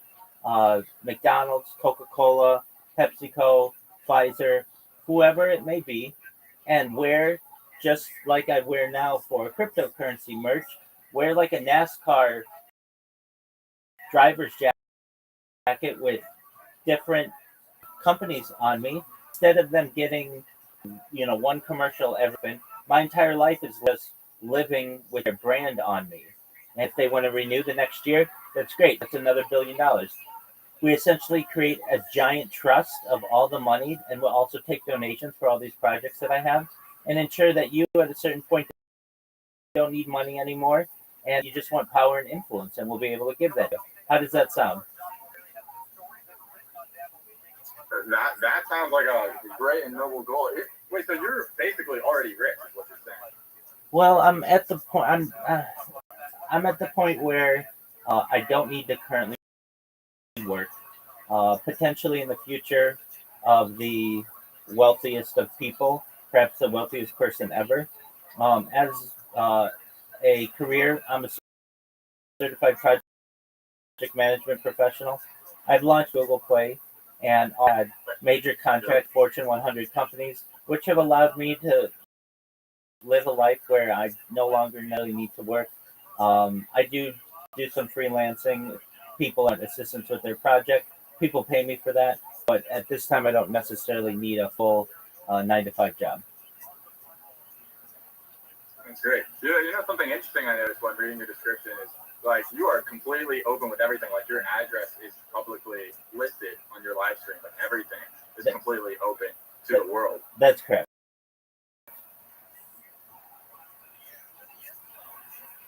Do you have any questions for the rabbi? What are your thoughts on Palestine? I want world peace. So basically, fuck Palestine?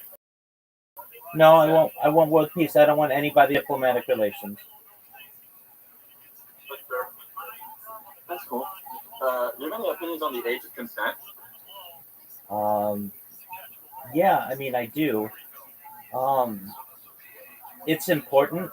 I personally think the age of consent should be raised to at least age 26, which is when the frontal cortex of the human brain finishes maturing. So, in my opinion, you shouldn't be able to sign a contract or perhaps go to war or anything until your brain is fully formed. I feel we're taking advantage of young people without the brain fully being formed. But that's an argument that I don't think I win. But personally, I would raise the age of consent until the brain is fully formed. I mean, doesn't it just make sense that, hey, we should make sure that someone isn't prematurely being taken advantage of because their brain hasn't developed enough? That only makes sense to me, but I recognize that there are companies out there and organizations that want to keep the age of consent at age 18 and perhaps even lower it, but I personally would want to raise it to age 26 at least. It's definitely an interesting take, but it's not something that's completely. That's anything we absolutely love. What's your thoughts about Muhammad's wife being 9 years old? Is that okay? Or is that we should keep it around that range? As I previously said, I think that the age of consent should be raised. So that's how I personally feel. Yeah, 9 years old. But yeah, that wouldn't work with him. It was a different time and a different area and different culture. But ideally, I think that's why all of them should have at least up until age 26 to make the decision on their own accord whether they wanted to marry Muhammad. Yeah. What else? Oh, yeah, I was going to ask you, you have to go outside, by the way? Yeah, I do IRL streaming. I've streamed as far north as Santa Barbara. I've streamed as far north as Santa Barbara, as far south as San Diego, as far west as the Pacific Ocean, as far east as mountains and desert. I've streamed in Beverly Hills. I've streamed in Los Angeles. I've streamed at Disneyland. Basically everywhere in Southern California, I have streamed. Yeah, I do go outside. I've been outside in the last 24 hours. There are things that I do as much vitamin D as I can. I don't say that I have to be on camera every second of every day. That's not my goal. I mean, I just 99.99% of my life is on camera. But if I ever want to just get a break, I can go outside and go in the garden or touch grass or go on a little walk or go to the mailbox or whatever I need to do. I keep the cameras going. I just going to document the video on in the back that is going 24 hours a day to document what's going on in world news. So essentially, you can go back to any of my stream and know That's a lot. Yeah, do you ever do like collabs with other streamers? Yeah. Do you like collab and just like sleep over? I've had people come and visit me in Irvine. They've driven like as far as like 8 hours away. From Northern California. Yeah. I also do interviews with people. And like I did a collaboration within the last 12 hours or so with a kick streamer.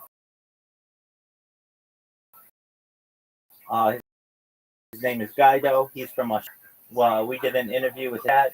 I've done with people. So if you consider the operations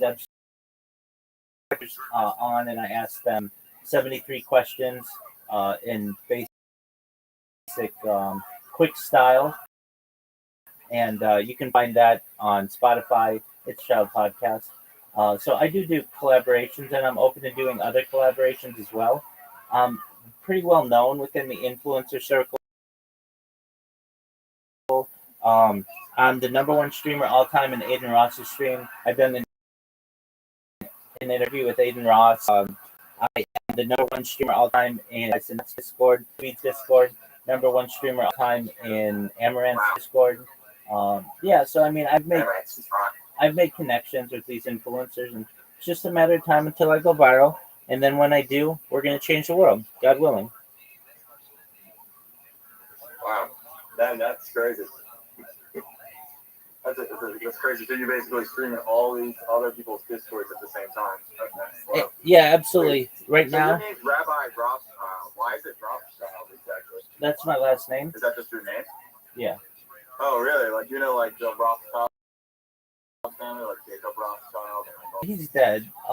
But it's a large family. There are 3,000 of us in the United States alone. About 10,000 of us in the world. So it's a somewhat related to that. Yeah, through DNA. Yeah, we're all related. Wow.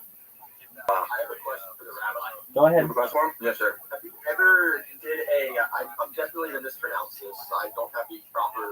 Then let me try to say it. Have you ever done? It's a Metzitza Bapeh, I think is what it said. Yeah. I'm actually someone who feels that this is not a necessary element of modern Judaism. I am basically someone who's been had a bris, been circumcised, but I'm an anti-circumcision rabbi. I don't need to genetically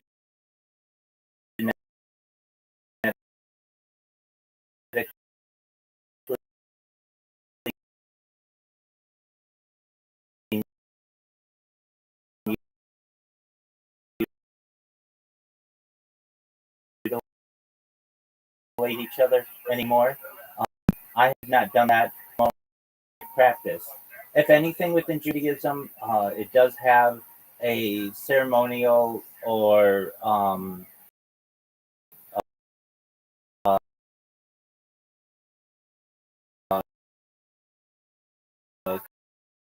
covenant. It symbolizes a covenant with Hashem, with God, which is just a pinprick, just a drop of blood, as but that we should preserve the foreskin.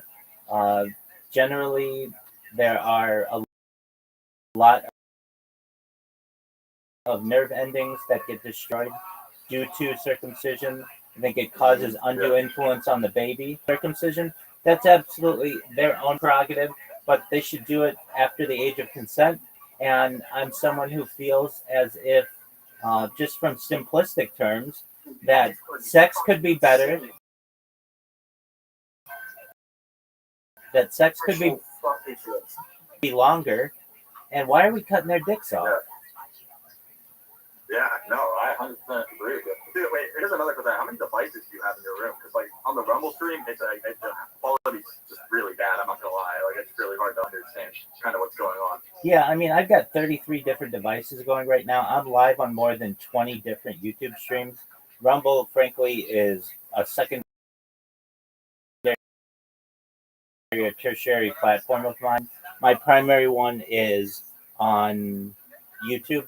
I'm worried about the quality of the video because I know that in the future that we'll be able to upscale any video that I have, which is better. So I'll be able to make everything HD in the future. The key to me is to have a consistent stream for as long as possible. Oh, no, that's crazy. I was looking for on there. Oh, actually, we have another question from one of our friends. He's asking about the Freemasons. What do you know about the Freemasons? Well, I am. Especially because that number 33. I am one. You are a Freemason, really? I am. Yeah, isn't it like to become a Freemason, you need to know someone who is a Freemason to get invited into that? One is to ask. So generally, if you know a Freemason, you inquire with them.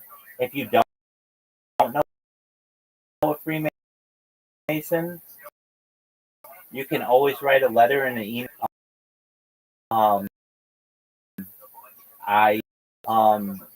Where I was living in California, I wanted to join a lodge closer to my home, and so I just wrote an email to the local lodge. Actually, as well, I Wednesdays and Thursdays, and then Shabbat was Friday. So really, I only had Monday open, and I needed to find a lodge that met on Mondays.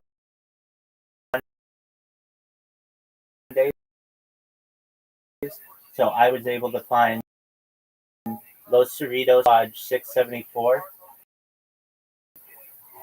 Oh, cool. No, I was just inquiring of it because there's a branch near me. I just wondering how you're doing that. So, well, if you're curious, generally what you can do is inquire through email or letter and say that you have interest. What will likely happen is they will invite you to a dinner, depending on the size, location, and their particular organization. You'll meet the brethren, you'll meet the brothers there, and have a nice meal if you choose to partake, and you'll be able to ask any questions and can petition the lodge to join. Depending on your state, there are some certain requirements, but they're they're achievable. You have to have lived in the state for at least a year. There's a saying that you can't be like a madman. You have to be, which means you can't be enslaved, something like that, which we don't have anymore. But being not a madman, you have to be like a good mental health. You generally have to be an upstanding citizen. Um, so what does that mean? Generally, you need a clean criminal record, though if you have something minor, that usually doesn't get into too much of an issue. But you do, at least in California, you have to be able to pass an FBI background check. If you're able to do so, and you still are able to, you also have to have the financial means to be able to pay dues. It depends on the size of your lodge. It depends on your state. All 50 states have different requirements and characteristics, but at least in California, my dues are based on the size of my lodge, and it's something like between $150 and $200 a year, and that basically keeps the lights on. That pays for events that we have. So that's what we do.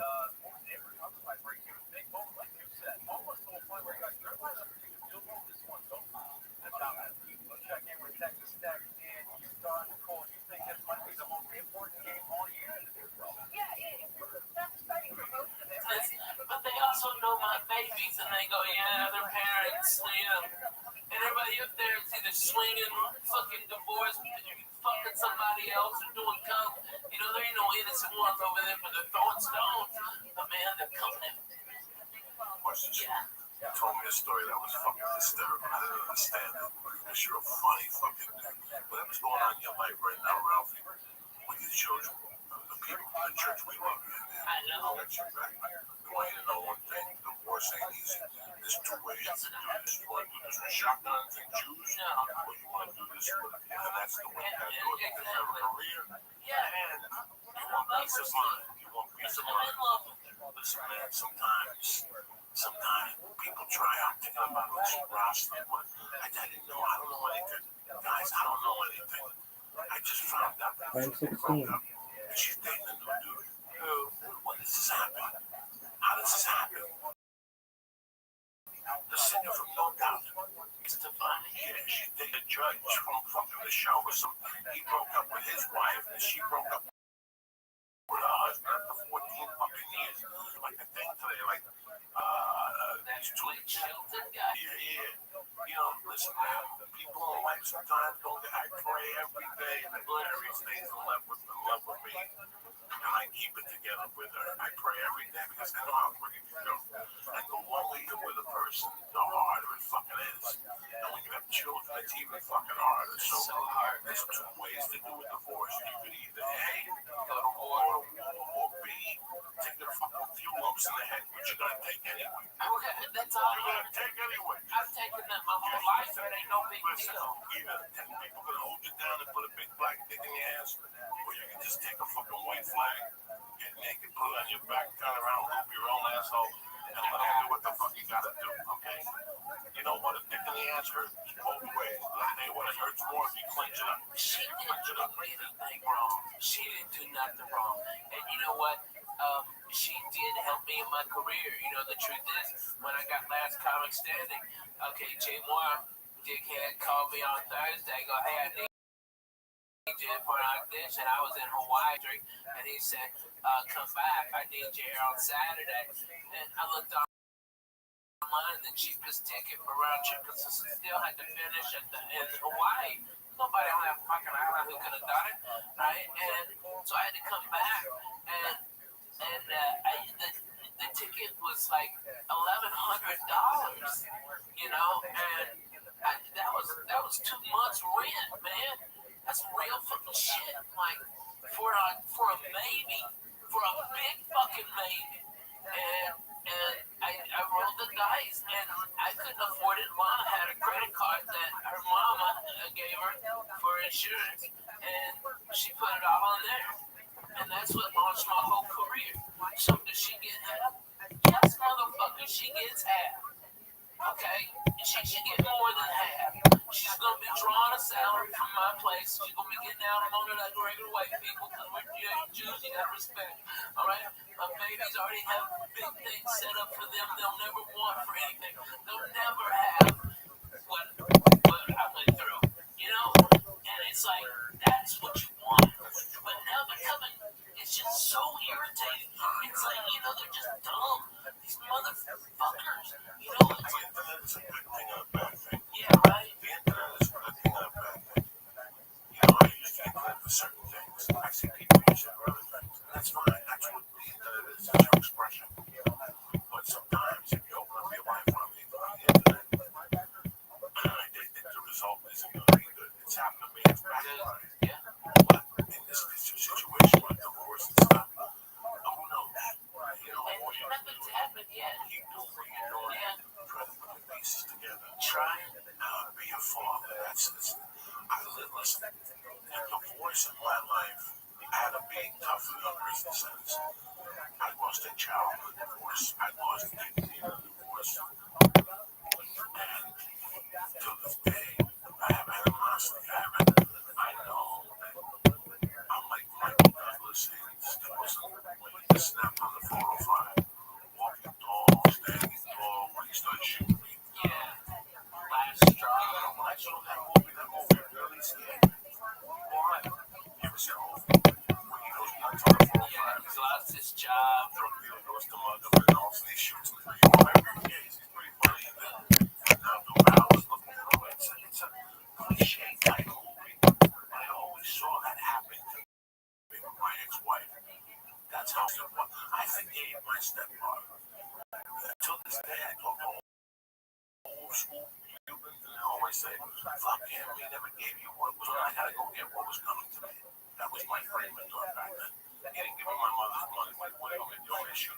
For 3 years, I lived in I was right there in the hide under a car and grabbed the sport and shoot him. Where's his money now? So I shoot him. I'm going to get his money now. So I had a terrible idea. And I hated him for fucking years. And one day I go, what? This is the guy that raised me. Would you give me $300,000? What was I going to do with it? Was I going to invest? Was I going to buy a building? No, He was dead. I was going to buy a plant off some fucking. Fuck yeah. So in a way, he saved my fucking life, you know? So I forgave him over the years. And I forgave him. That was it. When he died, I didn't go to the funeral. I said, wow. I went to see his wife, and then she died. But I let it go. I gotta tell you something. I had some. I don't have any anger. I don't have. But I have only love. No, I know. I just love my babies. Listen, has nothing to do with numbers. Okay? There's levels of a divorce. When she walked out of that, there's going to be a mile up the road. You come over anytime you want. And we just get some space. Yo, what up, And I Only? was cool with that. I'm like, this is a dream come true. I can work on comedy. I wanted to be a fucking comedian. I just got out of prison. I was doing the work and still stuck. And I go, fuck it. I went to fucking comedy. And then all of a sudden, it went from one thing to another. I hope you go that way. I hope you handle it now with Charlie. I love my babies. I love my wife. I hope that the attorneys don't get a hold of this and turn it into something else. I hope that, because that's like it. That's what happened. Once attorneys get a hold of you, once the fine print, there's a fine print. And once that fine print comes out, Lisa, there ain't no coming back. And that fine print has to exist. It has to exist. The law says it has to exist. And sometimes that hurts. My love always call you every day. I know. I send you videos of all Spanish guys. You gotta knock it out with that, man. It's like, I'm the real deal. I've been through a divorce. I've been through a separation. Guys, it is brutal. I always advise people to keep it together. Keep it together. well, no, I disagree. Well, if there's no love, there's no love. No, There's no love. There's no love. You have love. No, So I this we both have so much love for each other, but it's like, here's the real deal, okay? I have really fucking bad PTSD, and now I'm properly medicated by probably the best. I had a psychiatry at Vanderbilt. He's fucking. I sleep 8 hours. I'm up. I don't take naps. I walk. I feel great.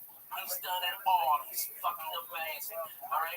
But before I got properly medicated, I was a fucking nut and a complete asshole. Okay. You know what you do after 2 years of midnight? All this class, you just wanted to worry me that bad. What question did you have over there? Not a question, but it was just my parents got divorced when I was in high school, and I actually wish they got divorced earlier, or they said like we stayed together because of the kids. Even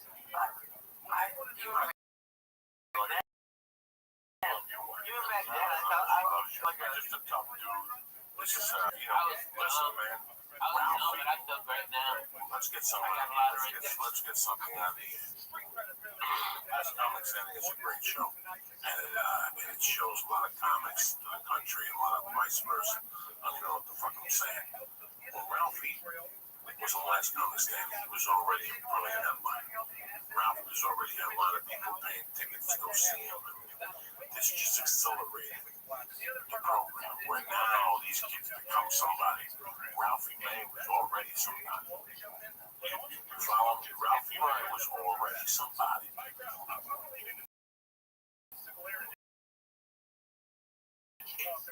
Went from one thing, I judged it. I was there when we were cooking for us with no money. And also, next thing you know, we're sitting on Bullshit Boulevard with a jar of weed, the little people just sticking their hands in it. They had weed to go. Nobody didn't give a fuck. Take it. That's what Sean Rouse smoked the fuck out whole thing.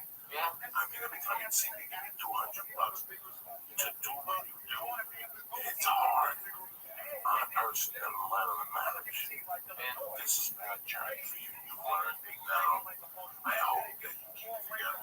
Man, I've got so much more peace in my life. I've got so much less stress and less anxiety. I don't have nightmares every night. No, that's hilarious. Hey, that was 12K. Shake your mouth, cocksucker. That was a good angle. Alright. I broke my fucking ball, but hey, I fucking got 12K out of it. Word to the mother. No, it's when I had bilateral double pneumonia and pulmonary embolism, and I had to stay awake for 9 days because they said if I couldn't help my lungs expand, I would die. And I had the blood clot was so big that because I had pneumonia and I broke 2 ribs from coughing, and that's what caused the blood clot to go right. It was right here. And they said that a radiologist was going to enter this vein and go into that and find it right there by the lung. And he goes, "You have to be awake. We can't give you any anesthesia, and it's inside you. It fucking hurts in there, man. All right." And they're gonna. You got a 5% chance of living, okay? If it blows the clot out, okay, you fucking live. And if not, you'll bleed out in your brain. You'll have a stroke. Good luck. Hey, sleep tight. Boom. Motherfucker. I was fucked up, Jack. That fucking snapped. That snaps, dude. And so I've been doing a lot of PTSD groups, okay, and they're always like, "What the fuck are you doing here?" And I'm like, "Look here, cocksucker. I'm just as fucked up as you are, and let's get to the real deal. Let's talk about some shit." Oh, look, you don't even know about. I mean, you know how many times I've gone overseas for the fucking military? Like 19. I've been to 44 forward operating bases in multiple war zones. Okay, by the way, Afghanistan this time of year is fucking beautiful. All the Taliban's turbans, checks guns, with hens. It's like, those dirty motherfuckers. They're like reds and yellows and beautiful. Okay, but I've been there. And then they start getting real, dude. I mean, when those guys get real, it gets real, real. You know, I mean, it's like, I know it sounds stupid. We'll end this podcast in a couple minutes, but I gotta tell you something. It's I'm 52, man. I've had a great life. I laugh. I love being upset. I'm laughing. I love to laugh, people. I know sometimes I come across as a prick. I love people. I love laughing. I have a lot of regrets in my life. I did a lot of fucked up things. I was talking about my godfather before. One of the biggest regrets I had that we didn't have the money to do Ralphie. What a mistake that. What a mistake that we could go back and rewire that apartment with a camera. Oh my God, it was in the all-time, HBO's all-time greatest comedy show. And you can't, you know, when I'm sitting here across from Ralphie, I'm listening to the story, and I'm like, I can't even go to HBO. Like, I'm taking a Ralphie narrating a show about Adventures of a Fat Guy. And just even all that stuff, the tube, when you fell that time. Oh, falling on Gardner. Listen, I'm sitting there. Not even Gardner. The thing you were telling me about that, he's going on. You don't understand. This chick is living in his house. Before we're talking about the story, he has 3 guys trying to fuck the same chick. It's miserable. I'm the only one not. If your face fell at the ass, it wouldn't have been the worst. So something happened. They're having an argument. You cannot write this, Lisa. This is an apartment that's living on whatever Ralphie is. I'm sorry. I'm living off Ralphie. I got a little bit of coke in my pocket. Ralphie's making Bloody Marys. And we're going over it. We're hitting this every night. We're right down. You knew that at 2 in the morning after the party was in my apartment. The Red Devil, Ricky Cruz, Babalu, you know, and we just talk shit. Somebody would have a joint, somebody wouldn't have a joint, but this one night it was just me. We all were drinking Bloody Marys, and we gave them to Ralphie to piss him off. There was a big Japanese lamp in the kitchen. All right, and fuck him, he sits down and she pisses him off, and he sits in the position, and something happened, the light got a little low, and he's fucking saying shit to her with his face red, right? He's like, fuck you, this is my house. Don't you ever talk to me like this. This is my fucking house. You believe this Coco? She's my guest, and she's talking to me like this. This is my vodka or something. And he, in the middle of his rage, he's like, and he stops because the light bulb is burning his head. it burned my hair. You can't write that. You cannot write that. That's Inspector Hassel type shit. Right, 3 weeks. I was like, gee, you're not 12. I always had a hat on. You busted that toilet in your house. No, it was Gavin. It was Gavin. You fucked up Gavin. Stop. You also shit in Gavin's shower and then push it down with your toe, motherfucker. Okay, I know the real. You know, alright, you can bullshit with these other faggots, but I'm bona fide. Okay, I was there at the beginning. Okay, I was moving. Okay, Light the bum on fire. you light the bum. People's pussy in that apartment building had a fucking camera. Oh my God. He would be ashamed of that. And she was giving these people drug dealers wanting to fuck shame. Oh, so I left it downstairs in Gavin's apartment. Gavin and the Armenian. she's dancing. And she's telling the ESPN story. And I come back at 5 minutes. One guy Horrible impression. Yeah, Oh my God, horrible impression. Oh my God. every time they give I her got it. She's all coked out. I'm still on the phone. And this Disney bitch like breaks out into like, you have no idea, Lee. You have no hey, shut up, bitch. Dance. Like the titties out. Yeah, that's what she told her. I can tell her. Go, yeah, whatever, bitch. Say the titties out. I always love her. I still talk to her. I go to Vegas. Is she in Vegas now? That's awesome. She is so cool. She opens everybody. She got a little big. She's a Dude, I'm just making a fucking spin. She's 45. She dances like She kids. looks like she's like 26. She dances at a fucking lesbian bar. But she keeps marrying gay guys by mistake.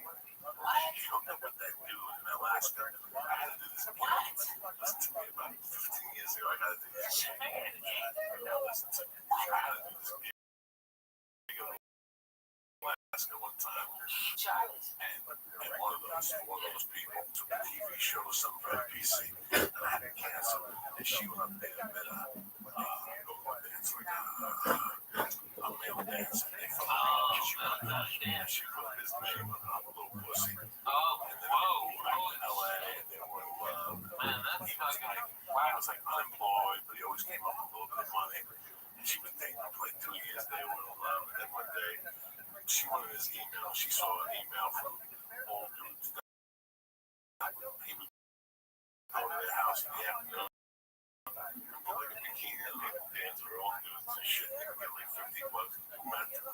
So she threw him. He always makes fucked up choices. I've told this story before. Somebody tells me this is the name of the guy that she's got on her pussy. This guy is a go-go dancer for old dudes, and he's smoking meth. So she throws him. holy She shit. throws him out. I hear about this about a month later.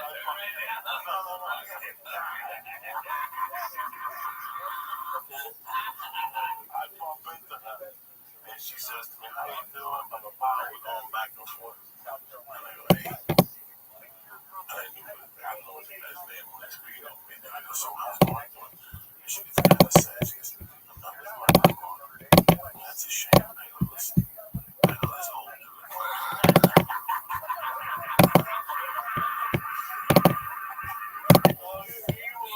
You know what, Sheba, you gotta give it up to her. She is a queen of a ball buster. She will give it, but she will fucking take it. I tell you what, she takes it better than a lot of fucking bona fide grown men. She's always that bullshit. She's fucking funny. She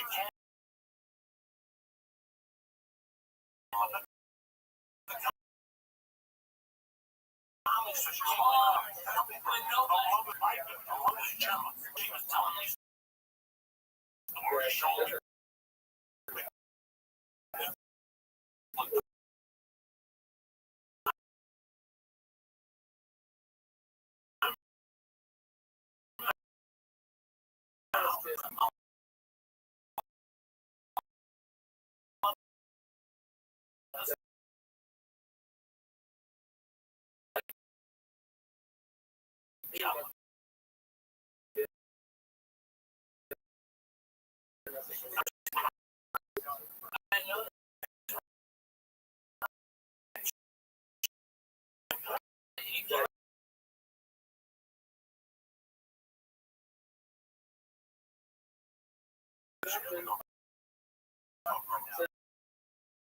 So in the back of my mind, I'm like, wow, they want for the same.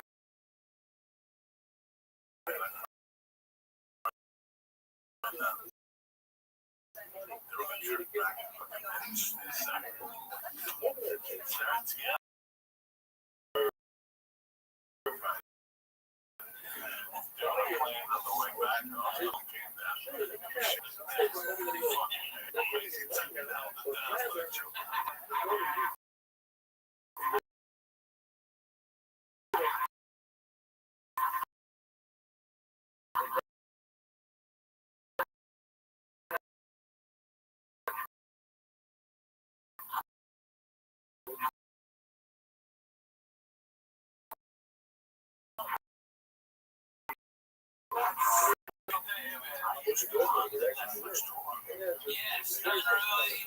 We've got the West Coast. My guy, Fresno. Holy shit.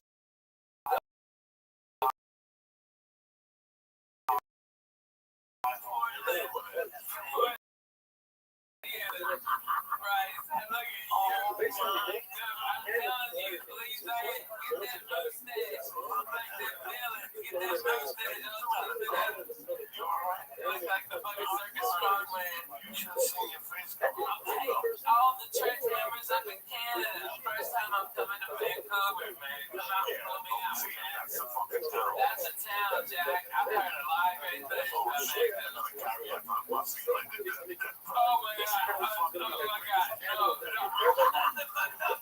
I had to go through that top. Those cocksuckers. The cops searched me.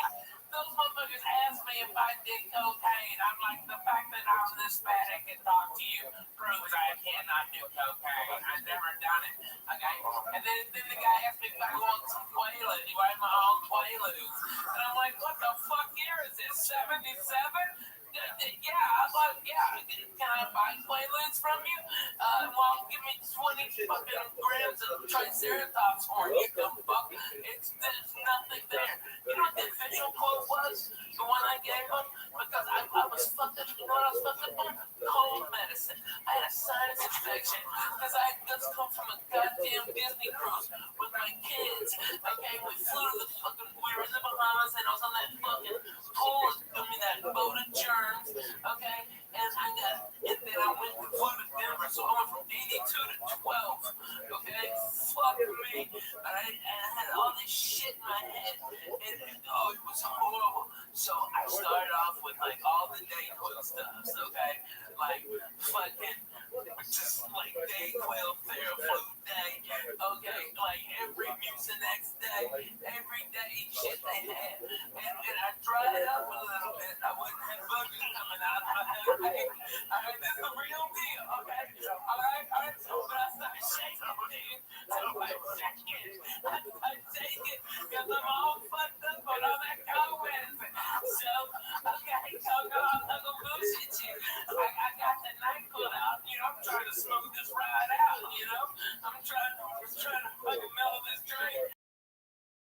And then I just go swallow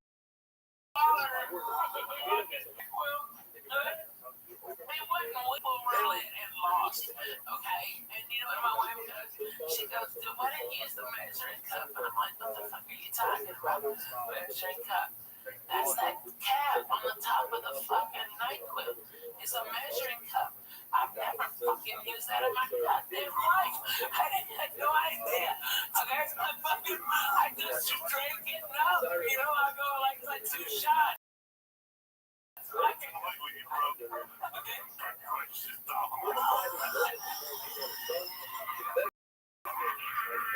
Hey, that's your drug. Hey, you agree? You know that. Okay, you're a dick. And the only one, you fuck some shit up getting out of there. Okay, so you suck it. By the way, we're waiting for that back in the bug right behind his house. We were smelling on him. Fucking hell, man. Shit, fuck you. So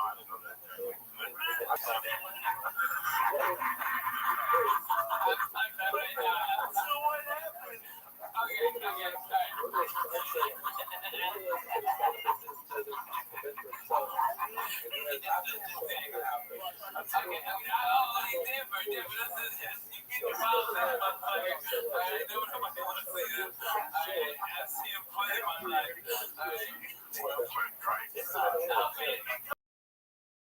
let me finish this, you cocksucker. Alright? I know you don't believe me, but my wife goes, that's a measuring cup. And I'm like, well, I might be dumb, but you're a dirty bitch. I ain't never seen one in a dishwasher. That's just gross. You like the same cap? That's disgusting. Alright? And so I was just like, fucking hit it. But you know what I quoted him? Because they were speaking lines about me. I was like, last thing I said before I hit on stage, I heard was, all I said was, yes, Mr. Cosby, I'd love it if it's all, that's all I remember.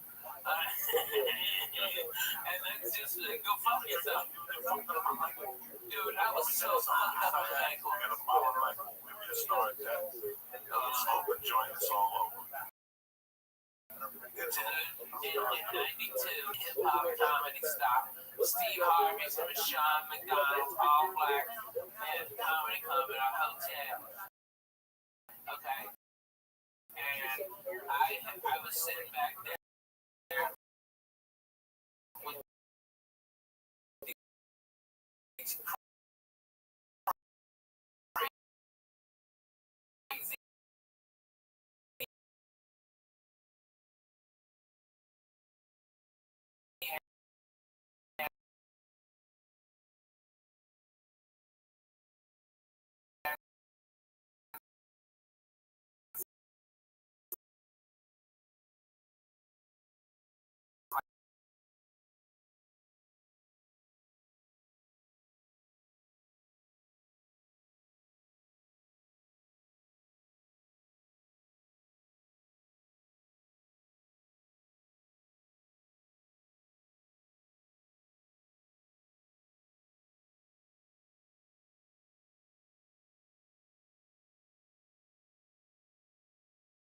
crazy codeine syrup, codeine cake or Maryland fucked up.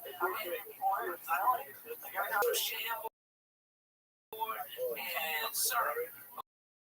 Okay, and all those folks were doing that. All of them. And I didn't know what hit me. Okay, because it didn't taste like good. And I was like, what? And they called me up on stage because I've ever done comedy. And I wrote, yeah. But I was, I've been smoking weed in the back with this little crazy midget passing because it was so funny. What up, Pimp? How are you? The midget takes the joint and it was so much infinitely bigger in his hand. It was crazy. Like, what? I came in and blew the place apart. Got a standing ovation. All right, but a guy at the comic came on stage who hated my fucking guts. That he was like, How's your day going? My day's going good. Excellent. Kicking ass, taking names. How'd you find out about me, son? My friend was just calling. Okay, all right. So, and they found out from Rumble. Excellent. Well, what's good with you? Nothing much. We're just joining to join pretty much. All right. Well, you're in the right spot. I am chilling. Oh yeah, dude. So you can watch in here. We're just enjoying life. Feel free to relax. If you have any questions or you need anything, let me know. Okay. Yeah. Excellent.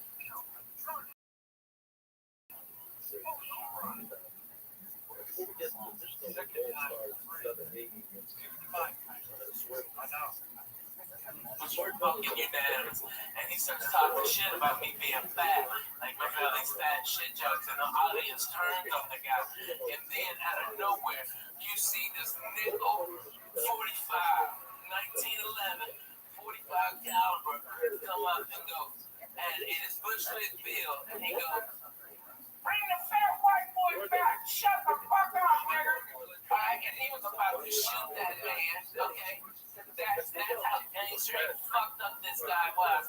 And they were like, okay, fucking, Rabbbi, I had nothing fucking left. What the fuck? How did you follow what you just did? I had nothing at all. I'm like, man, I love those midgets, they always get you back up to here. Alright, and I got the fuck out. I was so scared. I'm like, he's already pulled a gun once. He's gonna shoot me for making a midget joke at him.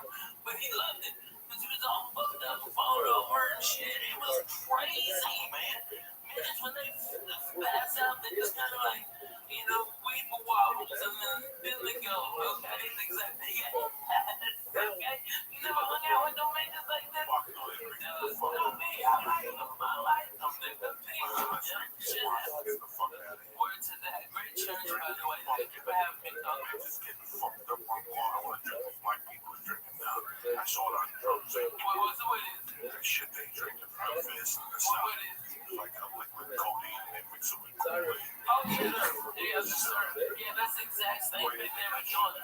Did you mix codeine on that drink? No, what you do is, it's cough syrup. It's cough syrup. And from prescription. Up on that stuff. Well, I drank Nightboy as a kid. I discovered Nightboy at 9. I remember they would help you fall asleep.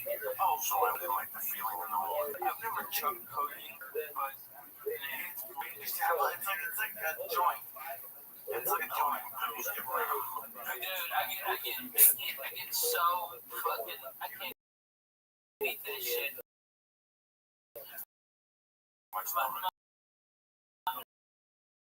No, my fucking little pooper gets more. Dude, you don't want that.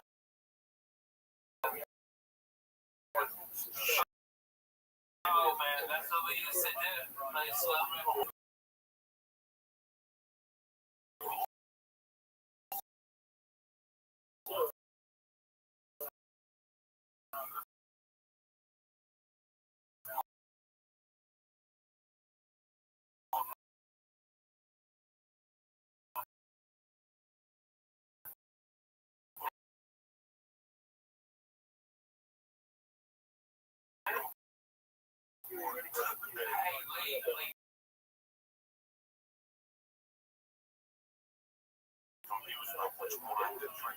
Some people that I had to drink, they roll the week after, they know how to have a good fucking day. Chicken and certain lobster. And sometimes you're down there, you went in there and buy it 20. Next thing you're dropping 60. You got no guarantee of what you're going to buy, right? Let me tell you something. It's overwhelming to be able to follow points, especially with people who know your own personal experience learning about wine, Rabbbi, you're about to learn about wine, that type of stuff. I joined a new wine club, it's called Club W. They changed the whole game. It's easy. You go to clubw.com and you answer 6 questions. The algorithm grades what this algorithm grades a palette profile just for you. Where the card is right now. It's pretty cool. And if you've ever seen anything like this, Club W is leading the glass wine revolution. What means is they cut out the middleman. They work directly for the vineyards. They cut the guy out, which in turn saves on the Club W. You get premium wine customized to your taste at a third of what you pay for at a store when you don't even know what the hell you're paying for. It's not like a club where they send you other companies' wines. These are their wines. You're not going to see these wines anywhere else. But the most interesting thing is going to their webpage. You go to clubw.com. You go on their page, they have all these videos, informative videos, video of wines you can test. And next thing you know, you're involved. Which when you don't know about that, listen, man, I grew up in a bar. I don't know nothing about wine. So when I went to Club W, I was blown away by how much interaction you have. They'll put it down to the exact date. I mean, the nut, the grapefruit came from the vineyard anyway. What they do is they save you money. It comes down to maybe $13 a bottle of wine or something like that. And there's even an over 100% guarantee that you'll love when they say it. So do me a favor right now. What they're doing is for the listeners, they're offering 30% off your first order when you go to clubw.com/Jones. You understand me? 15% off your first order when you go to clubw.com/Jones. And it's not like fucking Columbia House where they send you records every month, even if you don't want them. You order what you want. So if you think you need 3 bottles, you order 3 bottles. It's 13 a bottle. They get delivered to your door, and it's exactly what you like. What you guaranteed to love you, or you get 100% money back guaranteed. So again, do me a favor. Get 50% off your first order. Go to clubw.com/Joey. Stop wasting time. Stop losing money at these retail stores. And start taking the wine you know you're going to love. So go to clubw.com/Joey. You can get 50% off. Just to get this things event parties. Just get going. No, I'm just saying. I got to get the bring stuff to a party. This party. Up until the start of the year now. When I used to work. A little bit of work. Not really. Until Thanksgiving, it's busy. But then after that, they're out. Everybody's skiing. Anyway, so I tell you once, I'm going to do it every season now. I'm going like 6 weeks of flying. So, I got my honor. I always snap it out. What the one I think? The shroom take a meal. Okay, so like those planes are filthy.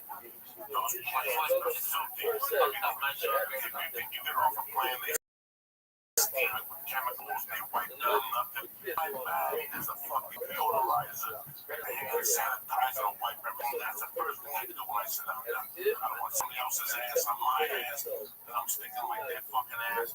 You gotta wipe those fucking seats down. So do me a favor. It's just bad. When you fly, there's a lot of people contact this time of the year. Do yourself a favor. Go to running.com. Take the shroom pack immune. It boosts your immune system. You have a lot of people contact when you're flying around or smoking dope. Maybe in a vapor pack. You know, when you get sick this time of the year, you lose fucking thousands of dollars, especially you know. I can't afford what the fuck it is. Like, I can't show my and I also take like a meal, but that's not only the important. It gives you more endurance when you roll, you're way too more, but I have protein on it. And they got out from, you know, it's 100% more, so do yourself a favor.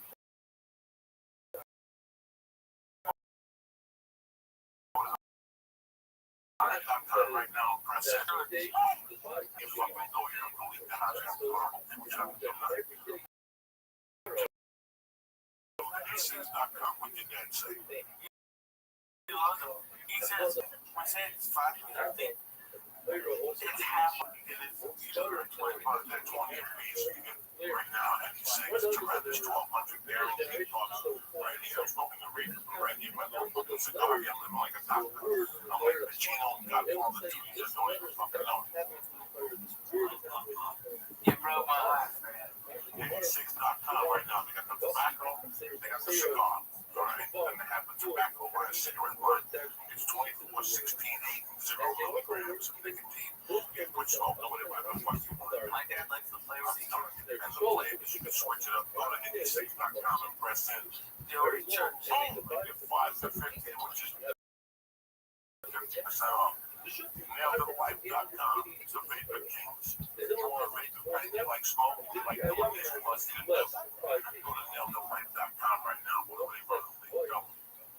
It's cool with Joey Diaz. You get to the premiere.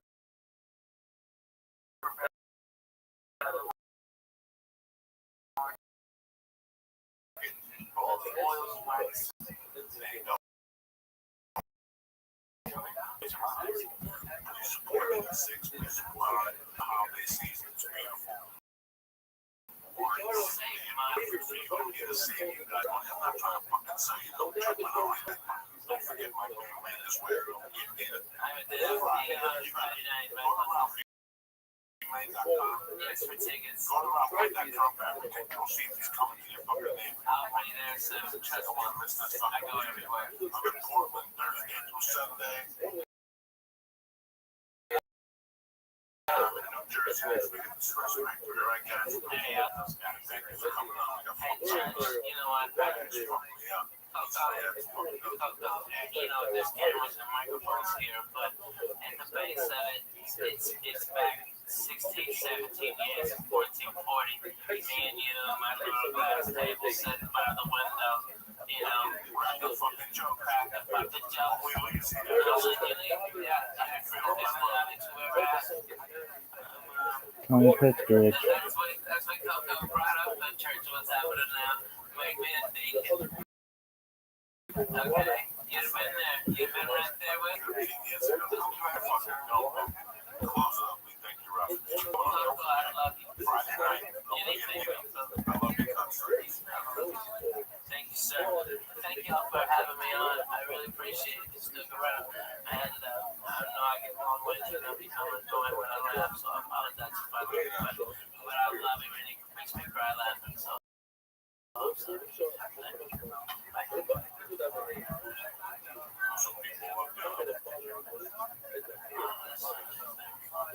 my show is brought to you by Club W. Joey. Get 50% off of your first order. That's right, at clubw.com. Clubw.com. Get 50% off your first order.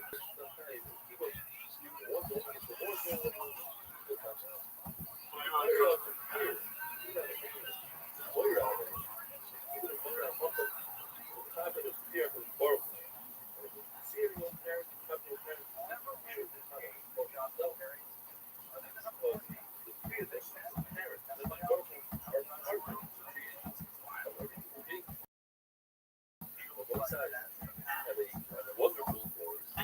The Church of What's Happening Now, would like to introduce you to PetNet.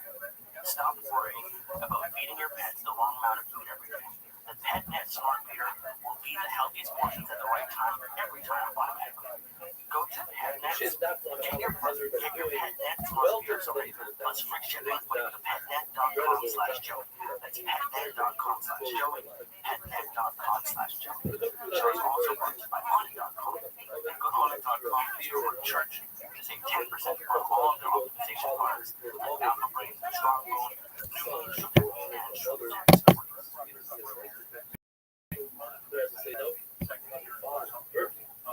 Oh shit. The church of what's happening now, man. Get that mule in. Monday, October 17th, the day the devil was buried at sea. Please say yeah.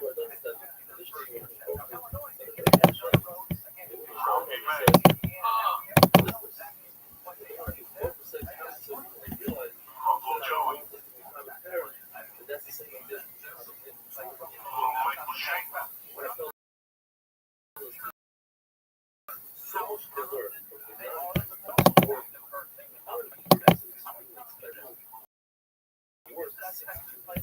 Oh shit. Break out those fucking bazookas. Uncle Joey's in your living room tonight.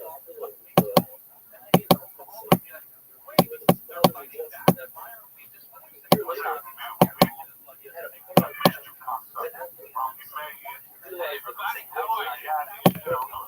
Same old fucked up crew. It's a Monday night. October 17th. I hope your weekend was fucking tremendous. We had a great weekend over in Chicago. So let me take my special to beautiful fucking city, which I've always loved. That's I finally got laid over that friend of mine who was a hot beat fucking combo. We just loved it. With the fucking green peppers and the onions. Forget about it. Like the hot beat something combo. Right? Combo. Oh my god, they're crazy. Which one do you go to? They got Al's strong. With the World Series. Yeah, right. I want to go up there. They were all the way down. Let's go like fuck around. We would take the good shit in the old boys' days. So we just kept the lights for clear. So that's the history of work that also. It was just crazy. The reason why. That's amazing. It's such a great town. They're great audiences. They're like one collar but smart. So rare that they're not shocked by shit in Chicago. Fuck you. Fuck yeah, that's Chicago, man. I don't know. We're at the restaurant. You got up. You got up. You got out of the restaurant. You got up. Sitting there playing on the phone. Yeah, let's get put it in. You got up with the song. Somebody felt terrible because somebody I dropped me out. I got somebody came before you coming out. Rainbow, all the rock and roll. I went to USA. I left him downstairs. That night they called me my room. Yeah, we out downstairs.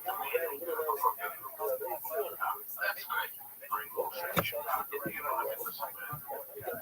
Chicago's a lovely place. Once you get to the suburbs, last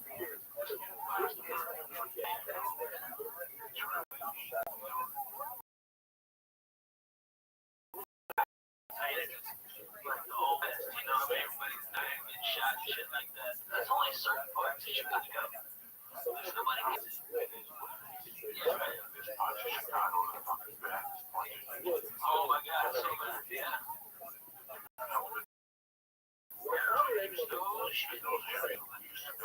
Yeah, no way. This is why the country of heaven, we can't say Chicago.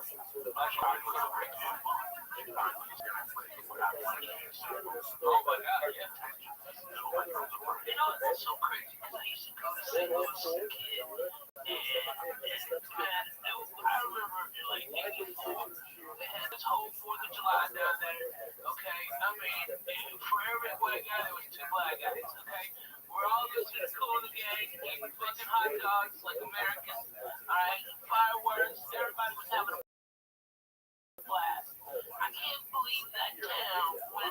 that. You know what I mean? I mean, it's like, I've never seen more people having more fun and no racial BS bullshit anywhere than at that fucking 4th of July. It was fucking outstanding. Cool in the gang.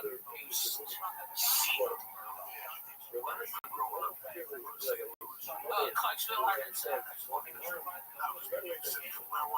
Yeah. Oh, yeah.